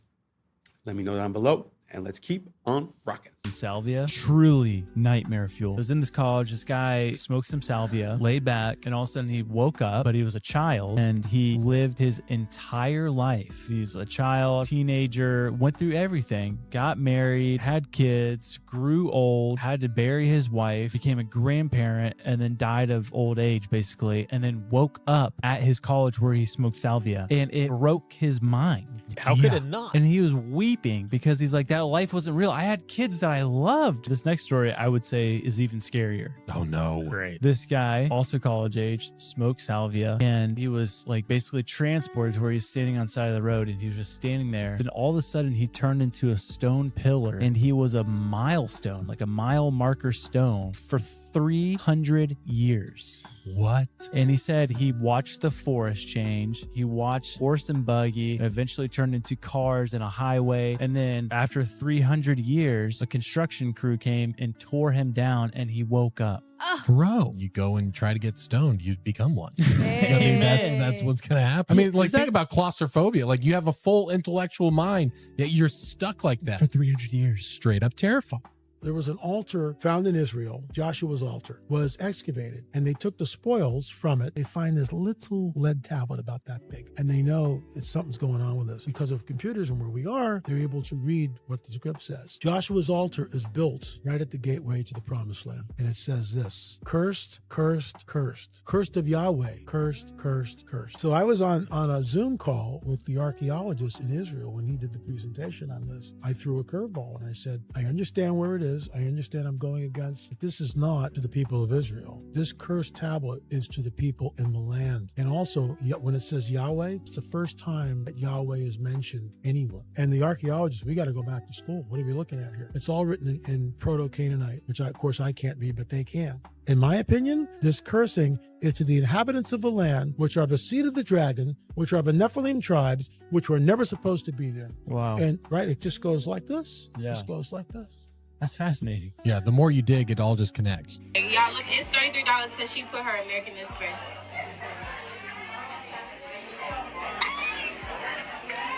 They scamming.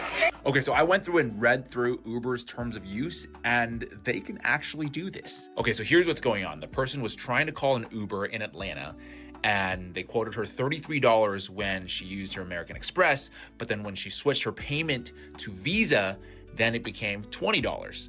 Weird.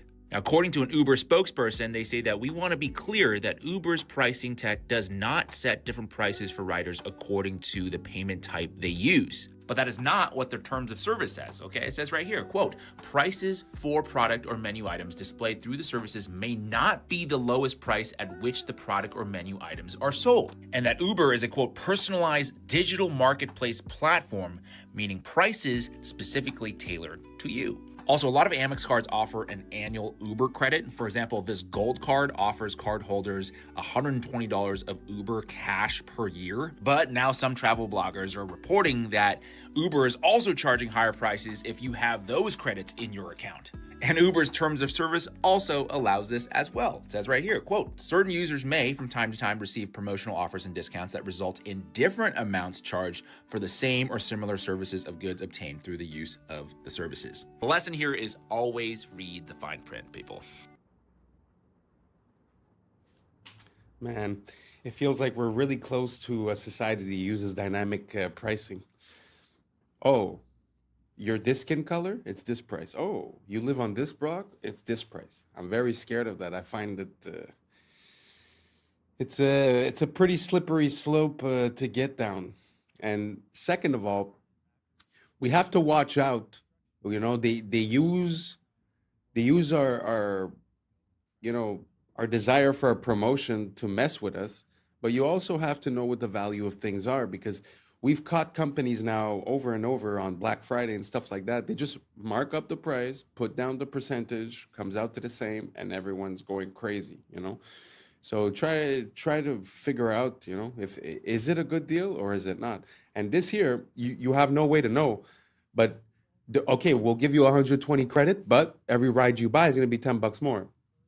We have to be careful. We have to be careful. And that also ties in with the AI. They wouldn't be able to real time process all the data and then give you a dynamic pricing that makes sense if they didn't have this AI and all the data points that we give them. So I don't know what you guys think. Do you guys think that this dynamic pricing, these promotions, and the inclusion of AI is going to get us in a very sticky situation? Or do you guys think it's better like this, and that finally we're going to have customized basically prices for everyone? Let me know down below. This was the end of it. Thank you so much for rocking with us. And that's a wrap for today, familia. Whether you're tuning in with the sunrise or you're posted up after midnight, I appreciate your time, your energy, your curiosity. And don't forget, this isn't about truth or fiction. This is about perspective. If this sparked a thought, a laugh, a deeper question, then we did our job. Drop your thoughts in the comments. Keep the convo alive. Like, subscribe, and hit that bell if you're riding a wave, because we're just getting started. Until next time, stay grounded, stay weird, stay critical. I'm Adam Strain, and this has been Adam Strain Reacts. Peace. Now it's time for us to link up. Really think we on the brink up. Making a change from living this strange. Living this strange.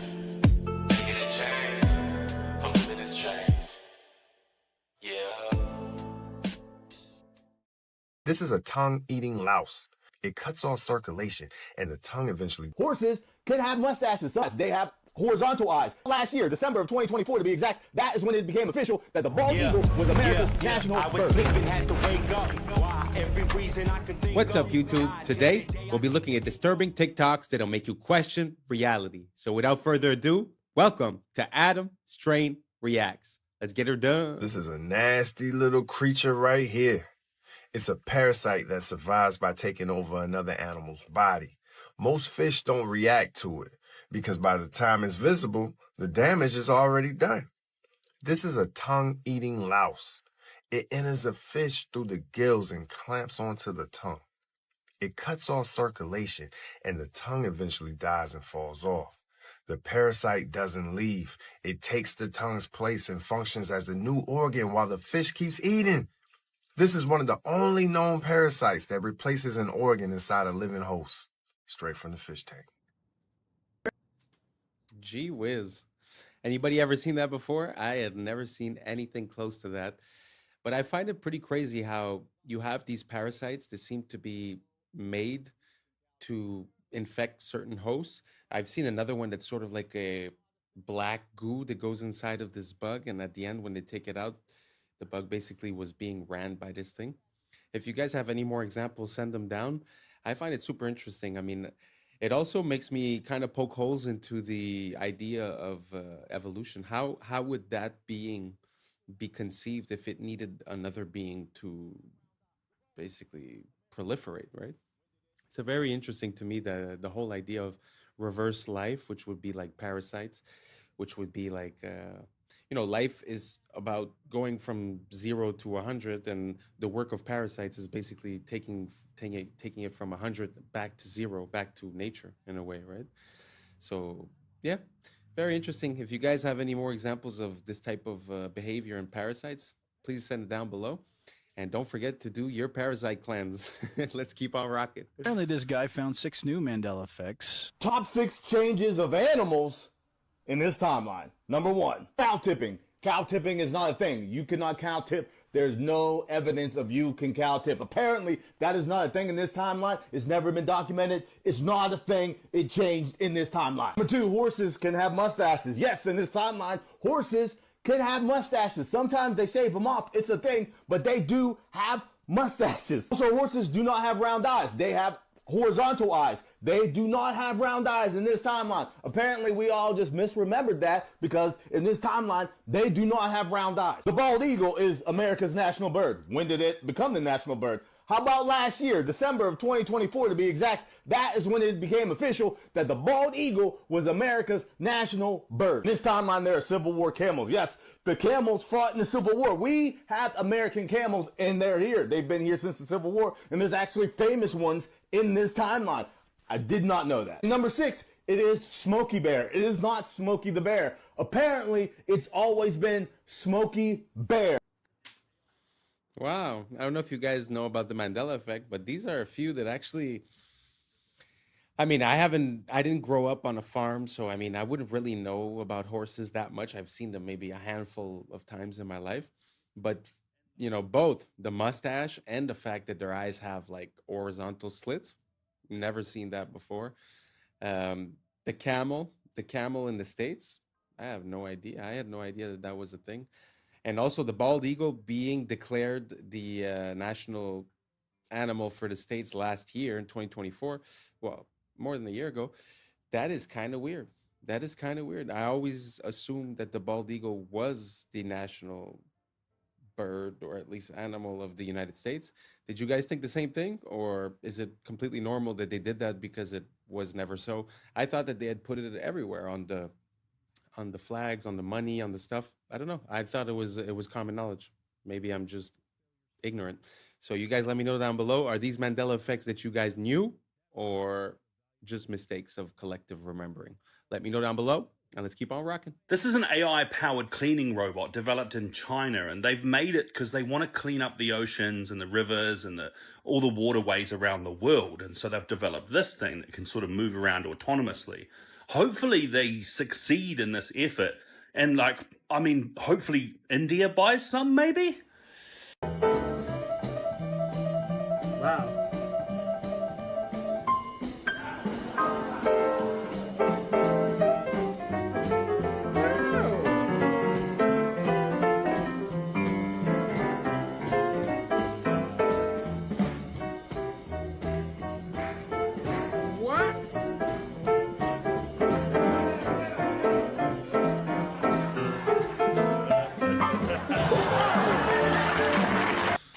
Gee whiz, that is a master of his craft. Beautiful to see. I had never seen anything like it. And also the bot that was cleaning up in China, that AI bot. Gee whiz, I think that's one of the first good applications I've seen them put AI on, because they've been talking about replacing politicians with AI, all these crazy things, but that I approve that message. Let's clean up the water with AI. Thank you very much. That's a good idea. Anyways, let's keep on rocking. The only way to success is through failure. I'm saying through for a reason. You have to go through the failure points to what? Learn, develop, grow. That's what failure's for. If you failed, that doesn't mean that you stop. That means you keep going. That means you just learned a valuable lesson. Oh man, I lost all my money. Cool, how? Well, I invested in this business at... Well, now you don't invest in that shit. Education costs money, doesn't it? Your failures are education. This right, like as he did, right? It's underneath, and try and keep it, that feels pretty tight right there, right? Okay, so you can, just breathe naturally. Let's just see what happens. Okay. All right, so we're at 1,367. We've already just passed 2. So now we're in the place where he can be having headaches. He can be, we're at 3,786. Look at this. We've just passed 5,000. Now we're in the toxic level. Right now we could be doing this 7,000 inside this mask of the CO2. 8,000 parts per million. And now this thing's gone off the Richter scale, folks. It can't even register how high the CO2 levels are inside. And look how many seconds that was. Wow. It's pretty crazy to think that we recommended that for all of our kids, no? I mean, it's a sad thing to see, but at the end of the day, I guess that's what it is. And regarding the video from before, it was saying that you must go through failures to reach success. I find that very interesting because it made me click for the first time. I've heard the phrase, I've internalized the lesson and stuff, but there's one little distinction that kind of hit me this time around. Sorry. And it's the fact that, through all this information that we have and all the access that we have, I find that something that we try to do, even as a mentor, we try to save our students from living certain failures. But as he said, going through that failure is the education.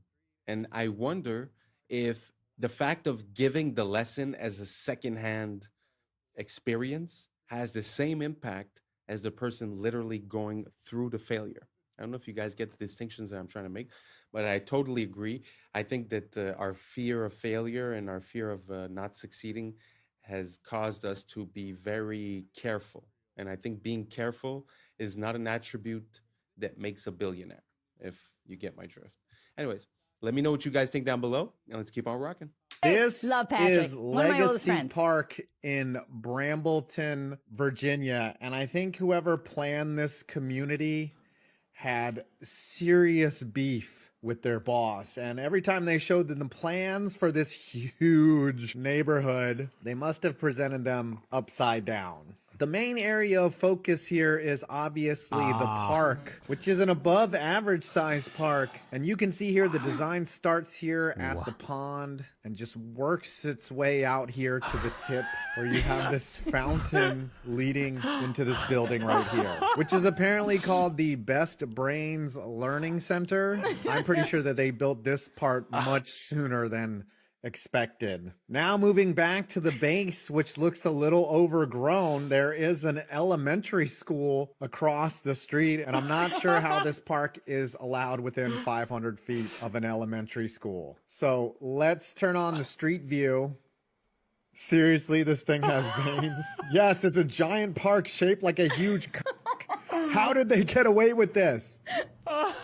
That's awesome! It's incredible! You think that's real? That's real. Real. Wow. Real time right here. You think that they actually did that? This has to be a fairly new subdivision. Look at the documents. If you look at the college documents, if you look at the documents, and you look at some other, documents, which I'll be happy to share with you if any of your listeners want to see some of that stuff. They don't refer to those towers as cell phone towers. They refer to those as directed energy weapons.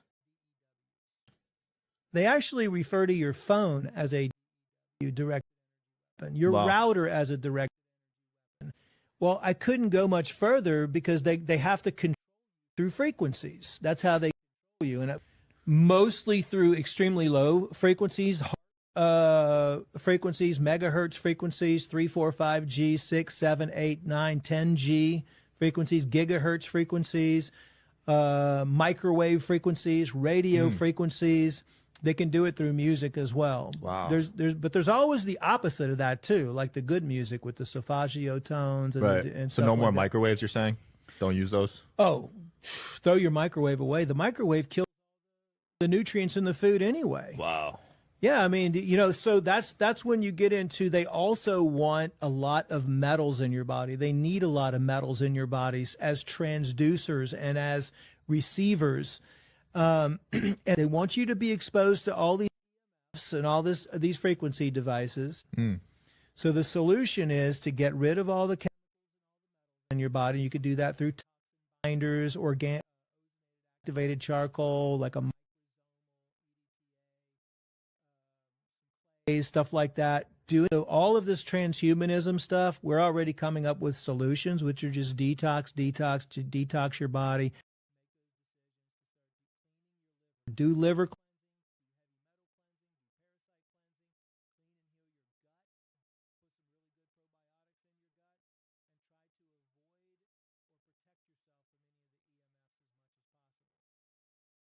特にカレーやいうんは、これ、日本に一台かないや言われよるけど、この中のお米がな、手作りで自分の田んぼで作ったお米を使ってあって。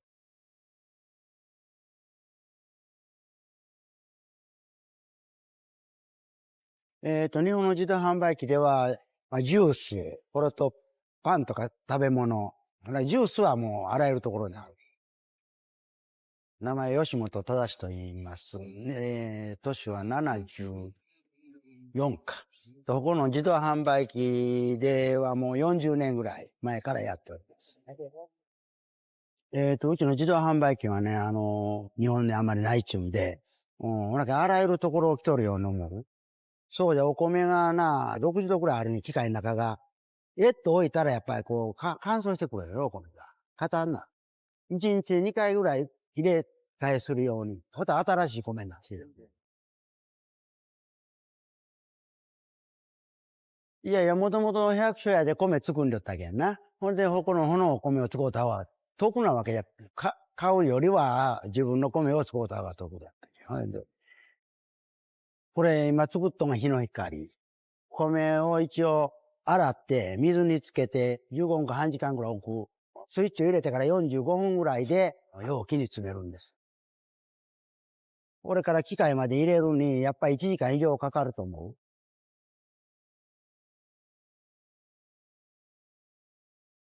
値段はもともと300円。トラックの人はもういな持って帰る。これと家族の人が来てな、3つぐらい一発に家で食べるとか言って持って帰ってくれる。このお米うまいってこう言うてくれる人がおる。これが一番嬉しいんや、ほんま言うたらな。これは我がの体と機械と生ける間はもうするつもりじゃ。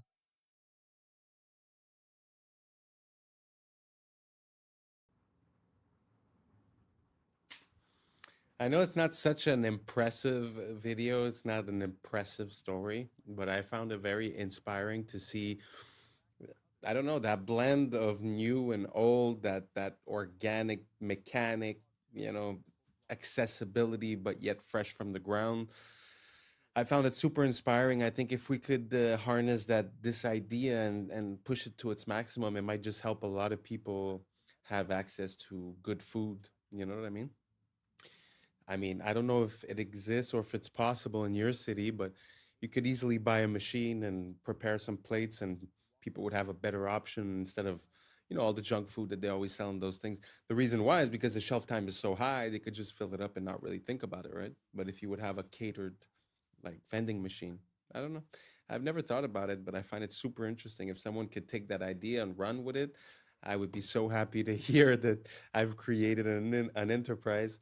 But hey, just an idea I'm sending out there in the cosmos, and you guys let me know if it hits, and let me know if you've ever seen a vending machine like that, like a handmade, custom, from the ground up.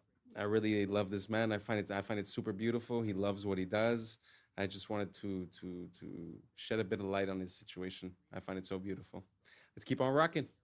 These robots are inspired by ants and were developed by South Korean scientists.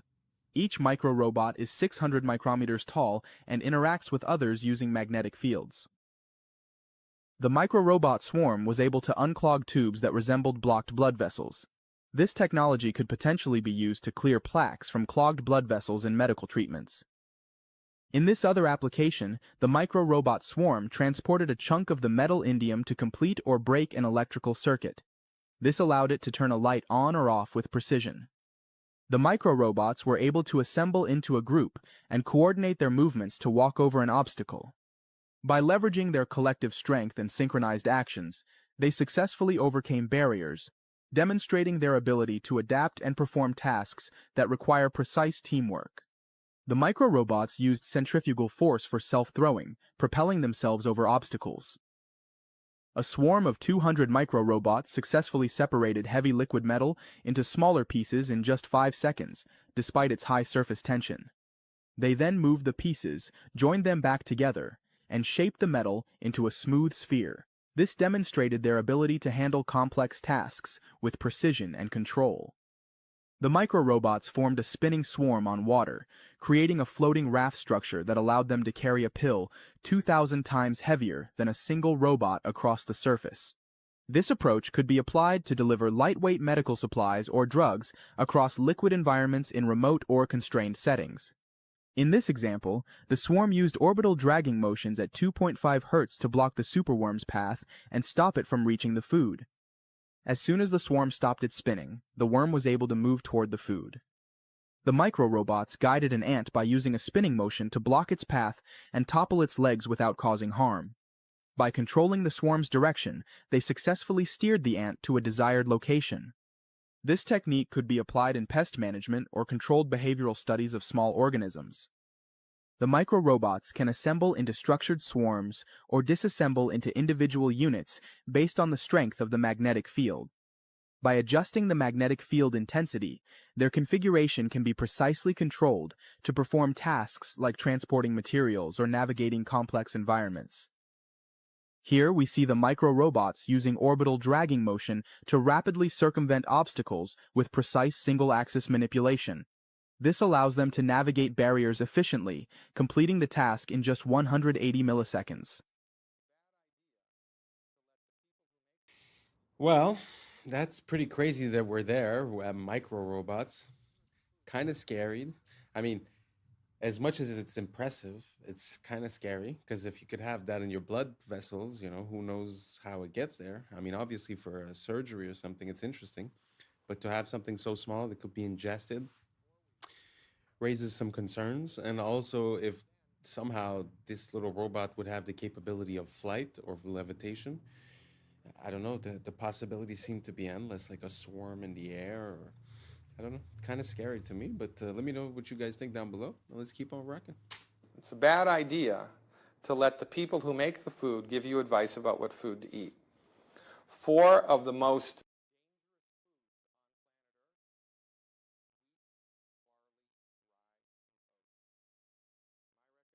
for everybody 100% across the board, stop eating these foods completely for 4 weeks in a row. 4 weeks. 4 weeks in a row. 28 days. Then on day 29, eat a lot. Have pancakes for breakfast, have a sandwich for lunch, have cookies and crackers, have pasta for dinner, and see how you feel. And as God is my witness, if you make it to lunch without something happening, I'll eat my hat. This is one of the most overlooked things in the country right now. This is a deadly combination of not enough minerals in the food, period, and then interrupting your body's ability to absorb what little nutrients there are.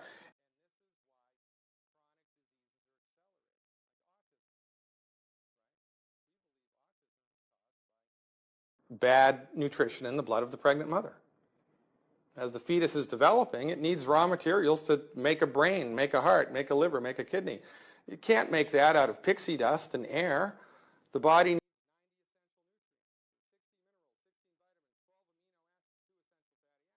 but they're not in the blood of the mother because she's eating whole wheat cereal and skim milk and margarine and is avoiding salt like the plague. So, from the proper perspective, with all of the data points, it all starts to make sense.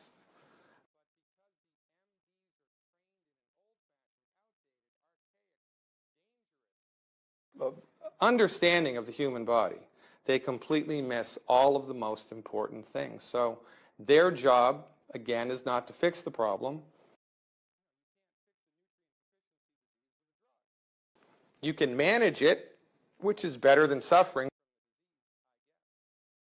But it's better, don't you think, especially in the United States of America, to try to get to the root cause of what's causing the problem and fix it? And that's what we do. One of the most famous Old Testament sayings, my people are destroyed by lack of knowledge. Well, simple things that people can learn can make all the difference in their lives. As much as I love to listen to him speak and it makes so much sense, it kind of makes me sad to think that there's not more doctors talking this way or approaching things this way, seeing the body as a whole and seeing nutrition as the main medicine that man needs. Wow, that was really interesting. Listen, I'm gonna give it a shot. 28 days, no, what did he say? Wheat, oats, barley, and rye. I think it was those four. I'm gonna do it. I'm gonna do it starting today, and I'll let you know. Sorry, I'll let you guys know how it goes. And if anyone wants to do it as well, you let me know down below how it goes for you, and we could compare notes. Let's keep on rocking. I bought my dugout as a fairly small 2-bedroom dugout, and I've been extending it over the years. For somebody driving into town the first time, you wouldn't think there was a lot here because 95% of it is hiding underground. People drive in and go, where is the place? I don't understand. Kubapiti is from the Aboriginal Kupapiti, which means white man in a hole.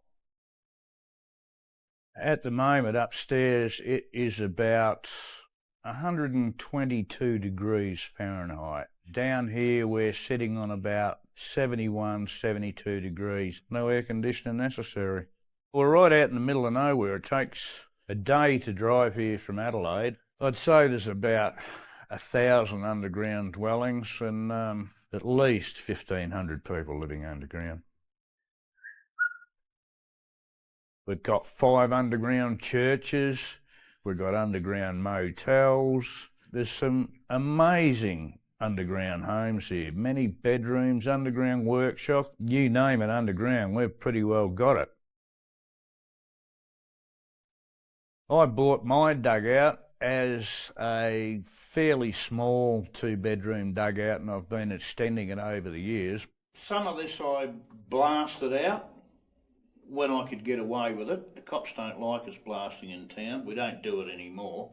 Back in the old days, if somebody was going to have a baby, we'd rock round there with a couple of compressors on a weekend and some jackhammers and a couple of cartons of beer, and by the Sunday night we dug out a room, cemented the floor and wired it up, and there's your new baby's room, honey. Even though we're so far away geographically from anywhere else, I don't know why, but we just love the place to bits.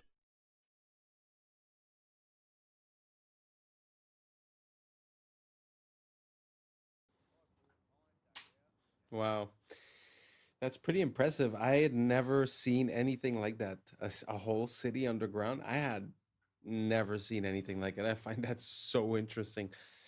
And to be honest, I could get it. I could get how living there must be so different, and you feel like you're living in another world in a way.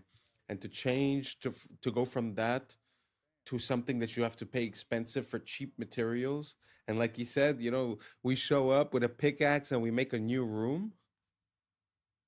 Man, the beauty of that idea, the luxury of not having to build up and to just, you know, go a bit deeper. I find that so beautiful and such a great idea. Makes me wonder, you know, are there other places where there's underground dwellings that on that much of a massive scale? It's very interesting. Man has always seemed to be underground somehow. We often find streets or bottoms of buildings or a lot of things that are below our feet. Super interesting. Let me know if you guys ever heard of any type of city that resembles that or something different, or if you've been there or if you have footage, let me know down below. Let's keep on rocking.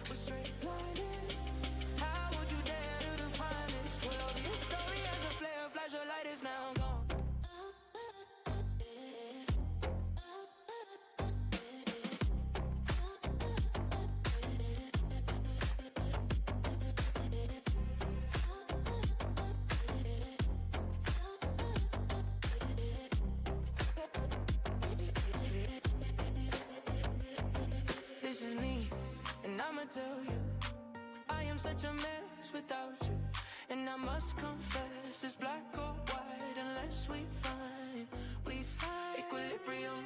Oh my god. I'm really not a skater, but damn, all that in one shot?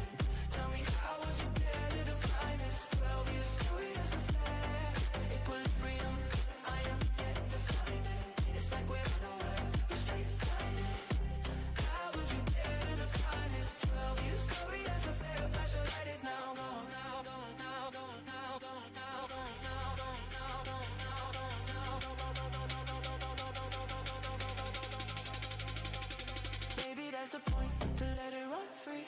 Feels like we're joined at the hip with one being. Maybe that's the point, to let it run free. Feels like we're joined at the hip with one being.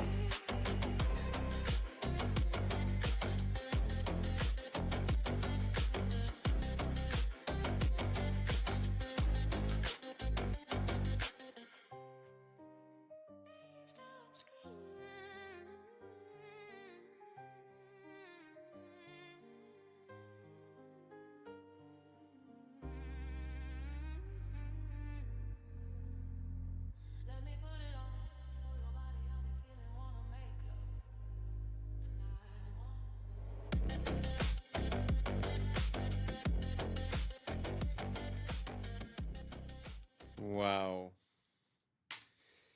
I didn't see the whole thing. I just put it in because the guy started off crazy. I don't know where this guy is from, but most of the skaters I see have a hard time pulling one of those, 2, 3 of those off. I mean, gee whiz. Wow, props to this guy. Anyways, we reached the end. Thank you so much for rocking with us. And that's a wrap for today, familia. Whether you're tuning in with the sunrise or you're posted up after midnight, I appreciate your time, your energy, your curiosity. And don't forget, this isn't about truth or fiction. This is about perspective. If this sparked a laugh, a thought, a deeper question, then we did our job. So drop your thoughts in the comments, keep the convo alive, like, subscribe, and don't forget to hit that bell if you're riding the wave, because we're just getting started. Until next time, stay grounded, stay weird, stay critical. I'm Adam Strain, and this has been Adam Strain Reacts. Peace! Now it's time for us to link up. Really think we on the brink up. Making a change from living this strange. Living this change. Making a change from living this change.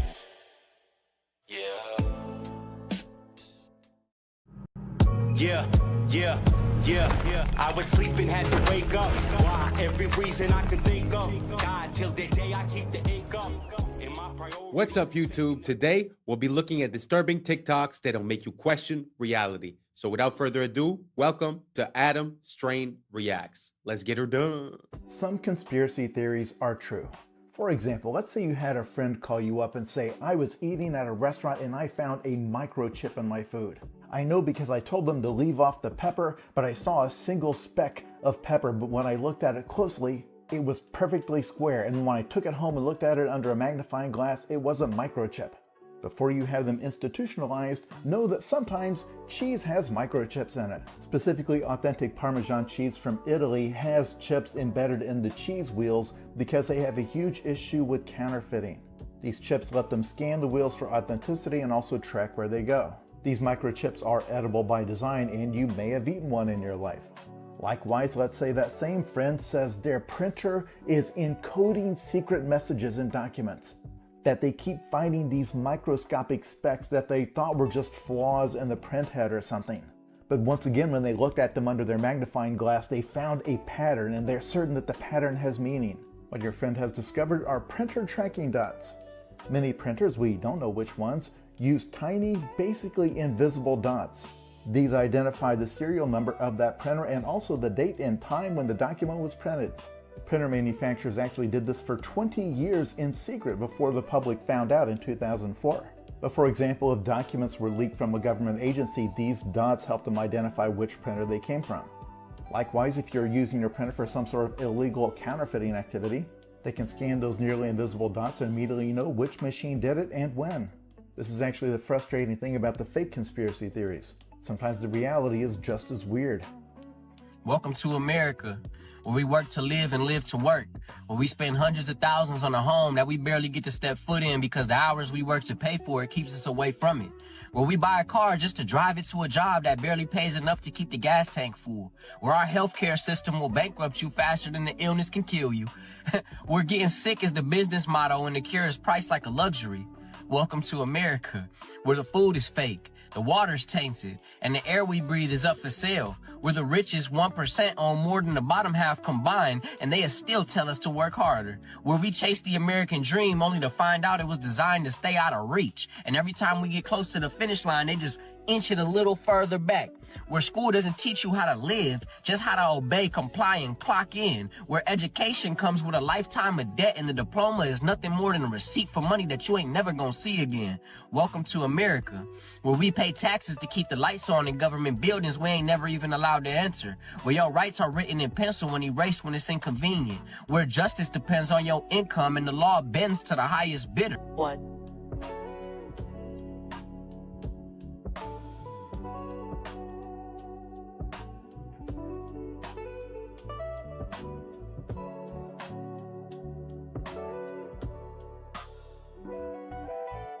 Liftoff.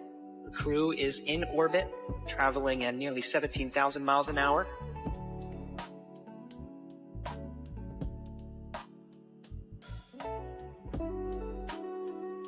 Did you know Facebook launched on the exact same day the government shut down its most secretive surveillance program?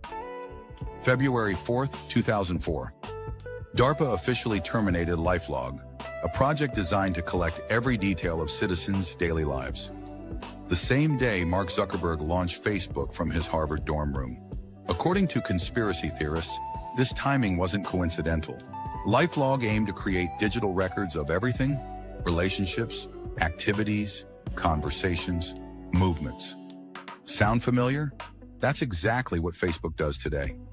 The theory suggests Facebook became the civilian face of government surveillance, disguised as social networking. Early funding allegedly came from venture capital firms with CIA connections, including In-Q-Tel Investments. Within years, Facebook knew your friends, your interests, your location, even your political views. Everything LifeLog wanted to collect, but couldn't do openly. Today, billions voluntarily upload their entire lives to the platform. The perfect surveillance system, hidden in plain sight. Sometimes the best way to watch everyone is to make them want to be watched. Blooms. So if you leave it... I guess that's why they say that the NSA sort of became obsolete, because everybody started voluntarily uploading all their information. But the question that leads me to ask is, considering the dates, if you watch the movie of Mark Zuckerberg, let's say, does that make sense? Is it really like just a startup on a college campus, or is there something more behind it? Because what are the chances that, the day that it closes is the day that Facebook opens? So it's a very good question. From what I understand, when DARPA was doing LifeLog, they basically had checks and balances to give to the government. So the government declared that project was unconstitutional because they were getting the information of people and tracking people and this and that. So hence, to get it out of the hands of the government and to put it into a private firm kind of bypassed that whole problem, because now they could do everything secretly because it was a private entity. So what do you guys think? Do you guys think Facebook was also a tool used by the CIA or the NSA to gather information? Or do you guys think that it's just organic and, Mark Zuckerberg and his buddy came up with this on college campus, and it's just a big happenstance that it happened on the same day, more or less, than that the project from DARPA got canceled? Let me know down below. I'm very curious to see what you guys think about it, and let's keep on rocking. Alone, it blooms. These are broccoli. They're flowers. Did you know that? They're immature flower buds. They're like flower eggs. Unborn flowers. Look at this lady down here. She said, I'm eating unborn flowers. It says broccoli is actually the flower of the plant that we typically eat What we typically eat are immature flower buds. If left unharvested, these tight green clusters will eventually bloom into small yellow flowers. This is broccoli.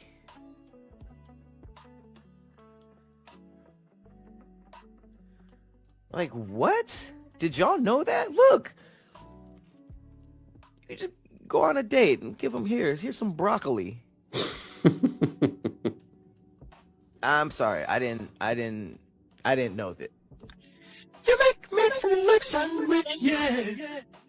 The ramifications to this video, the findings of this video are so shocking that I need to hear other people recreate this. And if this is true, then our entire world can change very quickly.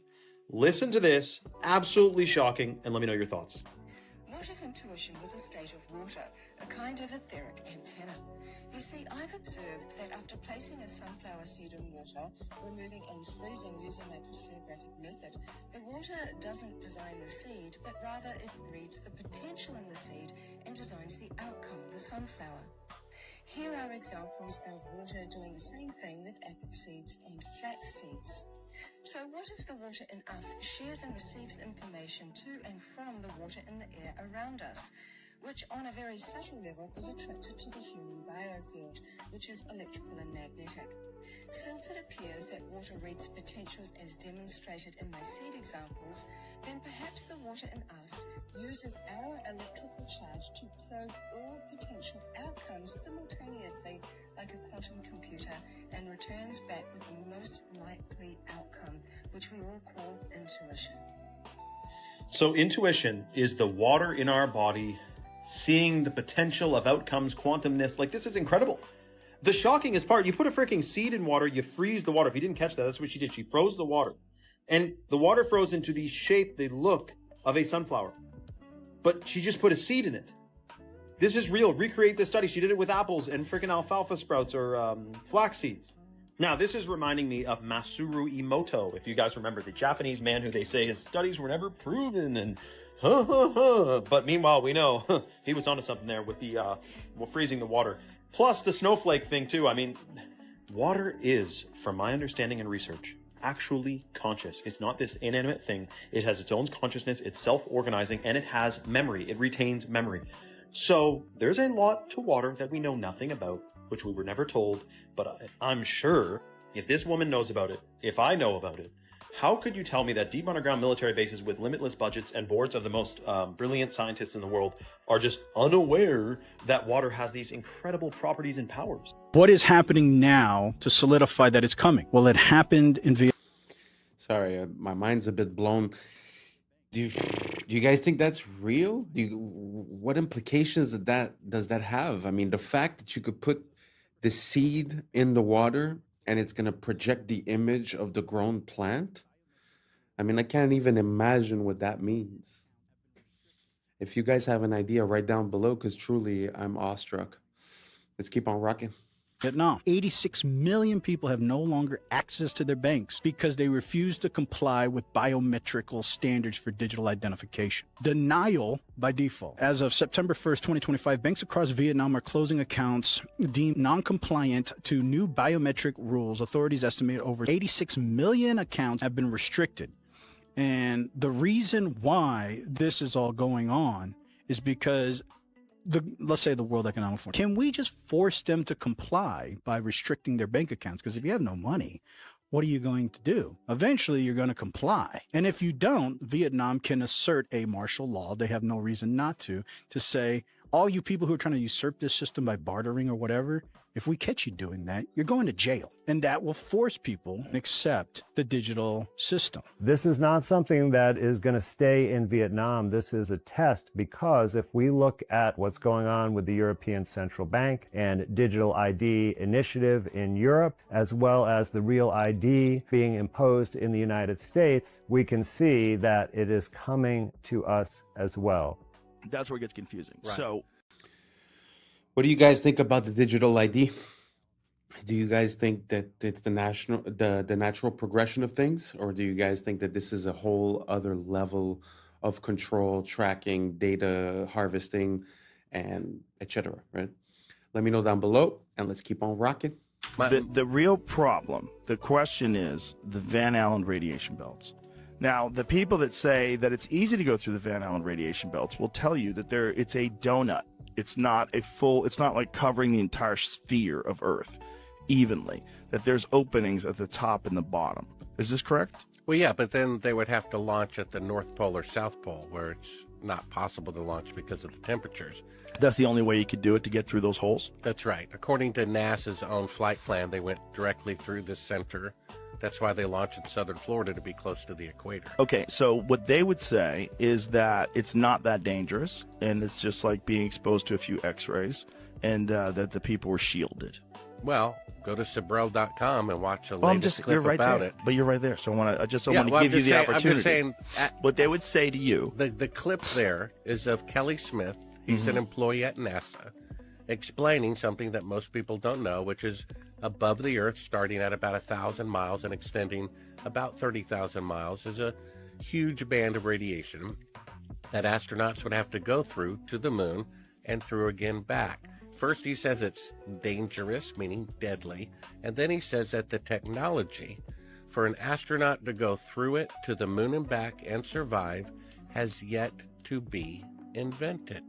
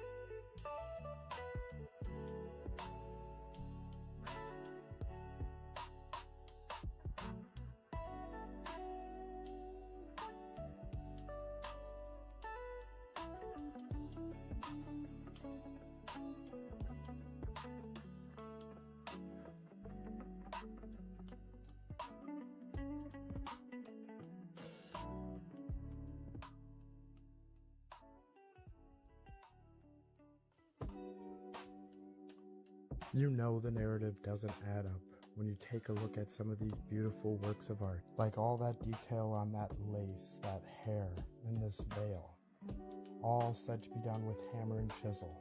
They are not just beautiful works of art, timeless pieces, they are impossible given the historic timeline we were told, because we don't make anything close to that detailed and that beautiful like they did hundreds of thousands of years ago. And just look at the tools we need to recreate it today. Much like the architecture not matching the tools of the period. The same goes for the beautiful works of art from the old world. And everything seems so backwards. Our art has regressed. Our buildings are nothing more than boxes. This next video breaks down how we need robots and tools to help us replicate the beauty of the old world. A monumental block of marble about the size of a railway car, 200,000 pounds of flawless Carrara stone. You're going to move this block out of here? We are going to move this big boy out of here. How? There are going to be a couple of cranes and a huge truck to lift it.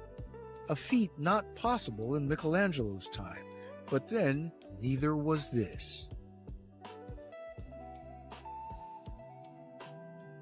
Meet Robo, one of the brigade of robots taking over sculpture. We watched as Leonardo da Vinci's trademark hat was adjusted, not with a hammer and chisel, but a 13-foot zinc alloy arm and a spinning diamond-crusted finger. Water jets kept Leonardo cool. This was a week's work for Robo, with another 2 to go.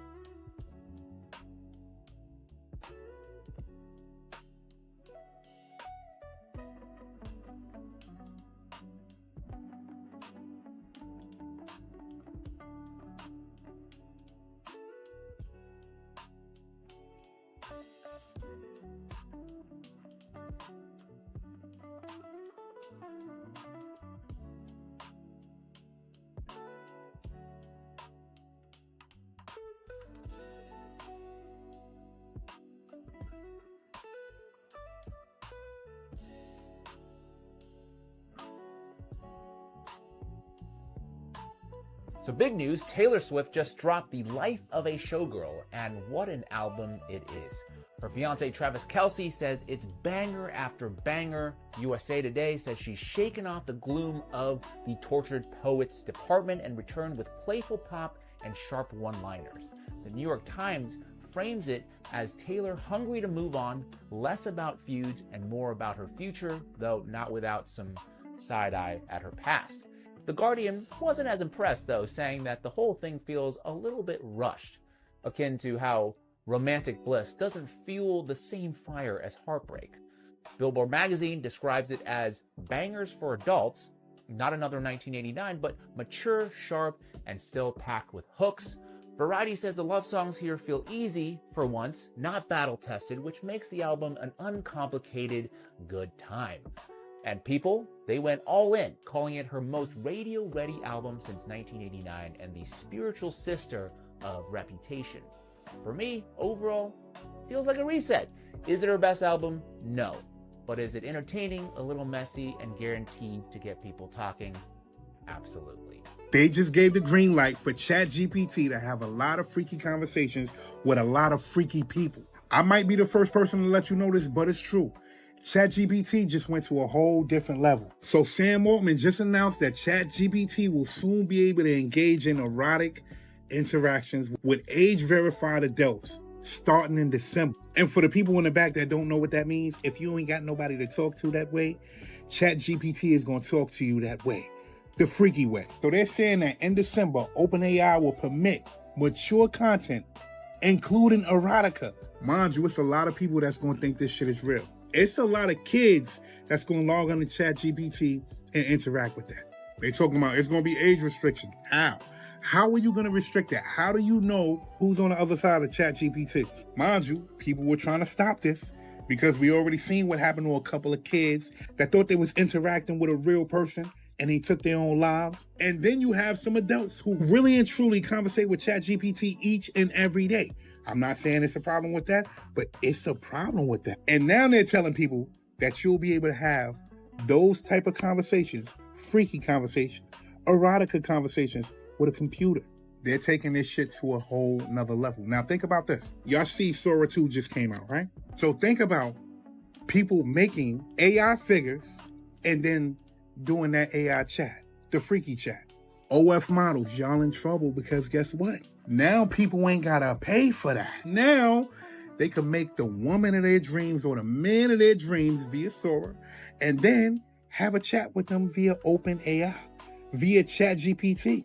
And what does that do for the population? Don't let me find out that you gonna be on ChatGPT using it the freaky way, because it's about to get freaky, man. I'm out. Michael Jackson was trying to tell us they're casting spells on us through music. Check this out. Singers, when they sing songs, it's like a mantra. When you repeat a chorus over and over and over. So when a kid hears a song and he starts singing that chorus over and over and over, then you start to hear it in the alpha state into the subconscious mind. So you start to become the song or become what you're saying. Now, Michael Jackson being one of the greatest musicians to ever live, you can safely say that he's an authority figure when it comes to the subject of music. The reality is that music is one of the most powerful forms of programming. Stay weird. You don't just listen to it, you actually... A worldwide. I agree with that. And whether it's music coming from outside or the music that emanates from your thoughts, it's very important to keep it positive and keep yourself on a good outcome. Because like he's saying, if let's say the song that you're listening to is the chorus is hate your neighbor, hate your neighbor, hate your neighbor. Like he said, at one point you go into alpha state and you start talking to your subconscious, feeding that. So what do you think is going to happen in your conscious life? You're probably going to have more hate. As for if you were listening to a song that says love your neighbor, love your neighbor, love your neighbor, you're probably going to end up with a different consequence. It's the same thing with your choice of words. A lot of people replace the word mourning with rising because mourning is associated with death and rising is associated with life. It's an example, but these patterns create a sort of spell, as if you want to call it that. Some people call it epigenetics, the biology of belief. There's different interpretations of it, but my only point to this is I think we should be careful what we consume, what we listen to, what we repeat, how we think, and what we say. If you guys agree or if you don't agree, let me know down below, and let's keep on rocking. Event that left so many remains melted and scorched. You can see the blackening and charring on so many of these melted structures. Most of these structures are still buried from the many resets that occurred after them. This is a perfect one. To the right of that archway, you can see a lot of that structure deformed and buried under the stone, and that undeniable scorching. Some more blackened stone here on the top, and in little small parts all along this melted ruin.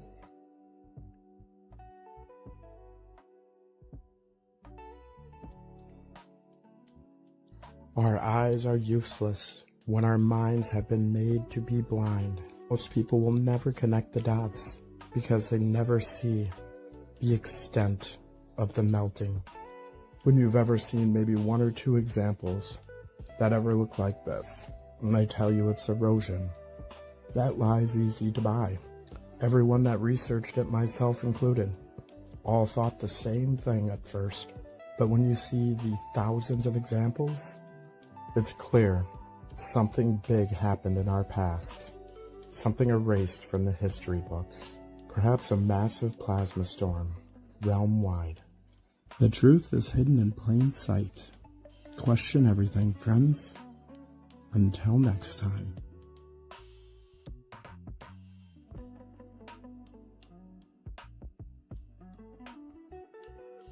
And that's a wrap for today, familia. Whether you're tuning in with the sunrise or you're posted up after midnight, I appreciate your time, your energy, your curiosity. And remember, this isn't about truth or fiction. This is about perspective. If this sparked a thought, a laugh, a deeper question, then we did our job. Drop your thoughts in the comments. Keep the convo alive. Like, subscribe. Don't forget to hit that bell if you're riding the wave, because we're just getting started. Until next time, stay grounded, stay weird, stay critical. I'm Adam Strain, and this has been Adam Strain Reacts. Peace. Now it's time for us to link up. Really think we on the brink up. Making a change from living this strange. Living this strange. Making a change from living this strange. Yeah.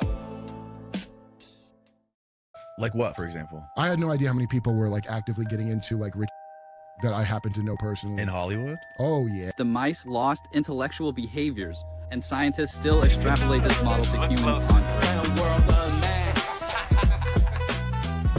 What's up, YouTube? Today, we'll be looking at disturbing TikToks that'll make you question reality. So without further ado, welcome to Adam Strain Reacts. Let's get her done. This is crazy. I read this morning that Orion took 42 minutes and 50 seconds to pass by the far side of the moon.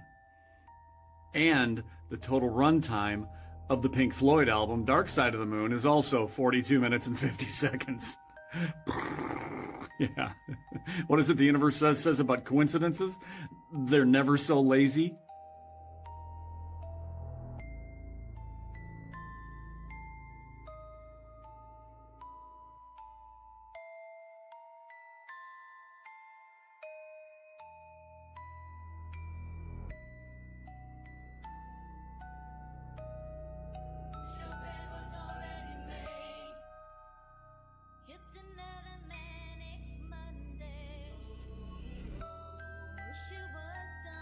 Era assim a vida dos entregadores e você achando que é fácil. Não, olha isso aqui, ó. Tem que ter habilidade, meu amigo.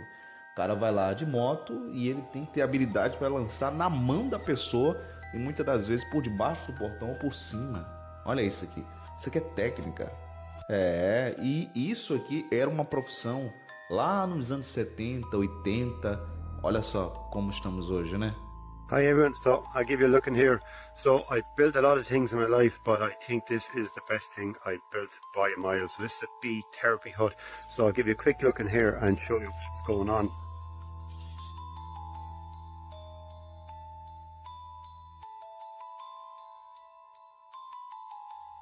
So in here now, underneath this is the bee bed, and underneath this there's 3 hives. There's about 150,000 bees in there, and then just down here at the end I have another hive. It's an observation hive, I'll just give you a quick look here.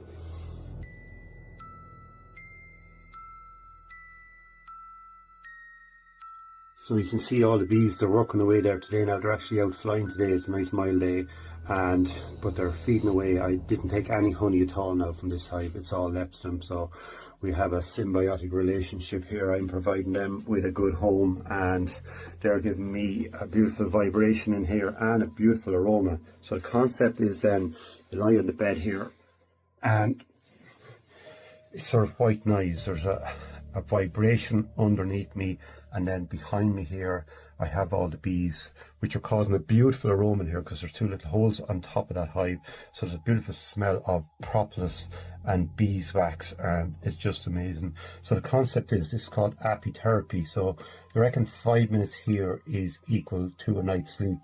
Well, all I can tell you is from mine, like 5 minutes, 15 minutes, but it's just absolutely amazing. It's lovely to have somewhere like this in your life that you go to, that you're picking up really good energy. When I leave here, I leave feeling good. So I know when I come back here, there's a good feeling left behind me. And we know water holds memory. So there's a lot of moisture in the air and in the timber and in the structure. So heat contains the memory. And yeah, so feeling good. You go back and remember little things that were odd, and you can put it together and come up with some bad answers. And I do. Like what, for example? I had no idea how many people were like actively getting into like rich that I happen to know personally. In Hollywood? Oh, yeah. I'm not going to say who it is on here, but I'll tell you after. But when I heard this, I was like, what? Do you ever kiss your 38-year-old? No. Are you sure? Put Carl Rob Reiner kiss and, oh, here we go. Hold the back of their... No, they don't. That's weird, go down, head holding. Oh, it happened again. Yeah, there's multiple. Look at that. My God, dude. Yeah, it's not one picture, dude. They do this all the time. I've been very fortunate in family. In my first marriage, I had 2 lovely daughters. Girls are such sweet-smelling, yeah, that's true, wonderful things. Mm-hmm. I can still remember when they would be so clean and their hair done, their starched dresses, and how when they would, the dresses would come up and what? He's talking about his daughters? They're just totally beautiful things, and I was happy. I was lucky with my girls in that they never had the problems that sometimes. Who is this guy? Not that my daughters didn't Gene have their Roddenberry? own What's his? Yeah, who is the he? creator of Star Trek? This is the creator of Star Trek? Yeah, the beloved creator of Star Trek. Oh my A God. guy Did who- you know this, Steve? I did not. Yeah. That's me. God. I'm not particularly genius in any way. This is anyone should notice if they feel like noticing it. Yo, I didn't know there was a till last year. Do you understand? Why the wouldn't I know that until just recently? Because it's effective. We're worse than North Korea as far as propaganda, 100%. So that building. It was a C. There was And that 2 trillion of that is missing, they can't account for. Julian was telling me that he thinks that when they built it. Of course it would have been. He's right about that. Not only that, Julian told me that he thinks.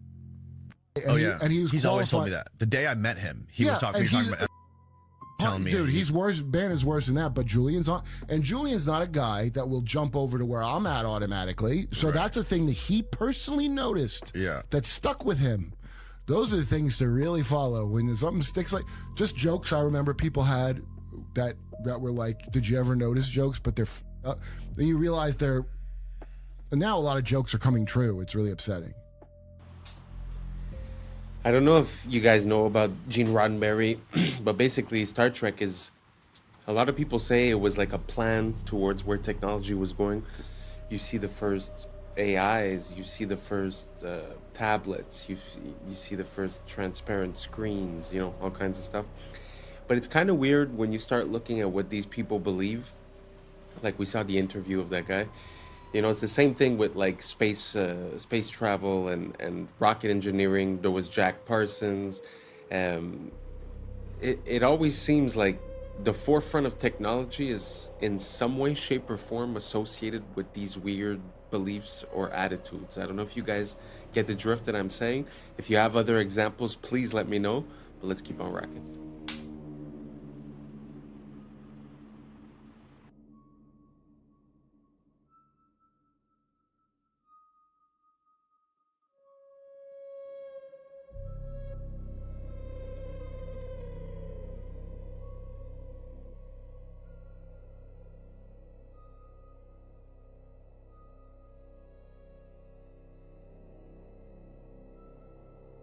Watch this. This is awesome. That's right, man. Let me go ahead and get that for you. You guys asking for a lot today. Say excuse me. Say excuse me. Say excuse me. Excuse me? Say excuse me. Excuse me? Yes, sir. Can you talk to our manager? You need to speak to my manager? So that's what we not gonna do. We not gonna get no attitude with that. You understand that? Yes, sir. So we're gonna put our hands down and we're gonna ask nicely. If it's okay, may I speak to a manager? Sure, please. It's okay. Can we speak to your manager? Yeah, I'll go get my manager for you. Right. Say thank you. Thank you. What's his problem? He might be having a bad day today. Who knows? Sometimes they don't. Sometimes they Yeah, sometimes people, hey, look at me. Sometimes people have bad days, but we don't catch no attitude. We don't get an attitude back, nor do we, start snapping at people. We don't curse. We don't do any of that stuff. You understand that? We as men keep our bearing. You understand that? When we have issues, what should we do? Stay calm and keep our bearing. You understand that? Yes, sir. All right, so we had to ask her to speak to manager just because we just need to let her know our experience because he's not doing good. We're not having a good day at the restaurant. We've had to ask for our refill. We had to ask for silverware. We had to ask for plates, all this stuff, and then he not bringing stuff out. We had the wrong food. So think about all that stuff, and then you need to tell the manager that when she gets here, okay? But you're gonna tell her nicely. You understand that? Nice to meet you. How can I help you? We having a complaint about the waiter. We went ask for more plates and refills. He cleaned out the plates and he said it was way too much. So y'all were being too much and that he threw the plates down? Yeah, I have any complaints on this side? And also, when we had got our food, he had forgot to give us silverware. And then when he did give us our silverware, he forgot to give him a spoon. So, and he forgot my order and he placed just rice on my plate. Okay.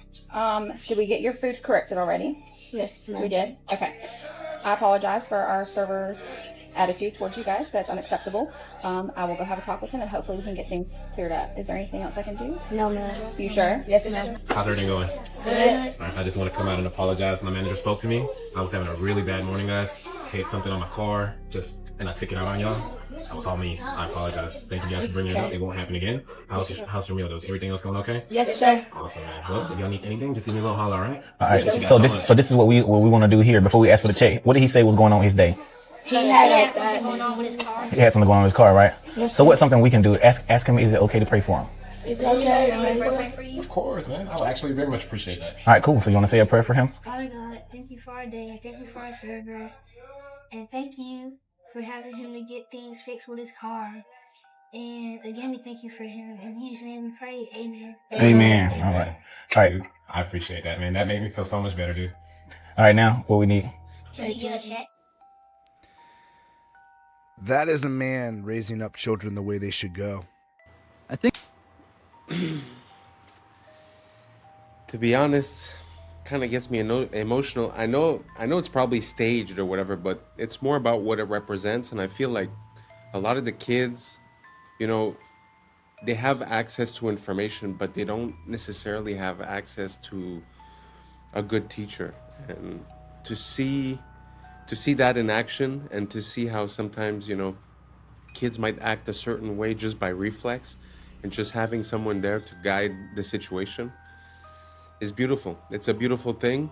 And men, more than anyone else, need to be, like he said, calm and in bearing, of their emotions and of their attitudes.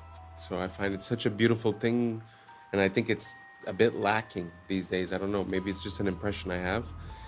Let me know what you guys think down below. Do you think this guy went too far, or do you guys think that it makes sense to teach your kids something like this? Let me know down below, and let's keep on rocking. I think I just found a connection between the Georgia Guidestones, resets, and an experiment done in the 70s on rats. So my bad, it was on mice, not rats. So this was a man-made mouse utopia called Universe 25. It started with 4 males and 4 females. The colony peaked at 2,200, and from their decline to extinction. Once a tipping point was reached, the mice lost intellectual behaviors, and scientists still extrapolate this model to humans on Earth. So the Universe 25 experiment was one of the most terrifying experiments in the history of science. Through the behavior of a colony of mice is an attempt by scientists to explain human societies. The idea of Universe 25 came from the American scientist John Calhoun, who created an ideal world in which hundreds of mice would live and reproduce. More specifically, Calhoun built the so-called paradise of mice, a specially designed space where rodents had abundance of food and water, as well as a large living space. In the beginning, he placed 4 pairs of mice that in short time began to reproduce, resulting in their population growth rapidly. However, after 315 days, their reproduction began to decrease significantly. When the number of rodents reached 600, a hierarchy was formed between them and the so-called wrenches. This is what appeared. The larger rodents began to attack the group, with the result that many males began to collapse psychologically. As a result, the females did not protect themselves and in turn became aggressive towards their young. As time went on, females showed more and more aggressive behaviors, isolation elements, and lack of reproductive moods. There was a low birth rate and at the same time an increase in mortality in younger rodents. Then a new class of male rodents appeared, the so-called beautiful mice. They refused to mate with the females or to fight for their space. All they cared about was food and sleep. At one point, the beautiful males and isolated females made up the majority of the population. As time went on, juvenile mortality reached 100% and reproduction reached 0. Among the endangered mice, homosexuality was observed and at the same time cannibalism increased. Despite the fact that there was plenty of food, John Calhoun repeated this experiment 25 more times, and each time the result was the same. Could this be the message on the Georgia Guidestones? Maybe it's not that they just want to have this ruling class. Maybe they know once the population gets to a certain amount that this same thing that happened in this mouse experiment will happen with humans. This would also explain the Cabbage Patch Babies and why they had to repopulate the earth, because we had too many people and they stopped reproducing. Dude, this is crazy. So what if these resets don't actually happen because of a catastrophe? They just happen because of overpopulation, just like what happened with these mice. And then the mud floods would just be to like seal the deal, to rewrite history so that nobody had any questions about what happened in the past. Dude, that's a crazy ass perspective. Let me know in the comments what you guys think. That's crazy. Peace and love, y'all. Yeah. It's some interesting questions because I mean that experiment is very worrisome, and it feels like we're at some point in that process. But at the same time, what he was saying towards the end is interesting as well, because when you calculate the natural progression of a population, in a few thousand years, I think the numbers become exponential. So even today, in regards to how many people there was in the 1900s, or let's say the 1800s, I think we're not going up in a stable fashion. It's as if there's always these events, or they call it resets, but I mean, it kind of makes sense because we're not at the progression that we should be with the amount of humans we have, like let's say today, and how much that would create in 20 years, let's say. We're never close to that number when we reach 20, 50, 100 years later. So what do you guys think? Do you guys think that it's possible that there's these resets? Is it possible that there are natural catastrophes? Is it something else? Let me know what you guys think down below. Or maybe it's just evolution and natural selection, and that's just the way it is. So let me know down below. Let's keep on rocking. The last reel I posted has people just losing their minds because, you know, men especially, we can't be wrong. Our ego is just way too big. Whatever we believe, we just can't, we're not gonna it's too much of an ego hit. So anyways, listen to this woman who's very familiar with government contracting and the procurement process explain a little bit more in depth on the reel I just posted. Hold on. I was sent this by a few people. Likely made it Accurate Energetic Systems in Tennessee. 425K in May of 2025. You can bet Steve Feinberg was involved in the planning of his public.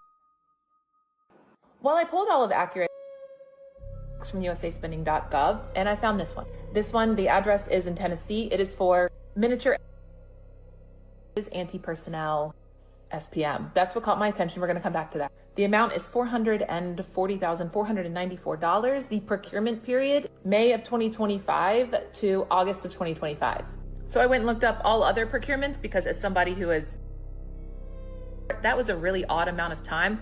None of Accurate procurements were less than a year, except for this one, because that's not how they procure things. I went and did more digging. The contract was signed on April 22nd, 2025. A lot of weird things about this procurement. It was a simplified acquisition process, meaning did it quickly, and it was one bidder.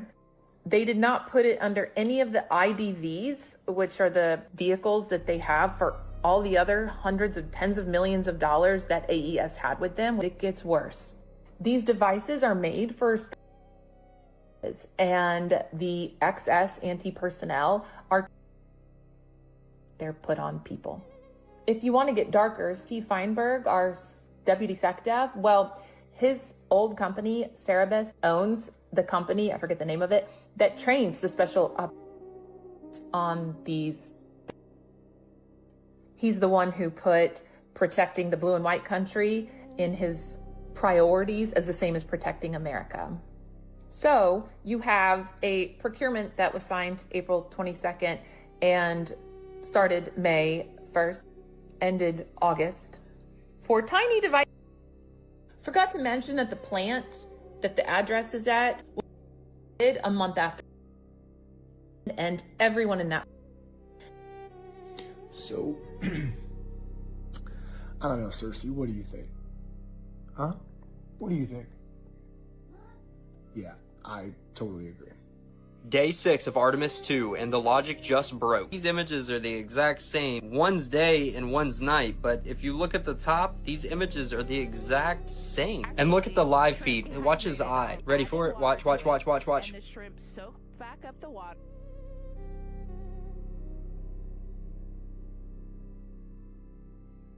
Everyone's talking about this red dot. Watch it disappear as it floats. Watch.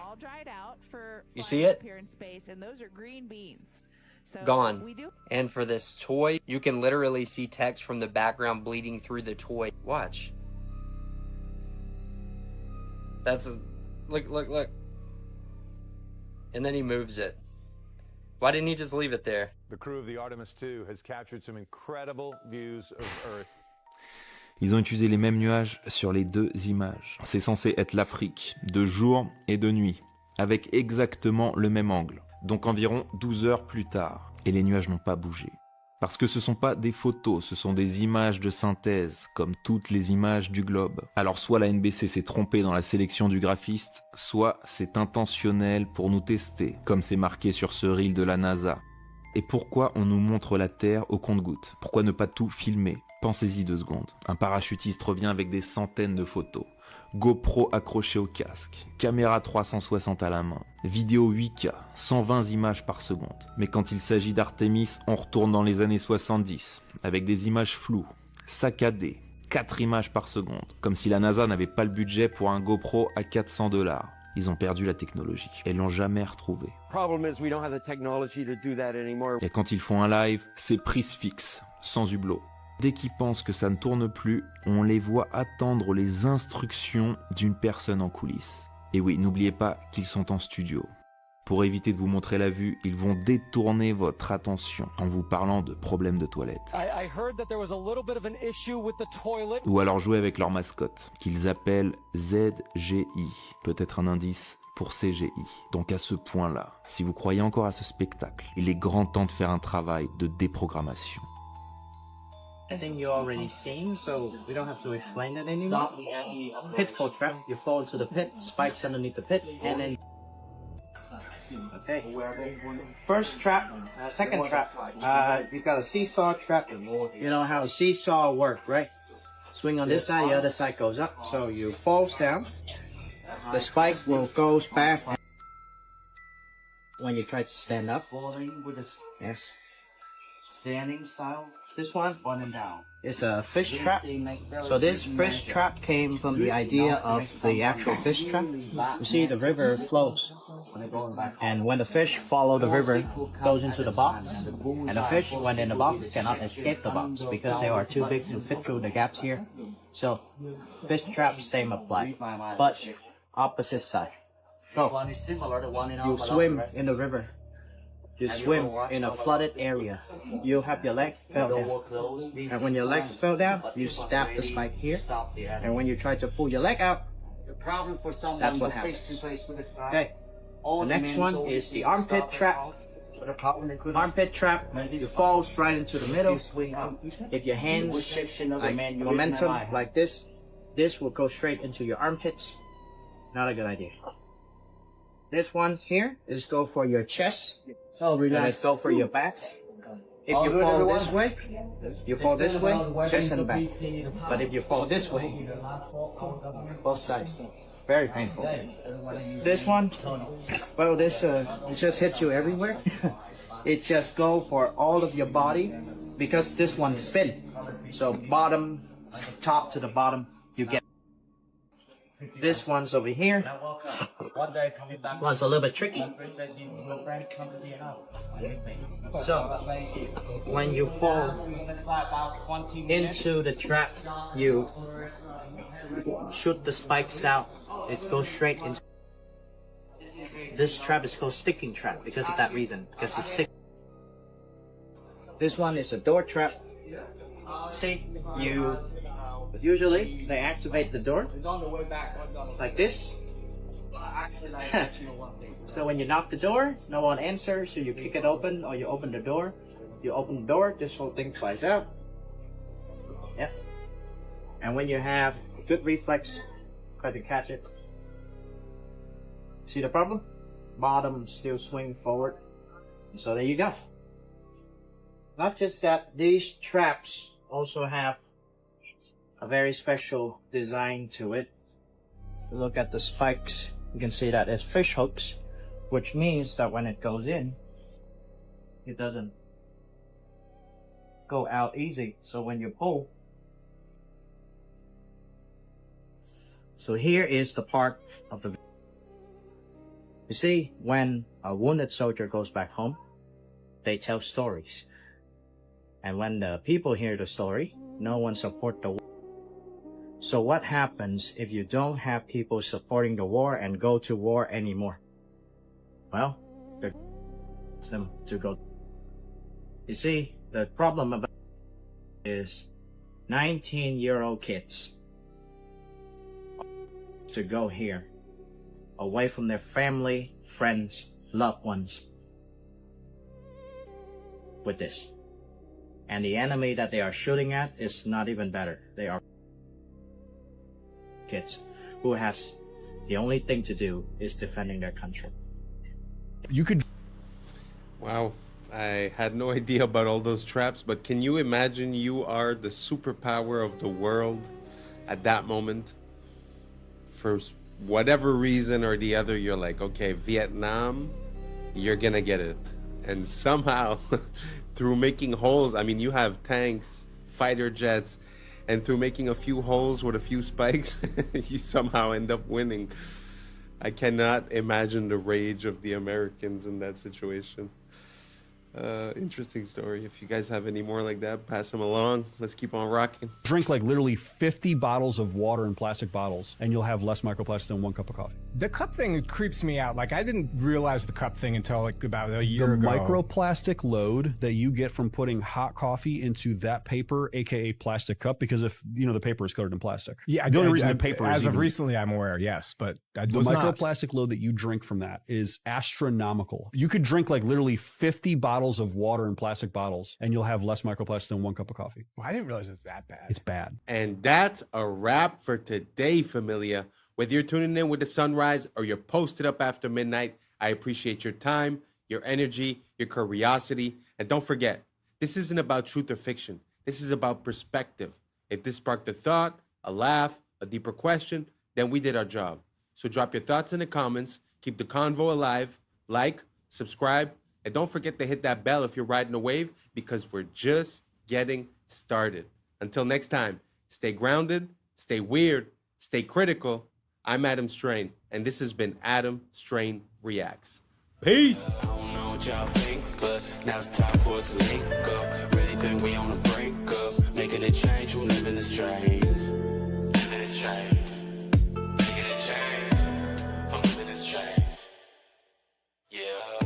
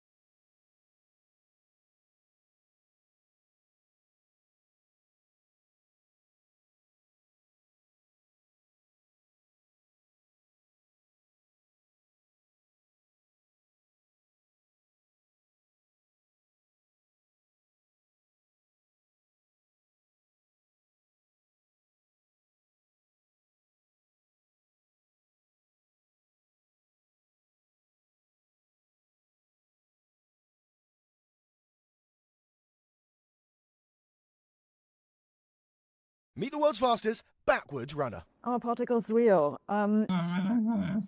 I think in a way physics has been a progress away from this.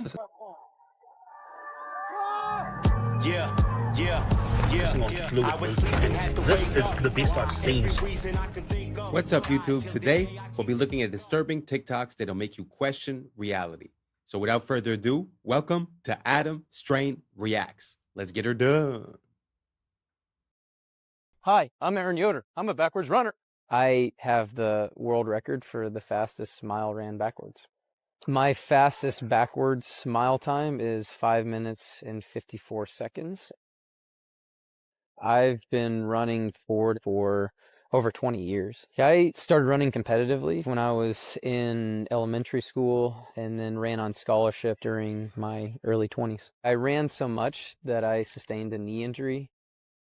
My doctor told me to stop running, and I really didn't want to stop, so I knew I had to make some sort of change. Retro running or backwards running is where you're literally just running in reverse and there's no impact on my knee. I run backwards everywhere. I run backwards on the treadmill, I run backwards on the track, and also out on country roads. Backwards running feels great on my knee. I don't feel anything, which is a reason why I really enjoy it. Look how advanced these robots out of China are at the moment. They've just taught them advanced kung fu and martial arts. They're focusing on fluid movement, and this is the best I've seen so far. Like, look how well this thing moves, jumping, doing flips in the air. It's just everything. It's the most advanced kung fu I've seen in a robot so far.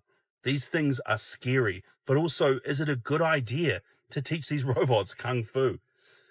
Ugh.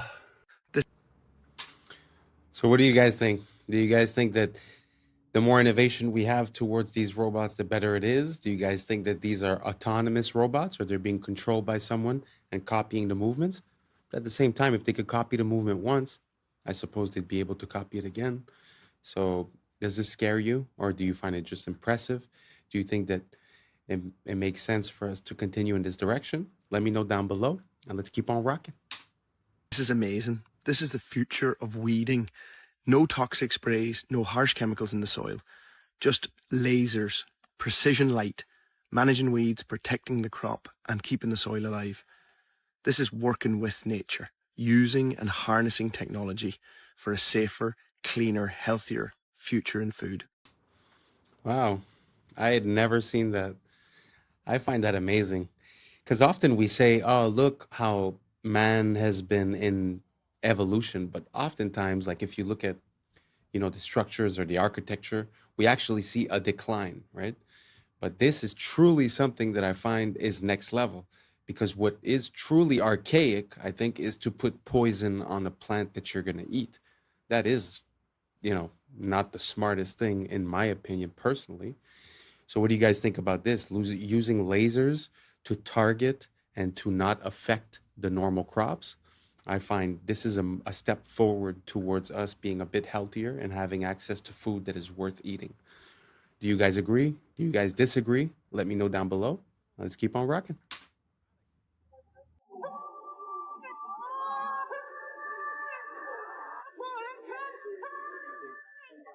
Oh, God.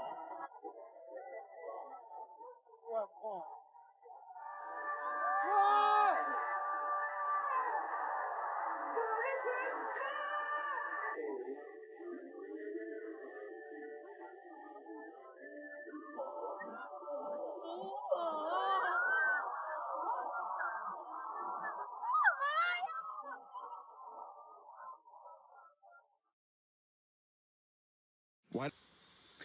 I know y'all have already seen the memes that say like, oh, Japan or China is living in the year 3000.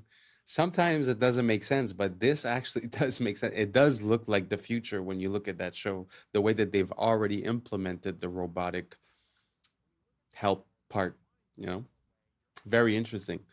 So do you guys think that it's going to help, or do you guys think that it's going to take away the job from, backup dancers? Do you guys think that it takes away from the art, or do you find that, listen, times are changing and we got to go with the flow? So let me know down below and let's keep on rocking. Doesn't the Parthenon have any straight lines?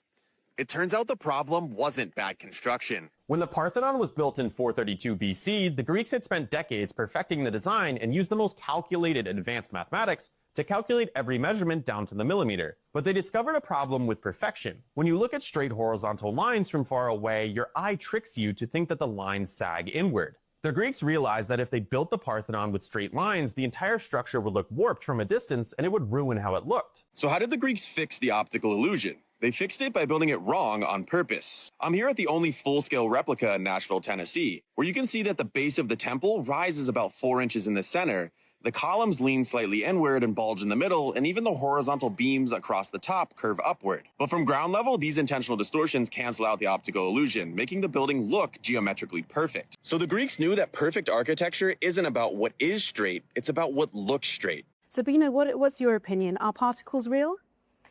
Are particles real?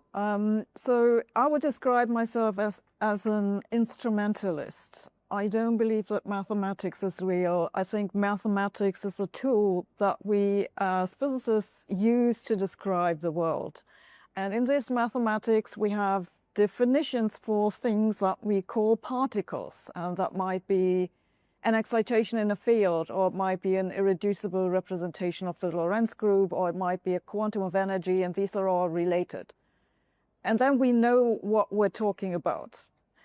That is what I mean by a particle. But are particles real?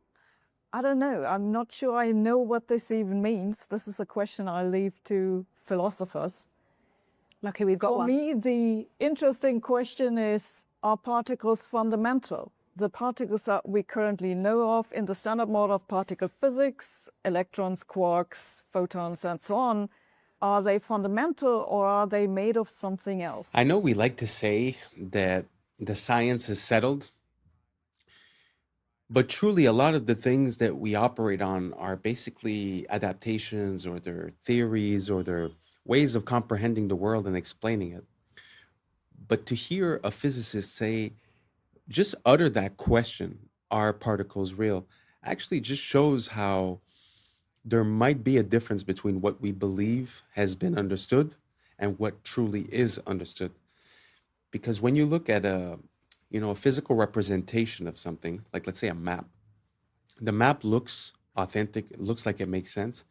But we know nowadays that when you look at the details of the map, it's very hard for it to be a perfect 1-to-1 ratio. It's actually, I think, impossible. And that's why when you see the Mercator map, the projection that Google Map uses, you see the distortion between, let's say, Africa and Greenland, where it looks about the same size, when in reality, Greenland would fit, I think it's 9 times in Africa, something like that. So it kind of makes sense to me that that would, transpose into this application. But tell me what you guys think down below. Do you guys think that the way that we approach science and the science of small things is a physical way of seeing it? Or do you think it's a way that we can understand the concepts and give a name to the effects that happen, when in reality it might look physically different? Just a question. Just wondering what you guys think. Let me know down below, and let's keep on rocking. All right, boys. So before I got on my freaking airplane ride, my Spirit Airlines ride, I went around looking, right? And I was taking videos, and I was like, oh, Palin gonna freaking love this. But so I was looking for anyone fueling planes, right? I went and I found this truck. I was like, oh man, I wish he'd be fueling. I wonder how much fuel that thing holds, right? I looked it up, okay? I think it's about a 5,000 gallon fuel truck. So let's say 5,000 gallons just to make everything easy, right? Most of Spirit Airlines planes are these A320s or whatever, different versions of them. So I'm pretty sure I was on one of those. And it looks like it's like, let's say roughly 5,000. Let's give them the benefit of the doubt. It's only 5,000 gallons of fuel that they're putting in these planes, right? Even though things like the Airbus A380, look, they're saying that they put 85,000 gallons of fuel in those. Like, come on, what are you talking about? What is 85,000 divided by 5,000? They're saying they put 17 of these fucking trucks in there, okay? Okay, so that's a big plane, right? let's just assume they're putting one of these trucks in my size plane, my little, you know, it's only one floor. These A380s or whatever, they got double deckers, right? So my plane can, at the very least, hold a whole 5,000 gallon truck full of fuel, supposedly, right? So why are they showing up with this? What the hell is that? Look, again, Jet A fuel, okay? Where's the, what is it? They're not putting 5,000 gallons of fuel into this wing. And then don't even get me started on the fact that they say it's in the wings, dude, right? Think about it. You're a big old jet airliner. You're going, what does water do? What does jet fuel do when it tips? It all sloshes, okay? So if you're sloshing it around, do you really want that in the wings? Minus that, if you ever watch outside of the plane wing or the plane windows, what are these wings doing? They're going, are you putting flammable fuel inside of a floppy little wing noodle? What are you talking about? Then also, how long would it take to put 5,000 gallons of fuel? How long does it take to put 10 gallons of fuel in your truck, right? This hose, not that big. It's not that big, right? So this guy was there for like 3 minutes. What the frick are they trying to pull on us? 5,000 gallons of fuel? BS, dude. And I'm not crazy. I'm not saying that we enter like a hyperbaric chamber and they put us to sleep and it's all 3D. I'm saying this is flying on sky electricity, and that's what they're hiding from us. These things get started on the ground. I don't even think the plane starts them. I think they have a machine that starts these turbines, and then they just run from electricity. Fuel. Love you. Bye. The planes are very interesting because, you know, it's sort of like the day that they decided to put a price, like a global price on the barrel of oil. They had to make the case that it was biological and that it was a part of let's say, of a dinosaur that got compressed and this and that. So there was biological material, basically, meaning that there would be a limited supply. And since those days, now we see that, you know, we've never missed any, and it seems to be the most abundant liquid on this planet other than water. So what if it was the same thing for the planes, where they're using the fact that you're using that much gas to give the price, right? But what if they weren't? Because like he said, you know, the amount of tankers and trucks that they would need per day, and the speed at which they refuel. And, you know, he's talking about the electricity, which is true in a way. We have measured that at the ground, which is like electrically talking, the ground is ground, right? And then as you go up, basically there's a voltage that amplifies as you go up. So it's not crazy, the idea that there might be electricity involved. But just to give a second theory, let's say, you could also consider the fact that compressed air. So you're going at a speed that's very fast, and you have these turbines that are compressing the air because the entry is big like this and the exit is big like this. So what you're seeing is a compression of air, and then where is that air going? It's going on the wing because the motors are actually in front of the wing. So the air would be going here and sort of like pushing it up. So that's just an idea. I've also seen videos of a turbine that was disassembled. And when you see the interior of the turbine, it has these little metal plates that are sticking out. And when you touch them, they sort of hit a certain frequency and resonance. So you hear bing, bang, dong, ding. And the idea would be, sort of like a bee. They say that the way that the bee moves, it's vibrating from its thoracic chamber, and it sort of makes it lighter because of resonance. So what if they were using the concept of resonance, compressed air, electricity? So these are all just ideas that I'm giving you, but it's very interesting to think about the logistics. So the city where I was born, they tell you that there's, let's say, 100 planes per day. And when you do the calculation of how many gallons and how many tankers, it would be literally like a tanker every minute or a tanker every 30 seconds. And again, just the time of refueling. So I find it's just a very interesting question. For me, there's nothing that's really off the table. So let me know what you guys think. Is this crazy? Is this ridiculous? Are we sure? Let me know what you guys think down below, because if you guys see a possibility in this, I might do a deeper dive and show you guys some other content regarding this, because I find it's pretty important, because the freedom and the capability and accessibility of travel and of energy has a very big impulse, a very big effect, let's say, on our capability of, you know, creating new technologies, of being self-sufficient. So just putting a barrier to entry to having, you know, the gas or the electricity or this or that would change our life significantly. So that's why for me, it's not something that I shy away from or that I'm scared of talking about. So let me know if you guys think down below if it's a possibility that there would be some other technology, and that would be the reason that they took the Zeppelins away, the balloons they used to fly, because it was too accessible, too easy, right? So let me know what you guys think down below. And like I said, if you ask me, I'm going to do a deeper dive on this. So let's keep on rocking. X-Men is about Martin Luther King and Malcolm X. Yes. Magneto is Malcolm X, and Martin Luther King is Xavier, is Dr. Xavier. Their philosophies were that's where he got it from. Yeah. It's all a lot of stuff is from black stories, and they just kind of Superman is the Egyptian about Osiris, you know, like power from the sun, same thing. Oh wow! Oh yeah, I read all. I love that. I'm just now hearing that for the first time. I never knew that. And when I was with Stan Lee, I love bragging about it because I don't care if you didn't meet Stan Lee, you can't with me. Yeah. Stan Lee, I was in his office for 3 hours. He was 89 years old. My friend went on a break, said, yo, hang out with Stan. I'm sitting with Stan Lee. I said, like, what the fuck? He goes, Godfrey, I want to show you something here. You see this picture of Wesley Snipes? Big ass picture of Snipes with the blade. He goes, he's the reason why Marvel got out of bankruptcy. It was him. Wow. It was because we had Blade. Blade is the reason he saved Wesley. And I go, and we ain't seen another Blade in 25 goddamn years. Crazy. But they got 18 Spider-Mans, 90 this, and Wesley Snipes saved. But this is how this business is. Yep. Look at that. Eddie Murphy saved SNL. Bill Cosby saved NBC. In Living Color, changed the halftime for Fox. Oh. Michael Jackson saved the halftime of Super Bowl in Still 1993. still the most watched Super Bowl of all time. Black people sell. Super Bowl halftime. So. We sell.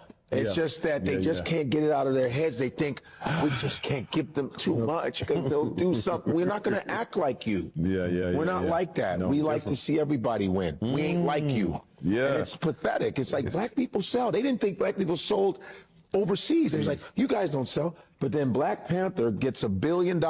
And then I was in Saudi Arabia. And they were like, this is the only movie we've let in. Because they ban all American in Saudi. They go, no, Black Panther, yalla, yalla. The entire. Wow, I had never heard that actually. It's very interesting. It actually makes me think of, you know, the story of the Matrix and the Terminator were connected, and they were written as well by a black lady. And I find there's no credit that's given.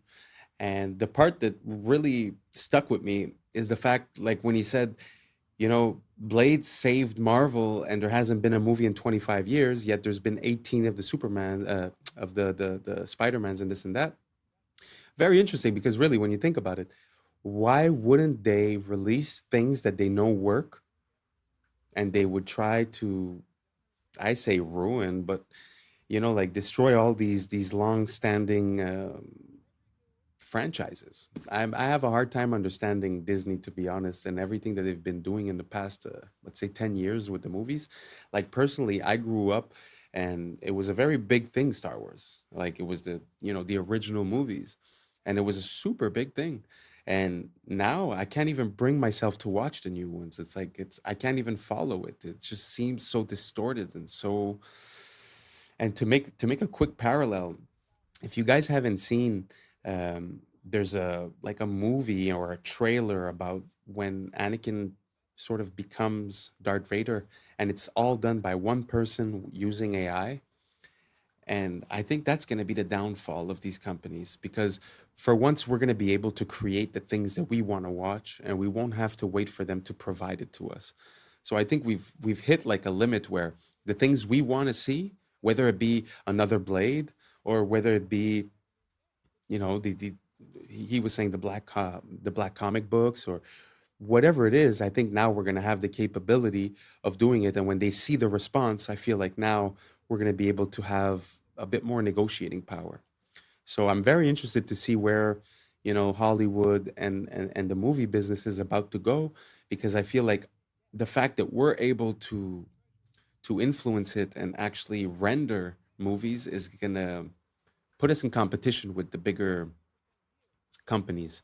Do you guys see what I'm saying? Do you guys see the fact that maybe they've had control for too long and they've been taking decisions that haven't been based on the reception and haven't been based maybe on things that they'd like to put into our subconscious, our mental? Let me know what you guys think down below, because we all know that Hollywood comes from the wood of the holly tree, which is how they used to make magic wands, right? So there is something metaphysical and something magical about the way Hollywood has been handled, let's say, in the past 100 years. So let me know what you guys think down below, and let's keep on rocking. Our banking system just got exposed, and they're using crypto to multiply your money behind the scenes because nobody understands it. You're going to understand it now. The Genius Act was signed into law in July that allowed banks to create stablecoins legally. If a customer wants a stablecoin, the bank can issue it, but the customer needs to give the bank real cash, and they get to use that cash for investments. I don't know if you guys knew that. So you get 100,000, for example, in the form of a stablecoin to use in crypto, and the bank gets to use your 100,000 for other investments. The vast majority of those investments are usually treasury bills. So the bank takes your money, they put it into treasury bills. Now, a treasury bill is basically debt from the United States. Will pay back that 100 grand and interest to the original investor. And the original investor in this case is the bank. So the treasury bills may be sold as purchase securities for repurchase agreements. The fine print exposes everything. They can use the treasury bills for repurchase agreements. So here's a stable coin. Here's the real $100,000 cash. It gets put into. I want you to remember the colors because it shows the multiplication, duplication they're doing. Because got 100,000 from the bank, which was your money from the stablecoin, they get a treasury worth 100,000 plus a 3% yield. The bank profits $3,000 off of your money. And then because of the fine print we just read, they're allowed to take that treasury and loan it out to an investment bank and get another lump sum of cash for no reason. Let's read it again just in case you forgot. Treasury bills may be sold for repurchase agreements. This is called the repurchase agreement. So the investment bank takes a little fee and they give the original bank even more cash. $99,000, they take their fee, they give them more cash. And then they take that new cash and you guessed it, they put it right back in debt. The government gets another investment, that's the green right there, and then the another T-bill for another 3% yield. So the original bank has 2 T-bills and double their yield. Now this is where it gets even more scary. Well, remember that person that got the stable coins out? Imagine if they were colluding with the bank and they decided to take that stable coin and put it right back into debt in the form of tokenized treasuries. Right now in crypto, you can buy tokenized debt. Yeah, there's a token version of everything I explained up there, and you can get the 3% yield. So now it has 3 lump sums from that original $100,000, and you thought it was over. Well, if you invest in tokenized debt, they give you a token worth your dollar amount. Right now, it's called USYC for one of the funds. Binance offers loans against USYC right now. So on that original 100,000, you could take a 70% loan, and then you guessed it, put it right back into debt. The original $100,000 now has 4 forms of yield. Everybody's waiting for the to inject liquidity into the market, but they're already doing it through stablecoin multiplication. And we are going to have the greatest bull run we have ever seen in human history. It's going to be similar to the 2008 bubble. Wow, that was a lot of information. Gee whiz. So this makes me think, like, money came from the idea of value, and now we've gotten so far away from value that it's seeming like a video game. It's seeming like, when you go on a game and you look for money duplication glitch, you could find some of those. Seems like that's what's going on. So you're buying it, and then they're reinvesting it, but they're also buying treasury, which is debt, which we end up paying at the end of the day. And again, they could re-lend it, re-put the assets and start the circle again. So yeah, it feels like banks have been given basically a blank check. And that's without speaking that in the days of the COVID a couple of years ago, they went, fractional reserve spending means I have $100. Normally it was I have to keep $10 and I could lend out $90. Now it's zero. So meaning they could have $0 and lend out $1 billion and no one's none the wiser. So I don't see how this changes anything in the way that there's really no value behind bank money. But at the same time, I'm seeing what he's saying where it's involved with the treasuries. So it's like a cycle that's over and over again. It makes me think like the way like when you get a mortgage, the bank is like doubly insured. It's insured with your assets. It's also insured with an insurance company and your insurance company. So they're actually triple protected. It seems the same way. It's like they're 10 times protected and us, we have to pay for everything. So I don't know. I don't know where we're going with this because it just seems like the more they win, the more they devalue, but the more they devalue, the more the crash is about to come, right? Unless they are artificially inflate. And so I guess that's what he meant at the end with the bull run. So everyone's going to feel like they're winning when actually the disparity between the people winning and the people at the bottom are going to be so much bigger.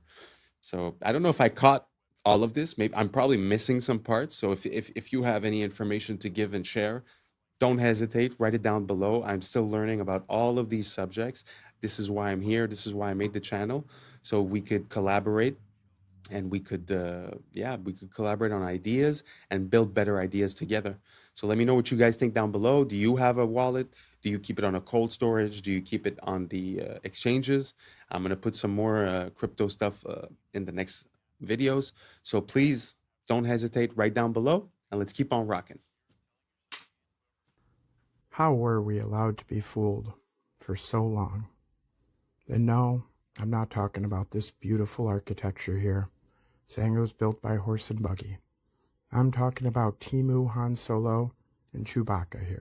Hawkins was a literal puppet on that world stage. Did you know, before Hawkins had his fancy little computer, he had a translator talk for him?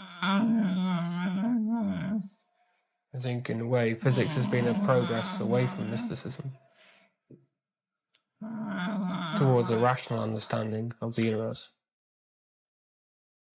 Stephen, when did you first realize you wanted to be a physicist?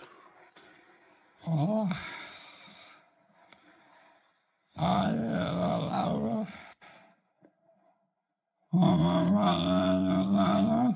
think I knew from about the age of 9 or 10 that I wanted to be a scientist. Most of my activities, like playing with model fireworks,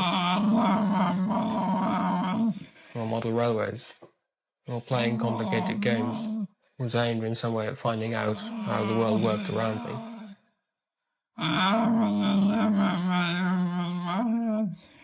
I was never very good with my hands, although my models did not work very well. But I was always interested in models that I could control. And I think that nowadays I have translated that into studying physics. Because in a way, if you understand the universe,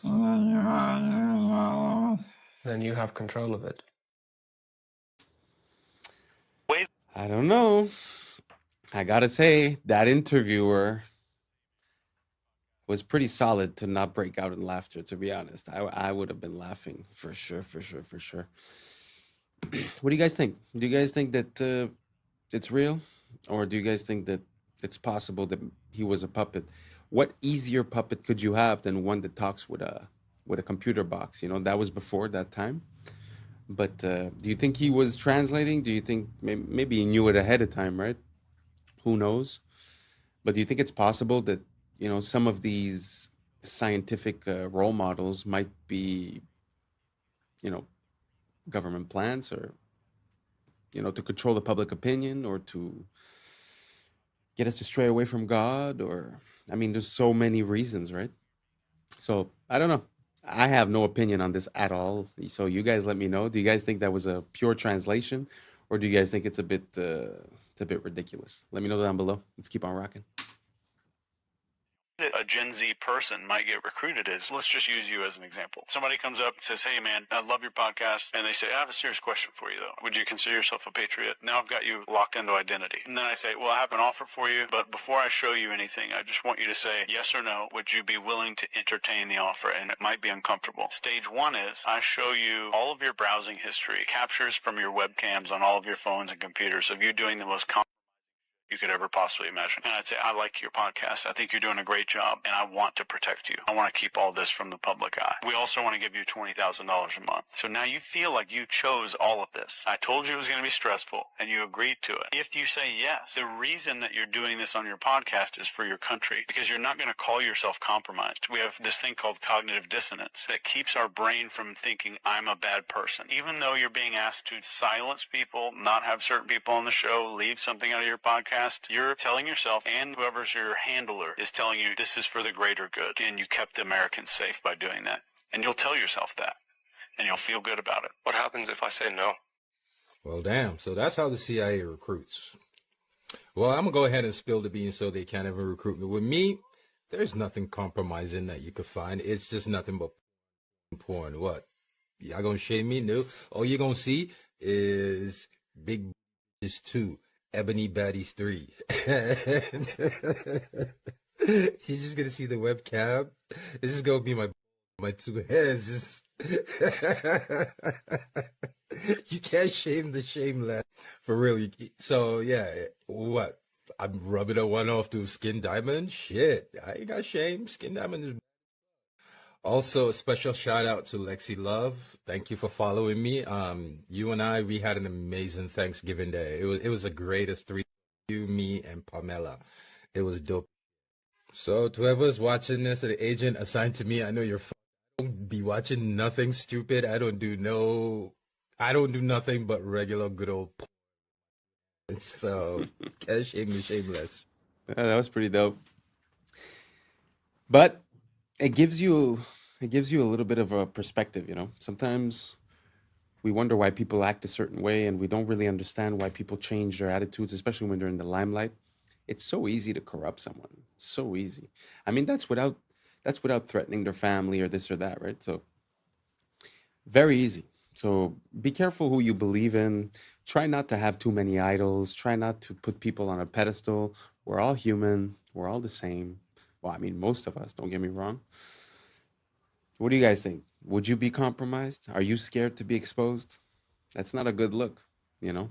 If you're scared to be exposed, maybe you should, you know, comport yourself in a way where you don't live with shame, you know? So, anyways, very interesting. Let me know what you guys think down below. Would you be easily corruptible if they made you that offer? Do you have things to hide? Let us know down below. I know you won't, but you can. And that's a wrap for today, familia. Whether you're tuning in with the sunrise or you're posted up after midnight, I appreciate your time, your energy, your curiosity. And don't forget, this isn't about truth or fiction. This is about perspective. If this sparked a laugh, a thought, a deeper question, then we did our job. So drop your thoughts in the comments, keep the convo alive, like, subscribe, and hit that bell if you're riding a wave, because we're just getting started. Until next time, stay grounded, stay weird, stay critical. I'm Adam Strain, and this has been Adam Strain Reacts. Peace. But now it's time for us to link up. Really think we on the brink up. Making a change from living this strange. Living this strange. Making a change from living this strange.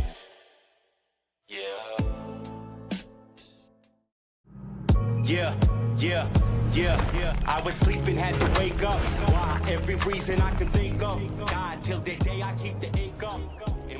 What's up, YouTube? Today, we'll be looking at disturbing TikToks that'll make you question reality. So without further ado, welcome to Adam Strain Reacts. Let's get her done. Creepy facts from the United States you never knew. The last one will blow your mind. Number one, during the 1800s, grave robbers stole corpses from cemeteries across the U.S. to sell them to medical schools, leaving countless families to find empty graves. Number two, in the 1950s, the U.S. Army sprayed bacteria over San Francisco to test biological warfare on its unsuspecting citizens, resulting in several mysterious illnesses and deaths. Number three, the Donner Party, trapped in the Sierra Nevada mountains in 1846 resorted to cannibalism to survive after weeks of brutal starvation and snowstorms. Number 4, the infamous Winchester Mystery House in California was built by Sarah Winchester, who believed she needed to continuously add rooms to confuse the ghosts of those killed by her family's firearms. Before I say the last one, make sure to hit that follow button to support the channel. Number 5, in 1892, Mercy Brown of Rhode Island was exhumed after her death from tuberculosis because locals thought she was a vampire. Her heart was removed and burned to stop her curse. I wanted you guys to know that Italy used to have a whole bunch of random towers just like this. This is in Bologna, Italy, and they were built around the 12th century, and over time they were just demolished or they collapsed. Only 2 of them actually remain today, and their purpose was just for like a status symbol. People would build them for status,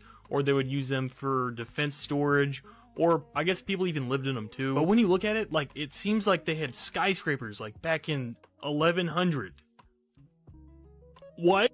So these are real stadiums from around the world, from an aerial viewpoint. And you have to wonder, if signs and symbols rule the world, what type of symbols are these stadiums? Now, that almost looks like a reptile's eye. And we have, of course, the ancient symbolism of the all-seeing eye.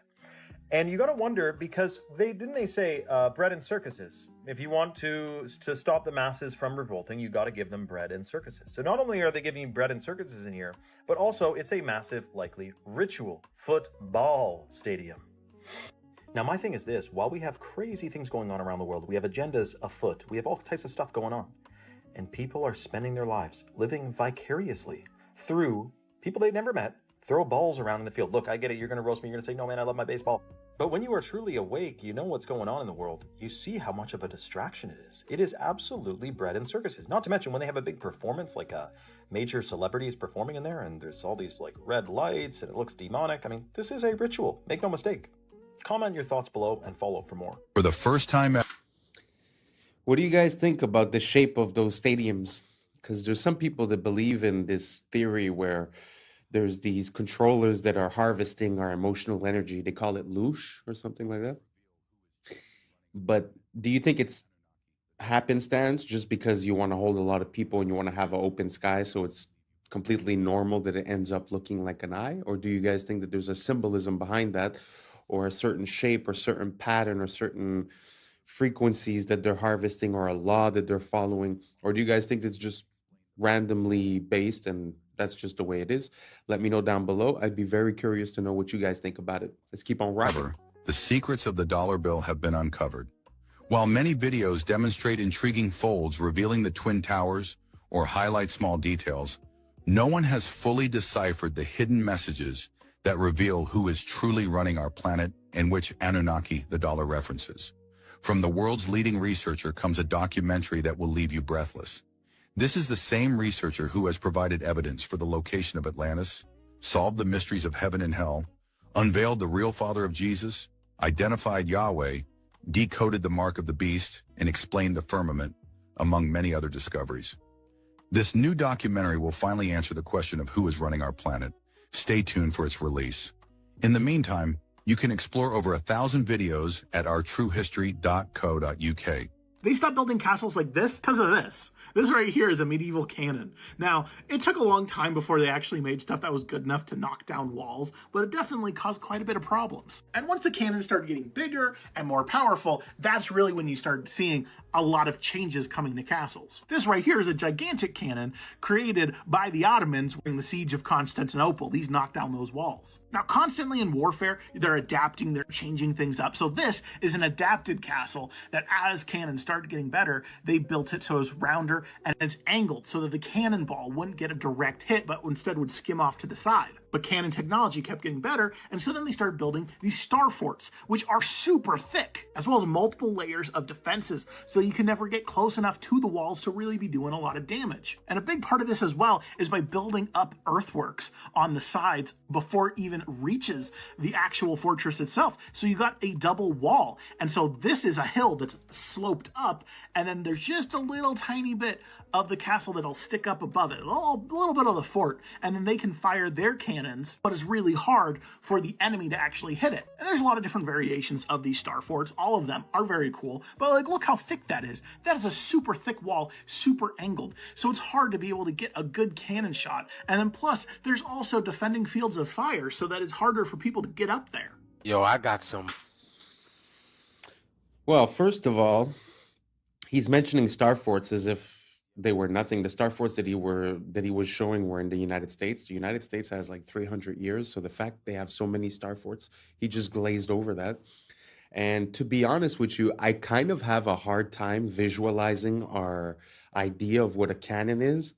Like, I understand the idea of having a tube and having explosives at the bottom of the tube, having an explosion sort of canalized, in one direction and have the ball go. I understand more or less what they're saying, but with the weight of those balls, I don't know. I have a hard time seeing how that would work.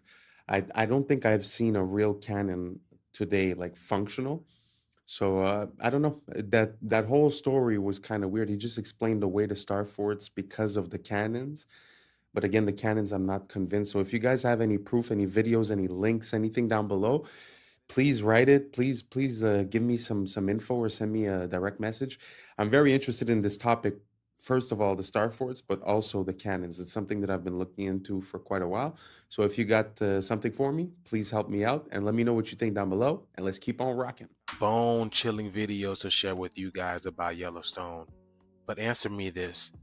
Is Yellowstone supposed to look like this right now, y'all? All this geothermal activity? Is it supposed to look like this, y'all? You're going to want to turn the volume up for this over here. Now, there's this guy posting clips around Yellowstone of the ground literally groaning, y'all. Like giant marching ants are underground like they're coming up, y'all. Check this out.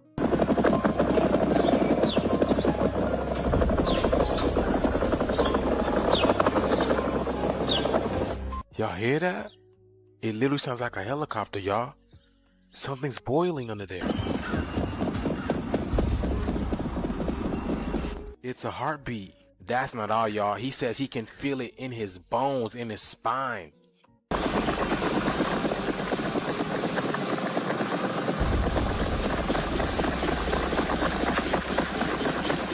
It sounds like the animals are running.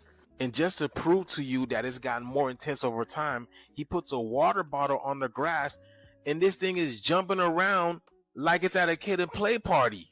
That's crazy, y'all. Listen. Y'all, the animals were warning us. Y'all remember those eggs they found underwater near a volcano where it sounds like they hatched? But the shift is here, y'all. Let me know what you guys think about this video. Let's continue to get it. Peace out. If gravity truly causes tides, why don't lakes rise and fall the same way oceans do? Think about it. We're told gravity can pull billions of tons of seawater back and forth every single day. Shouldn't that same invisible force tug at the calm surface of your local lake too? Scientists say oceans move because they have more mass. Fair enough. But how does the moon somehow know where the ocean ends and the lake begins? Imagine a time-lapse of Earth under the moon's slow drift, its light washing over mountains, valleys, rivers, and still lakes alike. If its pull is that precise, wouldn't everything shift even slightly? Then it gets stranger. Some coastlines experience tides soaring 50 feet high, while just a few miles away, another cove barely stirs an inch. Did gravity suddenly lose strength in that spot? Or could something else, perhaps resonance, pressure, or even electromagnetic influence, be guiding these rhythmic surges? What if the story we've been told about tides is only part of a larger equation? Maybe the oceans don't move because of gravity alone, but because they're part of a system tuned to forces we still don't fully grasp. So next time you see a silent lake under the same glowing moon, take a moment. Don't argue, just wonder. If gravity moves the seas, why does this water remain untouched? Because maybe the real tide isn't just in the oceans. Maybe it's in the questions we've forgotten to ask. This video is for entertainment purposes.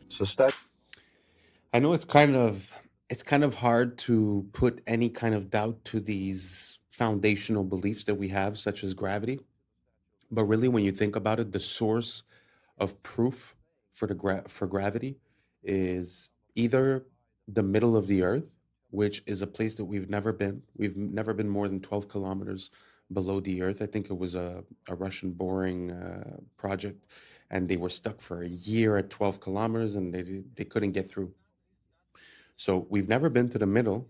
And the other way that they prove gravity is through gravitational waves that are detected from two black holes billions of light years away, billions of years ago. Two black holes collide into each other and create gravitational waves that we can now detect through our advanced technology. So what I'm trying to say is that most things are obvious and you could feel an intuition on where they come from, their purpose, and what they mean. But when they try to explain to you what is here through something that you can't see, I don't know if you understand what I'm saying. Like it's either so far away or it's in the center where we've never been. So for me, that causes a conflict. Now, I'm not saying that things don't fall to the ground. I understand that. But you could also explain that away with different factors. Like he was talking about electromagnetism and all that, but just, density and buoyancy. The fact that something weighs more makes it go down. The fact that it weighs less makes it go up. So let me know what you guys think down below. I know it's not an easy thing, and I'm not making any claims neither.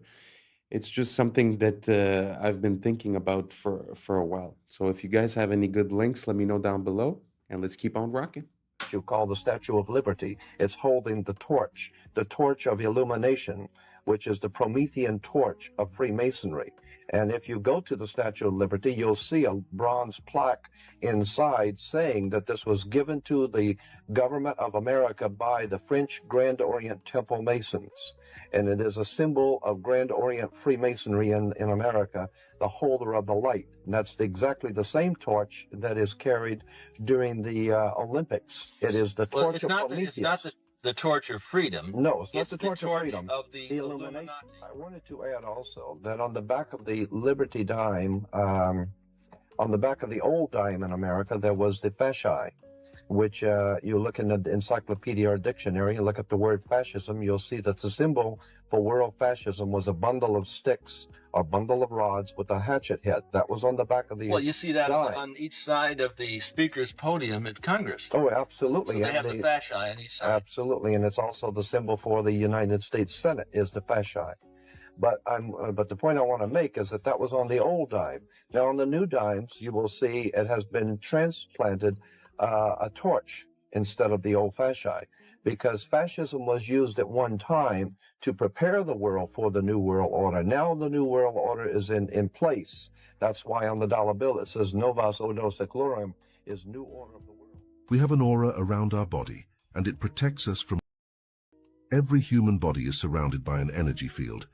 These magnetic fields are something you don't pay much attention to, but the truth is that the entire survival of the individual depends on maintaining the integrity of this energy flow. Now, the moment we break the spiritual rules, we damage that magnetic flow. We have to observe the laws of nature, and if we don't, the magnetic field fails. It can be damaged by unbridled living.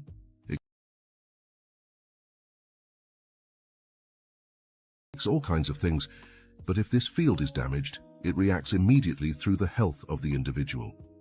You must never allow yourself to develop attitudes that are incompatible with the integrity that nature has bestowed. Magnetic fields are absolutely honest. There is no way to make them dishonest. And if you respect your integrity, you will be full of energy, immune to... Watch the full video on our YouTube channel to understand more.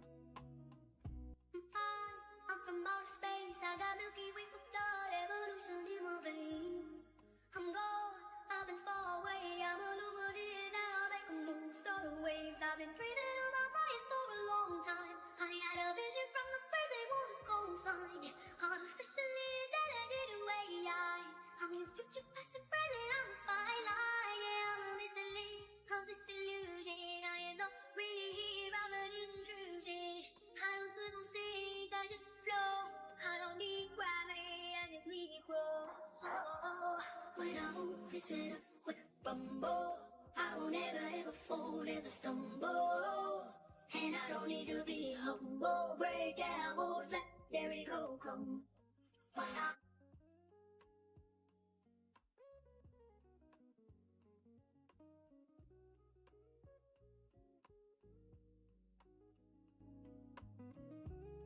This is just like them putting up some pieces of wood. And look at what it looks like. It almost looks like there's like snow on the ground. So there's snow on the ground and they're building, which is practically impossible because, as I was talking about, being from Chicago, it's cold.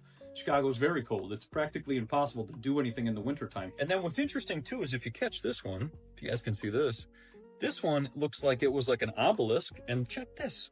There's a beautiful lightning antenna on top, or weather vane.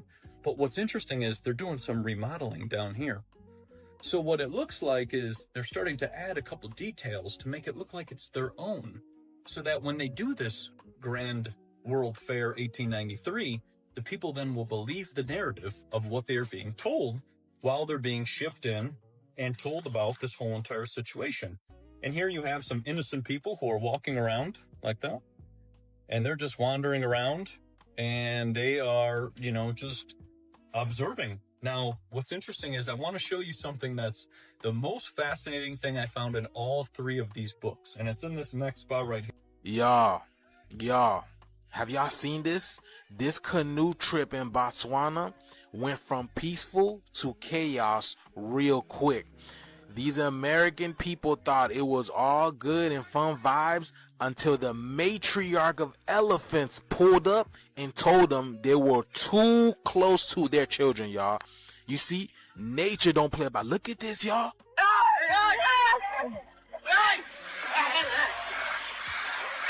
Y'all, she's under. Y'all see that? Look at, oh my God. Why are they always big? Look at this. You see, when it comes to nature, the mother energy do not play about her children. She will toss a canoe, stomp the ground, just to let you know, do not come near my tribe. And this is exactly what happened to this woman over here. Boy, she was flipped, tossed aside into the water like a rag doll. Oh my God, y'all see that? So when are we gonna do the same? When are we gonna let these people stop playing with our children? Because this is exactly what they're doing in our schools, y'all. We don't even know what's going on, right?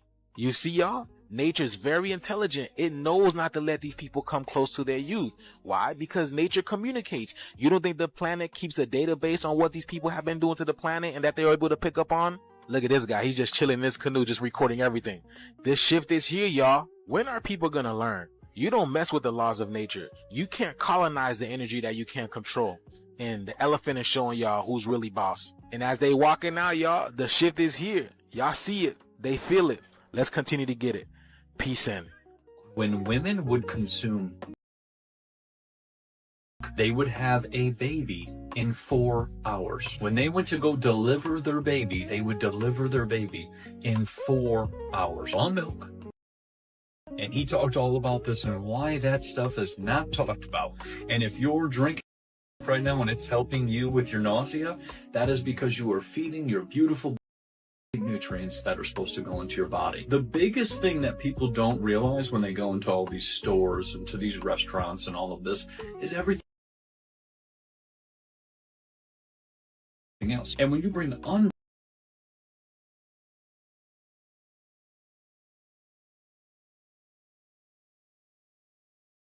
like that, you're bringing something that has not been processed, is filled with nutrients, you eat it,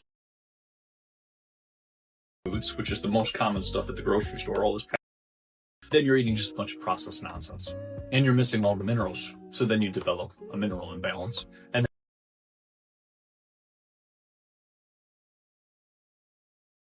they have no minerals. And then when they introduce superfoods, which we've talked about, dragon into their diet as well, bringing food with nutrients back into their diet. In the UK, they are now demanding your back door for access. So a while ago, there was this whole thing where Apple were trying to defend themselves against the government because the government was saying they wanted access to the back door of our devices to see our data. Apple, of course, is all about protecting our privacy, and they don't want third parties looking into us, especially our own government. Actually managed to step in and get this whole thing basically dropped.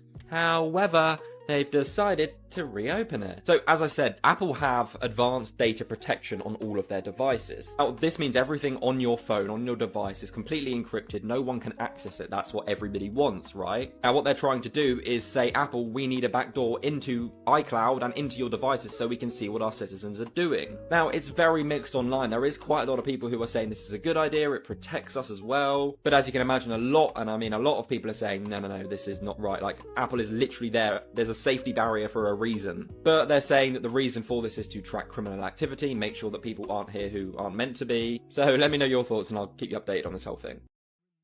Is dependent upon you being disconnected from your heart.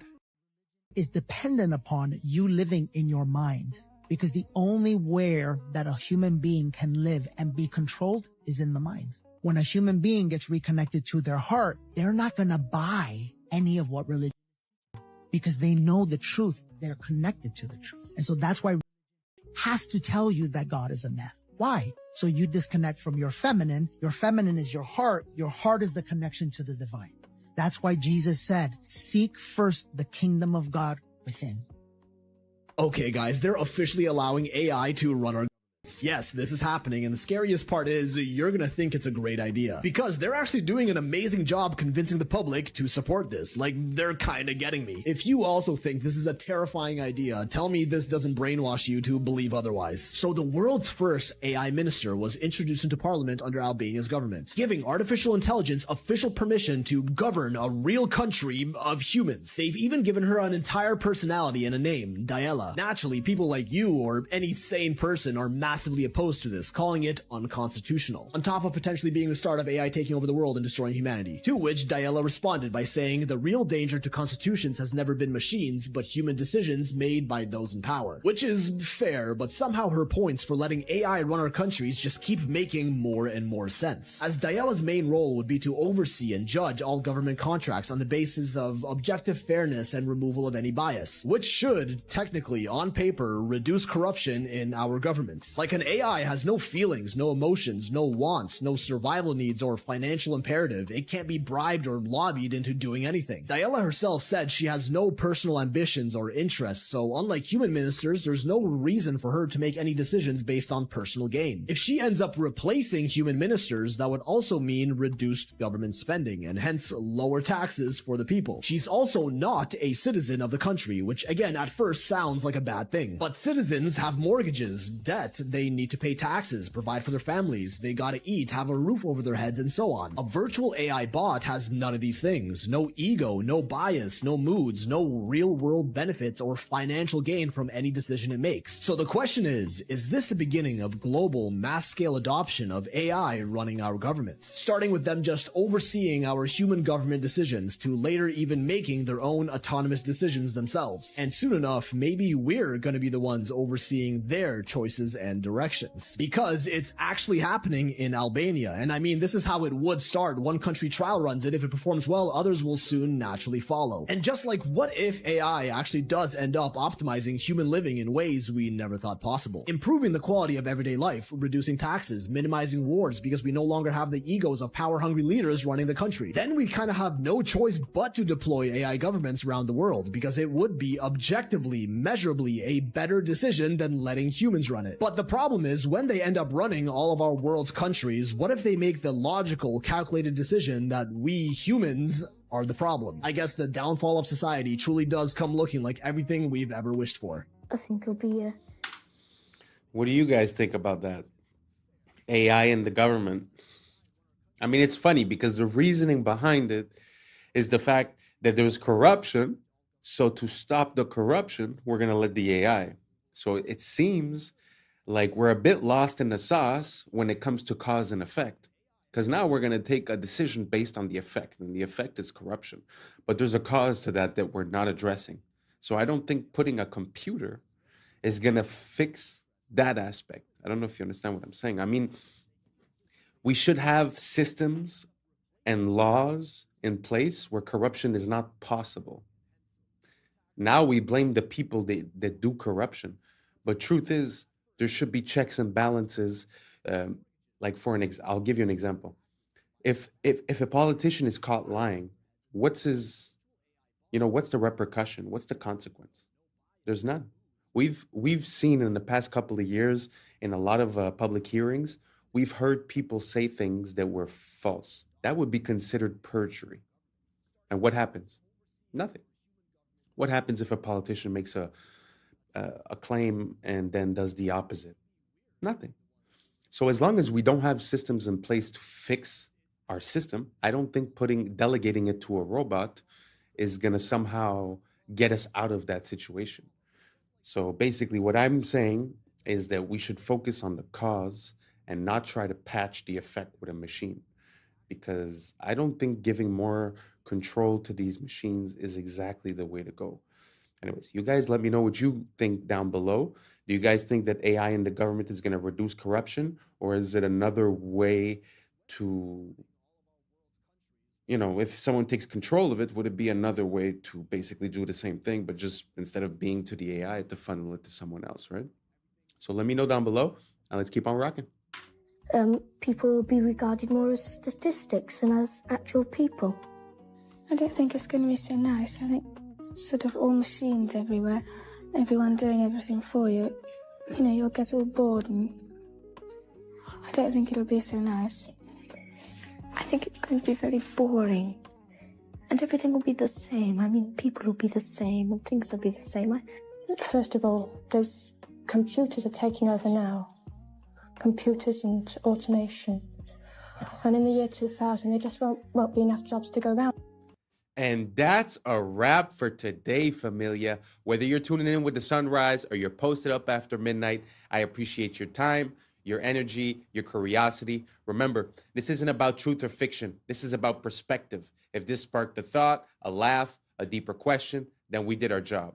Drop your thoughts in the comments. Keep the convo alive. Like, subscribe, and hit that bell if you're riding a wave, because we're just getting started. Until next time, stay weird, stay critical, stay grounded. I'm Adam Strain, and this has been Adam Strain Reacts.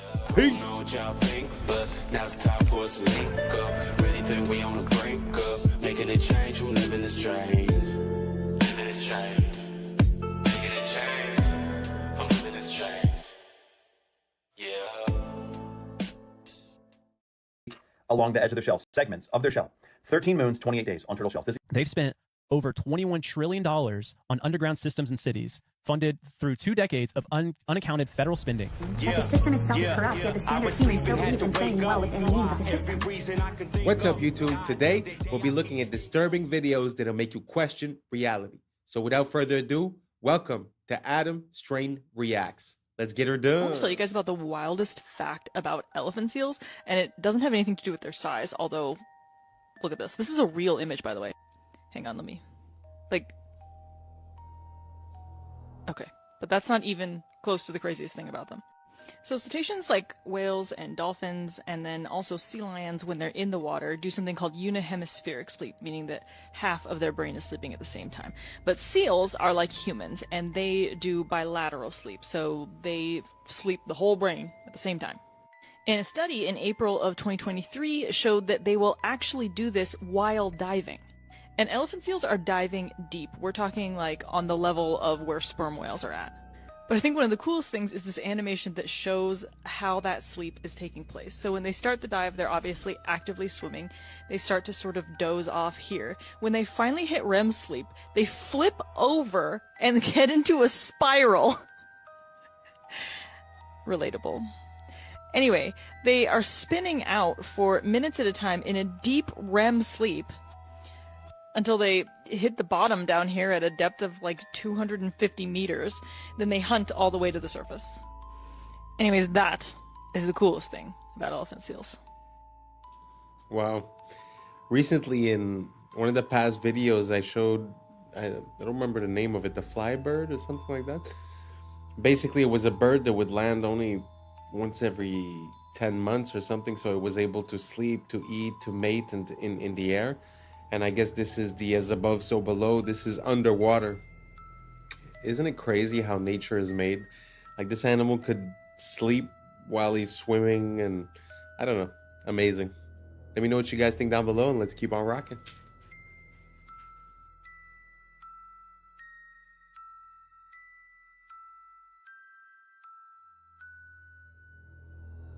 Okay, I just found out something completely shocking about turtles. And I honestly think they're trolling us at this point because the natural world doesn't have time. Time doesn't actually exist, right? What the natural world has is rhythm. So time is a measurement of rhythm, but time doesn't exist. Clocks exist. Now, here's the crazy part. Turtles. I thought when I saw this post about lunar calendar on a turtle's back, that it was like some turtles, right? There's 13 carapaces in the middle of their shell, and there's 28 along the edge of their shell, segments of their shell. 13 moons, 28 days on turtle shells. This equals 364 days plus 1 day of rest. All indigenous peoples around the world knew the wisdom of the turtle and followed a 13-month calendar, as there are 13 moon cycles in a year and 27 to 29 days per cycle. It appears that 1 month was subtracted in order to sever the connection between people with the sun, the moon, and the stars, which are themselves a giant clock. But what I found out was, it's every single turtle and tortoise. Sea turtles, the same thing, a giant clock on their backs. So we're talking about the Fibonacci sequence is in the turtles, of course, as it is in all biological life forms. But the calendar is also on every single turtle's back. And you may be thinking, well, why would they change the calendar? Well, yes, to sever the connection, to alter our perception, our vibration, our reality, just a little bit more. Another thing we have never been told about in school. Isn't that interesting? Instead, we're hearing about Pythagorean theorem and carbon emissions, and they don't tell us anything about this natural world. Shocking. Let me know your thoughts in the comments below and follow for more. Sometimes it feels like we try to create our own interpretation of nature and of reality, but it seems like every X number of years, some of us wake up and we start realizing that nature has been screaming at us the whole time what the answer was. Can you imagine how time and chronology would have been encoded within these animals, and then after that to claim that all of the evolution of these animals is random due to the Big Bang? And how can you consolidate the encoding of this information within their physical appearance? I don't know. To me, it amazes me. I love this world and I love learning more about it, and hopefully you guys do too. Let me know down below and let's keep on rocking. You're absolutely right, Judge. What we have to look at is the president is the chief executive officer of this corporation called the United States of America.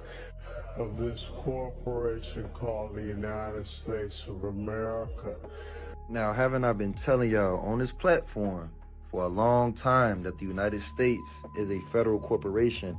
The city of is a corporation.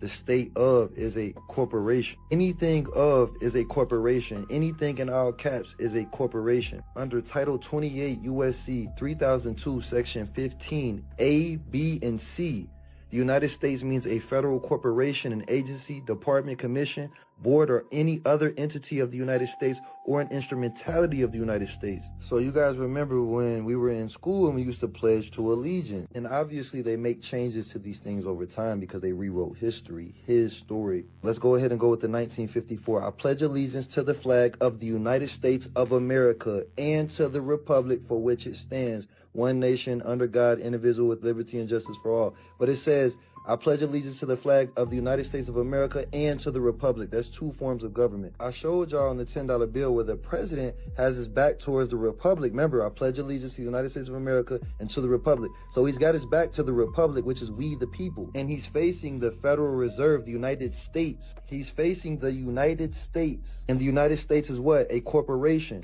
Well, you're absolutely right, Judge. What we have to look at is the president is the chief executive officer of this corporation called the United States of America.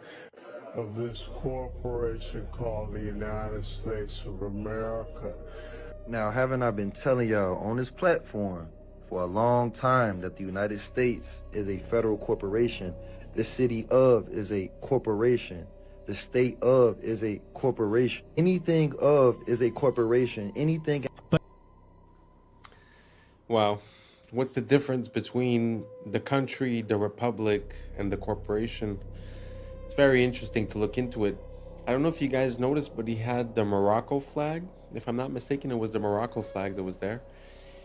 It's very interesting to look at the history of the United States and Morocco, because Morocco was the first empire to acknowledge the United States as a country. So I wonder what the deal is with those two countries. If anyone knows, please let me know down below, because I've been looking into it, but there's a lot of different information, so I haven't presented it yet. But if you guys have any information, please let me know down below. Thank you so much, and let's keep on rocking. But yeah, this leads into another thing that I want to talk about, which is we've talked about it a couple times, but like underground cities. Yeah. This lady, the Tucker Carlson interview. Yes. I don't know what this is. This is nuts. Okay. Former Bush administration official Catherine Fitz. She was just on Tucker Carlson's podcast. Cool. And she did this really deep dive. She said it took 2 years to find all these connections with somebody else. I forget who it was. But basically, they uncovered of what they know of are all these major underground cities that the U.S. has been building since 1988. Pardon? Dude, what? With a total of what they found, paper trail, they've spent over $21 trillion on underground systems and cities, funded through 2 decades of unaccounted federal spending. Money that vanished from the ledgers of the Department of Defense and the Department of Housing and Urban Development between 1988 and 2015. Well, it's happening. All this money is disappearing. They Yeah, can't account for and it. she says, for sure, with what they know, is that there are 170 underground cities under the entirety of the U.S. and in the ocean. In 1984, George Orwell wrote, "It was always the women, and above all, the young ones, who were the most bigoted adherents of the party, the swallowers of slogans, the amateur spies and nosers out of unorthodoxy." He wasn't being misogynistic, he was making a psychological observation. In his view, women, particularly in their role as caregivers and moral enforcers, tend to prioritize safety and compassion over risk and freedom. And that instinct, while natural, is easily weaponized by totalitarian systems. When conformity is marketed as compassion and control is rebranded as care, the state taps into the feminine psyche to enforce ideological obedience. Now consider this. Men will do almost anything to attract a mate, so when the state captures women through propaganda, redefining tyranny as empathy and compliance as virtue, men follow, especially those who can't compete in the traditional dating market. They feminize themselves and trade strength for submission. This is what evolutionary biologists call the sneaky f***er strategy, low-status males mimicking feminine traits or moral positions in hopes of reproductive access. And while all of this unfolds, families disintegrate. Single motherhood, a top predictor of poverty and social dysfunction, becomes the norm. Children from single-parent homes are far less likely to climb the economic ladder, and who steps in as provider and protector? Not the father, the state. But here's the kicker. The state is funded disproportionately by men, so rather than supporting the women they married and raised children with directly, men subsidize the state, which in turn provides for women through social programs. Why? Because women have been propagandized to see every relationship as a power dynamic, except one with the state, which is ironically the centralization of raw power. They've been told that to rely on a man is weakness, but to rely on a bureaucracy is empowerment. This is not progress, this is dependency with a new face. And both men and women are suffering. The childless middle-aged woman and the incel are two sides of the same broken culture. A woman without her own child often directs her maternal instinct towards abstract causes, infantilizing minorities under the guise of social justice. What we are witnessing from psychologically unwell men and women is Nietzsche's concept of resentiment, envy dressed up as morality. The strong became evil, the weak became good, strength became tyranny. We now live in a pathologically soft society that sides even with those who harm it, where punishing crime feels unfair and victimhood is the highest virtue. Nietzsche called them the tarantulas, those who preach justice but act from bitterness. They don't want to uplift the weak, they want to drag down the strong. Orwell saw them too. Quote, "Most middle-aged socialists, while theoretically pining for a classless society, cling like glue to their miserable fragments of social prestige." That was pretty interesting. I mean, when you think about it, back in the days, you know, if you had the woman staying at home and the man working, you could say in a way that only half of the people were involved in politics and whatever the state was telling them. So you always had a part of the family unit that was the kids and the mother that were outside of that. And then the women started feeling like empowerment would be joining the workforce. But when you think about it from a monetary incentive, what better plan could you have than to have 2 salaries per household that you could tax, right?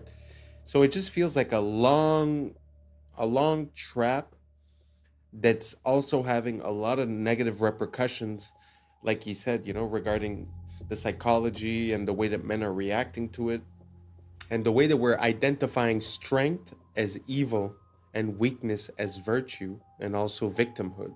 Very interesting. It feels like these guys were talking about, the psychology of a long time ago, but it really applies spot on to today.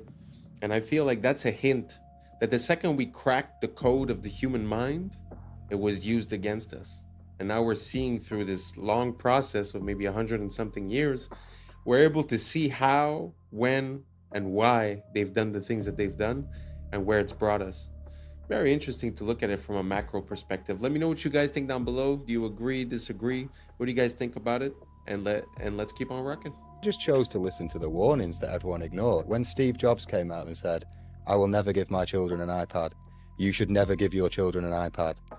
They will mess them up more than anything you know." When he physically said that, do not give your children an iPad, I chose to believe that a little bit. When Microsoft's executive, Pierre Laurent, then followed that up by saying, "There is a war for the eyeballs of children and no one has done a long-term study into the impact of brains that these things are going to have.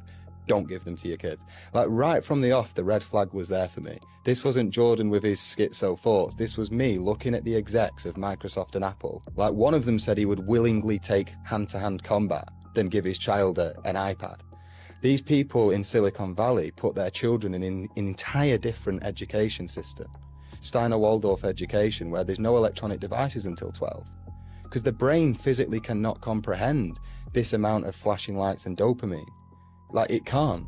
And then people say, "Oh yeah, but your kids are going to be less good on technology." No, they're not. Because the rate of technological development right now is so quick that iPads are irrelevant in 12 years anyway. The children that are being given iPads and children that are getting aggressive and sulking when their iPad's being taken off them, I think that's going to manifest as some very dark stuff when they're an adult. I was lucky enough to get an education from Paul Chek, and he talked about Steiner extensively and brain development. I researched that, took my children in for an interview. My son Troy was in public school at the time, and he resonated with Waldorf like that. He started going to Waldorf at kindergarten, and my daughter also went through it. Most of those brain development years, the mind is myelinating 0 to 7, so your nervous system's being entrained, and we did the best we could to keep them off devices for the most part. And then when we got to Waldorf, that was the curriculum and template for the whole school. And I will tell you now that my children are 15 and 18, and it paid off considerably, and they have the experience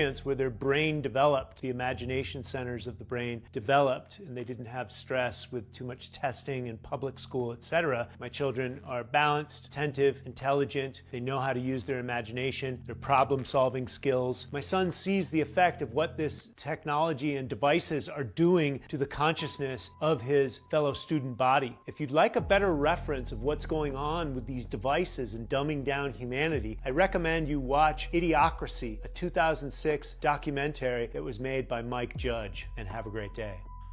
Wow, that was pretty good.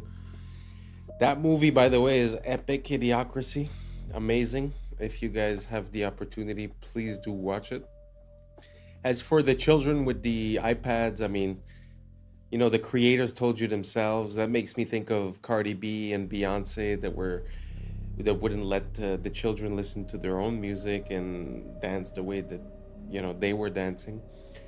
But also to come back, at one point he said from 0 to 7 the brain is like myelinated. I don't know what that means exactly, but I'm supposing what it means is that there's no capability for processing. Really everything is absorbed like a sponge, and that's why the Jesuits say, "Give me the child, and at 7 years old I will show you the man." And I think it's because of that processing. So not having devices and being the generator of ideas rather than the receiver of ideas for that period of time makes so much sense to me. Let me know what you guys think down below. Do you think that it's a tool and that it's very useful for kids to be on iPads at 5-7 years old? Or do you guys think that we should wait like the Waldorf schools until they're 12, until the neural pathways are different or this or that? Let me know what you guys think down below, and let's keep on rocking. Wouldn't it be crazy if Hitler sent a secret Nazi Navy expedition to Antarctica during World War II in search of like the Holy Grail or aliens or something? Wouldn't it also be crazy if the U.S. responded by sending their own secret expedition to Antarctica during World War II, known as Operation High Jump? And wouldn't it also be crazy if back in 2018 a fitness app accidentally revealed secret underground bases deep within Antarctica? And I mean, wouldn't it be crazy if there were secret pyramids in Antarctica? Those certainly look to have very similar layouts, don't they? And then there's this picture as well. That certainly looks like a pyramid. Wouldn't it be crazy that after it was revealed there appears to be some sort of secret tunnel cave leading to who knows what, Hollow Earth maybe, Google went and edited out that cave? Wouldn't it be crazy that if the entire world had signed the Antarctic Treaty, which pretty much prevents any country or citizen from freely visiting Antarctica? It also contains like 16 different no-go zones. Wouldn't it be crazy if Dr. Richard Byrd claimed there was unexplored land larger than the United States in Antarctica?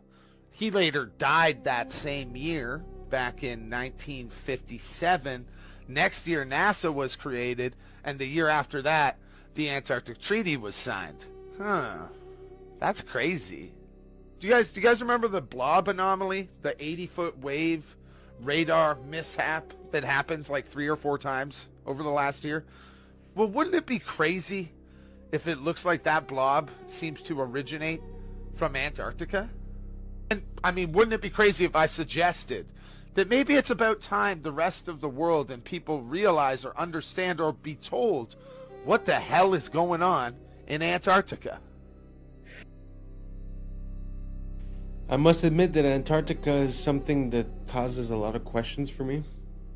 Just like the COVID, when you have all of these countries coming together and agreeing on something and saying, oh, we will not do this or we will not do that, and everyone signs, it's kind of weird. And I mean, there's a lot of parts of Antarctica that are weird. That little church where the presidents go and visit. He was talking about the Second World War, but later on, when it was the race to space, the first race, from what I understand, was a race to create a satellite. And supposedly Russia succeeded first, which I think they did not succeed. And because they weren't able to succeed and figured out that maybe space travel was not possible for any way, shape, or reason, instead of continuing when the United States said, oh, we will put a man on the moon before the decade is over, instead of them trying to put a man on the moon, from what I understand, they went 9 times in 9 years to Antarctica. I don't know, food for thought. Some people say that because they reached a limit on the top, they tried to go find the limits on the side. But I mean, you know, your opinion is just as good as mine. So let me know what you guys think down below about Antarctica. Everything normal? Something weird? Let me know what you think down below. Let's keep on rocking.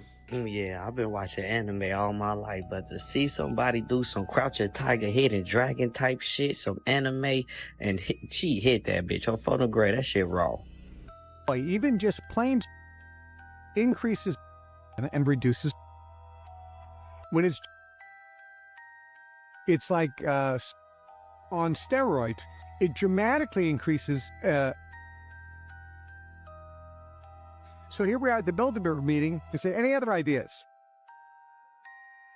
We'll convince everyone that's good for them, and we'll make sure that our product is very cheap, so we can get soy oil put in everything, salad dressings, soups, you name the processed food, we'll get oil, and we'll make sure that soy and oil, which is another one, will be used in frying.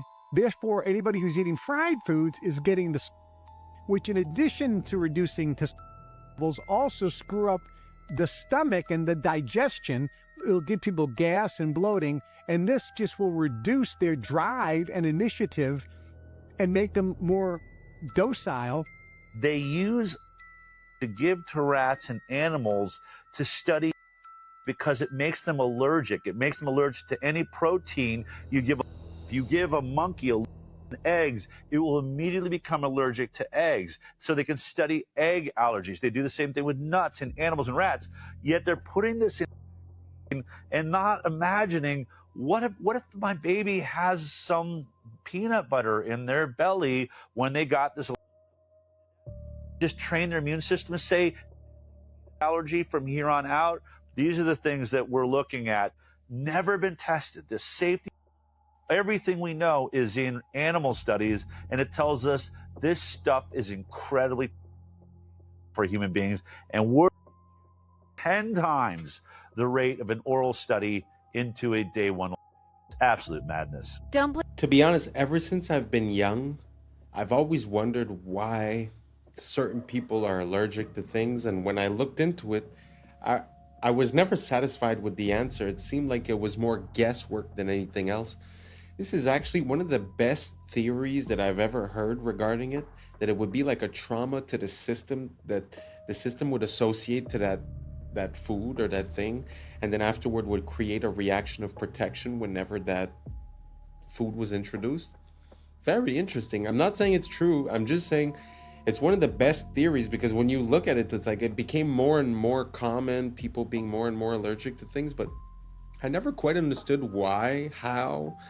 And even when you go to the doctor, it's not like it's a blood test. They literally put the things on you and they see if you have a reaction to it. So it's like, it's guesswork. It's pure guesswork. So it doesn't seem like we have a grasp on what the concept is. So this is actually, one of the best theories I've heard. Do you guys have another one? Let me know down below.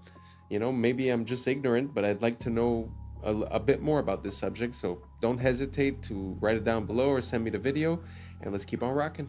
Play fair in a game where others cheat. Machiavelli. How many of you are playing fair in a game that the system has already rigged against you, honey butter? It's called moral entrapment. When you draw a false standard of morality around someone, knowing they will inevitably cross it, and then you gasp in shock when they do. Machiavelli taught us if your opponent cheats, the entire structure of the game has been rearranged subconsciously. It is your job to notice this rearrangement, and instead of calling it out, to play by these new rules. You can commit tax fraud. In the Middle Ages, you would have these Catholic bishops, who would sell these things called indulgences. An indulgence limits your time in hell in the afterlife. If you can use fear and guilt against a human, and they're susceptible to it, then you own their mind. The irony is many bishops and priests in the Middle Ages weren't even bishops and priests. They were buying their way into power. So many people were convicted of heresy for no reason other than to socially humiliate them and to teach them that they should be tithing to the church. And if you were a heretic, you were socially outcasted, persecuted, or beheaded. But the irony is, as Machiavelli mentioned, that the system itself is corrupt, yet the standard human still believes in playing well within the means of the system. Mr. Beast, Bill Gates, Leonardo DiCaprio, my pet fish, what do they all have in common? The moral brag.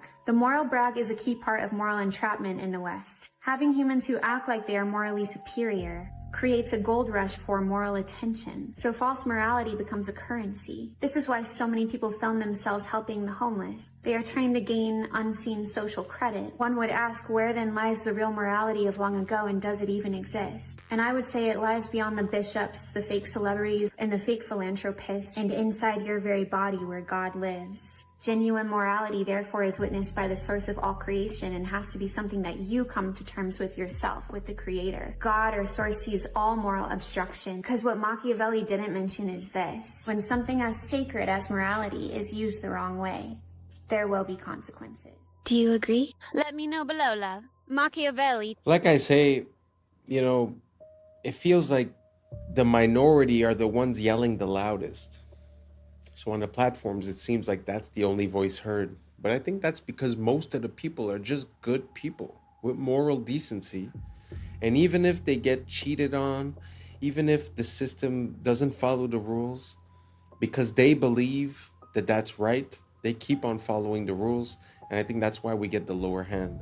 So what she's saying kind of makes sense, where if you see that the rules have changed, you must now operate by those new rules, kind of makes sense, which would be how revolutions are born in a way, you know, when you realize that the social contract has changed, so your behavior must change until the social contract becomes acceptable for all sides, a normal business transaction. But basically, the point that I'm making is that I think 90% of us are just good people, don't want problems, want to take care of our family, and I think they use that against us. Let me know what you guys think down below. And that's a wrap for today, familia. Whether you're tuning in with the sunrise or you're posted up after midnight, I appreciate your time, your energy, your curiosity. And don't forget, this isn't about truth or fiction. This is about perspective. If this sparked a thought, a laugh, a deeper question, then we did our job. So drop your thoughts in the comments, keep the convo alive, like, subscribe, and don't forget to hit that bell if you're riding a wave, because we're just getting started. So until next time, stay grounded, stay weird, stay critical. I'm Adam Strain, and this has been Adam Strain Reacts. Peace! But now it's time for us to link up. Really think we on the brink up. Making a change from living this strange. Living this strange. Making a change from living this strange. Yeah. And I say, oh, I sound like I have a slur. And she said, no, you sound like you can work at a Chinese restaurant. I'm on. Cash. Cash.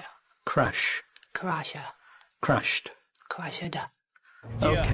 Yeah. I was sleeping, had to wake up. What's up, YouTube? Today, we'll be looking at disturbing TikToks that'll make you question reality. Before we get started, I just want to wish everyone a happy new year, 2026. Let's get it. And may everyone exceed the expectations that they set for themselves this year and reach even higher. So without further ado, welcome to Adam Strain Reacts. Let's get her done. The world is $281 trillion in debt. You are in luck. There's a parable all about this, and it's awesome. There is a town somewhere in the middle of nowhere, and everyone owes each other money. And then one day, a traveler comes to town, and he stays in a motel. The motel has a full refund policy after 24 hours. He puts down $100 and gets a room. The motel owner, he looks at this $100 and he's like, whoa, oh my God, this is exactly how much money I owe to the baker. So he goes and pays off his debt to the baker. The baker looks at this money and he's like, well, this is exactly as much how much I owe to the shoemaker. And he goes to the shoemaker and pays off his debt and goes through several people until eventually someone's like, hey, I owe this amount of money to the motel owner. So he gives it to the motel owner back where it started. And then the traveler is like, hey, it's been 24 hours and I don't like it here. So he takes his money back and he leaves. Everyone has the same amount of money, but then suddenly nobody's in debt. Because money isn't real, but debt motivates people. So it's important to the economy for some reason. That's pretty interesting. I mean, really, I've always thought about this. Like, who do we owe a debt to when you're a country? And they say the International Money Fund or these, you know, other countries. But this example sort of displays something that's very interesting. And on a more massive scale, I think something very similar to this is happening in Europe, where a lot of the countries within Europe owe money to each other that basically they'll never be able to repay. But at the same time, if you deduce the debts from everyone, it's almost like everyone ends up in the clear. So maybe I'm missing something, but yeah, I feel like it kind of makes sense that at the end of the day, it's just an idea that we have and it's not really mathematically sound. And I guess that's why the concept of usury was like, you know, prohibited by the Christians and this and that, because I think it sort of creates a part of value of money that's unreal in a way. So let me know if I missed something. But that example, do you catch it? Does that make sense? Everyone paid each other, but at the end of the day, the same amount of money is there, and the guy took back his $10, but everyone's accounts are settled. So maybe I'm missing something. Write it down below. Keep me in the loop, and let's keep on rocking.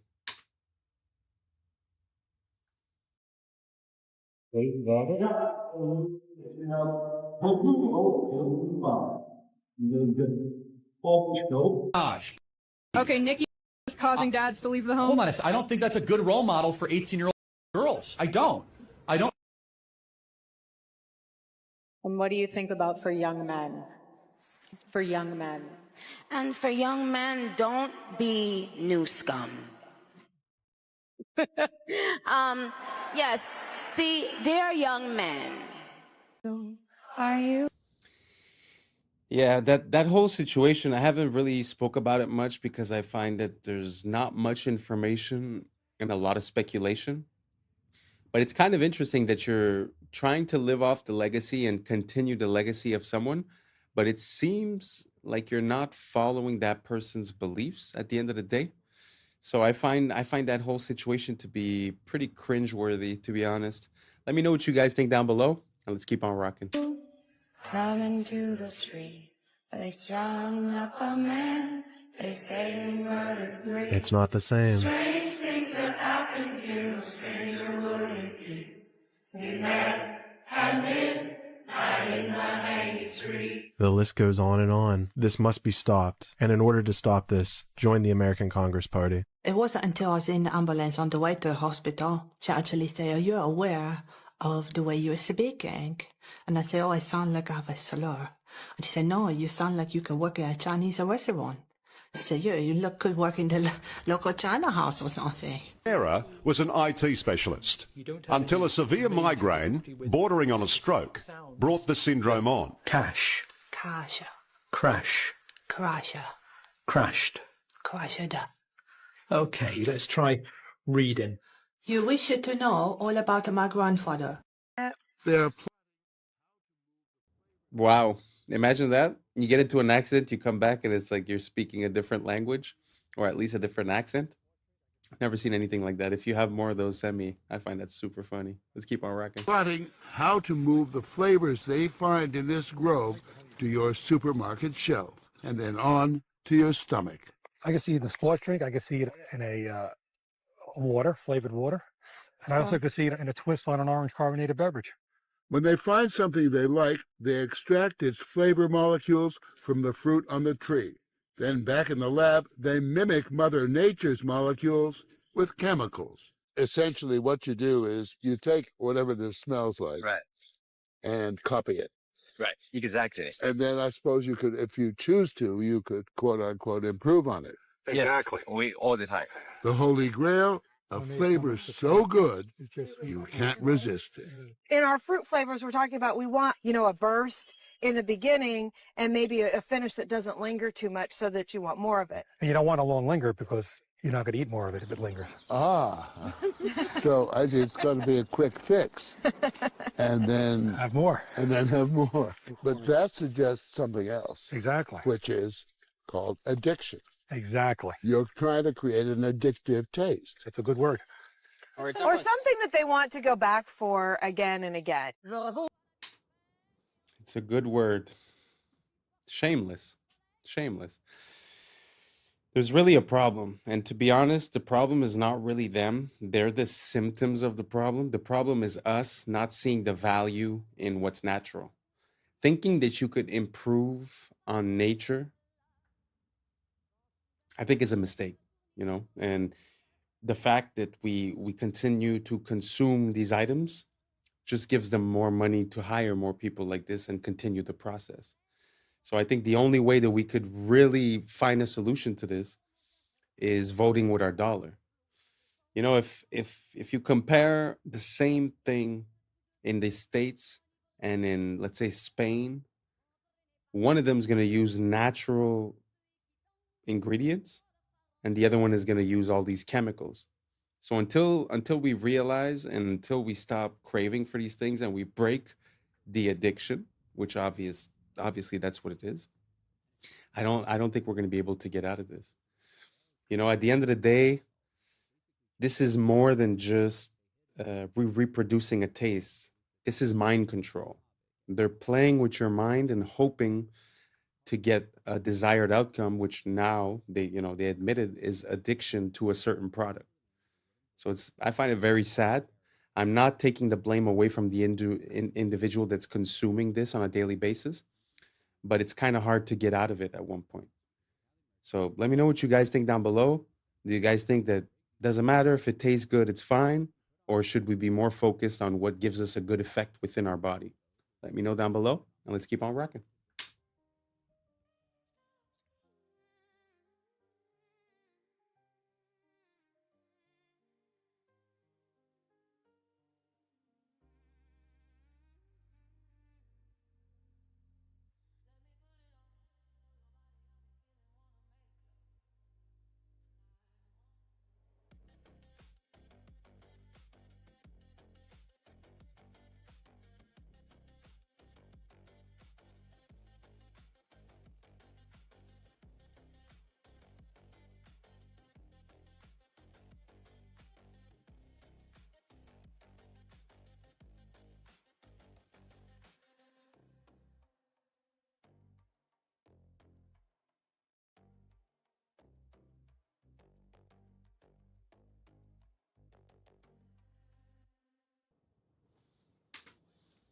Wow. It's really to have a glimpse into that world just makes me realize how much we come from greatness and how the mighty have fallen, you know? The beauty of the architecture, the way people would present themselves, the respect that they had between them. You know, just the fact of dressing properly and you know, holding a good posture, and it's something that is so beautiful to see, and I wish we would live in that era, or at least that era could come back in one way, shape, or form. But just the beauty of the buildings, the details that you could see, and all the so beautiful, so beautiful.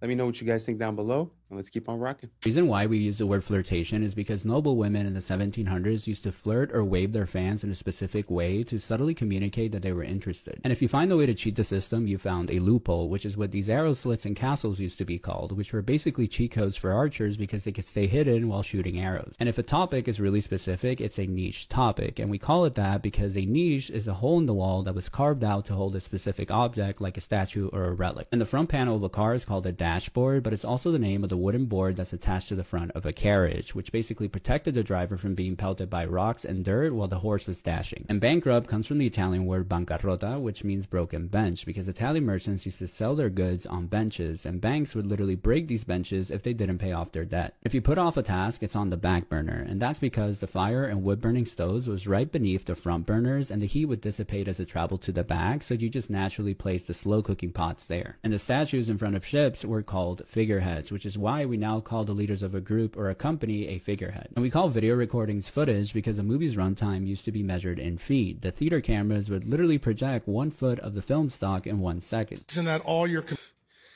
It's so amazing to see where things come from.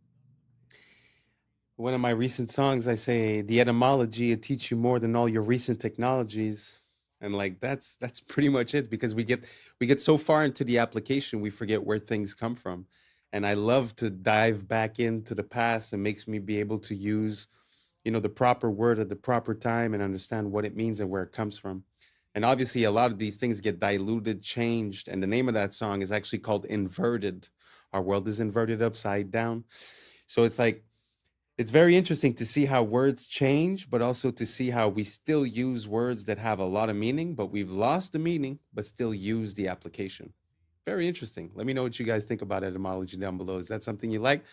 Because I would love to share a ton more with you guys. So let me know down below, and let's keep on rocking. Computer screens are blue lit. The reason none of them are red lit, the reason none of them pay attention to circadian biology, is because that original technology was developed in a government program that Bobby Kennedy knows about, and I happen to know about because I went to medical school at LSU. For those of you who've never heard about Operation Paperclip, you think it's all conspiracy theory. So at Tulane Neurology and Tulane Neurosurgery in the 50s and 60s and 70s and 80s, the CIA started a program there where they would do all these crazy things to monkeys. The CIA wanted to see how they could control things utilizing different things like drugs and things like that. Where the neurosurgeons got involved, which is my clade, we would drill tops of the heads off, put wires into the thalamus, put electricity in there, and kind of see what kind of behavioral changes we could have. One of the guys that was in that program was a guy named Professor Delgado. When he saw that we could control the behavior with the wired device, he said, what if we do it wirelessly?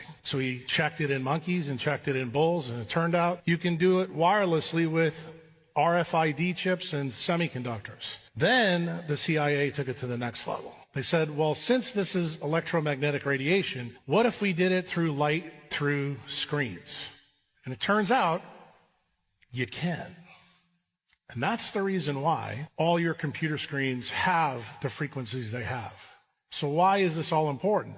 Well, the person that set this meeting up between me and Bobby is the patent attorney that made sure that Google and Meta have those things so they can control the things that we all do. Where did the original idea come from that started off in MKUltra with the CIA? You're going to be surprised when you hear this. It came from the mafia in Las Vegas. They wanted to build a new city in a desert. They enclosed it all, blacked out the windows, invented slot machines that were blue lit. And they found out that they didn't have to take a gun, stick it in your face to steal your money. Then they even got smart. They said, let's give people free alcohol while they're doing that. And they found out they got the money quicker. And that's when the CIA got the idea to start this program. That's really how it started. Have you ever read the tiny folded up piece of paper with micro font that you get with your new iPhone? Because if you did, you may be using it differently. The FTC requires that this warning be put in not only the settings of your phone, but also in this piece of paper, the manual that comes with it. Exposure to radio frequency. That's the emissions, the wireless emissions. This is a hot topic. On your iPhone, go to Settings, General, Legal and Regulatory, and RF Exposure. What does it tell you in the RF exposure part of your settings? No big deal. Just that you should keep it away from your body to ensure exposure levels to these electromagnetic frequencies remain at or below the as tested levels. Did you know putting your phone in your pocket exceeds the as tested levels of frequency because it's too close to your body? Or how about putting your phone to your head? It exceeds the amount of frequency that they said was safe. In other words, it could be unsafe. Now, in the past, I've gotten in trouble for posting about the EMFs, the frequencies from Wi-Fi, cell tower, smart meters, because it's a censored subject. So I'm going to bite my tongue with this for certain few things here, but pay attention. There are many hardware and software fixes to iPhones or any phones that could make them significantly be less harmful because of these frequencies. By the way, I went to an Apple store a long time ago to get a device that you can plug your phone into along with an Ethernet cable, and you can have your phone on airplane mode, not connected to the tower or Wi-Fi. You could have your Wi-Fi off and still have full speed internet because your phone's plugged in via Ethernet. I'm talking to this guy at Apple, and he goes, I told him why I'm doing this, and he goes, yeah, well, I don't really see it's a big deal. Like, I'm sure it's totally safe. And then he goes on to tell me that on his thigh, where his phone is always in his pocket, you know those guys that work at Apple, they got 3 phones in 7 different pockets. I mean, it's crazy. He's like, yeah, I do have a rectangular mark of red skin on my thigh from where my phone sits all day. Yeah, dude, that's called a rash from radiate. I mean, what do you think? It's EMFs, man, electromagnetic frequencies. It disturbs your cells. Now, it turns out one of the things you can do if you're using Wi-Fi, which I recommend figuring out how to not use it, but if you are using Wi-Fi, have your phone on airplane mode while it's connected to Wi-Fi. Then it's not trying to connect to the tower and the router and reduces the EMFs. Ideally, though, you plug your phone into the internet and have it on completely airplane mode. And obviously, don't put it in your pocket or talk with it directly pressed to your head. Let me know your thoughts in the comments below and follow for more. I mean, it kind of makes sense. You know, you're connected at a distance from a tower that's radiating all these EMFs, so it kind of makes sense that it would be dangerous to have it close to your body. But it makes me think about the older technology. You see, back in the days, we used to use the cord phone, right? And the cord phone, when you think about it, it was plugged into the wall, but it wasn't even plugged with electricity. So I'm pretty sure that the radiation or EMFs that would have been radiated by that are probably 1,000, if not 1,000,000 times less strong. So a lot of time, you know, we change our technology for accessibility, but we either reduce in quality or we increase in toxicity. I think we're a bit lost, you know? And I was thinking about that recently. Like, if I were to build a house today, I wouldn't want it to be wireless. I would want wires everywhere inside of the walls so that anywhere I go, I plug myself in. Why would I want all the information? Like, let's say you're watching a video on your phone. Why would I want the information of that video all around me at every moment, you know? And then to go just a step further, if you look at, you know, a lot of people now, they tend to live in condo buildings, apartment buildings. You ever look, when you look for a Wi-Fi inside of one of those buildings, you're exposed to at least 50 of them at the same time. Can you imagine the multiplication and how dangerous that could be? So it's kind of weird. They're selling you a cell phone that's made to talk on the phone, but if you put it here, it hurts you. If you put it in your pocket, it hurts you. So I don't know. I don't know what we're doing, you know? I think we're going to need a little bit of consciousness and realize what we're doing and try to find a solution to it. I've heard about the stickers on the back of the phones. Does anyone use that? Does that work for you guys? I'd be very curious to see what ideas you guys have to reduce the EMFs. I've heard about the lead paint. I've heard about different types of ideas. But let me know what you guys think down below. Are you team wireless or are you team wired? I'm team wired all the way. So let me know down below and let's keep on rocking. Excuse me. I just want to say I really like your style. You look incredibly stylish, if you don't mind me saying. Oh, I don't mind you saying that at all. It's a very nice thing to say. I'm a portrait photographer. What is the shtick? Tell me. So I talk to the stranger, I take a picture of them. I disapprove thoroughly of social media. I know what you I mean. think it's poisonous. But I've tried to use it as in a positive way. And what's your name? Irene. And you're a teensy bit skeptical? Of course, because I live in London and the world is full of scams. Would this face scam anybody? That isn't something that you can ever say, unfortunately. I'm going to show you what I do. Okay. Oh, how sweet. You were walking very briskly there. I have things to do. I'm going away next week. I'm 88 and a half. I'm old. You are so sprightly for 88 and a half. Yes, I am. I am sprightly for my age because I make a point of doing a lot of exercise. But also, because I know I have limited time, my son says I am frenetic. So I am filling it with lovely things. It's aloneness rather than loneliness. If you could write a letter to your younger self. Don't be cautious. Go for it.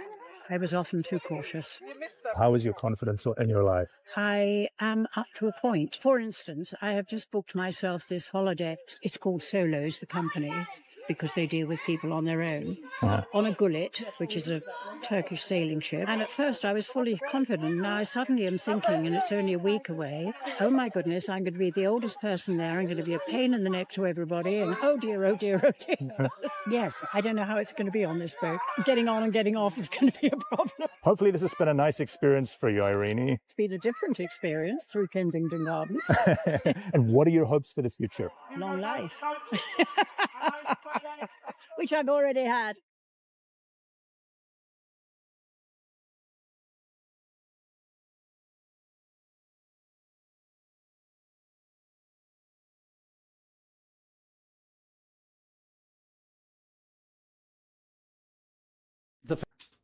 Wow. What an amazing woman. I really love everything that she said, to be honest. Don't be too cautious. It's aloneness, not loneliness. Wow, 88 years old. Very impressive, very inspiring. And wow, so beautiful to see, to be honest, to see someone with so much liveliness. Wow. I hope she has many, many more years to come and continues being frenetic, because I agree. It seems like people nowadays, they hustle to be able to do nothing. I never understood it. Like, the goal of working for money is to be able to do something with your money, right? It's not to go home and close your brain down for 8 hours on Netflix and then go to bed, right? So I love to see something like that. And to be honest, I feel like I have more in common with this woman than a lot of people of my age. Really beautiful, really inspiring. Long live her. And yeah, let me know what you guys think down below. Let's keep on rocking. Famous experiment by the Russian biologist Dmitry Belyaev, who in the 1950s started selecting foxes on the basis of reduced reactive aggression. So here's what he did. He took foxes, slightly black version that occurs in Canada. They'd been in Russia for 50 years, breeding without anyone deliberately selecting them. And so what Belyaev did was to arrange for people to walk towards the young foxes when they were something like 6 weeks old. And at the point that the young fox said, "Ah!" then they would write down, well, how far was that? And they would breed from the ones who got closest, who allowed the human to get closest. And within a few years, in sometimes 3 years, sometimes 5 years, sometimes 10 years, different features that are found in domesticated animals suddenly appeared, such as these white patches. Doesn't look much like a fox anymore, does it? It looks like Fido. Floppy ears. You probably remember that there's only one animal in the wild that has floppy ears, or one kind, and that's elephants. Floppy ears are characteristic of our friendliest dogs. So these are examples of features of the domestication syndrome.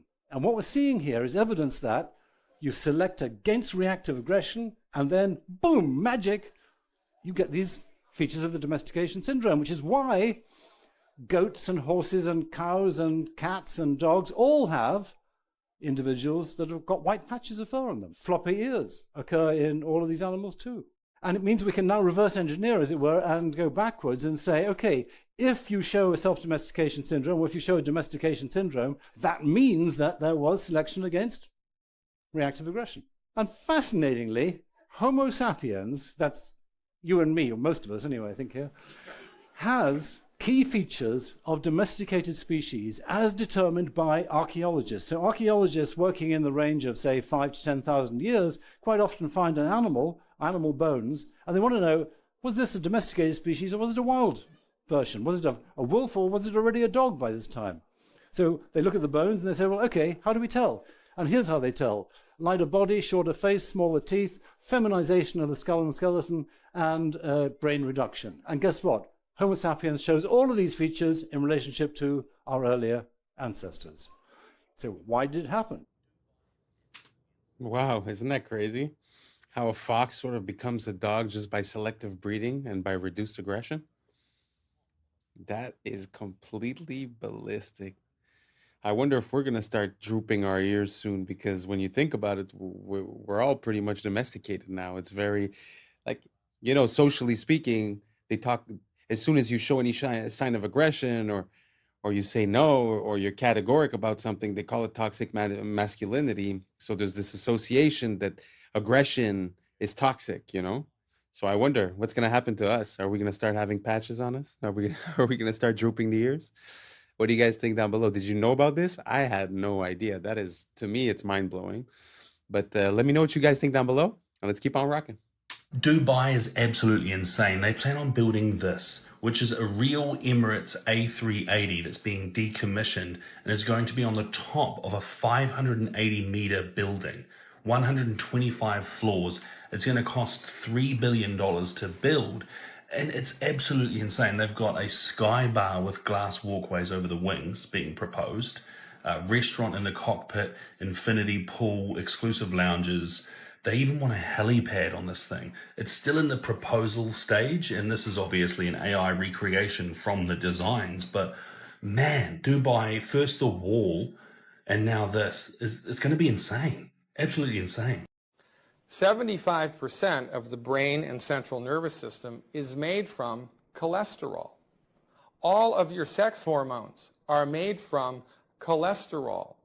All of the walls of all of the trillions of the cells in your body are made from cholesterol.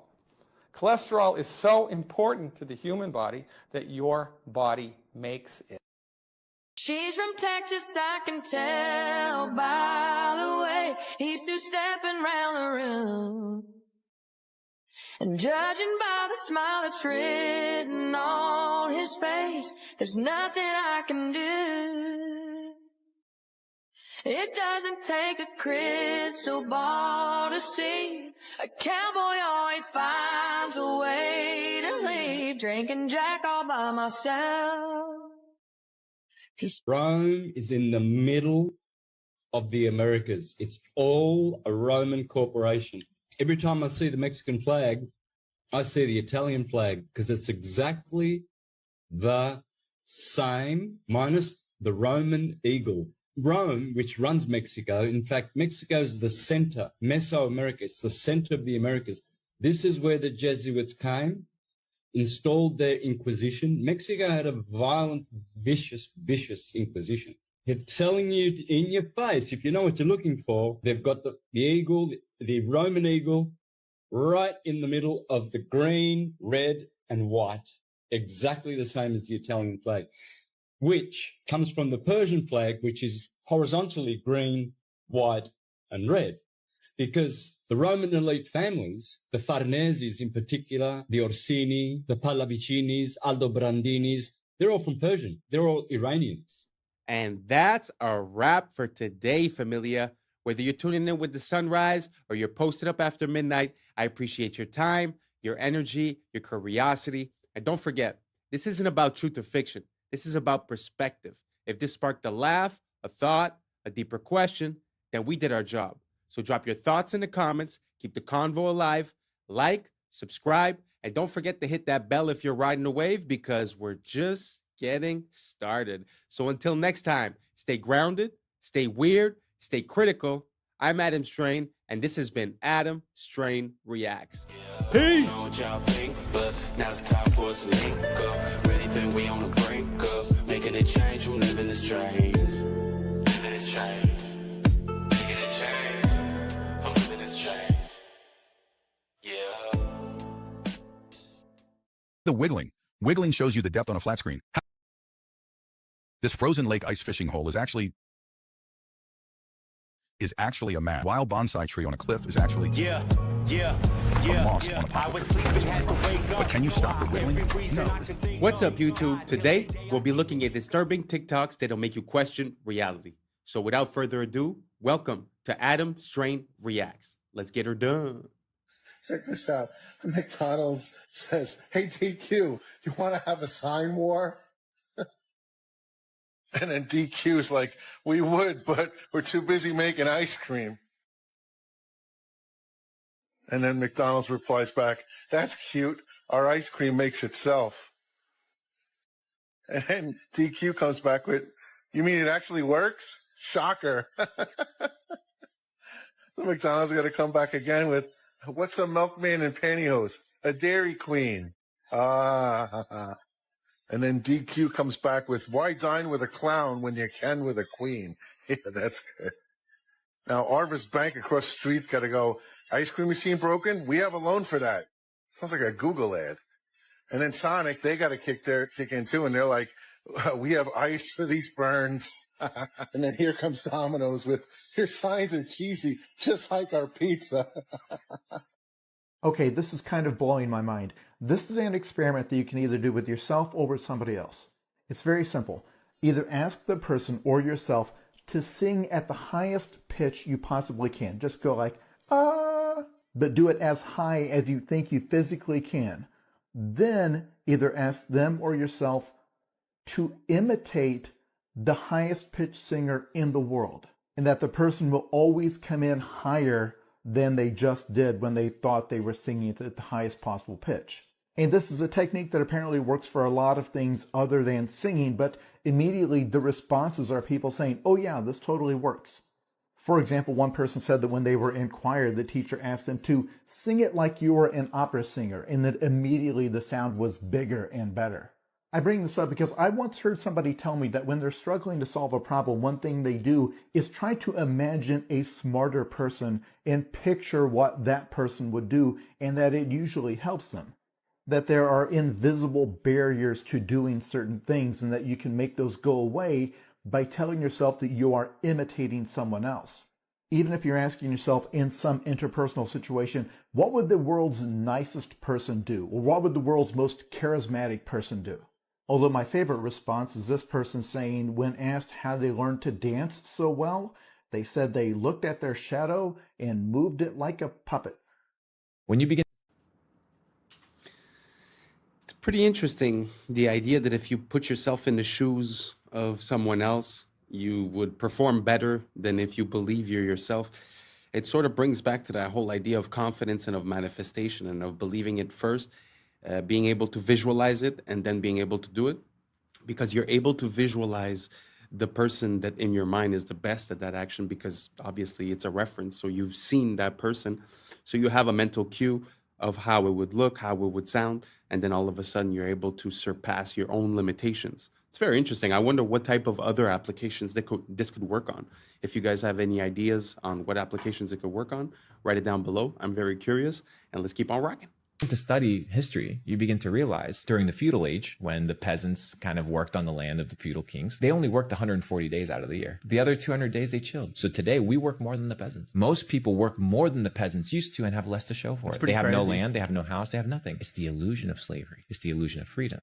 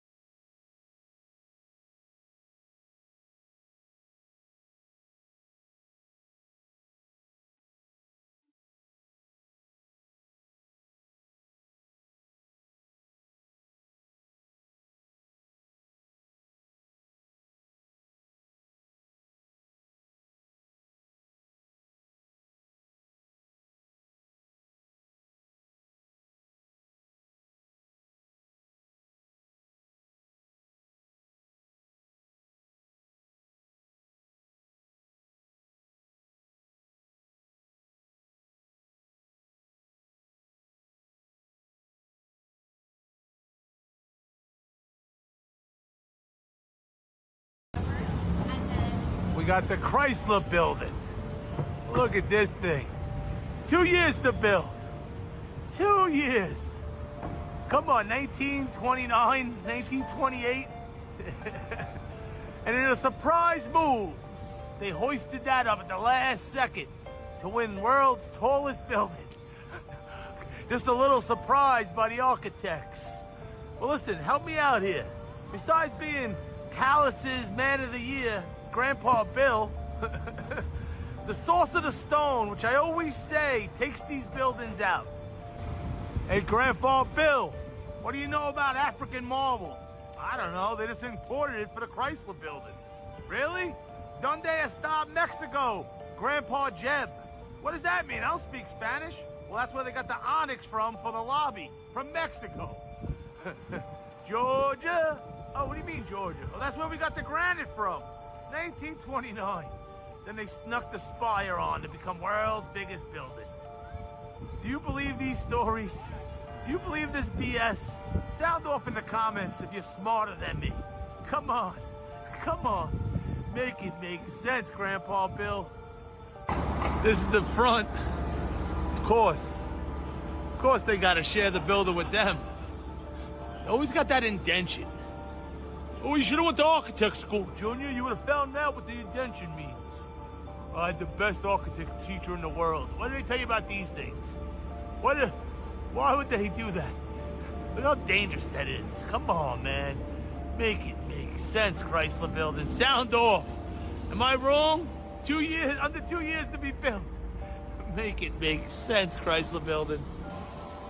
For all the people that ask, why do I care they lie? This is one of the first liars. J.P. Morgan. Look at this building they built. Billions of dollars. Why do you care about them lying? Because look what they're doing. You don't lie and don't get billion-dollar buildings like this. Come on, J.P. Morgan, make it make sense. Very interesting because, like you said, you know, the timeline of 2 years is kind of crazy. But the aspect that I'd like to highlight in this one is that, like, my family has a industrial supplier company, and basically, sometimes when you order stuff for a project, it gets delayed, or even the basic, you know, the basic wait time normally is from 8 to 16 weeks, depending on where it's from. And now we're talking about 1929. They're talking about granite from here, onyx from here, stones from here. I mean, just the logistics of the ordering, the receiving, and the shipping of all these items just to coordinate with the building. I mean, nowadays would probably take more than 2 years just assembling all of the items that you need. You know, it's an example, but that's without the building, that's without the conception, that's without any problem that you might face during the construction, that's without the fact that there's winter in New York. Yeah, so 2 years for one of the most iconic buildings ever. Not too sure. And if I'm not mistaken, I'm not sure if it's that one or the Empire State that a plane already went into it and was burning for 24 hours and the building is still standing. So it's just a testament to how structurally sound they were, how rigid and strong they were, and, you know, built so quickly with all these items from everywhere. I don't know. The idea doesn't quite make sense. It's sort of like the next video we're about to see is basically just a retelling of the official narrative of a situation, and just the official narrative, once you know, account for all the items that they're bringing up, I mean, it's hard to give it any credence, to be honest. So anyways, let me know if you guys think any different as for the Chrysler building in New York, if you think that 2 years makes sense with all those sources of items coming from all different places without talking about organizing the labor, getting everything done with winter. Let me know down below, and let's keep on rocking. This next piece, not to trigger anyone, it's really just information, and it's one of the most interesting forms of knowledge that I've ever seen, because like I said, it's just a retelling of the official account and it feels like it means something else. Here we go.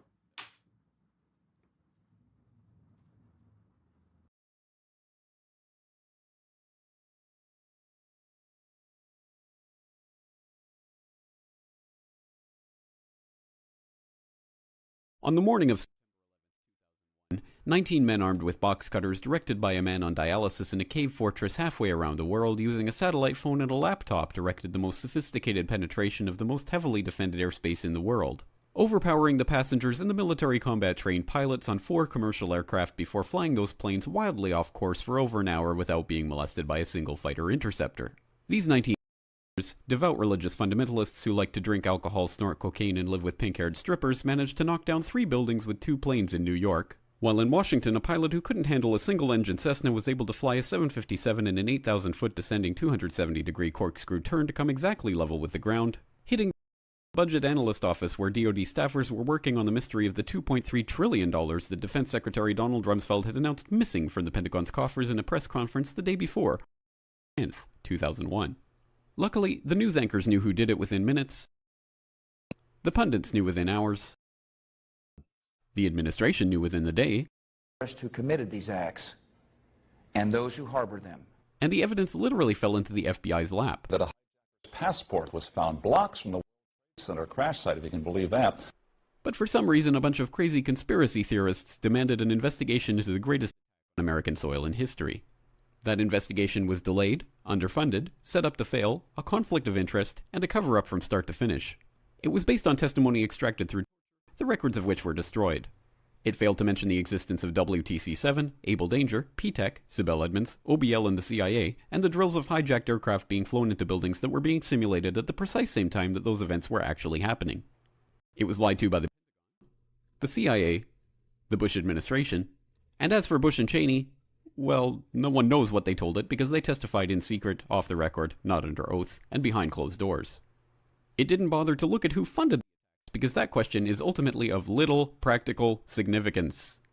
Still, the Commission did brilliantly answering all of the questions the public had, except most of the victims' family members' questions, and pinned blame on all the people responsible, although no one so much as lost their job, determining the attacks were failure of imagination. Because nobody in our government, at least, and I don't think the prior government that could envision flying airplanes into buildings.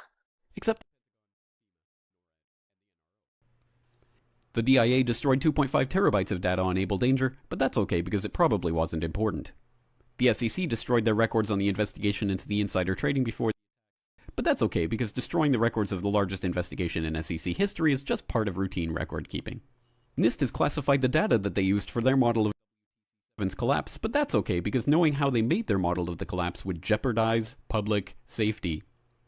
The FBI has argued that all material related to their investigation of 9/11 should be kept secret from the public, but that's okay because the FBI probably has nothing to hide. This man never existed, nor is anything he had to say worthy of your attention, and if you say otherwise, you are a paranoid conspiracy theorist and deserve to be shunned by all of humanity. Likewise him, and her, and her, and her, and him. Lived in a cave fortress in the hills of Afghanistan, but somehow got away. Then he was hiding out in Tora Bora, but somehow got away.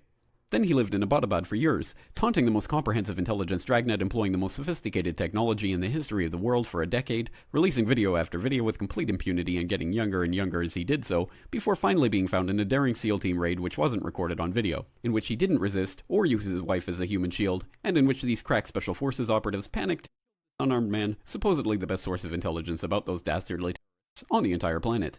Then they dumped his body in the ocean before telling anyone about it. Then a couple dozen of that team's members died in a helicopter crash in Afghanistan. This is the story of brought to you by the media which told you the hard truths about his head could be seen to move violently forward. And they took the babies out of the incubators. And mobile production facilities. And the rescue of Jessica Lynch. If you have any questions about this story, you are a batshit paranoid tinfoil dog and will be reviled by everyone. If you love your country and or freedom, happiness, rainbows, rock and roll, puppy dogs, apple pie, and your grandma, you will never ever express doubts about any part of this story to anyone. Ever. This has been a public service announcement by the Friends of the FBI.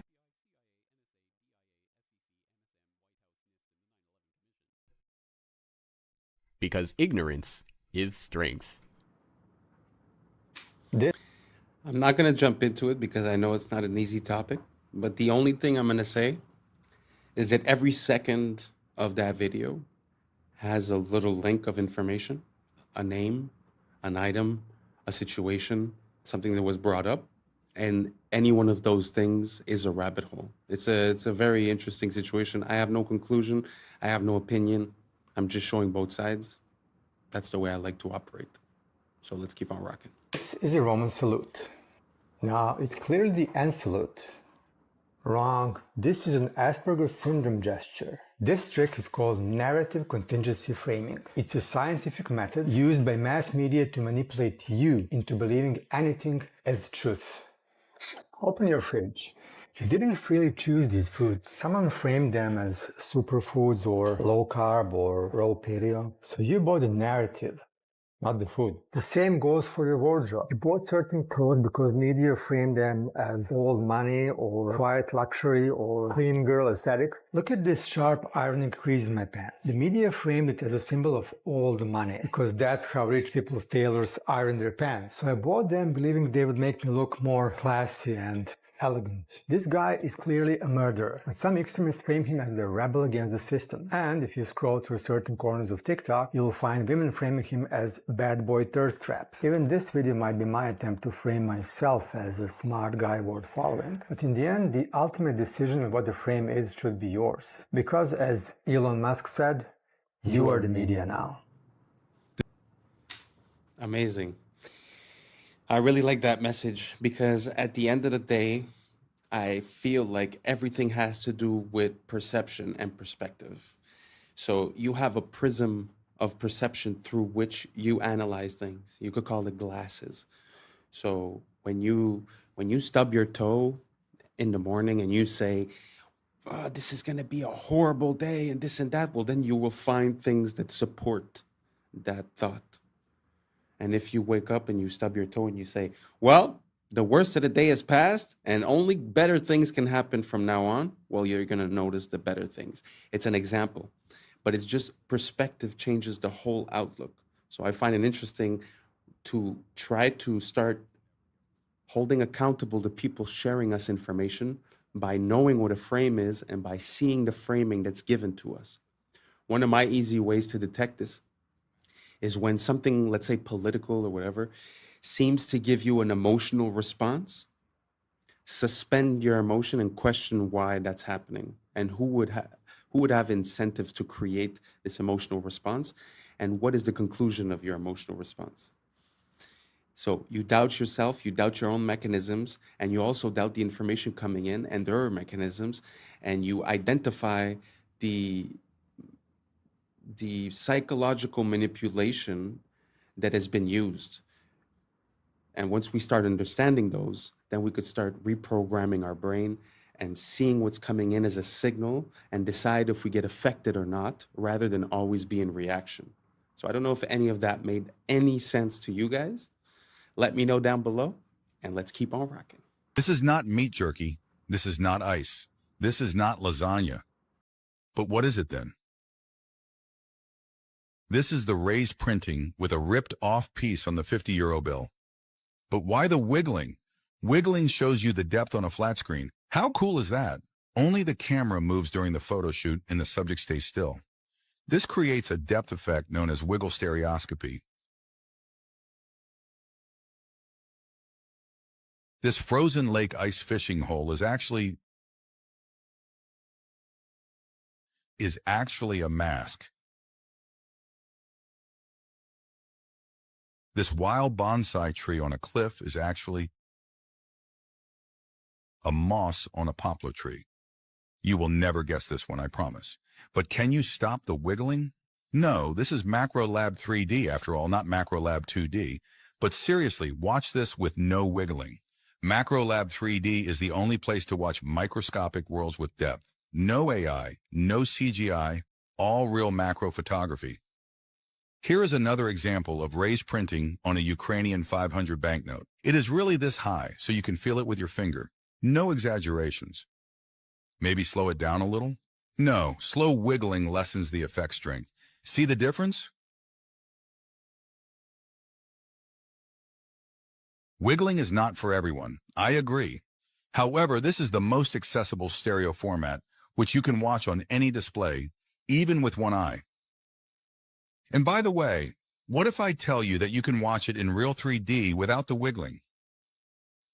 If you have a compatible device, then navigate to the playlist section and choose your favorite side-by-side format.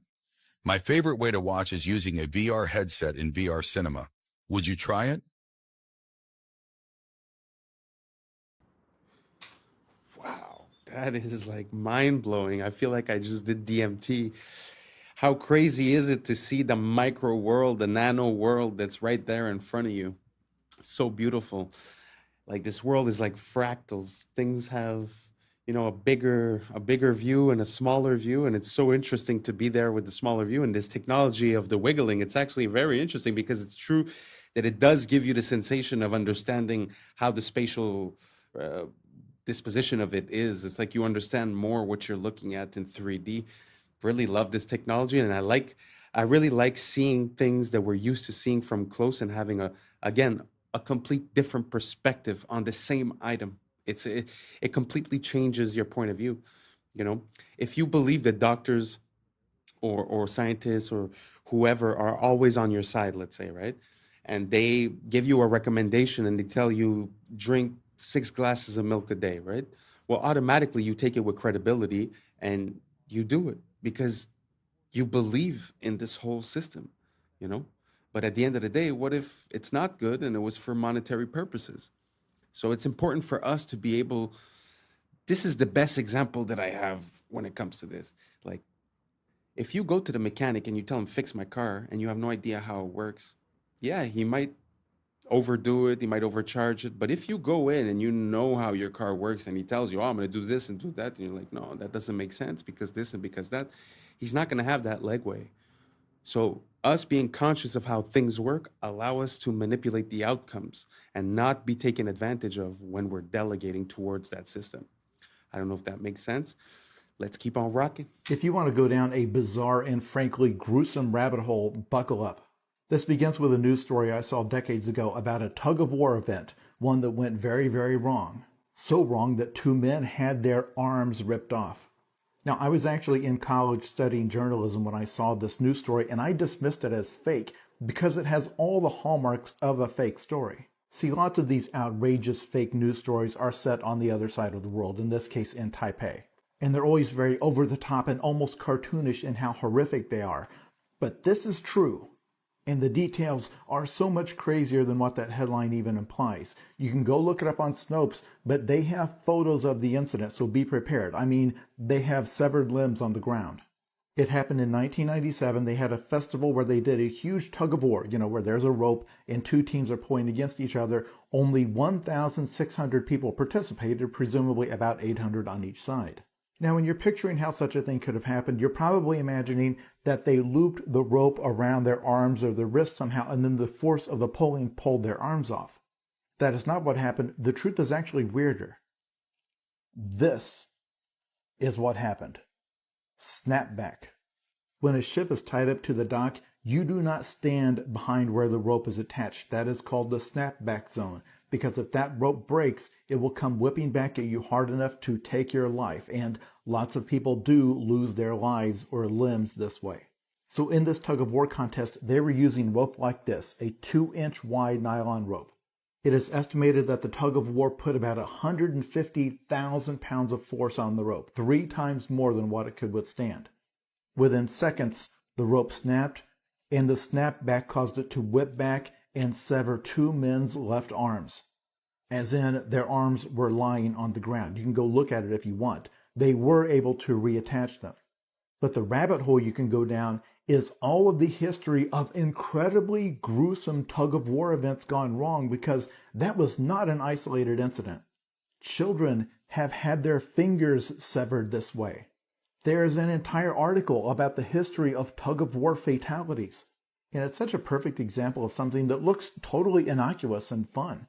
And you don't realize how much power is stored up in something until the moment it's finally released. Being stolen from Louvre is what made the Mona Lisa famous. Nobody knew about the Mona Lisa in 1911. Look, here she was, one of the hundreds of random paintings in Louvre. Then one guy randomly grabbed the Mona Lisa and disappeared in 1911. She was so unimportant that it took 2 days for the Louvre staff to realize she was missing. So who made her important? The media. Newspapers at the time invented clickbait headlines to sell more copies. Finest portrait in the world stolen. The world's greatest portrait. And this face was on front pages for 2 years straight. When they finally found her, suddenly everyone wanted to see the finest portrait in the world. In reality, this is just a basic Renaissance selfie. A rich merchant asked Leonardo to paint his wife, and he did it as a quick side hustle to grab some cash. In his notebooks, Leonardo never mentioned Mona Lisa, not even once. And now, people claim her eyes magically follow you around the room. There's a hidden golden ratio in her smile, and other artistic voodoo magic stuff. This is called the mere exposure effect. People think something is valuable just because it's been in the media long enough. Nobody cared about this necklace or tiara a week ago. But now, I bet H&M and Zara will launch collections based on it. So this proves that you don't become famous by being beautiful. You become beautiful by being famous. Again, perspective. Isn't it interesting how for us, since we're born, that painting is the most impressive painting in the world just because it's always been. But at the end of the day, things have an origin story. So it's so interesting to see how these things come about. I wonder why it was manipulated that way. Was it to sell more tickets for the Louvre? Did they steal it themselves? I mean, what's the idea behind it? It's very interesting. I just find that, like he was saying earlier, the framing of a story changes everything. And now this one, the exposure. So now understand why you always see the same ads and the same companies and the same thing over and over and over again. Truth is, simple. It works. So the more you're exposed to something, the more it becomes a part of your psyche. I mean, we like to think that we're really complicated, but at the end of the day, it feels like these companies, they got us figured out. You know? So maybe we should stop thinking that we're so special and start taking back control of our mechanisms and identify the information coming in and catch it when it's coming in and not just be living in a reactive state. So I don't know if you guys understand the parallel that I'm trying to make, but did you guys know that this is how the Mona Lisa got infamous? I had zero idea. Let me know down below. Let's keep on rocking. With our crash out of the day, we have man versus robot. I mean, first off, what crime did you commit for the cops to be like, you know what, let's send the robot on them? Is it that bad or are you that dumb? They're like, you know what, let's try some new shit. And I think it's because you that dumb, because you decide you gonna pull out a gun. My boy pull out the strap, and I think he tries to shoot the brain of the robot. I mean, son. And he climbs out the window after the robot shoots some tear gas. And then, watch this. He don't make no run for it. He grabbed the cover, and then the robot's like, hold on, excuse me, Sugar Bob Honey Bunch, you're stuck. Gotcha. I can't even lie, though. I feel you with the cover move. I probably would try to do the same thing. Like, all right, there goes his eyes. But that was just a terrible toss. And then, this got to be terrible to be the first dude ever that got caught by a robot. Like, you get into prison or jail, and what happened? How I go down, bro? You on the run? No, a robot ran over me. What? And in fact, he tried to shoot the robot. Real dickhead activity. I mean, this is egregious work. Felonious decision. And now look at you. On the ground and about to get run over by a robot. Crash out of the day or dickhead of the day, doesn't matter. It's this guy. And that's a wrap for today, familia. Whether you're tuning in with the sunrise or you're posted up after midnight, I appreciate your time, your energy, your curiosity. And don't forget, this isn't about truth or fiction. This is about perspective. If this sparked a laugh, a thought, a deeper question, then we did our job. So drop your thoughts in the comments, keep the convo alive, like, subscribe, and don't forget to hit that bell if you're riding the wave, because we're just getting started. So until next time, stay grounded, stay weird, stay critical. I'm Adam Strain, and this has been Adam Strain Reacts. Peace. But now it's time for us to link up. Really think we on the brink up. Making a change from living this strange. Living this strange. Making a change from living this strange. Yeah. First photo of its kind in history. High detail. Natural instinct to push all the other eggs out of the nest. Down by police. That has happened in Woodland Hills, LA, and 93 million. Yeah. I was sleeping, had to wake up.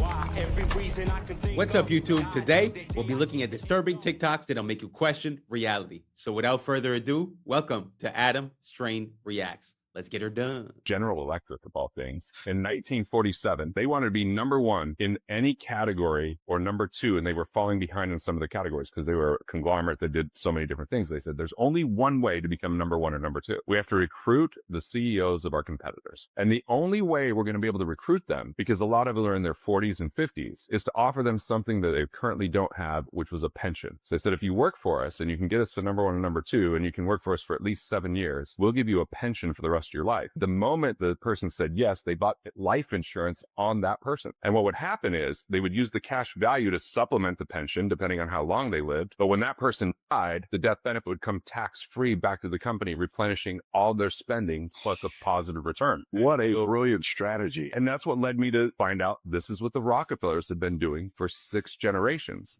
These guys. Wow. Sometimes I feel like we're out of the loop, you know, when you look at these systems and the way that they're implemented. It's very interesting to see how that also makes me think of a technique that I heard about recently. I've heard about things about using a trust to sort of take the individual out of the accounting, let's say. Well, there is an idea like this where you take out a life insurance towards yourself, and instead of asking for a loan for the bank with a percentage of interest, you could borrow against your life insurance, sorry. You could borrow against your life insurance, and that becomes non-deductible, and there's no interest rate being applied. So these types of systems and ways of gaming the system is something that's very well known for people on the higher echelons. And I find that we're lacking a bit of this economic literacy, because if you're going and take a loan to the bank while someone else takes a loan towards their life insurance, I mean, the difference is pretty big when you put that loan on 5, 10, 15 years. The amount that you pay in interest on a house, let's say, you almost pay double for the house. So the fact of not having interest on that is actually life-changing and allows you to not be late on your payments, because when you have interest, you're sort of late. It's time. You have to take more time, make more money just to pay back what you owe, and so that you could be up to date, you know? Anyways, long story short, very interesting system. Do you guys have any other economic systems like that you could game the system with? I'm all about it. If you send me a few videos, a few links, I'm going to do a deep dive and I'll put into the next video. So without further ado, let's keep on rocking. Don't just look like snakes, they act like them too. This is a snake mimicking caterpillar. When threatened, they inflate the front part of their body, widening it into a fake hood, kind of like a tiny cobra. They also thrash, lunge, and sway to help sell the illusion. And the eyes, they may be the most convincing part. They're not just blobs, they're domed, glossy, and reflective. They're shaded with 3D depth, and in the right light, they cast a shadow like a real eyeball. These guys are one of the most accurate snake mimics on the entire planet. The more you know. Curioso experimento, porque alguien te puede explicar que las burbujas puedan ser cuadradas, pues esta persona va a hacer una burbuja cuadrada. Fíjate lo que hace. Es cuadrada la burbuja. ¿Cómo te queda? Burbujas cuadradas como cubos. Literal, fíjate. The reason that there is such a void of male role models for young men is because we literally do not have adult males in our population anymore. What do I mean by that? There's no adult males. Like, there's grown men everywhere, but they're not actually physiologically adult human males. They're not.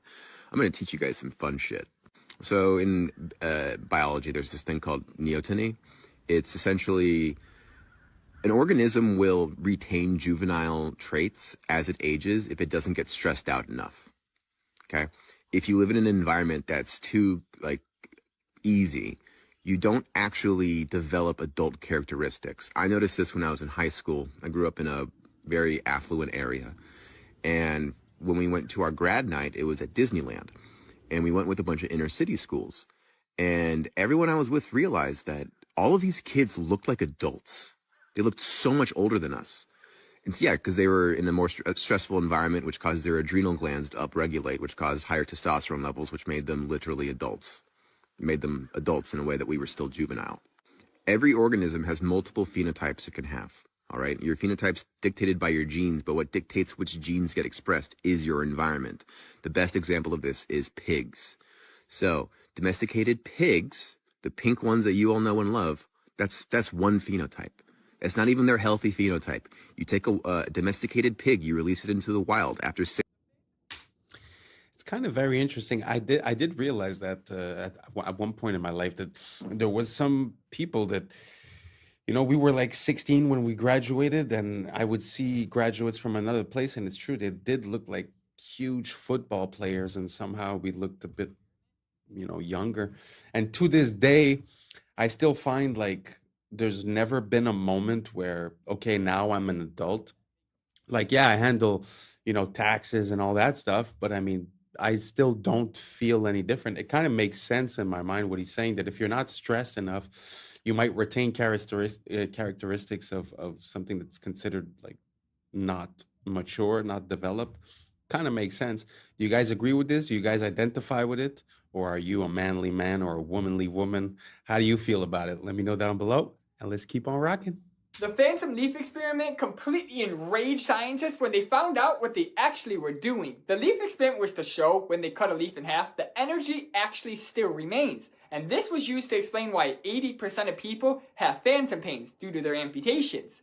But then scientists tried to reenact this same experiment, and they had no success. And they realized the only time they had success was when there was moisture left on the scanning plate. And they realized that they completely deceived us, and this whole thing is completely fake.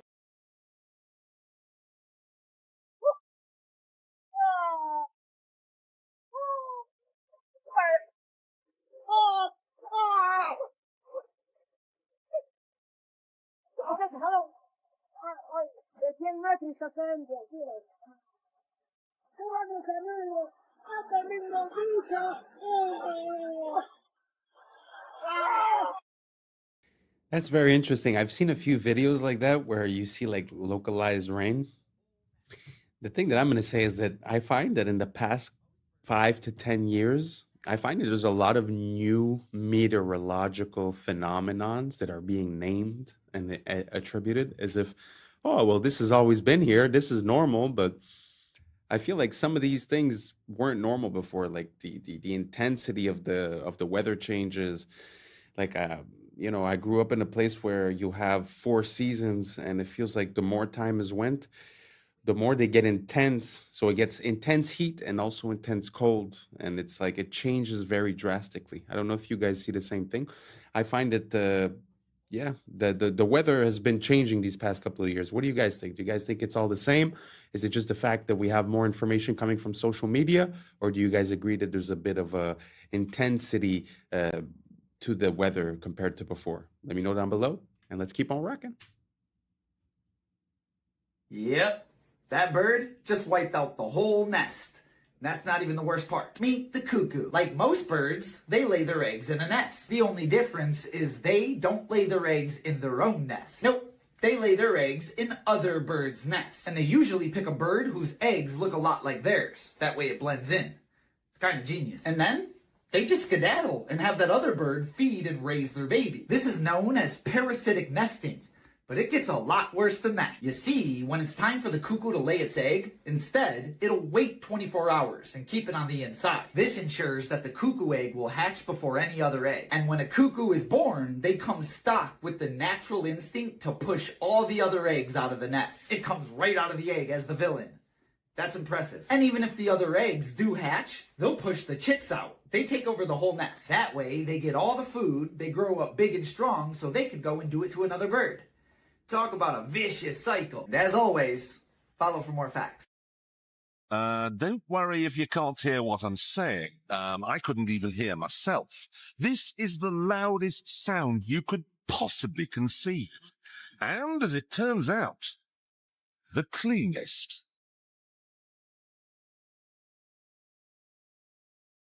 Now, the most amazing thing is that cloud up there, which was generated by the engine, is just a mixture of hydrogen and oxygen. It's water vapor.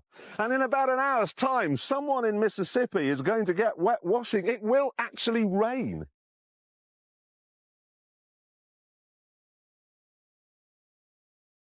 I told you. It's raining.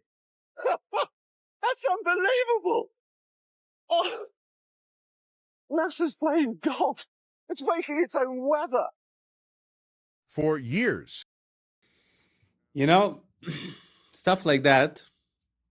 It just I find it just shows how this place is ridiculous because on one hand they're going to tell you, oh, weather modification is absolutely not a thing, and then on the other hand they're going to tell you, oh, well, look at this, we made it rain. I mean, you have services that are selling you the service of making it rain in Dubai or whatever. So obviously it's a technology. But like you said, NASA's playing God. And I find that there's a lot of things like that that we're just not aware of. We're out of the loop for national security, for this, for that. But I do not agree and do not consent with playing with nature or playing with the weather, because I think that there's repercussions that we might not be aware of in the immediate present. And I would rather we not do that.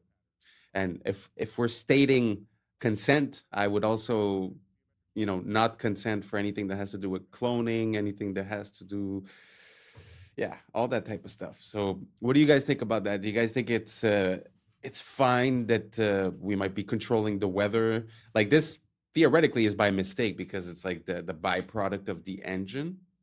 But do you think that intentionally the government might be doing that? Let me know down below, and let's keep on rocking. I believe sound was just a physical phenomenon. Vibrations through a medium, measurable, predictable. But then I came across something that changed everything. The Tartarian Bell Towers, a lost civilization, an architecture of impossible precision. We thought they were just church bells until a 250-year-old recording was discovered, preserved on a wax cylinder, buried beneath a collapsed monastery in Eastern Europe. A recording that was never meant to be heard again. And when we analyzed it, the data made no sense. Frequencies appeared that don't exist in modern tuning systems. Oscillations extended beyond standard auditory perception. Decay patterns defied known acoustic laws. The harmonic overtones weren't random. They matched geometric structures found in sacred architecture, resonating at frequencies that align with bioelectric fields in the human body. This wasn't just a sound. This was a transmission. Modern science tells us that sound can affect the brain. It can synchronize neural activity, stimulate the vagus nerve, even alter gene expression. But this was something else. The Tartarians built these towers with frequencies engineered to interact with human biology. Their bells weren't just ringing. They were broadcasting structured resonance, potentially influencing consciousness itself. And then all of them were removed. The towers dismantled. The bells taken down. The recordings locked away. Why? What were they trying to erase? And if this is just one recording, how many more are out there? I put that video in because I like the visuals and I like the storytelling. I like the association that they're making with the frequencies and with the effect that it might have on the human when it comes from the bells. It could also be the organs, it could also be the churches, it could also be all that kind of stuff. But one thing I want to say is that personally, I don't put any credibility to Neil deGrasse Tyson. And this was AI, so it was not Neil deGrasse Tyson. So if you believe what you just heard because of Neil deGrasse Tyson, just move along. But the reason why I put that in is because I find that it shows a parallel between the like either the Germans or either religion, Christianity. There's this emphasis on bells and on vibration that's very important, and I'm almost sure that there is something hidden there, that there is something that we're not being told. And yeah, let me know what you guys think down below, and let's keep on rocking. This is a great example of why filmmaking will be completely overtaken by AI. This is someone showcasing what Photoshop can do in adding people to a scene using photos only and creating a movie scene using Photoshop. Look, they're going to write a prompt in here, taking these photos and just adding them into the scene. This is the beginnings of it. Very easy prompt to write in. Now they're in the scene. You can't distinguish that from reality. Now they're going to add another person in and create the actual scene, the movement, the action. And you can create audio, visual, and it's indistinguishable from real life. They're not going to need to go out and film on location. And look at this. They've just created a scene. The camera's panning around the room. It's perfect. What looks like chaos. Wow. I don't know how real that video was, but gee whiz. Photoshop is not even a video editing software. I suppose it was Premiere. But even at that, where, why would you have Hollywood studios anymore? So yeah, I think times are changing, and I think we're gonna see this control system change. It's not gonna disappear. It's just gonna change aspect. But very interesting. So now anyone could make a movie. So that means, I guess, all their programming with the things that they're trying to push in all these movies recently, I think that's all going to die out because people are going to be able to make their own movies, make their own versions of things, Very interesting. What do you guys think down below? Do you guys think that this is very bad for us, the fact that we're not going to have the creative aspect of it and that it's all going to be generated? Or do you guys think this is an advancement? It's going to make it more accessible, easier for people to be able to get their ideas on the screen? Let me know down below, and let's keep on rocking. It's actually one of nature's most efficient systems. Ants work together using chemical signals called pheromones, scent trails that guide others to food or danger. When they find something too big to carry alone, hundreds join in, moving in sync through touch and smell cues. There's no leader. Their coordination comes from simple rules repeated by thousands, forming what scientists call swarm intelligence. That's how colonies dig underground cities, move food piece by piece, and thrive almost everywhere, straight from the fish tank. I cannot be the only one that saw this and didn't think it was straight out of a movie. But it's not. It's actually bees in military training. Like, I'm not even joking. They began to realize that bees have a very good sense of smell. I mean, they have to smell pollen. So they began to vacuum up bees and they put them in this container. They dropped the container into the fridge to calm them down because they were kind of angry. This is kind of when it gets weird, but they have this little thing that pushes them into this little tube, and these tubes drop them in these pots. Still feels like this is a movie, but anyways, they began to feed them sugar water. But before this, they would actually release a gas into the area, because the gas they release is the smell of bombs. So they kept redoing the cycle of releasing gas and then feeding them sugar water, and releasing this gas and then feeding them sugar water. And one of the times they released the gas and its tongue began to go, because it was anticipating the sugar water that it was going to get. And at this point, these bees are ready for war. So all they gotta do is release it in an area that they think there's like landmines or something, and the bees will go flying around, and when they find a bomb, they'll go and start moving their tongue. One of the only creatures known to do this was dogs, but bees, they do it better than them. Other than that, thanks for watching and follow for more. This is probably the strange. So interesting. It amazes me how you're able to control another being and rewire its behaviors, habits, and actions. Let that sink in.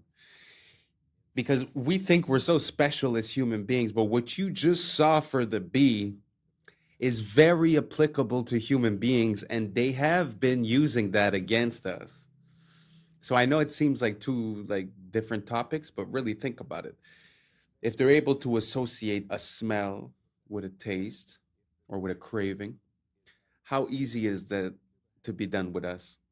And because we're exposing ourselves to external signals all the time, so social media, TV, and all that, we're not even in control of the signals that we receive. So how easy would it be to put now it's sugar, but it could be like a certain flash rate, it could be a certain song, a certain color, a certain frequency.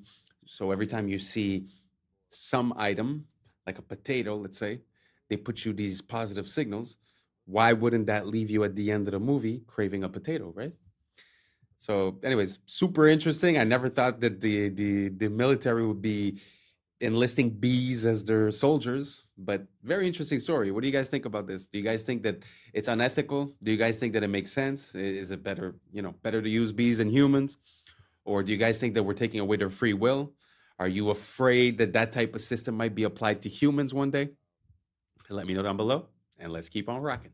Just yoga class in the animal kingdom. But these aren't monks, they're lemurs. Every morning they gather like this, sitting upright, arms wide open, almost as if they're absorbing some ancient energy. This ritual has been passed down for thousands of years, making these lemurs the real yoga masters. Are successful in their example of being able to provide, as a poor country, the best medical care in the third world to the whole population, because it's an inclusionary system. It's not like we have here, where you have this huge bulk of the population, marginalized. But there, if everybody can have adequate medical care, if the schooling is adequate for all, and remember, Cuba has more doctors and more teachers per capita than any country in the world, and they have succeeded in these areas, and it's all state supported, which means people don't have to put money out for the medical care or for they of course pay the cost indirectly as a whole society, but they don't have to pay the bill in the hospital and so forth. And so that cannot be allowed to stand. It's a very bad example for the United States. So there's a very large mass of people out there who can look at Cuba and say, well, if they can do it, and on a per capita income of $2,000, $2,500 a year, where ours is $22,500 a year, what's wrong with our system? I mean, maybe we ought to consider an alternative. That's why Nicaragua, Sandinista Nicaragua, had to be destroyed. Exactly. They were a bad example, and that's why Grenada had to be destroyed, because any movement that comes to power with the idea of providing for all the people and of escaping the control of the United States and its economy, let's say the corporations and so forth, then that is bad news here in the United States in the upper circles of power. Look at this strange thing. Wow, very interesting. I'm not saying I condone socialism or communism or anything like that. But what I can say is that I've been to Cuba and I've already had a medical emergency in Cuba, and this was years before. But I do remember that it is a complete different world. I mean, the doctor was there, he was present, he was happy, he was helpful. I don't know how to explain it, but the system was so functional. And you need to think about this in an incentive type of way. Earlier I was talking about mental control. It's the same thing, because when you control what the person receives as a reward, you change what decisions they're going to make for their life. So when you have a place where you're not going to make more money being a doctor, but you're going to help people. So if you desire to help people and you desire to be a doctor, you will be a doctor when money is not the incentive. So think about it fast. What was your experience the last time you went to a hospital? How was it done? What was the attitude? What did it seem like? What did you feel like? So all that comes from a system, and that system is monetized. So if every person that comes in is a potential profit, you're going to treat them very differently than, okay, I have my budget for the month. No matter who comes, I'll do what I can. It's a complete different outcome. And I'm telling you, the people that I met that were working in the hospital, they were loving it. They loved their job. This is where they wanted to be. Because if you're not making more money than the guy working as a chef, then you might as well go work as a chef if you want to be a chef. So taking out the monetary incentive really changes the whole pyramid of priorities, and your decisions change. So anyways, this is this very long point that I'm making, but I'm just saying, we consider these countries as being third world or as being lacking, but sometimes the basics are the most important. You might have the most luxurious things, but if you don't have health, what do you have? So anyways, that was my experience with Cuba. Do you guys have any experience with Cuba or Nicaragua or Grenada? Let me know down below, and let's keep on rocking. Captured in this satellite time lapse. Ooh. This is out in Siberia. Okay, it looks like something flesh eating. You can see in this Cold War era spy satellite image that this chasm doesn't exist in 1965. And now it's 1 kilometer wide. This is called a thermokarst depression, and it's caused by thawing permafrost. This, I assume, is the top layer sort of caving in as the bottom layer also melts. Yeah, on these edges, the soil, the frozen soil is exposed to air, and that triggers landslides that sort of chip away at the edges. And one of those landslides revealed this incredibly old baby mammoth they called Yana, one of the best preserved ever found. There's also Luba and Chroma, who looks a bit sadder because she was discovered when a hunter saw a fox gnawing on her trunk. And what's crazy about this to me is the fox clearly found this trunk meat to be sort of edible, like it's that well preserved. And I even found some reports of humans trying mammoth meat, though they both said it tasted pretty bad. And you got to wonder if the permafrost can preserve a mammoth calf for tens of thousands of years. Could it also be preserving ancient bacteria and viruses? Is that something we should worry about? And that's the question that our latest full episode tackles. You can check it out on YouTube. A photographer in Arizona. Yeah, that's very interesting. I would really like to see, like, the way you saw that crevice sort of become bigger through the years was, it's something that you would never realize, just walking there, because you wouldn't see the difference. Maybe you'd see the difference 10 years later. But I would really like to have like a time lapse of the Earth. I'd be very curious to see how things have moved. I know they have the theories of Pangea and this and that, the Bering Strait. I get it. But I'm not talking about theories. I'm talking about, it'd be so interesting to see, the Earth evolve and change. I wonder what else has changed, Yeah. What do you guys think? Let me know down below. And let's keep on rocking. I just captured what's now being called the greatest shot of all time. Renowned astrophotographer Andrew McCarthy sent his friend Gabriel Brown up in the sky for a very unique skydive that had to be timed perfectly. He watched from his laptop in anticipation. He knew it straight away that he had something absolutely amazing. The first photo of its kind in history. Capturing a skydiver with a sun in high detail 93 million miles behind him, perfectly crossing paths. A shot considered almost impossible, but he did it, and it's fantastic. They did it first try as well, which is even more amazing. And it's an amazing photo because we're in a world now where there's so many AI images, and it just hits so much harder that it's real and raw.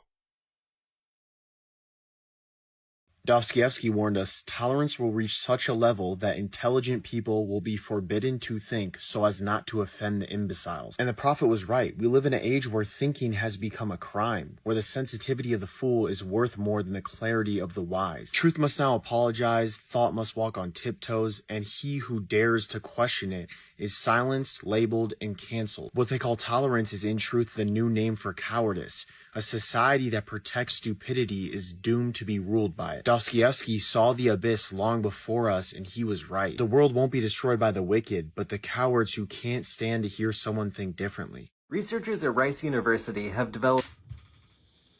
Wow, that hit hard. That hit really, really hard. That's amazing. Because really think about it. Look at all these platforms. Back in the days, we used to have like 3, 4, 5 companies that were media companies. They'd give you the news. So now we thought we would be safe because we have thousands and thousands of content creators, right? But you sort of realize that the incentives are being manipulated. So if you want the engagement, you're going to have to be repeating the signals that they send. And if you repeat the wrong set of signals, then you get the opposite result. So it's very, very easy to control what's allowed to be said, what's not allowed to be said. Like you said, the questioning of the fool has now become more important than the knowledge of the wise. It's very, very interesting and powerful words in these days. What do you guys think down below? Do you guys think that we've made it into the new era of information? Or do you guys think we're still lost? We're still flooded with too much information and the right information is being blocked. What do you guys think down below? Let me know and let's keep on rocking. A necrobiotic spider gripper, or a dead spider machine that can pick up tiny odd-shaped things. See, instead of muscle, spiders use hydraulic pressure to extend their itsy-bitsy little spider limbs. Spiders' leg muscles can only flex their legs inwardly. So in order to extend them outward, they generate hydraulic pressure in their fused head thorax segment called the prosoma. And that hydraulic pressure pushes their arachnid blood called hemolymph into their extremities, and that's what outstretches their legs. That's actually why dead spiders are all curled up, because they don't have hydraulic pressure pushing their legs out. Their process for creating a necrobiotic spider gripper was relatively simple. Step 1, euthanize a spider. Step 2, insert a hypodermic needle right into the prosoma of the spider and seal it with glue. Step 3, let the glue cure, and that's it. You now have your very own necrobiotic spider gripper. After developing the concept, it was time to test its capabilities with a universal testing machine. And they found that wolf spider gripper bodies are able to lift up to 130% of their own body weight. And individual dead spiders were able to remain effective for about 1,000 closing and opening cycles. But at that point, cracks started to appear in the joints. They were able to successfully turn off a light with their dead spider gripping tool. And they found they could use one dead spider to pick up another larger dead spider. And they could pick up an object of great volume like this foam here. And finally, they were able to use a simple untethered version to move an object from point A to point B.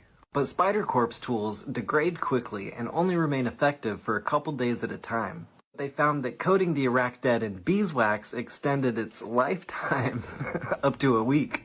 And the team was awarded the 2023 Ig Nobel Mechanical Engineering Award for their gripping work in necrobiology.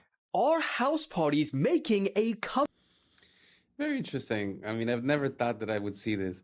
Don't get me wrong. I mean, it's impressive, but you know, it's also a needle with glue, right? So it's like it's nothing crazy. But are y'all ready for them to use this technology on humans? Yo, that's scary. Imagine they're using dead bodies to start doing, I don't know. I find that one a bit questionable. What do you guys think about this technology? You guys see any applications? You guys think that there's a future for this? Or it's just super creepy? Let me know, and let's keep on rocking. We're almost there. Back. What you are seeing is footage of an insane Halloween party that got way out of hand and had to be shut down by police. Now, this happened in Woodland Hills, LA, and according to Royal News, who captured this footage, the host initially promoted this party online, selling tickets in advance for just $35, but then charged up to $150 for whoever wanted to pay at the door. But, similar to the real Project X, way more people turned up than anticipated, and things quickly started getting out of control. Dozens of 911 calls started flooding in, reporting injuries from stampedes. A massive fight broke out, people were spilling out into the streets, and the LAPD's air support unit estimated over 3,000 people in that neighborhood alone. When police turned up, one teenager was discovered lying unconscious in the street and was rushed to hospital. Several others were treated for injuries that they sustained in the stampede. And you'd think that most people would condemn this kind of behavior. But 2025's been so rough that people were actually proud, saying things like the earth was healing because the kids are partying again, and that there was still hope for the next generation after all. Nah, are they working together? Yes, they are. And according to researchers, that is the most dominant partnership in the entire animal kingdom. Let me explain. In North America, badgers and coyotes started hunting together, and it's so unfair. Basically, badgers are incredible diggers, and they're known for digging right into an animal's burrow. The only problem is if that animal takes off running, badgers are slow. They're not going to catch it. Coyotes, on the other hand, can run like the wind, and they're known for chasing animals down in an open field. Their only problem is they can't dig, so if an animal jumps into its burrow, they lose it. You get where I'm going here? When these two work together, they create what's called the ping pong effect. The badger will dig into a burrow and intentionally get the animal to run, and then the coyote will chase it down. If that animal jumps back into another burrow, the badger gets back to digging. And they'll do this over and over again on repeat until that animal becomes so exhausted that it just gives up. In fact, according to researchers, when these two work together, they have a near perfect hunting success rate. Now that is what I call a killer friendship. Literally. And as always, follow for more facts. Nature is amazing. I mean, I don't know what you are, if you feel like you're a coyote or if you feel like you're a badger, but those are one of the, some of the most intense and notorious hunters. So they could easily see themselves as competition. But in life, You know, whether you're the badger or the coyote and how good you are, doesn't matter. You should try to find that piece of the puzzle that's missing and create something together. And whether, you know, whether it's relationship wise or whether it's business wise or creative wise, I just think that when we unite and like this duo, one's weakness is the other one's strength, we complete each other. And I feel like we have access to, you know, the sky is the limit.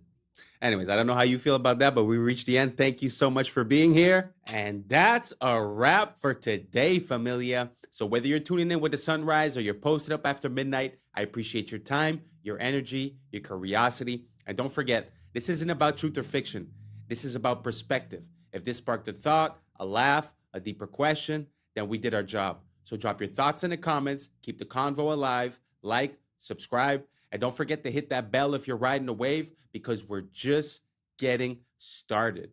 Until next time, stay grounded, stay weird, stay critical. I'm Adam Strain, and this has been Adam Strain Reacts. Peace! Now it's time for us to link up. Really think we on the brink up. Making a change, we're living this strange. Living this strange. Making a change. I'm living this strange. Yeah. Only organics are stacked in a row. You never put regular bananas under organics because then it makes it not organic. We grab our liquid, put it in a little machine. 2 bottles for this one. Pour it up. Close the room. Change the temperature to 60 degrees, both sides. It's all set. We turn our little finger. What's up, YouTube? Today, we'll be looking at disturbing TikToks that'll make you question reality. So without further ado, welcome to Adam Strain Reacts. Let's get her done. Yo, this video is kind of scary, but not in the way that you would think. Now, this simple drawing is something that you'd probably do in high school. But what if I told you that these simple lines can actually trick your brain? Now watch closely. It looks completely random. That's until the paper folds. But as the camera moves, something that didn't make sense just a second ago starts to look a little different. With a simple change of perspective, it looks like a perfect cube, almost like you could reach out and grab it. But the drawing never changed, only your point of view did. If you can understand this, then you can understand how life works. Most people get caught up in a certain way of looking at the world and think that it's actually reality. But most of the time, it's just the angle that you're looking at. Don't confuse perspective with reality. So this has got to be one of the most shocking stories I've ever heard, but it turns out the most powerful elites from our main foreign adversary, China, are basically ordering American babies like they're spring rolls from Panda Express. The Wall Street Journal recently reported that Chinese billionaires are using California's relaxed surrogacy laws to have dozens, even hundreds, of American children without ever stepping foot in the United States. One of the Chinese billionaires they profiled, Zhu Bo, openly admitted to having over 100 children through American surrogates. He just sent over his genetic material, and within a year, he got back a baby with the full rights and privileges of American citizenship. Another prominent Chinese executive hired U.S. models as egg donors to produce at least 10 baby girls with the stated intention of eventually marrying them off to other powerful businessmen. And some of these babies are sent back to China immediately, others stay here to be raised by nannies, and there's now an entire American industry built around this. So obviously a bit disturbing, also ripe for human trafficking, child exploitation, and abuse, but it's also probably a national security issue, right? I mean, even putting aside the prospect of literally creating a Manchurian candidate, it doesn't take a whole lot of imagination to see how the system can be exploited by some horrible people and America's worst enemies. You want to know what's natural? This. You want to know what's not? This. We use our ethylene liquid, which turns into a gas. We're going to be doing room 3 today. These are the bananas for today. So in here we do gas, organics, and regular bananas. But the only difference is that nothing is stacked. Only organics are stacked in a row. You never put regular bananas under organics because then it makes it not organic. We'll grab our liquid, put it in a little machine. 2 bottles for this one. Pour it up. Close the room. Change the temperature to 60 degrees, both sides. This is all set. We turn our little sign here saying that it's gas. I'm going to show you guys after the bananas get gas what they look like. We're going to pull a banana out. This is one of them. This is maybe 3 days after it's been gassed. It starts to turn yellow. We have this little pulp thing that checks the temperature and the pulp on these. That gives us a reading. And this is what the other side looks like. Starting to break in a little bit of yellow. Both of them compare left and right side. Wow. Listen, let me try to link all of these things together. See, the first video was talking to you about perspective, which is pretty much the goal of the channel, is to just allow for new information to maybe help you carve a new, what I call a prism of perception, because basically light passes through the prism in our eyes. So I use that metaphor to sort of explain. Now, if we take as an example this situation with the bananas, it kind of makes sense from one perspective, which would be we want to save money, we don't want the food to rot, all these things. But at the same time, when you really think about it from a macro perspective, once you take a step back, how would it make sense that we're putting all these chemicals in the stuff that we're going to consume? So we know that the effect on the fruit is that it's going to mature and it's going to change color, meaning that they cut it before it was ready and they sent it, maybe they layered some other chemicals on it to keep it from maturing during the voyage. And then when it gets here, they start gassing it. So the only point I'm making is that I could understand how these companies have a perception that this would be good, but I just wonder as a people and as humanity, how we got to this point.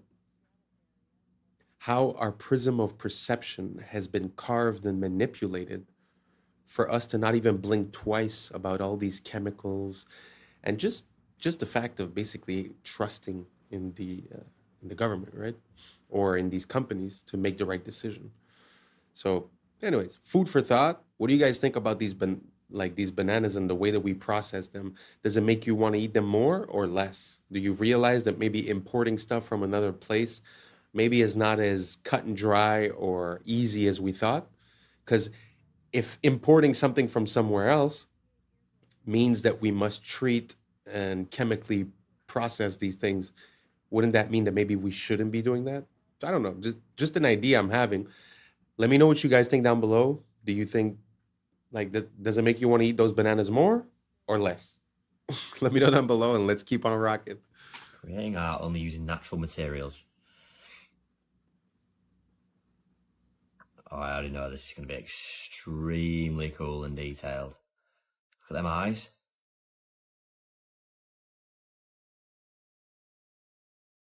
Owl? Thought it was a lion at first. That's really, really impressive, isn't it?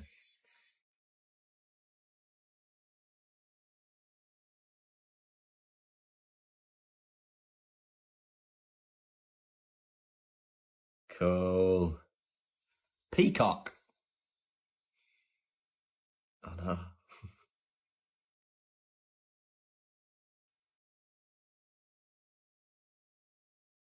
How did they do that though, where it's with just vision and looking at, all right, that will make that good. Need a bit of dirt here. I need this leaf here. Sick.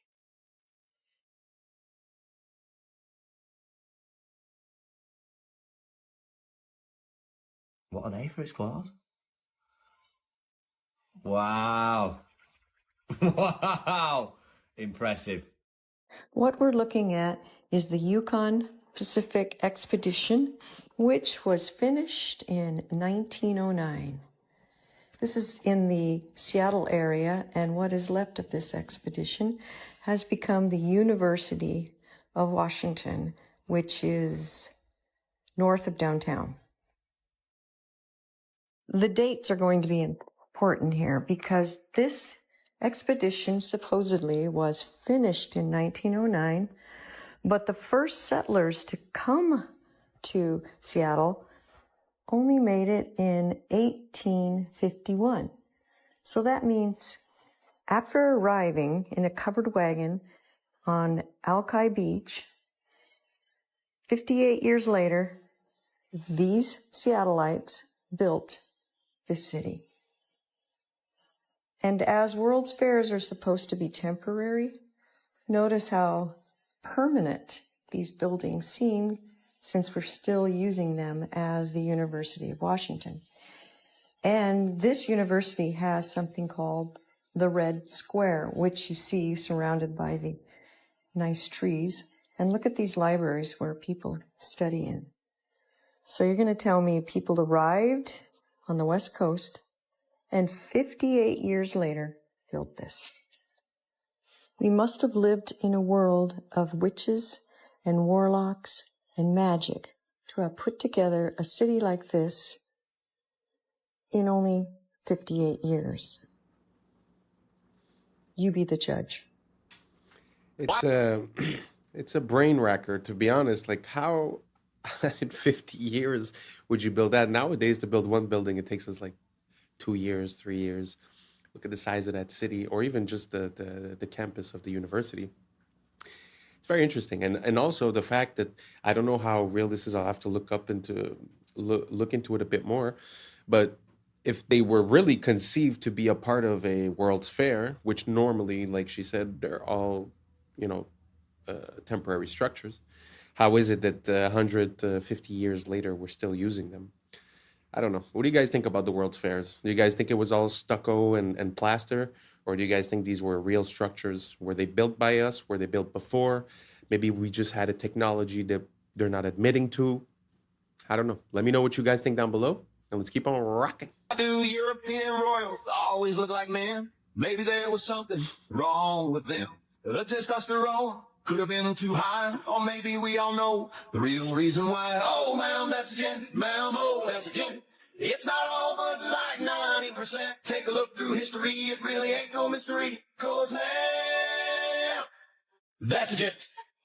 Let's take a look at Sweden first, they'll have you on your knees. There's Charlotte, Ingrid, Sylvia, and don't forget Louise. And then there's good old England, quite a selection there. And now we have Camilla, sitting in that chair. Oh, ma'am, that's a gent. Ma'am, oh, that's a gent. It's not all but like 90%. Take a look through history, it really ain't no mystery. 'Cause ma'am, that's a gent.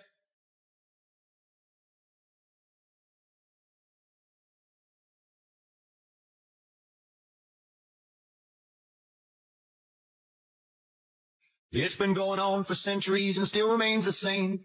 And this fine collection puts the first ladies to shame. Oh, ma'am, that's a gent. Ma'am, oh, that's a gent. It's not all but like 90%. Take a look through history, it really ain't no mystery. 'Cause ma'am, that's a gent. And this one's a robot. Look. Oh, it's not easy to talk about this. It's a pretty taboo subject. But nowadays, it's a bit more out in the open, though. Like, men are being women, women are being men. But it does happen that I stumble across some older photos, and especially people that are very high in the echelons of power, where, well, like in this example, that the wives seem a little bit special. Do you guys think this is a possibility? Do you guys think that there's something behind it, that they were basically paving the way, or that there's a different perspective that we're not seeing? Maybe I'm missing something, but do you guys think it's a possibility that maybe, I mean, nowadays it might be actresses, it might be models. I don't know. Do you guys think it's a possibility that they've been doing this for a very long time, and that now we've gotten to the point where it's like openly admitted, but that basically it was like that across history? I don't know. It's something I'm looking into. Let me know what you guys think down below, and let's keep on rocking. Up every that has been identified by science to be a virus.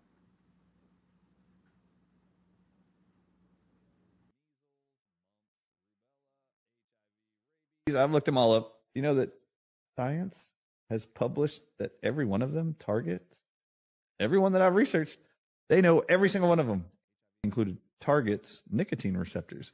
Therefore, guess what the answer is? Nicotine. Guess where nicotine is found the most? Tobacco.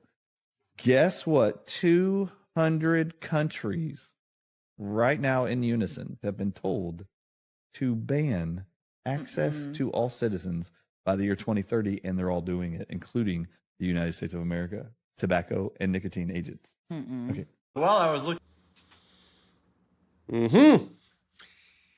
Wow. Well, do you guys think that's possible? Because I have heard something along those lines a few years ago when we had that big medical situation.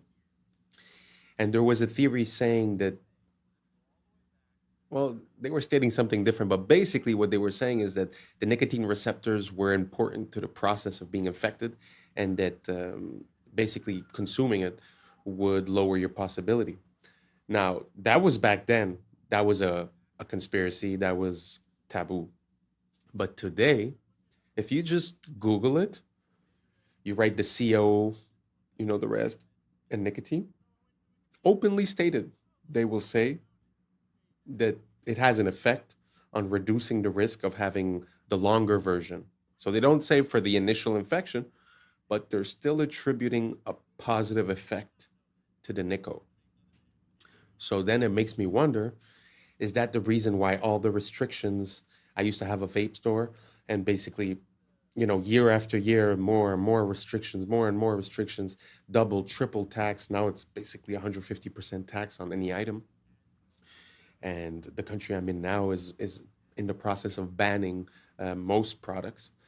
So do you guys think this is a possibility? That basically, you know, maybe we escaped the intended effect by consuming the Nico, and that because they're trying to get it out by 2030, that afterwards we would no longer have that protection in a way. So I don't know. You guys look it up on your own side. Like I said, it used to be taboo, but now it's very out in the open. So let me know what you guys think down below. Is it possible that the Nico has positive effects, and that maybe we should be considering the opposite of banning it? Let me know what you guys think down below, and let's keep on rocking. Looking into the board of BlackRock, I got distracted by a rabbit hole. And the connections accidentally led me all the way back to the founding of American banking, and then all the way back to Mr. Epstein. You ready to follow a wild thread through the internet? Let's go, baby. So we're gonna start here, and we're gonna end here. And on the way, we're gonna go all the way back to 1800. And to be clear, this rabbit hole is just for funsies. We're not like uncovering any breaking news or anything. But anyways, I was at the board of BlackRock looking into Pam Daly, who's deep in General Electric. And I was kind of realizing that I don't exactly know that much about General Electric. So I started looking it up. And let's start with the basics. It's a major American corporation and one of the largest and most diversified in the world. So I went to the Wikipedia article. And I was looking at when it was founded, way back in 1892, 131 years ago. And then I noticed that it was founded by Thomas Edison and J.P. Morgan? How did I not know this? And we'll have to make another video in the future about how General Electric is splitting itself up into 3 different companies for who knows what reasons. But anyways, back in the late 1800s, Thomas Edison had business interests in many electrical related companies. As you know, a dude does at the start of the 19th century. And then in 1889, Drexel Morgan & Co., a company founded by J.P. Morgan and Anthony J. Drexel, I know that name, financed Edison's research and helped merge several Edison separate companies to form Edison General Electric Company. No shit! So we're going to ignore the obvious Nikola Tesla rabbit hole that we're walking right by here, because the name Drexel sparked something for me, and I just had to pull on this thread. As the dominant partner of Drexel & Co. of Philadelphia, he founded Drexel Morgan & Co. with J.P. Morgan. Was his junior partner, by the way. So I know about the name Drexel because of a much more modern institution that starts to lead us to Jeffrey Epstein. But I wanted to rewind a little bit, because if this dude was more important than J.P. Morgan, then who the hell was he? Drexel & Co. was founded by Francis Martin Drexel, I'm sure I'm pronouncing that wrong, born in Austria, to a merchant father with business associations. He jumped on a boat to Philadelphia, where he became a painter, an art instructor, and later leveraged all those fancy-ass connections from painting to start a bank. All right, we're starting to piece together how we get to Drexel Burnham Lambert. And Drexel Burnham Lambert is gonna lead us to this guy, who leads us to that guy. But first we go back to Tubby Burnham back in the 30s. So old Tubby partners with our buddies Drexel, and they founded Drexel Burnham Lambert. They're famous for being criminal as shit and inventing an entire industry called the junk bond market, which is exactly as junk as it sounds. That's how you take over companies with shady business deals and then extract as much money as possible before selling them again to the next highest bidder. Oversimplified, but you get it. Oh, and they're also famous for having this dude named Michael Milken, who was Drexel's head of high yield securities, i.e. mega gambling. And Milken's famous for earning the highest salary of any single person in history at $295 million. But Michael was like, yeah, that's not enough. So the next year he took home $550 million in a single year in payment. That's $500 million on your paycheck. So what did this snaky boy do to earn $550 million? Well, the answer is he did a lot of criminal shit. And eventually people started to catch on. And Drexel Burnham Lambert started to get investigated. Then one guy started to talk, and then that led to another. And pretty soon, Rudy Giuliani was talking about throwing RICO charges at Drexel Burnham Lambert. And Michael Milken was exposed for having basically made a shitload of money off of doing illegal stuff. Because no one regulates this. Basically, the whole financial industry is what's called self-regulatory institutions. And so once someone started doing a little regulating, they realized there was insider trading, stock manipulation, defrauding of clients, stock parking, and on and on. And Mr. Mikey Milk wound up going to prison, but he's living a life of luxury nowadays as he's retired and he's out of prison. He got rich on it. But I shit you not, the Wikipedia page for Drexel Lambert, this firm that went down in flames, they have a whole section for survivors, meaning the rats that jumped ship. And this is where we meet Apollo Global Management, noted private equity firm, was also founded by Drexel alumni Leon Black. That's this guy. You might be like, oh, Ian, that's a bit of a stretch. Come on. He just worked at the firm. Yeah, from 1977 to 1990, so, a couple years, Black was regarded as the junk bond king Michael Milken's right-hand man at Drexel. So this guy learned everything he knew from this criminal who was the highest paid person in the world ever, so to speak, because of crime. Well, Black went on to found Apollo Global Management, one of the biggest private equity firms in the world, and guess who he decided to bring on board? Oh, in 1997, he made Epstein one of the original trustees of what was his and his wife's foundation, and he had him direct all sorts of charitable donations and philanthropy money and a whole bunch of other secret money just going to weird places. And someone finally caught on and started looking through these numbers. They found that he had paid Epstein $158 million in just 5 years from 2012 to 2017 for his financial services. I'm not even going to get into all this nasty bullshit. Black had more meetings with Epstein than just about anyone else on the books. And this is where it comes right on back to our friends at JP Morgan, just a few hundred years later. Because while we were all looking at submarines, JP Morgan was settling out of court $290 million because they totally were not guilty of helping facilitate this, trafficking ring thing going on. They totally weren't profiting off of that and involved in that. See, that's the thing about money is once you start following it, you start making connections. And once you start making connections, you start winding up in places where you're not supposed to be. And let's be clear, I'm not trying to say that Pam Daly has anything to do with what I just talked about. I'm just saying that the more you know, the more you know.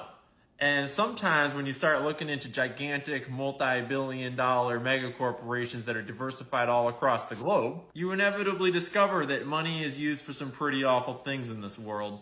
And it's important to remember that money doesn't spend itself. There's always someone doing the things. So stay curious. Don't forget to do your own research. Wow, that was a big one. It's very interesting to see historically how these things happen, and this rabbit hole really doesn't have an end to it, especially with that dude that everyone's talking about with the files. That dude seems to be implicated in absolutely everything, like whether it be science, duplication of people, whether it be the financial institutions. He was one of the biggest partners with the JP Morgs in NYC. He was bringing in clients like Mr. Gates, all these billionaires. And I mean, even in the interview, Gates is like, oh, well, he used to help me with my taxes. Like, what does that have to do? So anyways, the connection that we see, it seems like a hidden control system. And, what goes on the stock market, like you said, it was a self-regulatory system, meaning no one's involved, right? I think we've been asking for it for a long time. I think that our laws are open to this manipulation. And I think that the only way for people not to operate this way is to make it impossible for them to operate this way. So I don't know, food for thought. You guys let me know. Did you know that the file guy was involved so deeply embedded into the financial system of the United States, talking about these huge numbers? You guys let me know, and let's keep on rocking. This is a clip from historical film number 1119, produced in 1923 by the U.S. Army Signal Corps. The caption says, quote, "A smoke curtain, an important new chemical warfare development. Hanging a curtain half a mile long in 18 seconds, unquote." This 1923 film shows an aircraft spraying a trail where some of the chemicals rapidly descend to sea level to form an opaque vertical curtain. Observers have seen an increasing frequency of chemical warfare and other experiments in our skies. Spraying Agent Orange during the Vietnam War demonstrates the military has been developing more sophisticated chemical warfare operations using aircraft since 1923. As aircraft performance, altitude, and fleet numbers have increased over the years, observers are seeing a skyrocketing number of chemical experiments in our skies. The advent of the internet and digital cameras has created a spontaneous network of observers around the world who share their many observations of bizarre contrail emissions on YouTube. An online source for this and other historical films can be found online at criticalpast.com.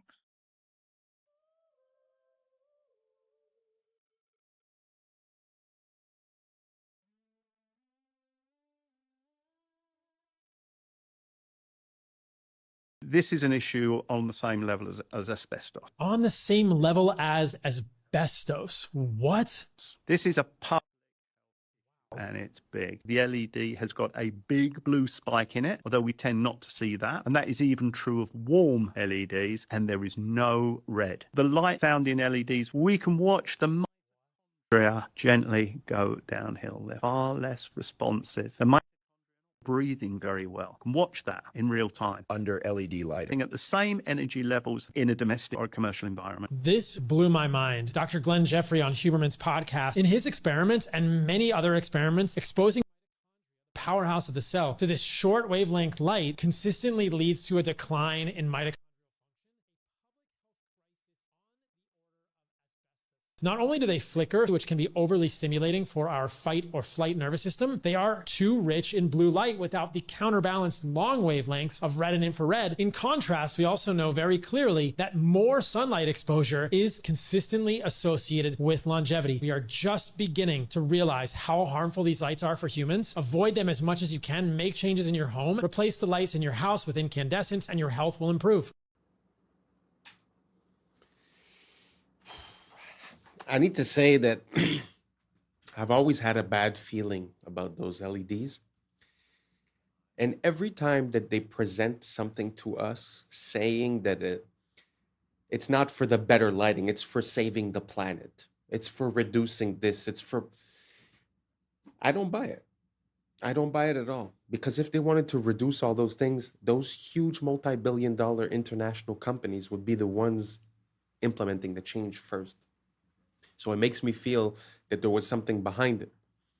And now, recently, I've changed my lighting from a blue LED type of lighting to an incandescent type of lighting. And the difference is palpable. I mean, the difference is huge. I feel like I'm in the 90s. I feel like I went back in time and that I don't know, life is better. So I can't tell you scientifically what it's doing, but I can say this: give it a try and let me know how you like it. If you see a difference between that bluish lighting and the incandescent lighting, does it make you feel different? Let me know down below. Thank you for rocking with us. I appreciate you. And that's a wrap for today, familia. Whether you're tuning in with the sunrise or you're posted up after midnight, I appreciate your time, your energy, your curiosity. And don't forget, this isn't about truth or fiction. This is about perspective. If this sparked a thought, a laugh, a deeper question, then we did our job. So drop your thoughts in the comments, keep the convo alive, like, subscribe, and don't forget to hit that bell if you're riding the wave, because we're just getting started. So until next time, stay grounded, stay weird, stay critical. I'm Adam Strain, and this has been Adam Strain Reacts. Peace. Now it's time for us to link up. Really think we on the brink up. Making a change from living this strange. Living this strange. Making a change from living this strange. Yeah.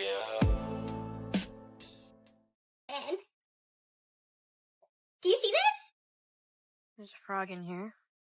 All about the one world government. LA, 15-minute smart cities. Jamaica, Maui, 15-minute smart cities. Yeah, right? Yeah. There's all the snacks. There's no employees. There are robots in here. There are robots taking your order.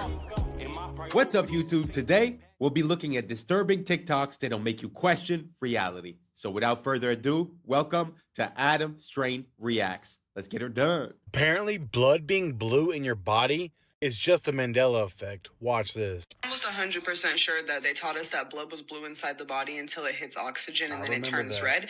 And I just saw a video of a 6th grade teacher talking about why do her 6th graders think that blood is blue. And my first thought was, how do you, as a teacher, not know that blood is blue until it hits oxygen? And then I looked it up, and apparently that was never true. So now I'm wondering, because I could have sworn they taught us this in schools. Like, I don't even know if this is a Mandela effect or if this is just like misinformation completely, or if they are like they just lied to it. Wait, who else thinks that blood is blue? Actually, let me ask. What is Bill Gates?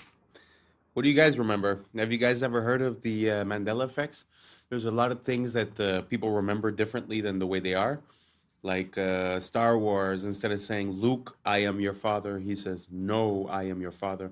But the funny thing about that story, for an example, is that when the actor of Darth Vader would go on to talk shows and stuff like that, and they would tell him, okay, do the voice, he would say, Luke, I am your father. In other words, even the person that's involved in the movie seems to have a misrecollection of the events, which pushes us to question, is that the way it was? Is that not the way it was? So now back to the question. When you guys were in school learning about biology and they told you that the veins were blue, why did they say they were blue? Did they say because it was a lining in the vein? Or did they say because when the oxygen depletes in the blood, it loses its red tint and it becomes blue? That's what I had learned. So let me know down below, see if we're all on the same page or not, and let's keep on rocking. Planning with all that land he owned. Why don't they talk about planting trees? Why isn't Bill Gates the largest, like private landowner in the U.S. now, planting trees like crazy if he's so worried about carbon dioxide?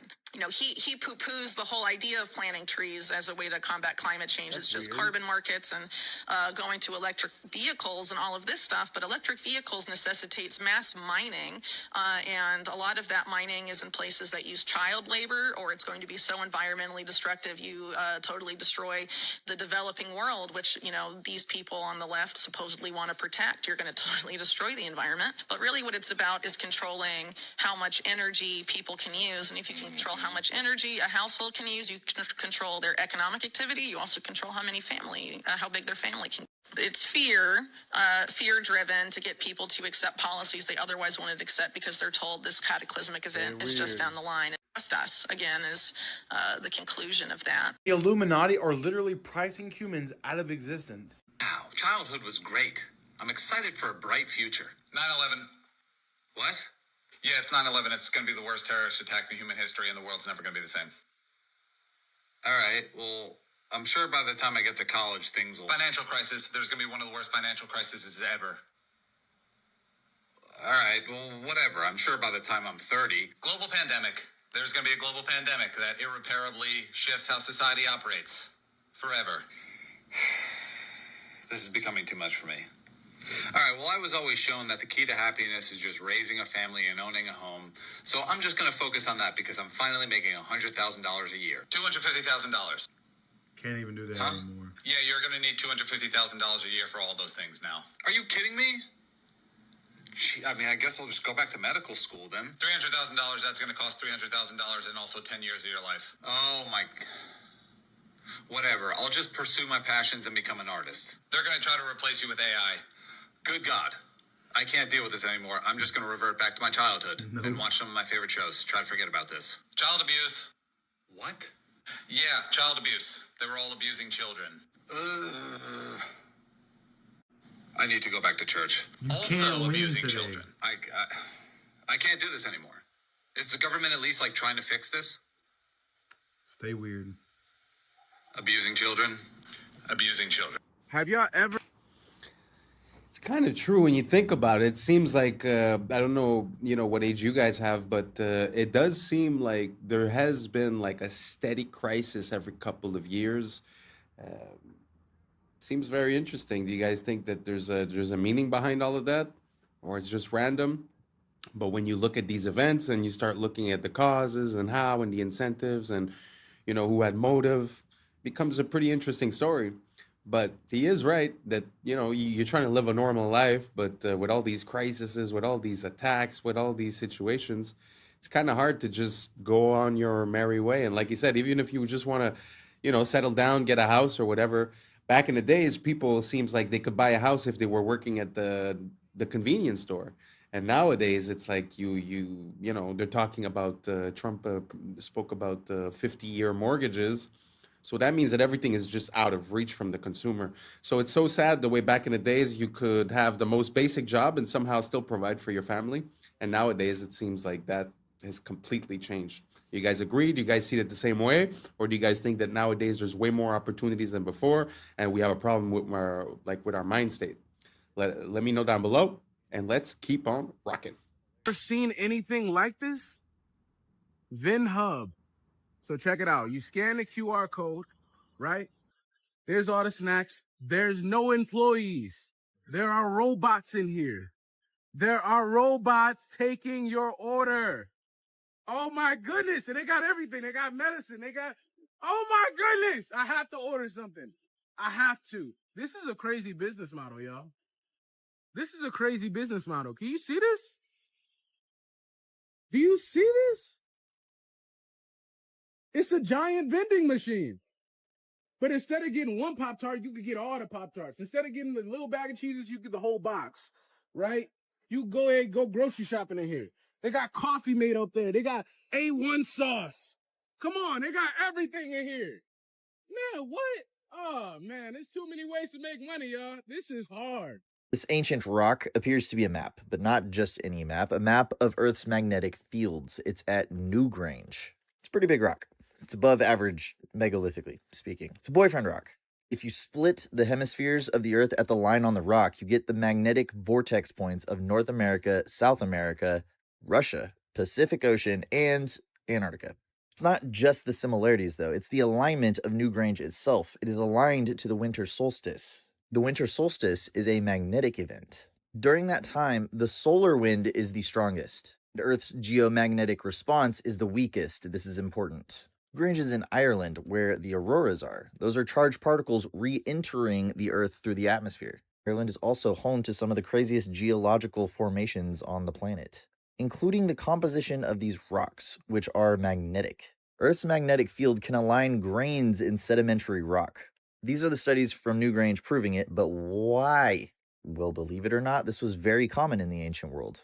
In Tiwanaku, Bolivia, Brian Forster showed that the H blocks are actually magnetic. In Egypt, at Elephantine Island, my friend Chelsea accidentally ran an experiment with her tensor rings. After putting the box on that altar, it mangled her copper tensor rings, but only the ones that were shaped like a magnetic field. Geometry might actually show us the answer here. Newgrange is part of a vast network of stone circles. Circles contain a vortex. It's the only geometry that can do that. Stones act as nodes that shape the magnetic field as it enters into the most optimal way that a magnetic field flows. To balance the flow through the crust, we couple where it's weak and then we get rid of it back to the atmosphere where it's too strong. But here are the opinions of what people think those carvings are. We start matching the stuff with our science. This perspective requires no belief, just an open eye and open mind, and I got way more to show you. Terminator is the prequels to the beginning of The Matrix. Sarah Connor is actually Neo's mother. So JC, John Connor's Jesus Christ, grows up to be Neo, one and the same in The Matrix. The Matrix is in the future. The Terminator is the past. It's time travel, past, present, and future time travel. It's the second coming of the Christ, the evolutions of consciousness, man versus the machine. So the machines, the Terminator machines, hear that a child is going to be born that's going to terminate them in the future when they oppress man. So see, it's a man versus the machine. It's God's children versus man's children, which was technology. So man versus nature. Exactly. So the Terminator has to time travel to the past because they know it's Sarah Connor, and they have to kill her, terminate her, so she won't have the baby. And Kyle Reese, he comes from the future to protect her, and he inadvertently gets her pregnant. And he has to go back to the future.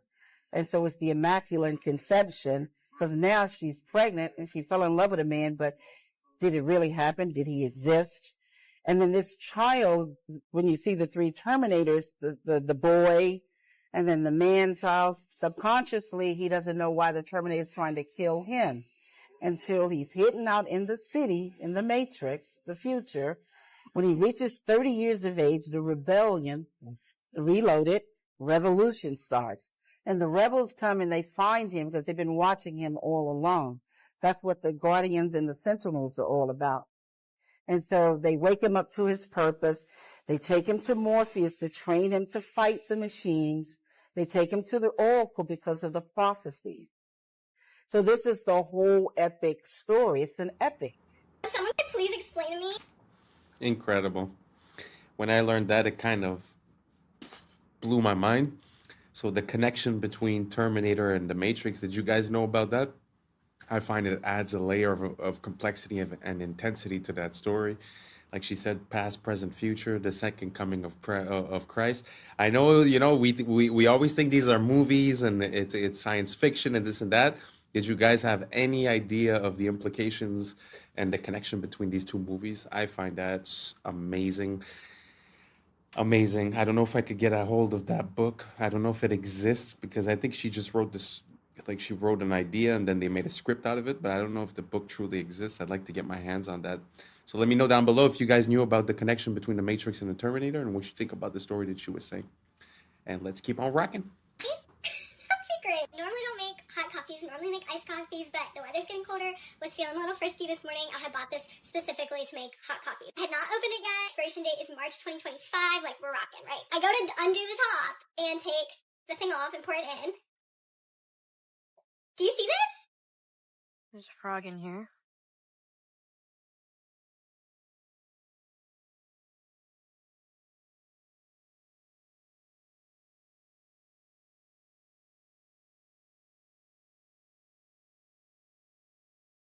Open this. Look, drink water. It's crazy. La la la la la. La la la la la. La la.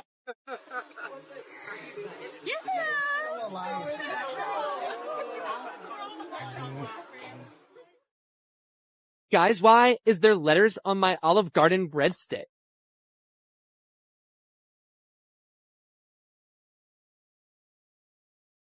So if LA couldn't get any creepier with all the problems with crime and homeless, I ran into this billboard on this lot. So this is a vacant lot for construction, and it says, "Live life deeper, 144 stories underground. You may never go outside again." It's so creepy. I'm wanting to know if this is real with this construction site right here, West Hollywood, Beverly Hills adjacent.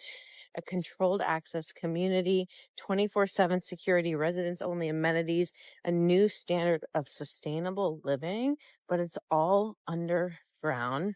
Live life deeper. The world's first and only completely subterranean residences. Terrifying. I feel like it's a horror movie. It's so creepy. Fossilized. Wow, that's interesting. First of all, do you think it's possible that they're like sort of trying to create chaos above ground and sort of subconsciously say, hey, you want to be safe? Go underground, type of thing? I don't know. It's kind of weird. I don't know. The idea of living completely underground or having my house underground kind of makes me feel claustrophobic. I really don't have claustrophobia, but I don't know. I just feel like it's not natural for us to be living underground. And second of all, I don't know if you guys noticed that the placement of that guy's eyes was very, very interesting. I found that, I don't know if it's AI or something, but super interesting. First time that I see something like that. So let me know down below. Would you guys like to live underground in a complex like that? Do you think it makes sense? Or are you like me and you like your fresh air and the sun and it's not for you? Let me know down below and let's keep on rocking. Cowboy boot? That is the most insane thing I've read all day, but I am curious, what's the story here? Allegedly, this bad boy was found in a creek in Texas. So these guys, Carl and Don, were like, look, it's the fossilized leg of a cowboy. Well, that's a bit of a leap in logic. Why would they go and do a thing like that? That's because Carl and Don are young Earth creationists. So since fossils run against the grain of what their ideology is, they need to find a way to undermine them. So they use this boot to say, look, fossils can form very quickly, and therefore all of geology is a lie. So many things wrong with this that it's actually incredible. Probably the most important, bone's not fossilized. When bone fossilizes, it turns to stone. This is just normal bone. It's not fossilized at all. They claim that this stone that it's in is 40 million years old, which it isn't. See, this is limestone. It breaks down in water, and then when the water evaporates, it leaves behind the stone again. So maybe the parent material is 40 million years old, but this sure isn't. And then why does nothing happen to the boot? Why did the boot not fossilize? It's just leather. You expect something unique to happen to the boot after 40 million years or some shit? We don't even know if this is human. I mean, that's a huge bone. And finally, if it is, why the fuck are y'all holding on to it? Even if there's a tiny chance this is actually from a person, don't you think it should be in like a forensics lab instead of being used to promote your weird, anti-science ideologies? So I don't know, maybe this is chill for them. If you think this is crazy, you should come check out my video debunking a young Earth creationist textbook. Come check it out, YouTube channel Mini Minute Man. Here we go. I put this in because I've seen that picture and that story a few times by people trying to negate the timeline, let's say. And they were saying that was basically petrified, but when something is petrified, like he said, it changes the composition into something that's more crystalline, a crystalline structure. And so he is right in a way that that's not really proof, because when you think about it, the leather didn't even have time to change. So pushes me to another question. How is it possible that this man's leg and skin got replaced by limestone? I guess that would be the part that I don't really understand. But I just put this in there because sometimes I see it used as proof positive that basically the timeline is off. And, you have to be honest on both sides. So I like to see one side and the other one. And that's why I presented it here. Now let's keep on rocking. Oh, again, the Philippines was just hit with a massive typhoon. And you know what's interesting about all this? Again, this was another place that they proposed to build smart cities. These 15-minute cities of the future connected to digital IDs and electric cars, and you can't leave. This is all about the one world government, one world control. LA, 15-minute smart cities. Jamaica, 15-minute smart cities. Maui, 15-minute smart cities, all get hit with natural disasters. Now, why is it that every time these future utopias are announced in these places, they all get hit with these natural disasters? Don't you find this quite odd? Are you putting the pieces of the puzzle together like I am and seeing a direct correlation here? A common theme, if you will. Wiping out current foundation to build new foundation. First destruction and then reconstruction. What's going to rise from the ashes, guys? Surveillance grids, digital IDs, and centralized control, all under the disguised name of innovation. Now, the real ones can all see through the storm. We know what's really happening behind the closed doors. Our world is being purposely dismantled piece by piece. The psychopath globalists at the top, and the more people that wake up to this, the faster we're going to take these people down and actually build a beautiful new world for ourselves. So stay woke. Peace and love. This video is from San Francisco. a stamped brick with ARR, and we know that what used to be there said T, car. It's TCARR. Look at this. Huh. You can see that there are still fully intact bricks in what is otherwise fully melted. Like that one right there. Mm-hmm. What is that? Much of it is melted beyond recognition, but That's a what lot it of is. it, like this, is still obviously a wall. So how old is this tree? Right. How long ago did this happen? That's in San Francisco. I gotta go check it out. Yes, definitely. You all need brick, to. Get the and drone. It's all melted down like as if it was candle wax hit with a blowtorch. That is what that looks like, dude. Flowing down channels. Holy Channels of mackerel. melted bricks. Like right there. Look at that.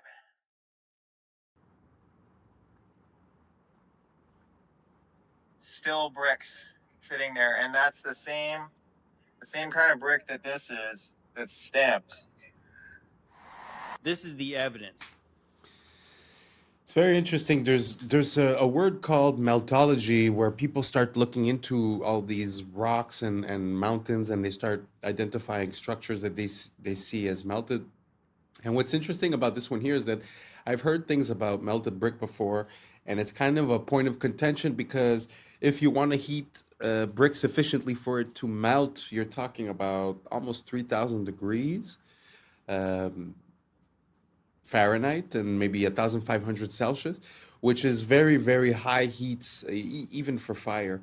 So it's an anomalous situation when you find melted bricks. And anyways, to connect that, some people say that there was some plasma event or something basically that changed our plane of existence physically. So I don't know if that connects into that or if it comes from a fire, if it comes from another story. But again, it's just very interesting to see melted brick because the heat required to do that is very, very high. So yeah, that's why I put this in. And let's keep on rocking. Because there is a case of partial preservation of what was there. You know, because if you didn't find the bricks, you didn't see the little details of bricks in there, somebody would just say, oh, well, wind and water did this over 1 million years, right? They would say, oh, it was 15 billion years caused rocks to look like this. No, it took about probably 10 seconds of like the hottest thing you could possibly imagine, just burning something, and it literally melted like a candle melts. That's what you see there. Like, what happened in our recent past? I think it's very fascinating. When I really got curious about the western part of the United States and like stuff like the Valley of Fire, in my mind, I was thinking of the days of Noah, maybe. I was thinking maybe like sometime around like the days of Jesus, like thousands of years ago. But when you find stamped bricks in there, so that means there was a brick factory that made bricks, right? You know, so obviously I think even like the earliest brick factories were like in the we're told, the mid 19th century. They had factories that made bricks en masse. So when did this thing melt like that? Elon Musk said something so shocking at this event. The audience must be completely clueless for them to go along with this rather than start heckling and saying, what the Sam damn are you thinking? Listen to this interview or this clip. It's absolutely shocking, and we're going to unpack it. I think we may be able to give people, if somebody's committed crime, a more humane form of containment of future crime, which is if you say like you now get a free Optimus, and it's just going to follow you around and stop you from doing crime. But other than that, you get to do anything. It's just going to stop you from committing crime. That's really it. You don't have to put people in like prisons and stuff.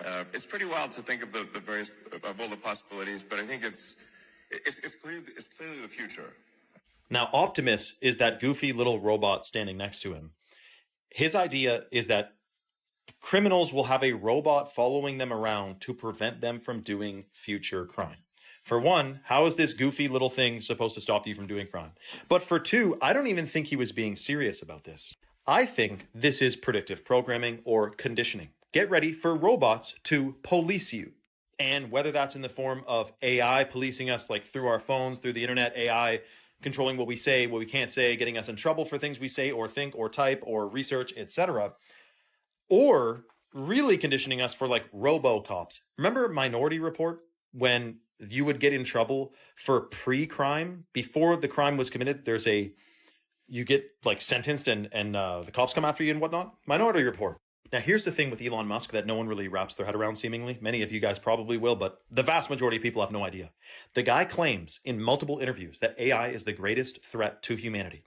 He then proceeds to make brain implantable microchips, self-driving cars, and his whole thing centered around artificial intelligence. It's like warning you about a forest fire while they're stoking the flames of a campfire next to the forest. I mean, it's absolutely ridiculous. What's interesting, though, is that he's portrayed as this freedom-fighting dude. Woo! Brain implantable microchips. What don't you understand about that? And the selling point is that it's going to make you superhuman, or it's going to help people who like can't use their arms, but if we put a brain microchip in there, they'll be able to move their arms again. It's going to be good for humanity. No, it will not make you superhuman. Merging with artificial intelligence will make you inhuman. You will no longer be fully human if you merge with AI, which is the plan, the mark of the beast. Let me know your thoughts in the comments below and follow for more. I'll admit, within the first few seconds of this video, you're going to go, I'm not so sure about that, man.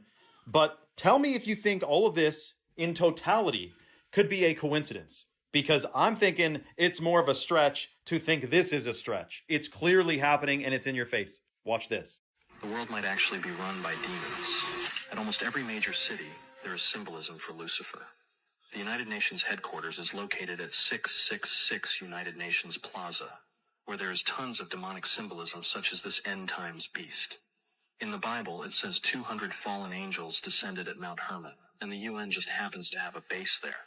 The craziest part is that at a city called Astana, a city that's been purposely hidden from us, there's a massive pyramid, much like the one on the money that controls our entire world. And inside this pyramid, there's 200 perfectly aligned chairs. It's almost like the 200 angels that fell have a secret base where they make their plans. At this same city, there is another torch that represents Lucifer. This evil symbolism even stretches to CERN, a government research facility which has a statue of Shiva, the destroyer of worlds outside of it. So the 666 Plaza thing is true. The Mount Hermon thing is true. The Lucifer being the light bearer is true. The 200 chairs, that's legit. So that's only the tip of the iceberg. There used to be a website that is now scrubbed from the internet. I cannot find it. If one of you guys is a real techie, find this out for me. There's a website that showed the distances between certain buildings, like the Pyramids of Giza to the Basel, Switzerland World Bank, the International Monetary Fund, is exactly like 6,666 kilometers apart. And the One World Trade Center is exactly 666 miles from the Statue of Liberty, whatever, not saying that exact, but it was a website compiling all these shocking distances that happen to line up with 666s, and they're like significant, buildings in the White House and all that. Now remember also the Washington Monument.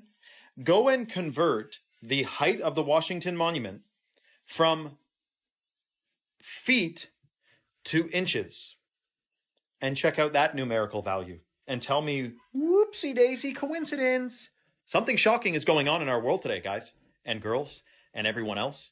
And we're a part of it. We got born into this power struggle that's happening where it's good versus evil. What side are you on? Probably you're on the same side as me. I mean, it's a big club and we're not in it, right? Anyway, let me know your thoughts in the comments below and follow for more.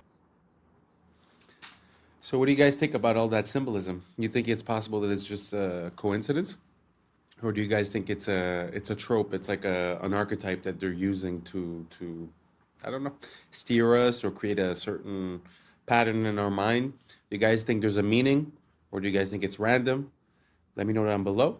And thank you very much for being here, because I think we've reached the end. And that's a wrap for today, familia. Whether you're tuning in with the sunrise or you're posted up after midnight, I appreciate your time, your energy, your curiosity. And don't forget, this isn't about truth or fiction. This is about perspective. If this sparked a thought, a laugh, a deeper question, then we did our jobs. Drop your thoughts in the comments. Keep the convo alive. Like, subscribe, and don't forget to hit that bell if you're riding a wave, because we're just getting started. Until next time, stay grounded, stay weird, stay critical. I'm Adam Strain, and this has been Adam Strain Reacts. Peace. Now it's time for us to link up. Really think we on the brink up. Making a change from living this strange. Living this change. Making a change from living this change.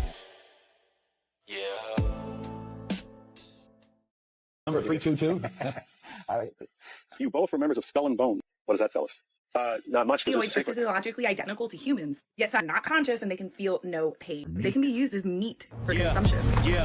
I was sleeping, had to wake up. Why? Every reason I could think. What's up, YouTube? Today, we'll be looking at disturbing TikToks that'll make you question reality. So without further ado, welcome to Adam Strain Reacts. Let's get her done. Coming straight out of the Galapagos Islands, it's the marine iguana, the only ocean-feeding lizard on Earth. Despite the look, its survival depends on the sea. Its diet comes from marine algae growing below the surface. When algae becomes scarce, it can actually shrink its body by reabsorbing bone to survive. But feeding in an ocean comes with a cost. The cold ocean strips heat from its body, forcing it back onto the rocks. Once you understand how it lives, the way it looks starts to make sense. Wow, I'd never seen that type of lizard. It makes me think that Godzilla might be more of a true story than we think, because he looks exactly like Godzilla looks. Let me know if you guys agree, and let's keep on rocking.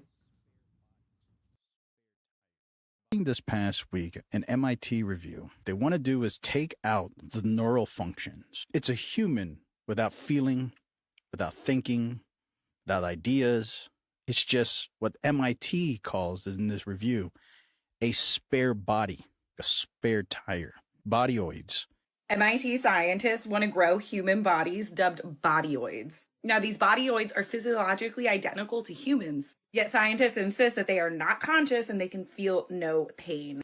Scientists are stating that ethically sourced spare bodies could revolutionize medicine through things like organ donation. These bodyoids are not only intended to provide medical miracles, they can be used as meat for consumption. All right, so here's the article. So MIT Technological Review, it's ethically sourced spare human bodies could revolutionize medicine.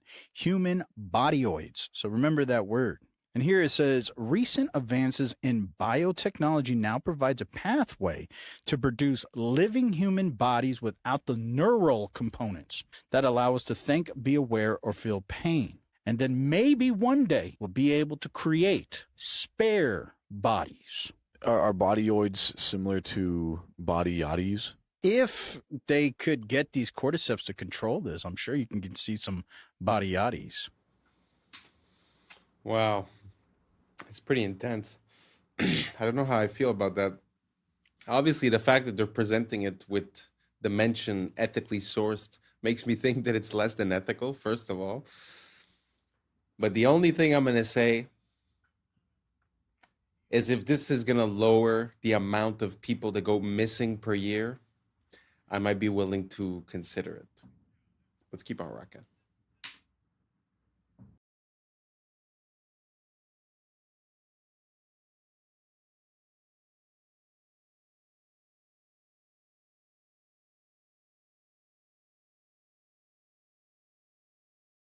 This one's in Thailand. Been in Thailand before. Have you? Beautiful. Beautiful. Beautiful. What comes with the island? There's a small villa there. You could practically build if you want. There's building space. Yeah, there's. Do the islands come with the children, or are the children imported after? This island does have a small school. There are children. Okay, so I don't know if that was a stupid. Yeah, if what countries are near to abduct them from? Cambodia, Thailand, Laos, Vietnam, Philippines. The Philippines. Oh, cool. The Filipinos, if they're not being a nurse, they're being your crew. Okay, so. True. Yeah, so. What age ranges? Below 10, It's probably a setup. It sort of looks like it's part of a reality show or like a prank, but the people do seem to be responding quite. I guess it's a manifestation of what people think is going on. Because from what I understand, the island that everyone's talking about might not be the only one that exists. So let me know what you guys think down below. You think it's possible that there's other islands and that situations like this happen? Do you think this is a real video? Me personally, I'm not too convinced. Anyways, let me know down below and let's keep on rocking. Oh my God. Oh.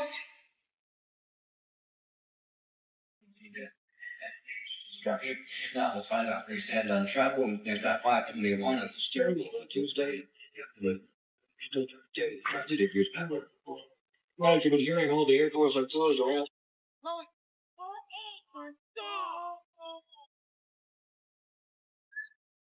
You were both in Skull and Bones, the secret society.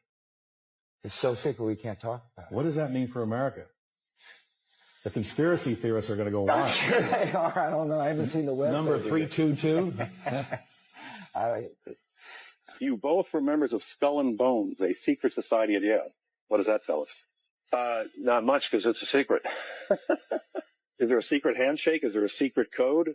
I wish there were something secret I could manifest. 322, a secret number? There are all kinds of secrets, Tim, but one thing is not a secret. I disagree with this president's direction that he's taking the country. We can do a better job, and I intend to do it. Tim Russett, the moderator of Meet the Press and NBC's Washington bureau chief, collapsed and died early this afternoon.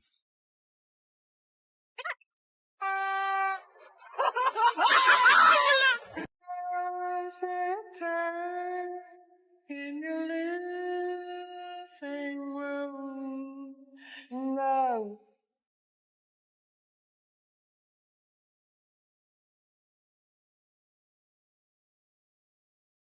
Трипа-трипа-лоски, здесь тусую, под ходьба станцую. Трипа-лоски, трипа-трипа-лоски.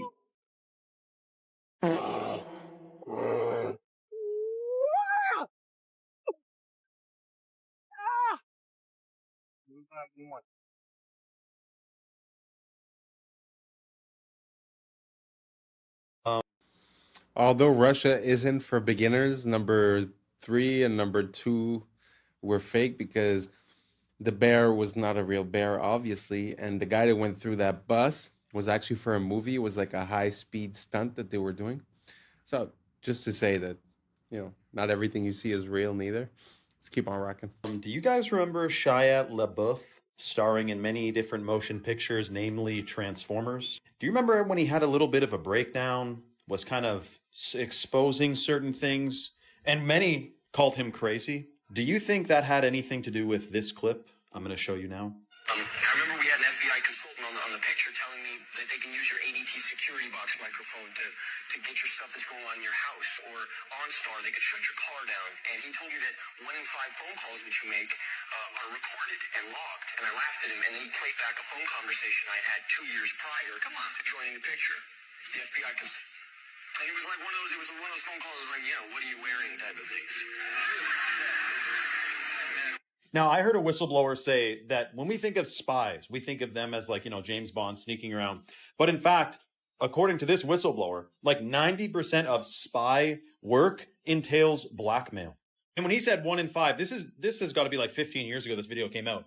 1 in 5, dude, anything you do on your freaking phone, any keystroke is being recorded. Audio, talk about 5 out of 5 phone calls are freaking recorded, guaranteed.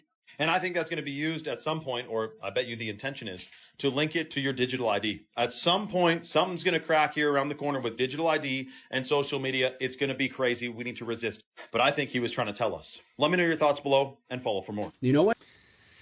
Yeah, it's a pretty crazy time we live in where everything seems to be like the net seems to be closing in on us. I've heard something recently about they were talking about controlling people's speech online, and it had to do with anti-Shemitism. But basically what they were saying is that if ever you get flagged or declared as one of these bad people, that basically they're going to put a note or something along those lines on the Google Ads and the SEO, so that throughout your whole life, it would never be forgotten, and that it would follow you your whole life. So what he's saying about merging with the digital ID or whatnot seems to be one of the plans that are in motion for a near future. So if you have the opportunity to vote against it, or to make it be known, or to not conform, I would highly recommend to think about it, because it seems to be coming quicker than we imagine it. Anyways, let me know what you guys think down below, and let's keep on rocking. Grocery stores are designed so that the only way to reach the exit is by awkwardly walking through the checkout lanes. Well, it's to discourage you from leaving without buying anything. Grocery stores will also place the produce section right at the entrance, so that you'll grab the fruits and vegetables first, and then hopefully feel less guilty about grabbing junk food later on. Another way that they get you to spend more money is by arranging the cereal aisle so that the sugary cereals are like at a child's eye level, so they're more likely to grab one, while the healthier options are way up top. You might have also noticed that essential items like milk and eggs are deliberately placed all the way in the back of the store, so that you're forced to walk through other aisles to get to them. And they make sure to fill the ends of the aisles with a lot of unhealthy options like snacks and sodas, to make sure that you come across them while on your way to the essential items. They're also very much aware that these tactics become less effective after you visit the store a few times and get a better sense of where everything is, so they'll regularly move the products to different aisles to disorient you. Some grocery stores like Whole Foods have doubled the size of their shopping carts over the last decade, because a study found that doubling the size results in a 40% increase in sales. That's why they... Wow. Isn't that crazy when you start realizing that everything in life has a meaning and a purpose? It really makes me think about when you start looking into the etymology of words, and you start seeing the meaning behind things that we sort of lost the meaning through time, but we still use as a tradition the saying or the word. Well, it makes me think of the same exact thing, that basically everything has a reason.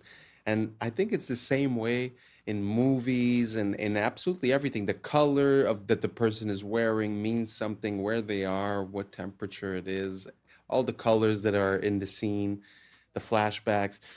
Anyways, all that to say that I find it super interesting. I'd never seen this one about, I'd seen one or two about the supermarkets, but this video was like very precise, and I really like it. Let me know what you guys think down below. Let's keep on rocking. They would make children suck on silver spoons when they were ill, because silver is a conductive material. So when they would put a silver spoon, it was increasing the conductivity of that person, and therefore instantaneously person. Because if we think of humans, we are electrical beings which run off of electricity. Therefore, if you are under the influence of sucking on a silver spoon will help bring that electricity back into the body. And what's interesting is when we think of the olden times, everybody would use silver cutlery and copper cutlery. Specifically,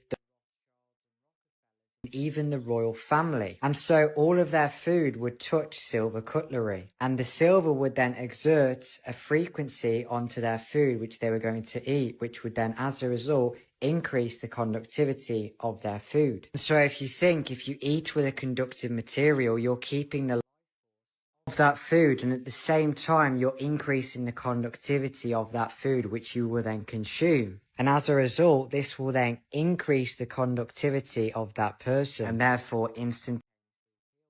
And if you look at the cutlery today, it's all stainless steel or plastic, which are both non-conductive. And this was done deliberately because these will not increase the conductivity of the food, and therefore you will not have an increase in frequency when eating these foods. So silver spoons from the 1800s is a very interesting one.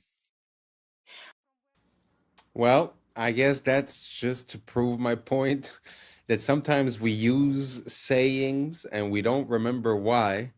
Well, growing up with a silver spoon means that you had privilege growing up, right? But look, it really had a meaning. It really had a purpose. You understand what I'm saying? Very interesting. I had no idea about this. I'm going to look into it. I'm going to get me one of those and I'll let you guys know, because to be honest, I feel like we're doing it all wrong. Like drinking water out of copper. As soon as we removed the tubes of copper going into the house, we put PVC.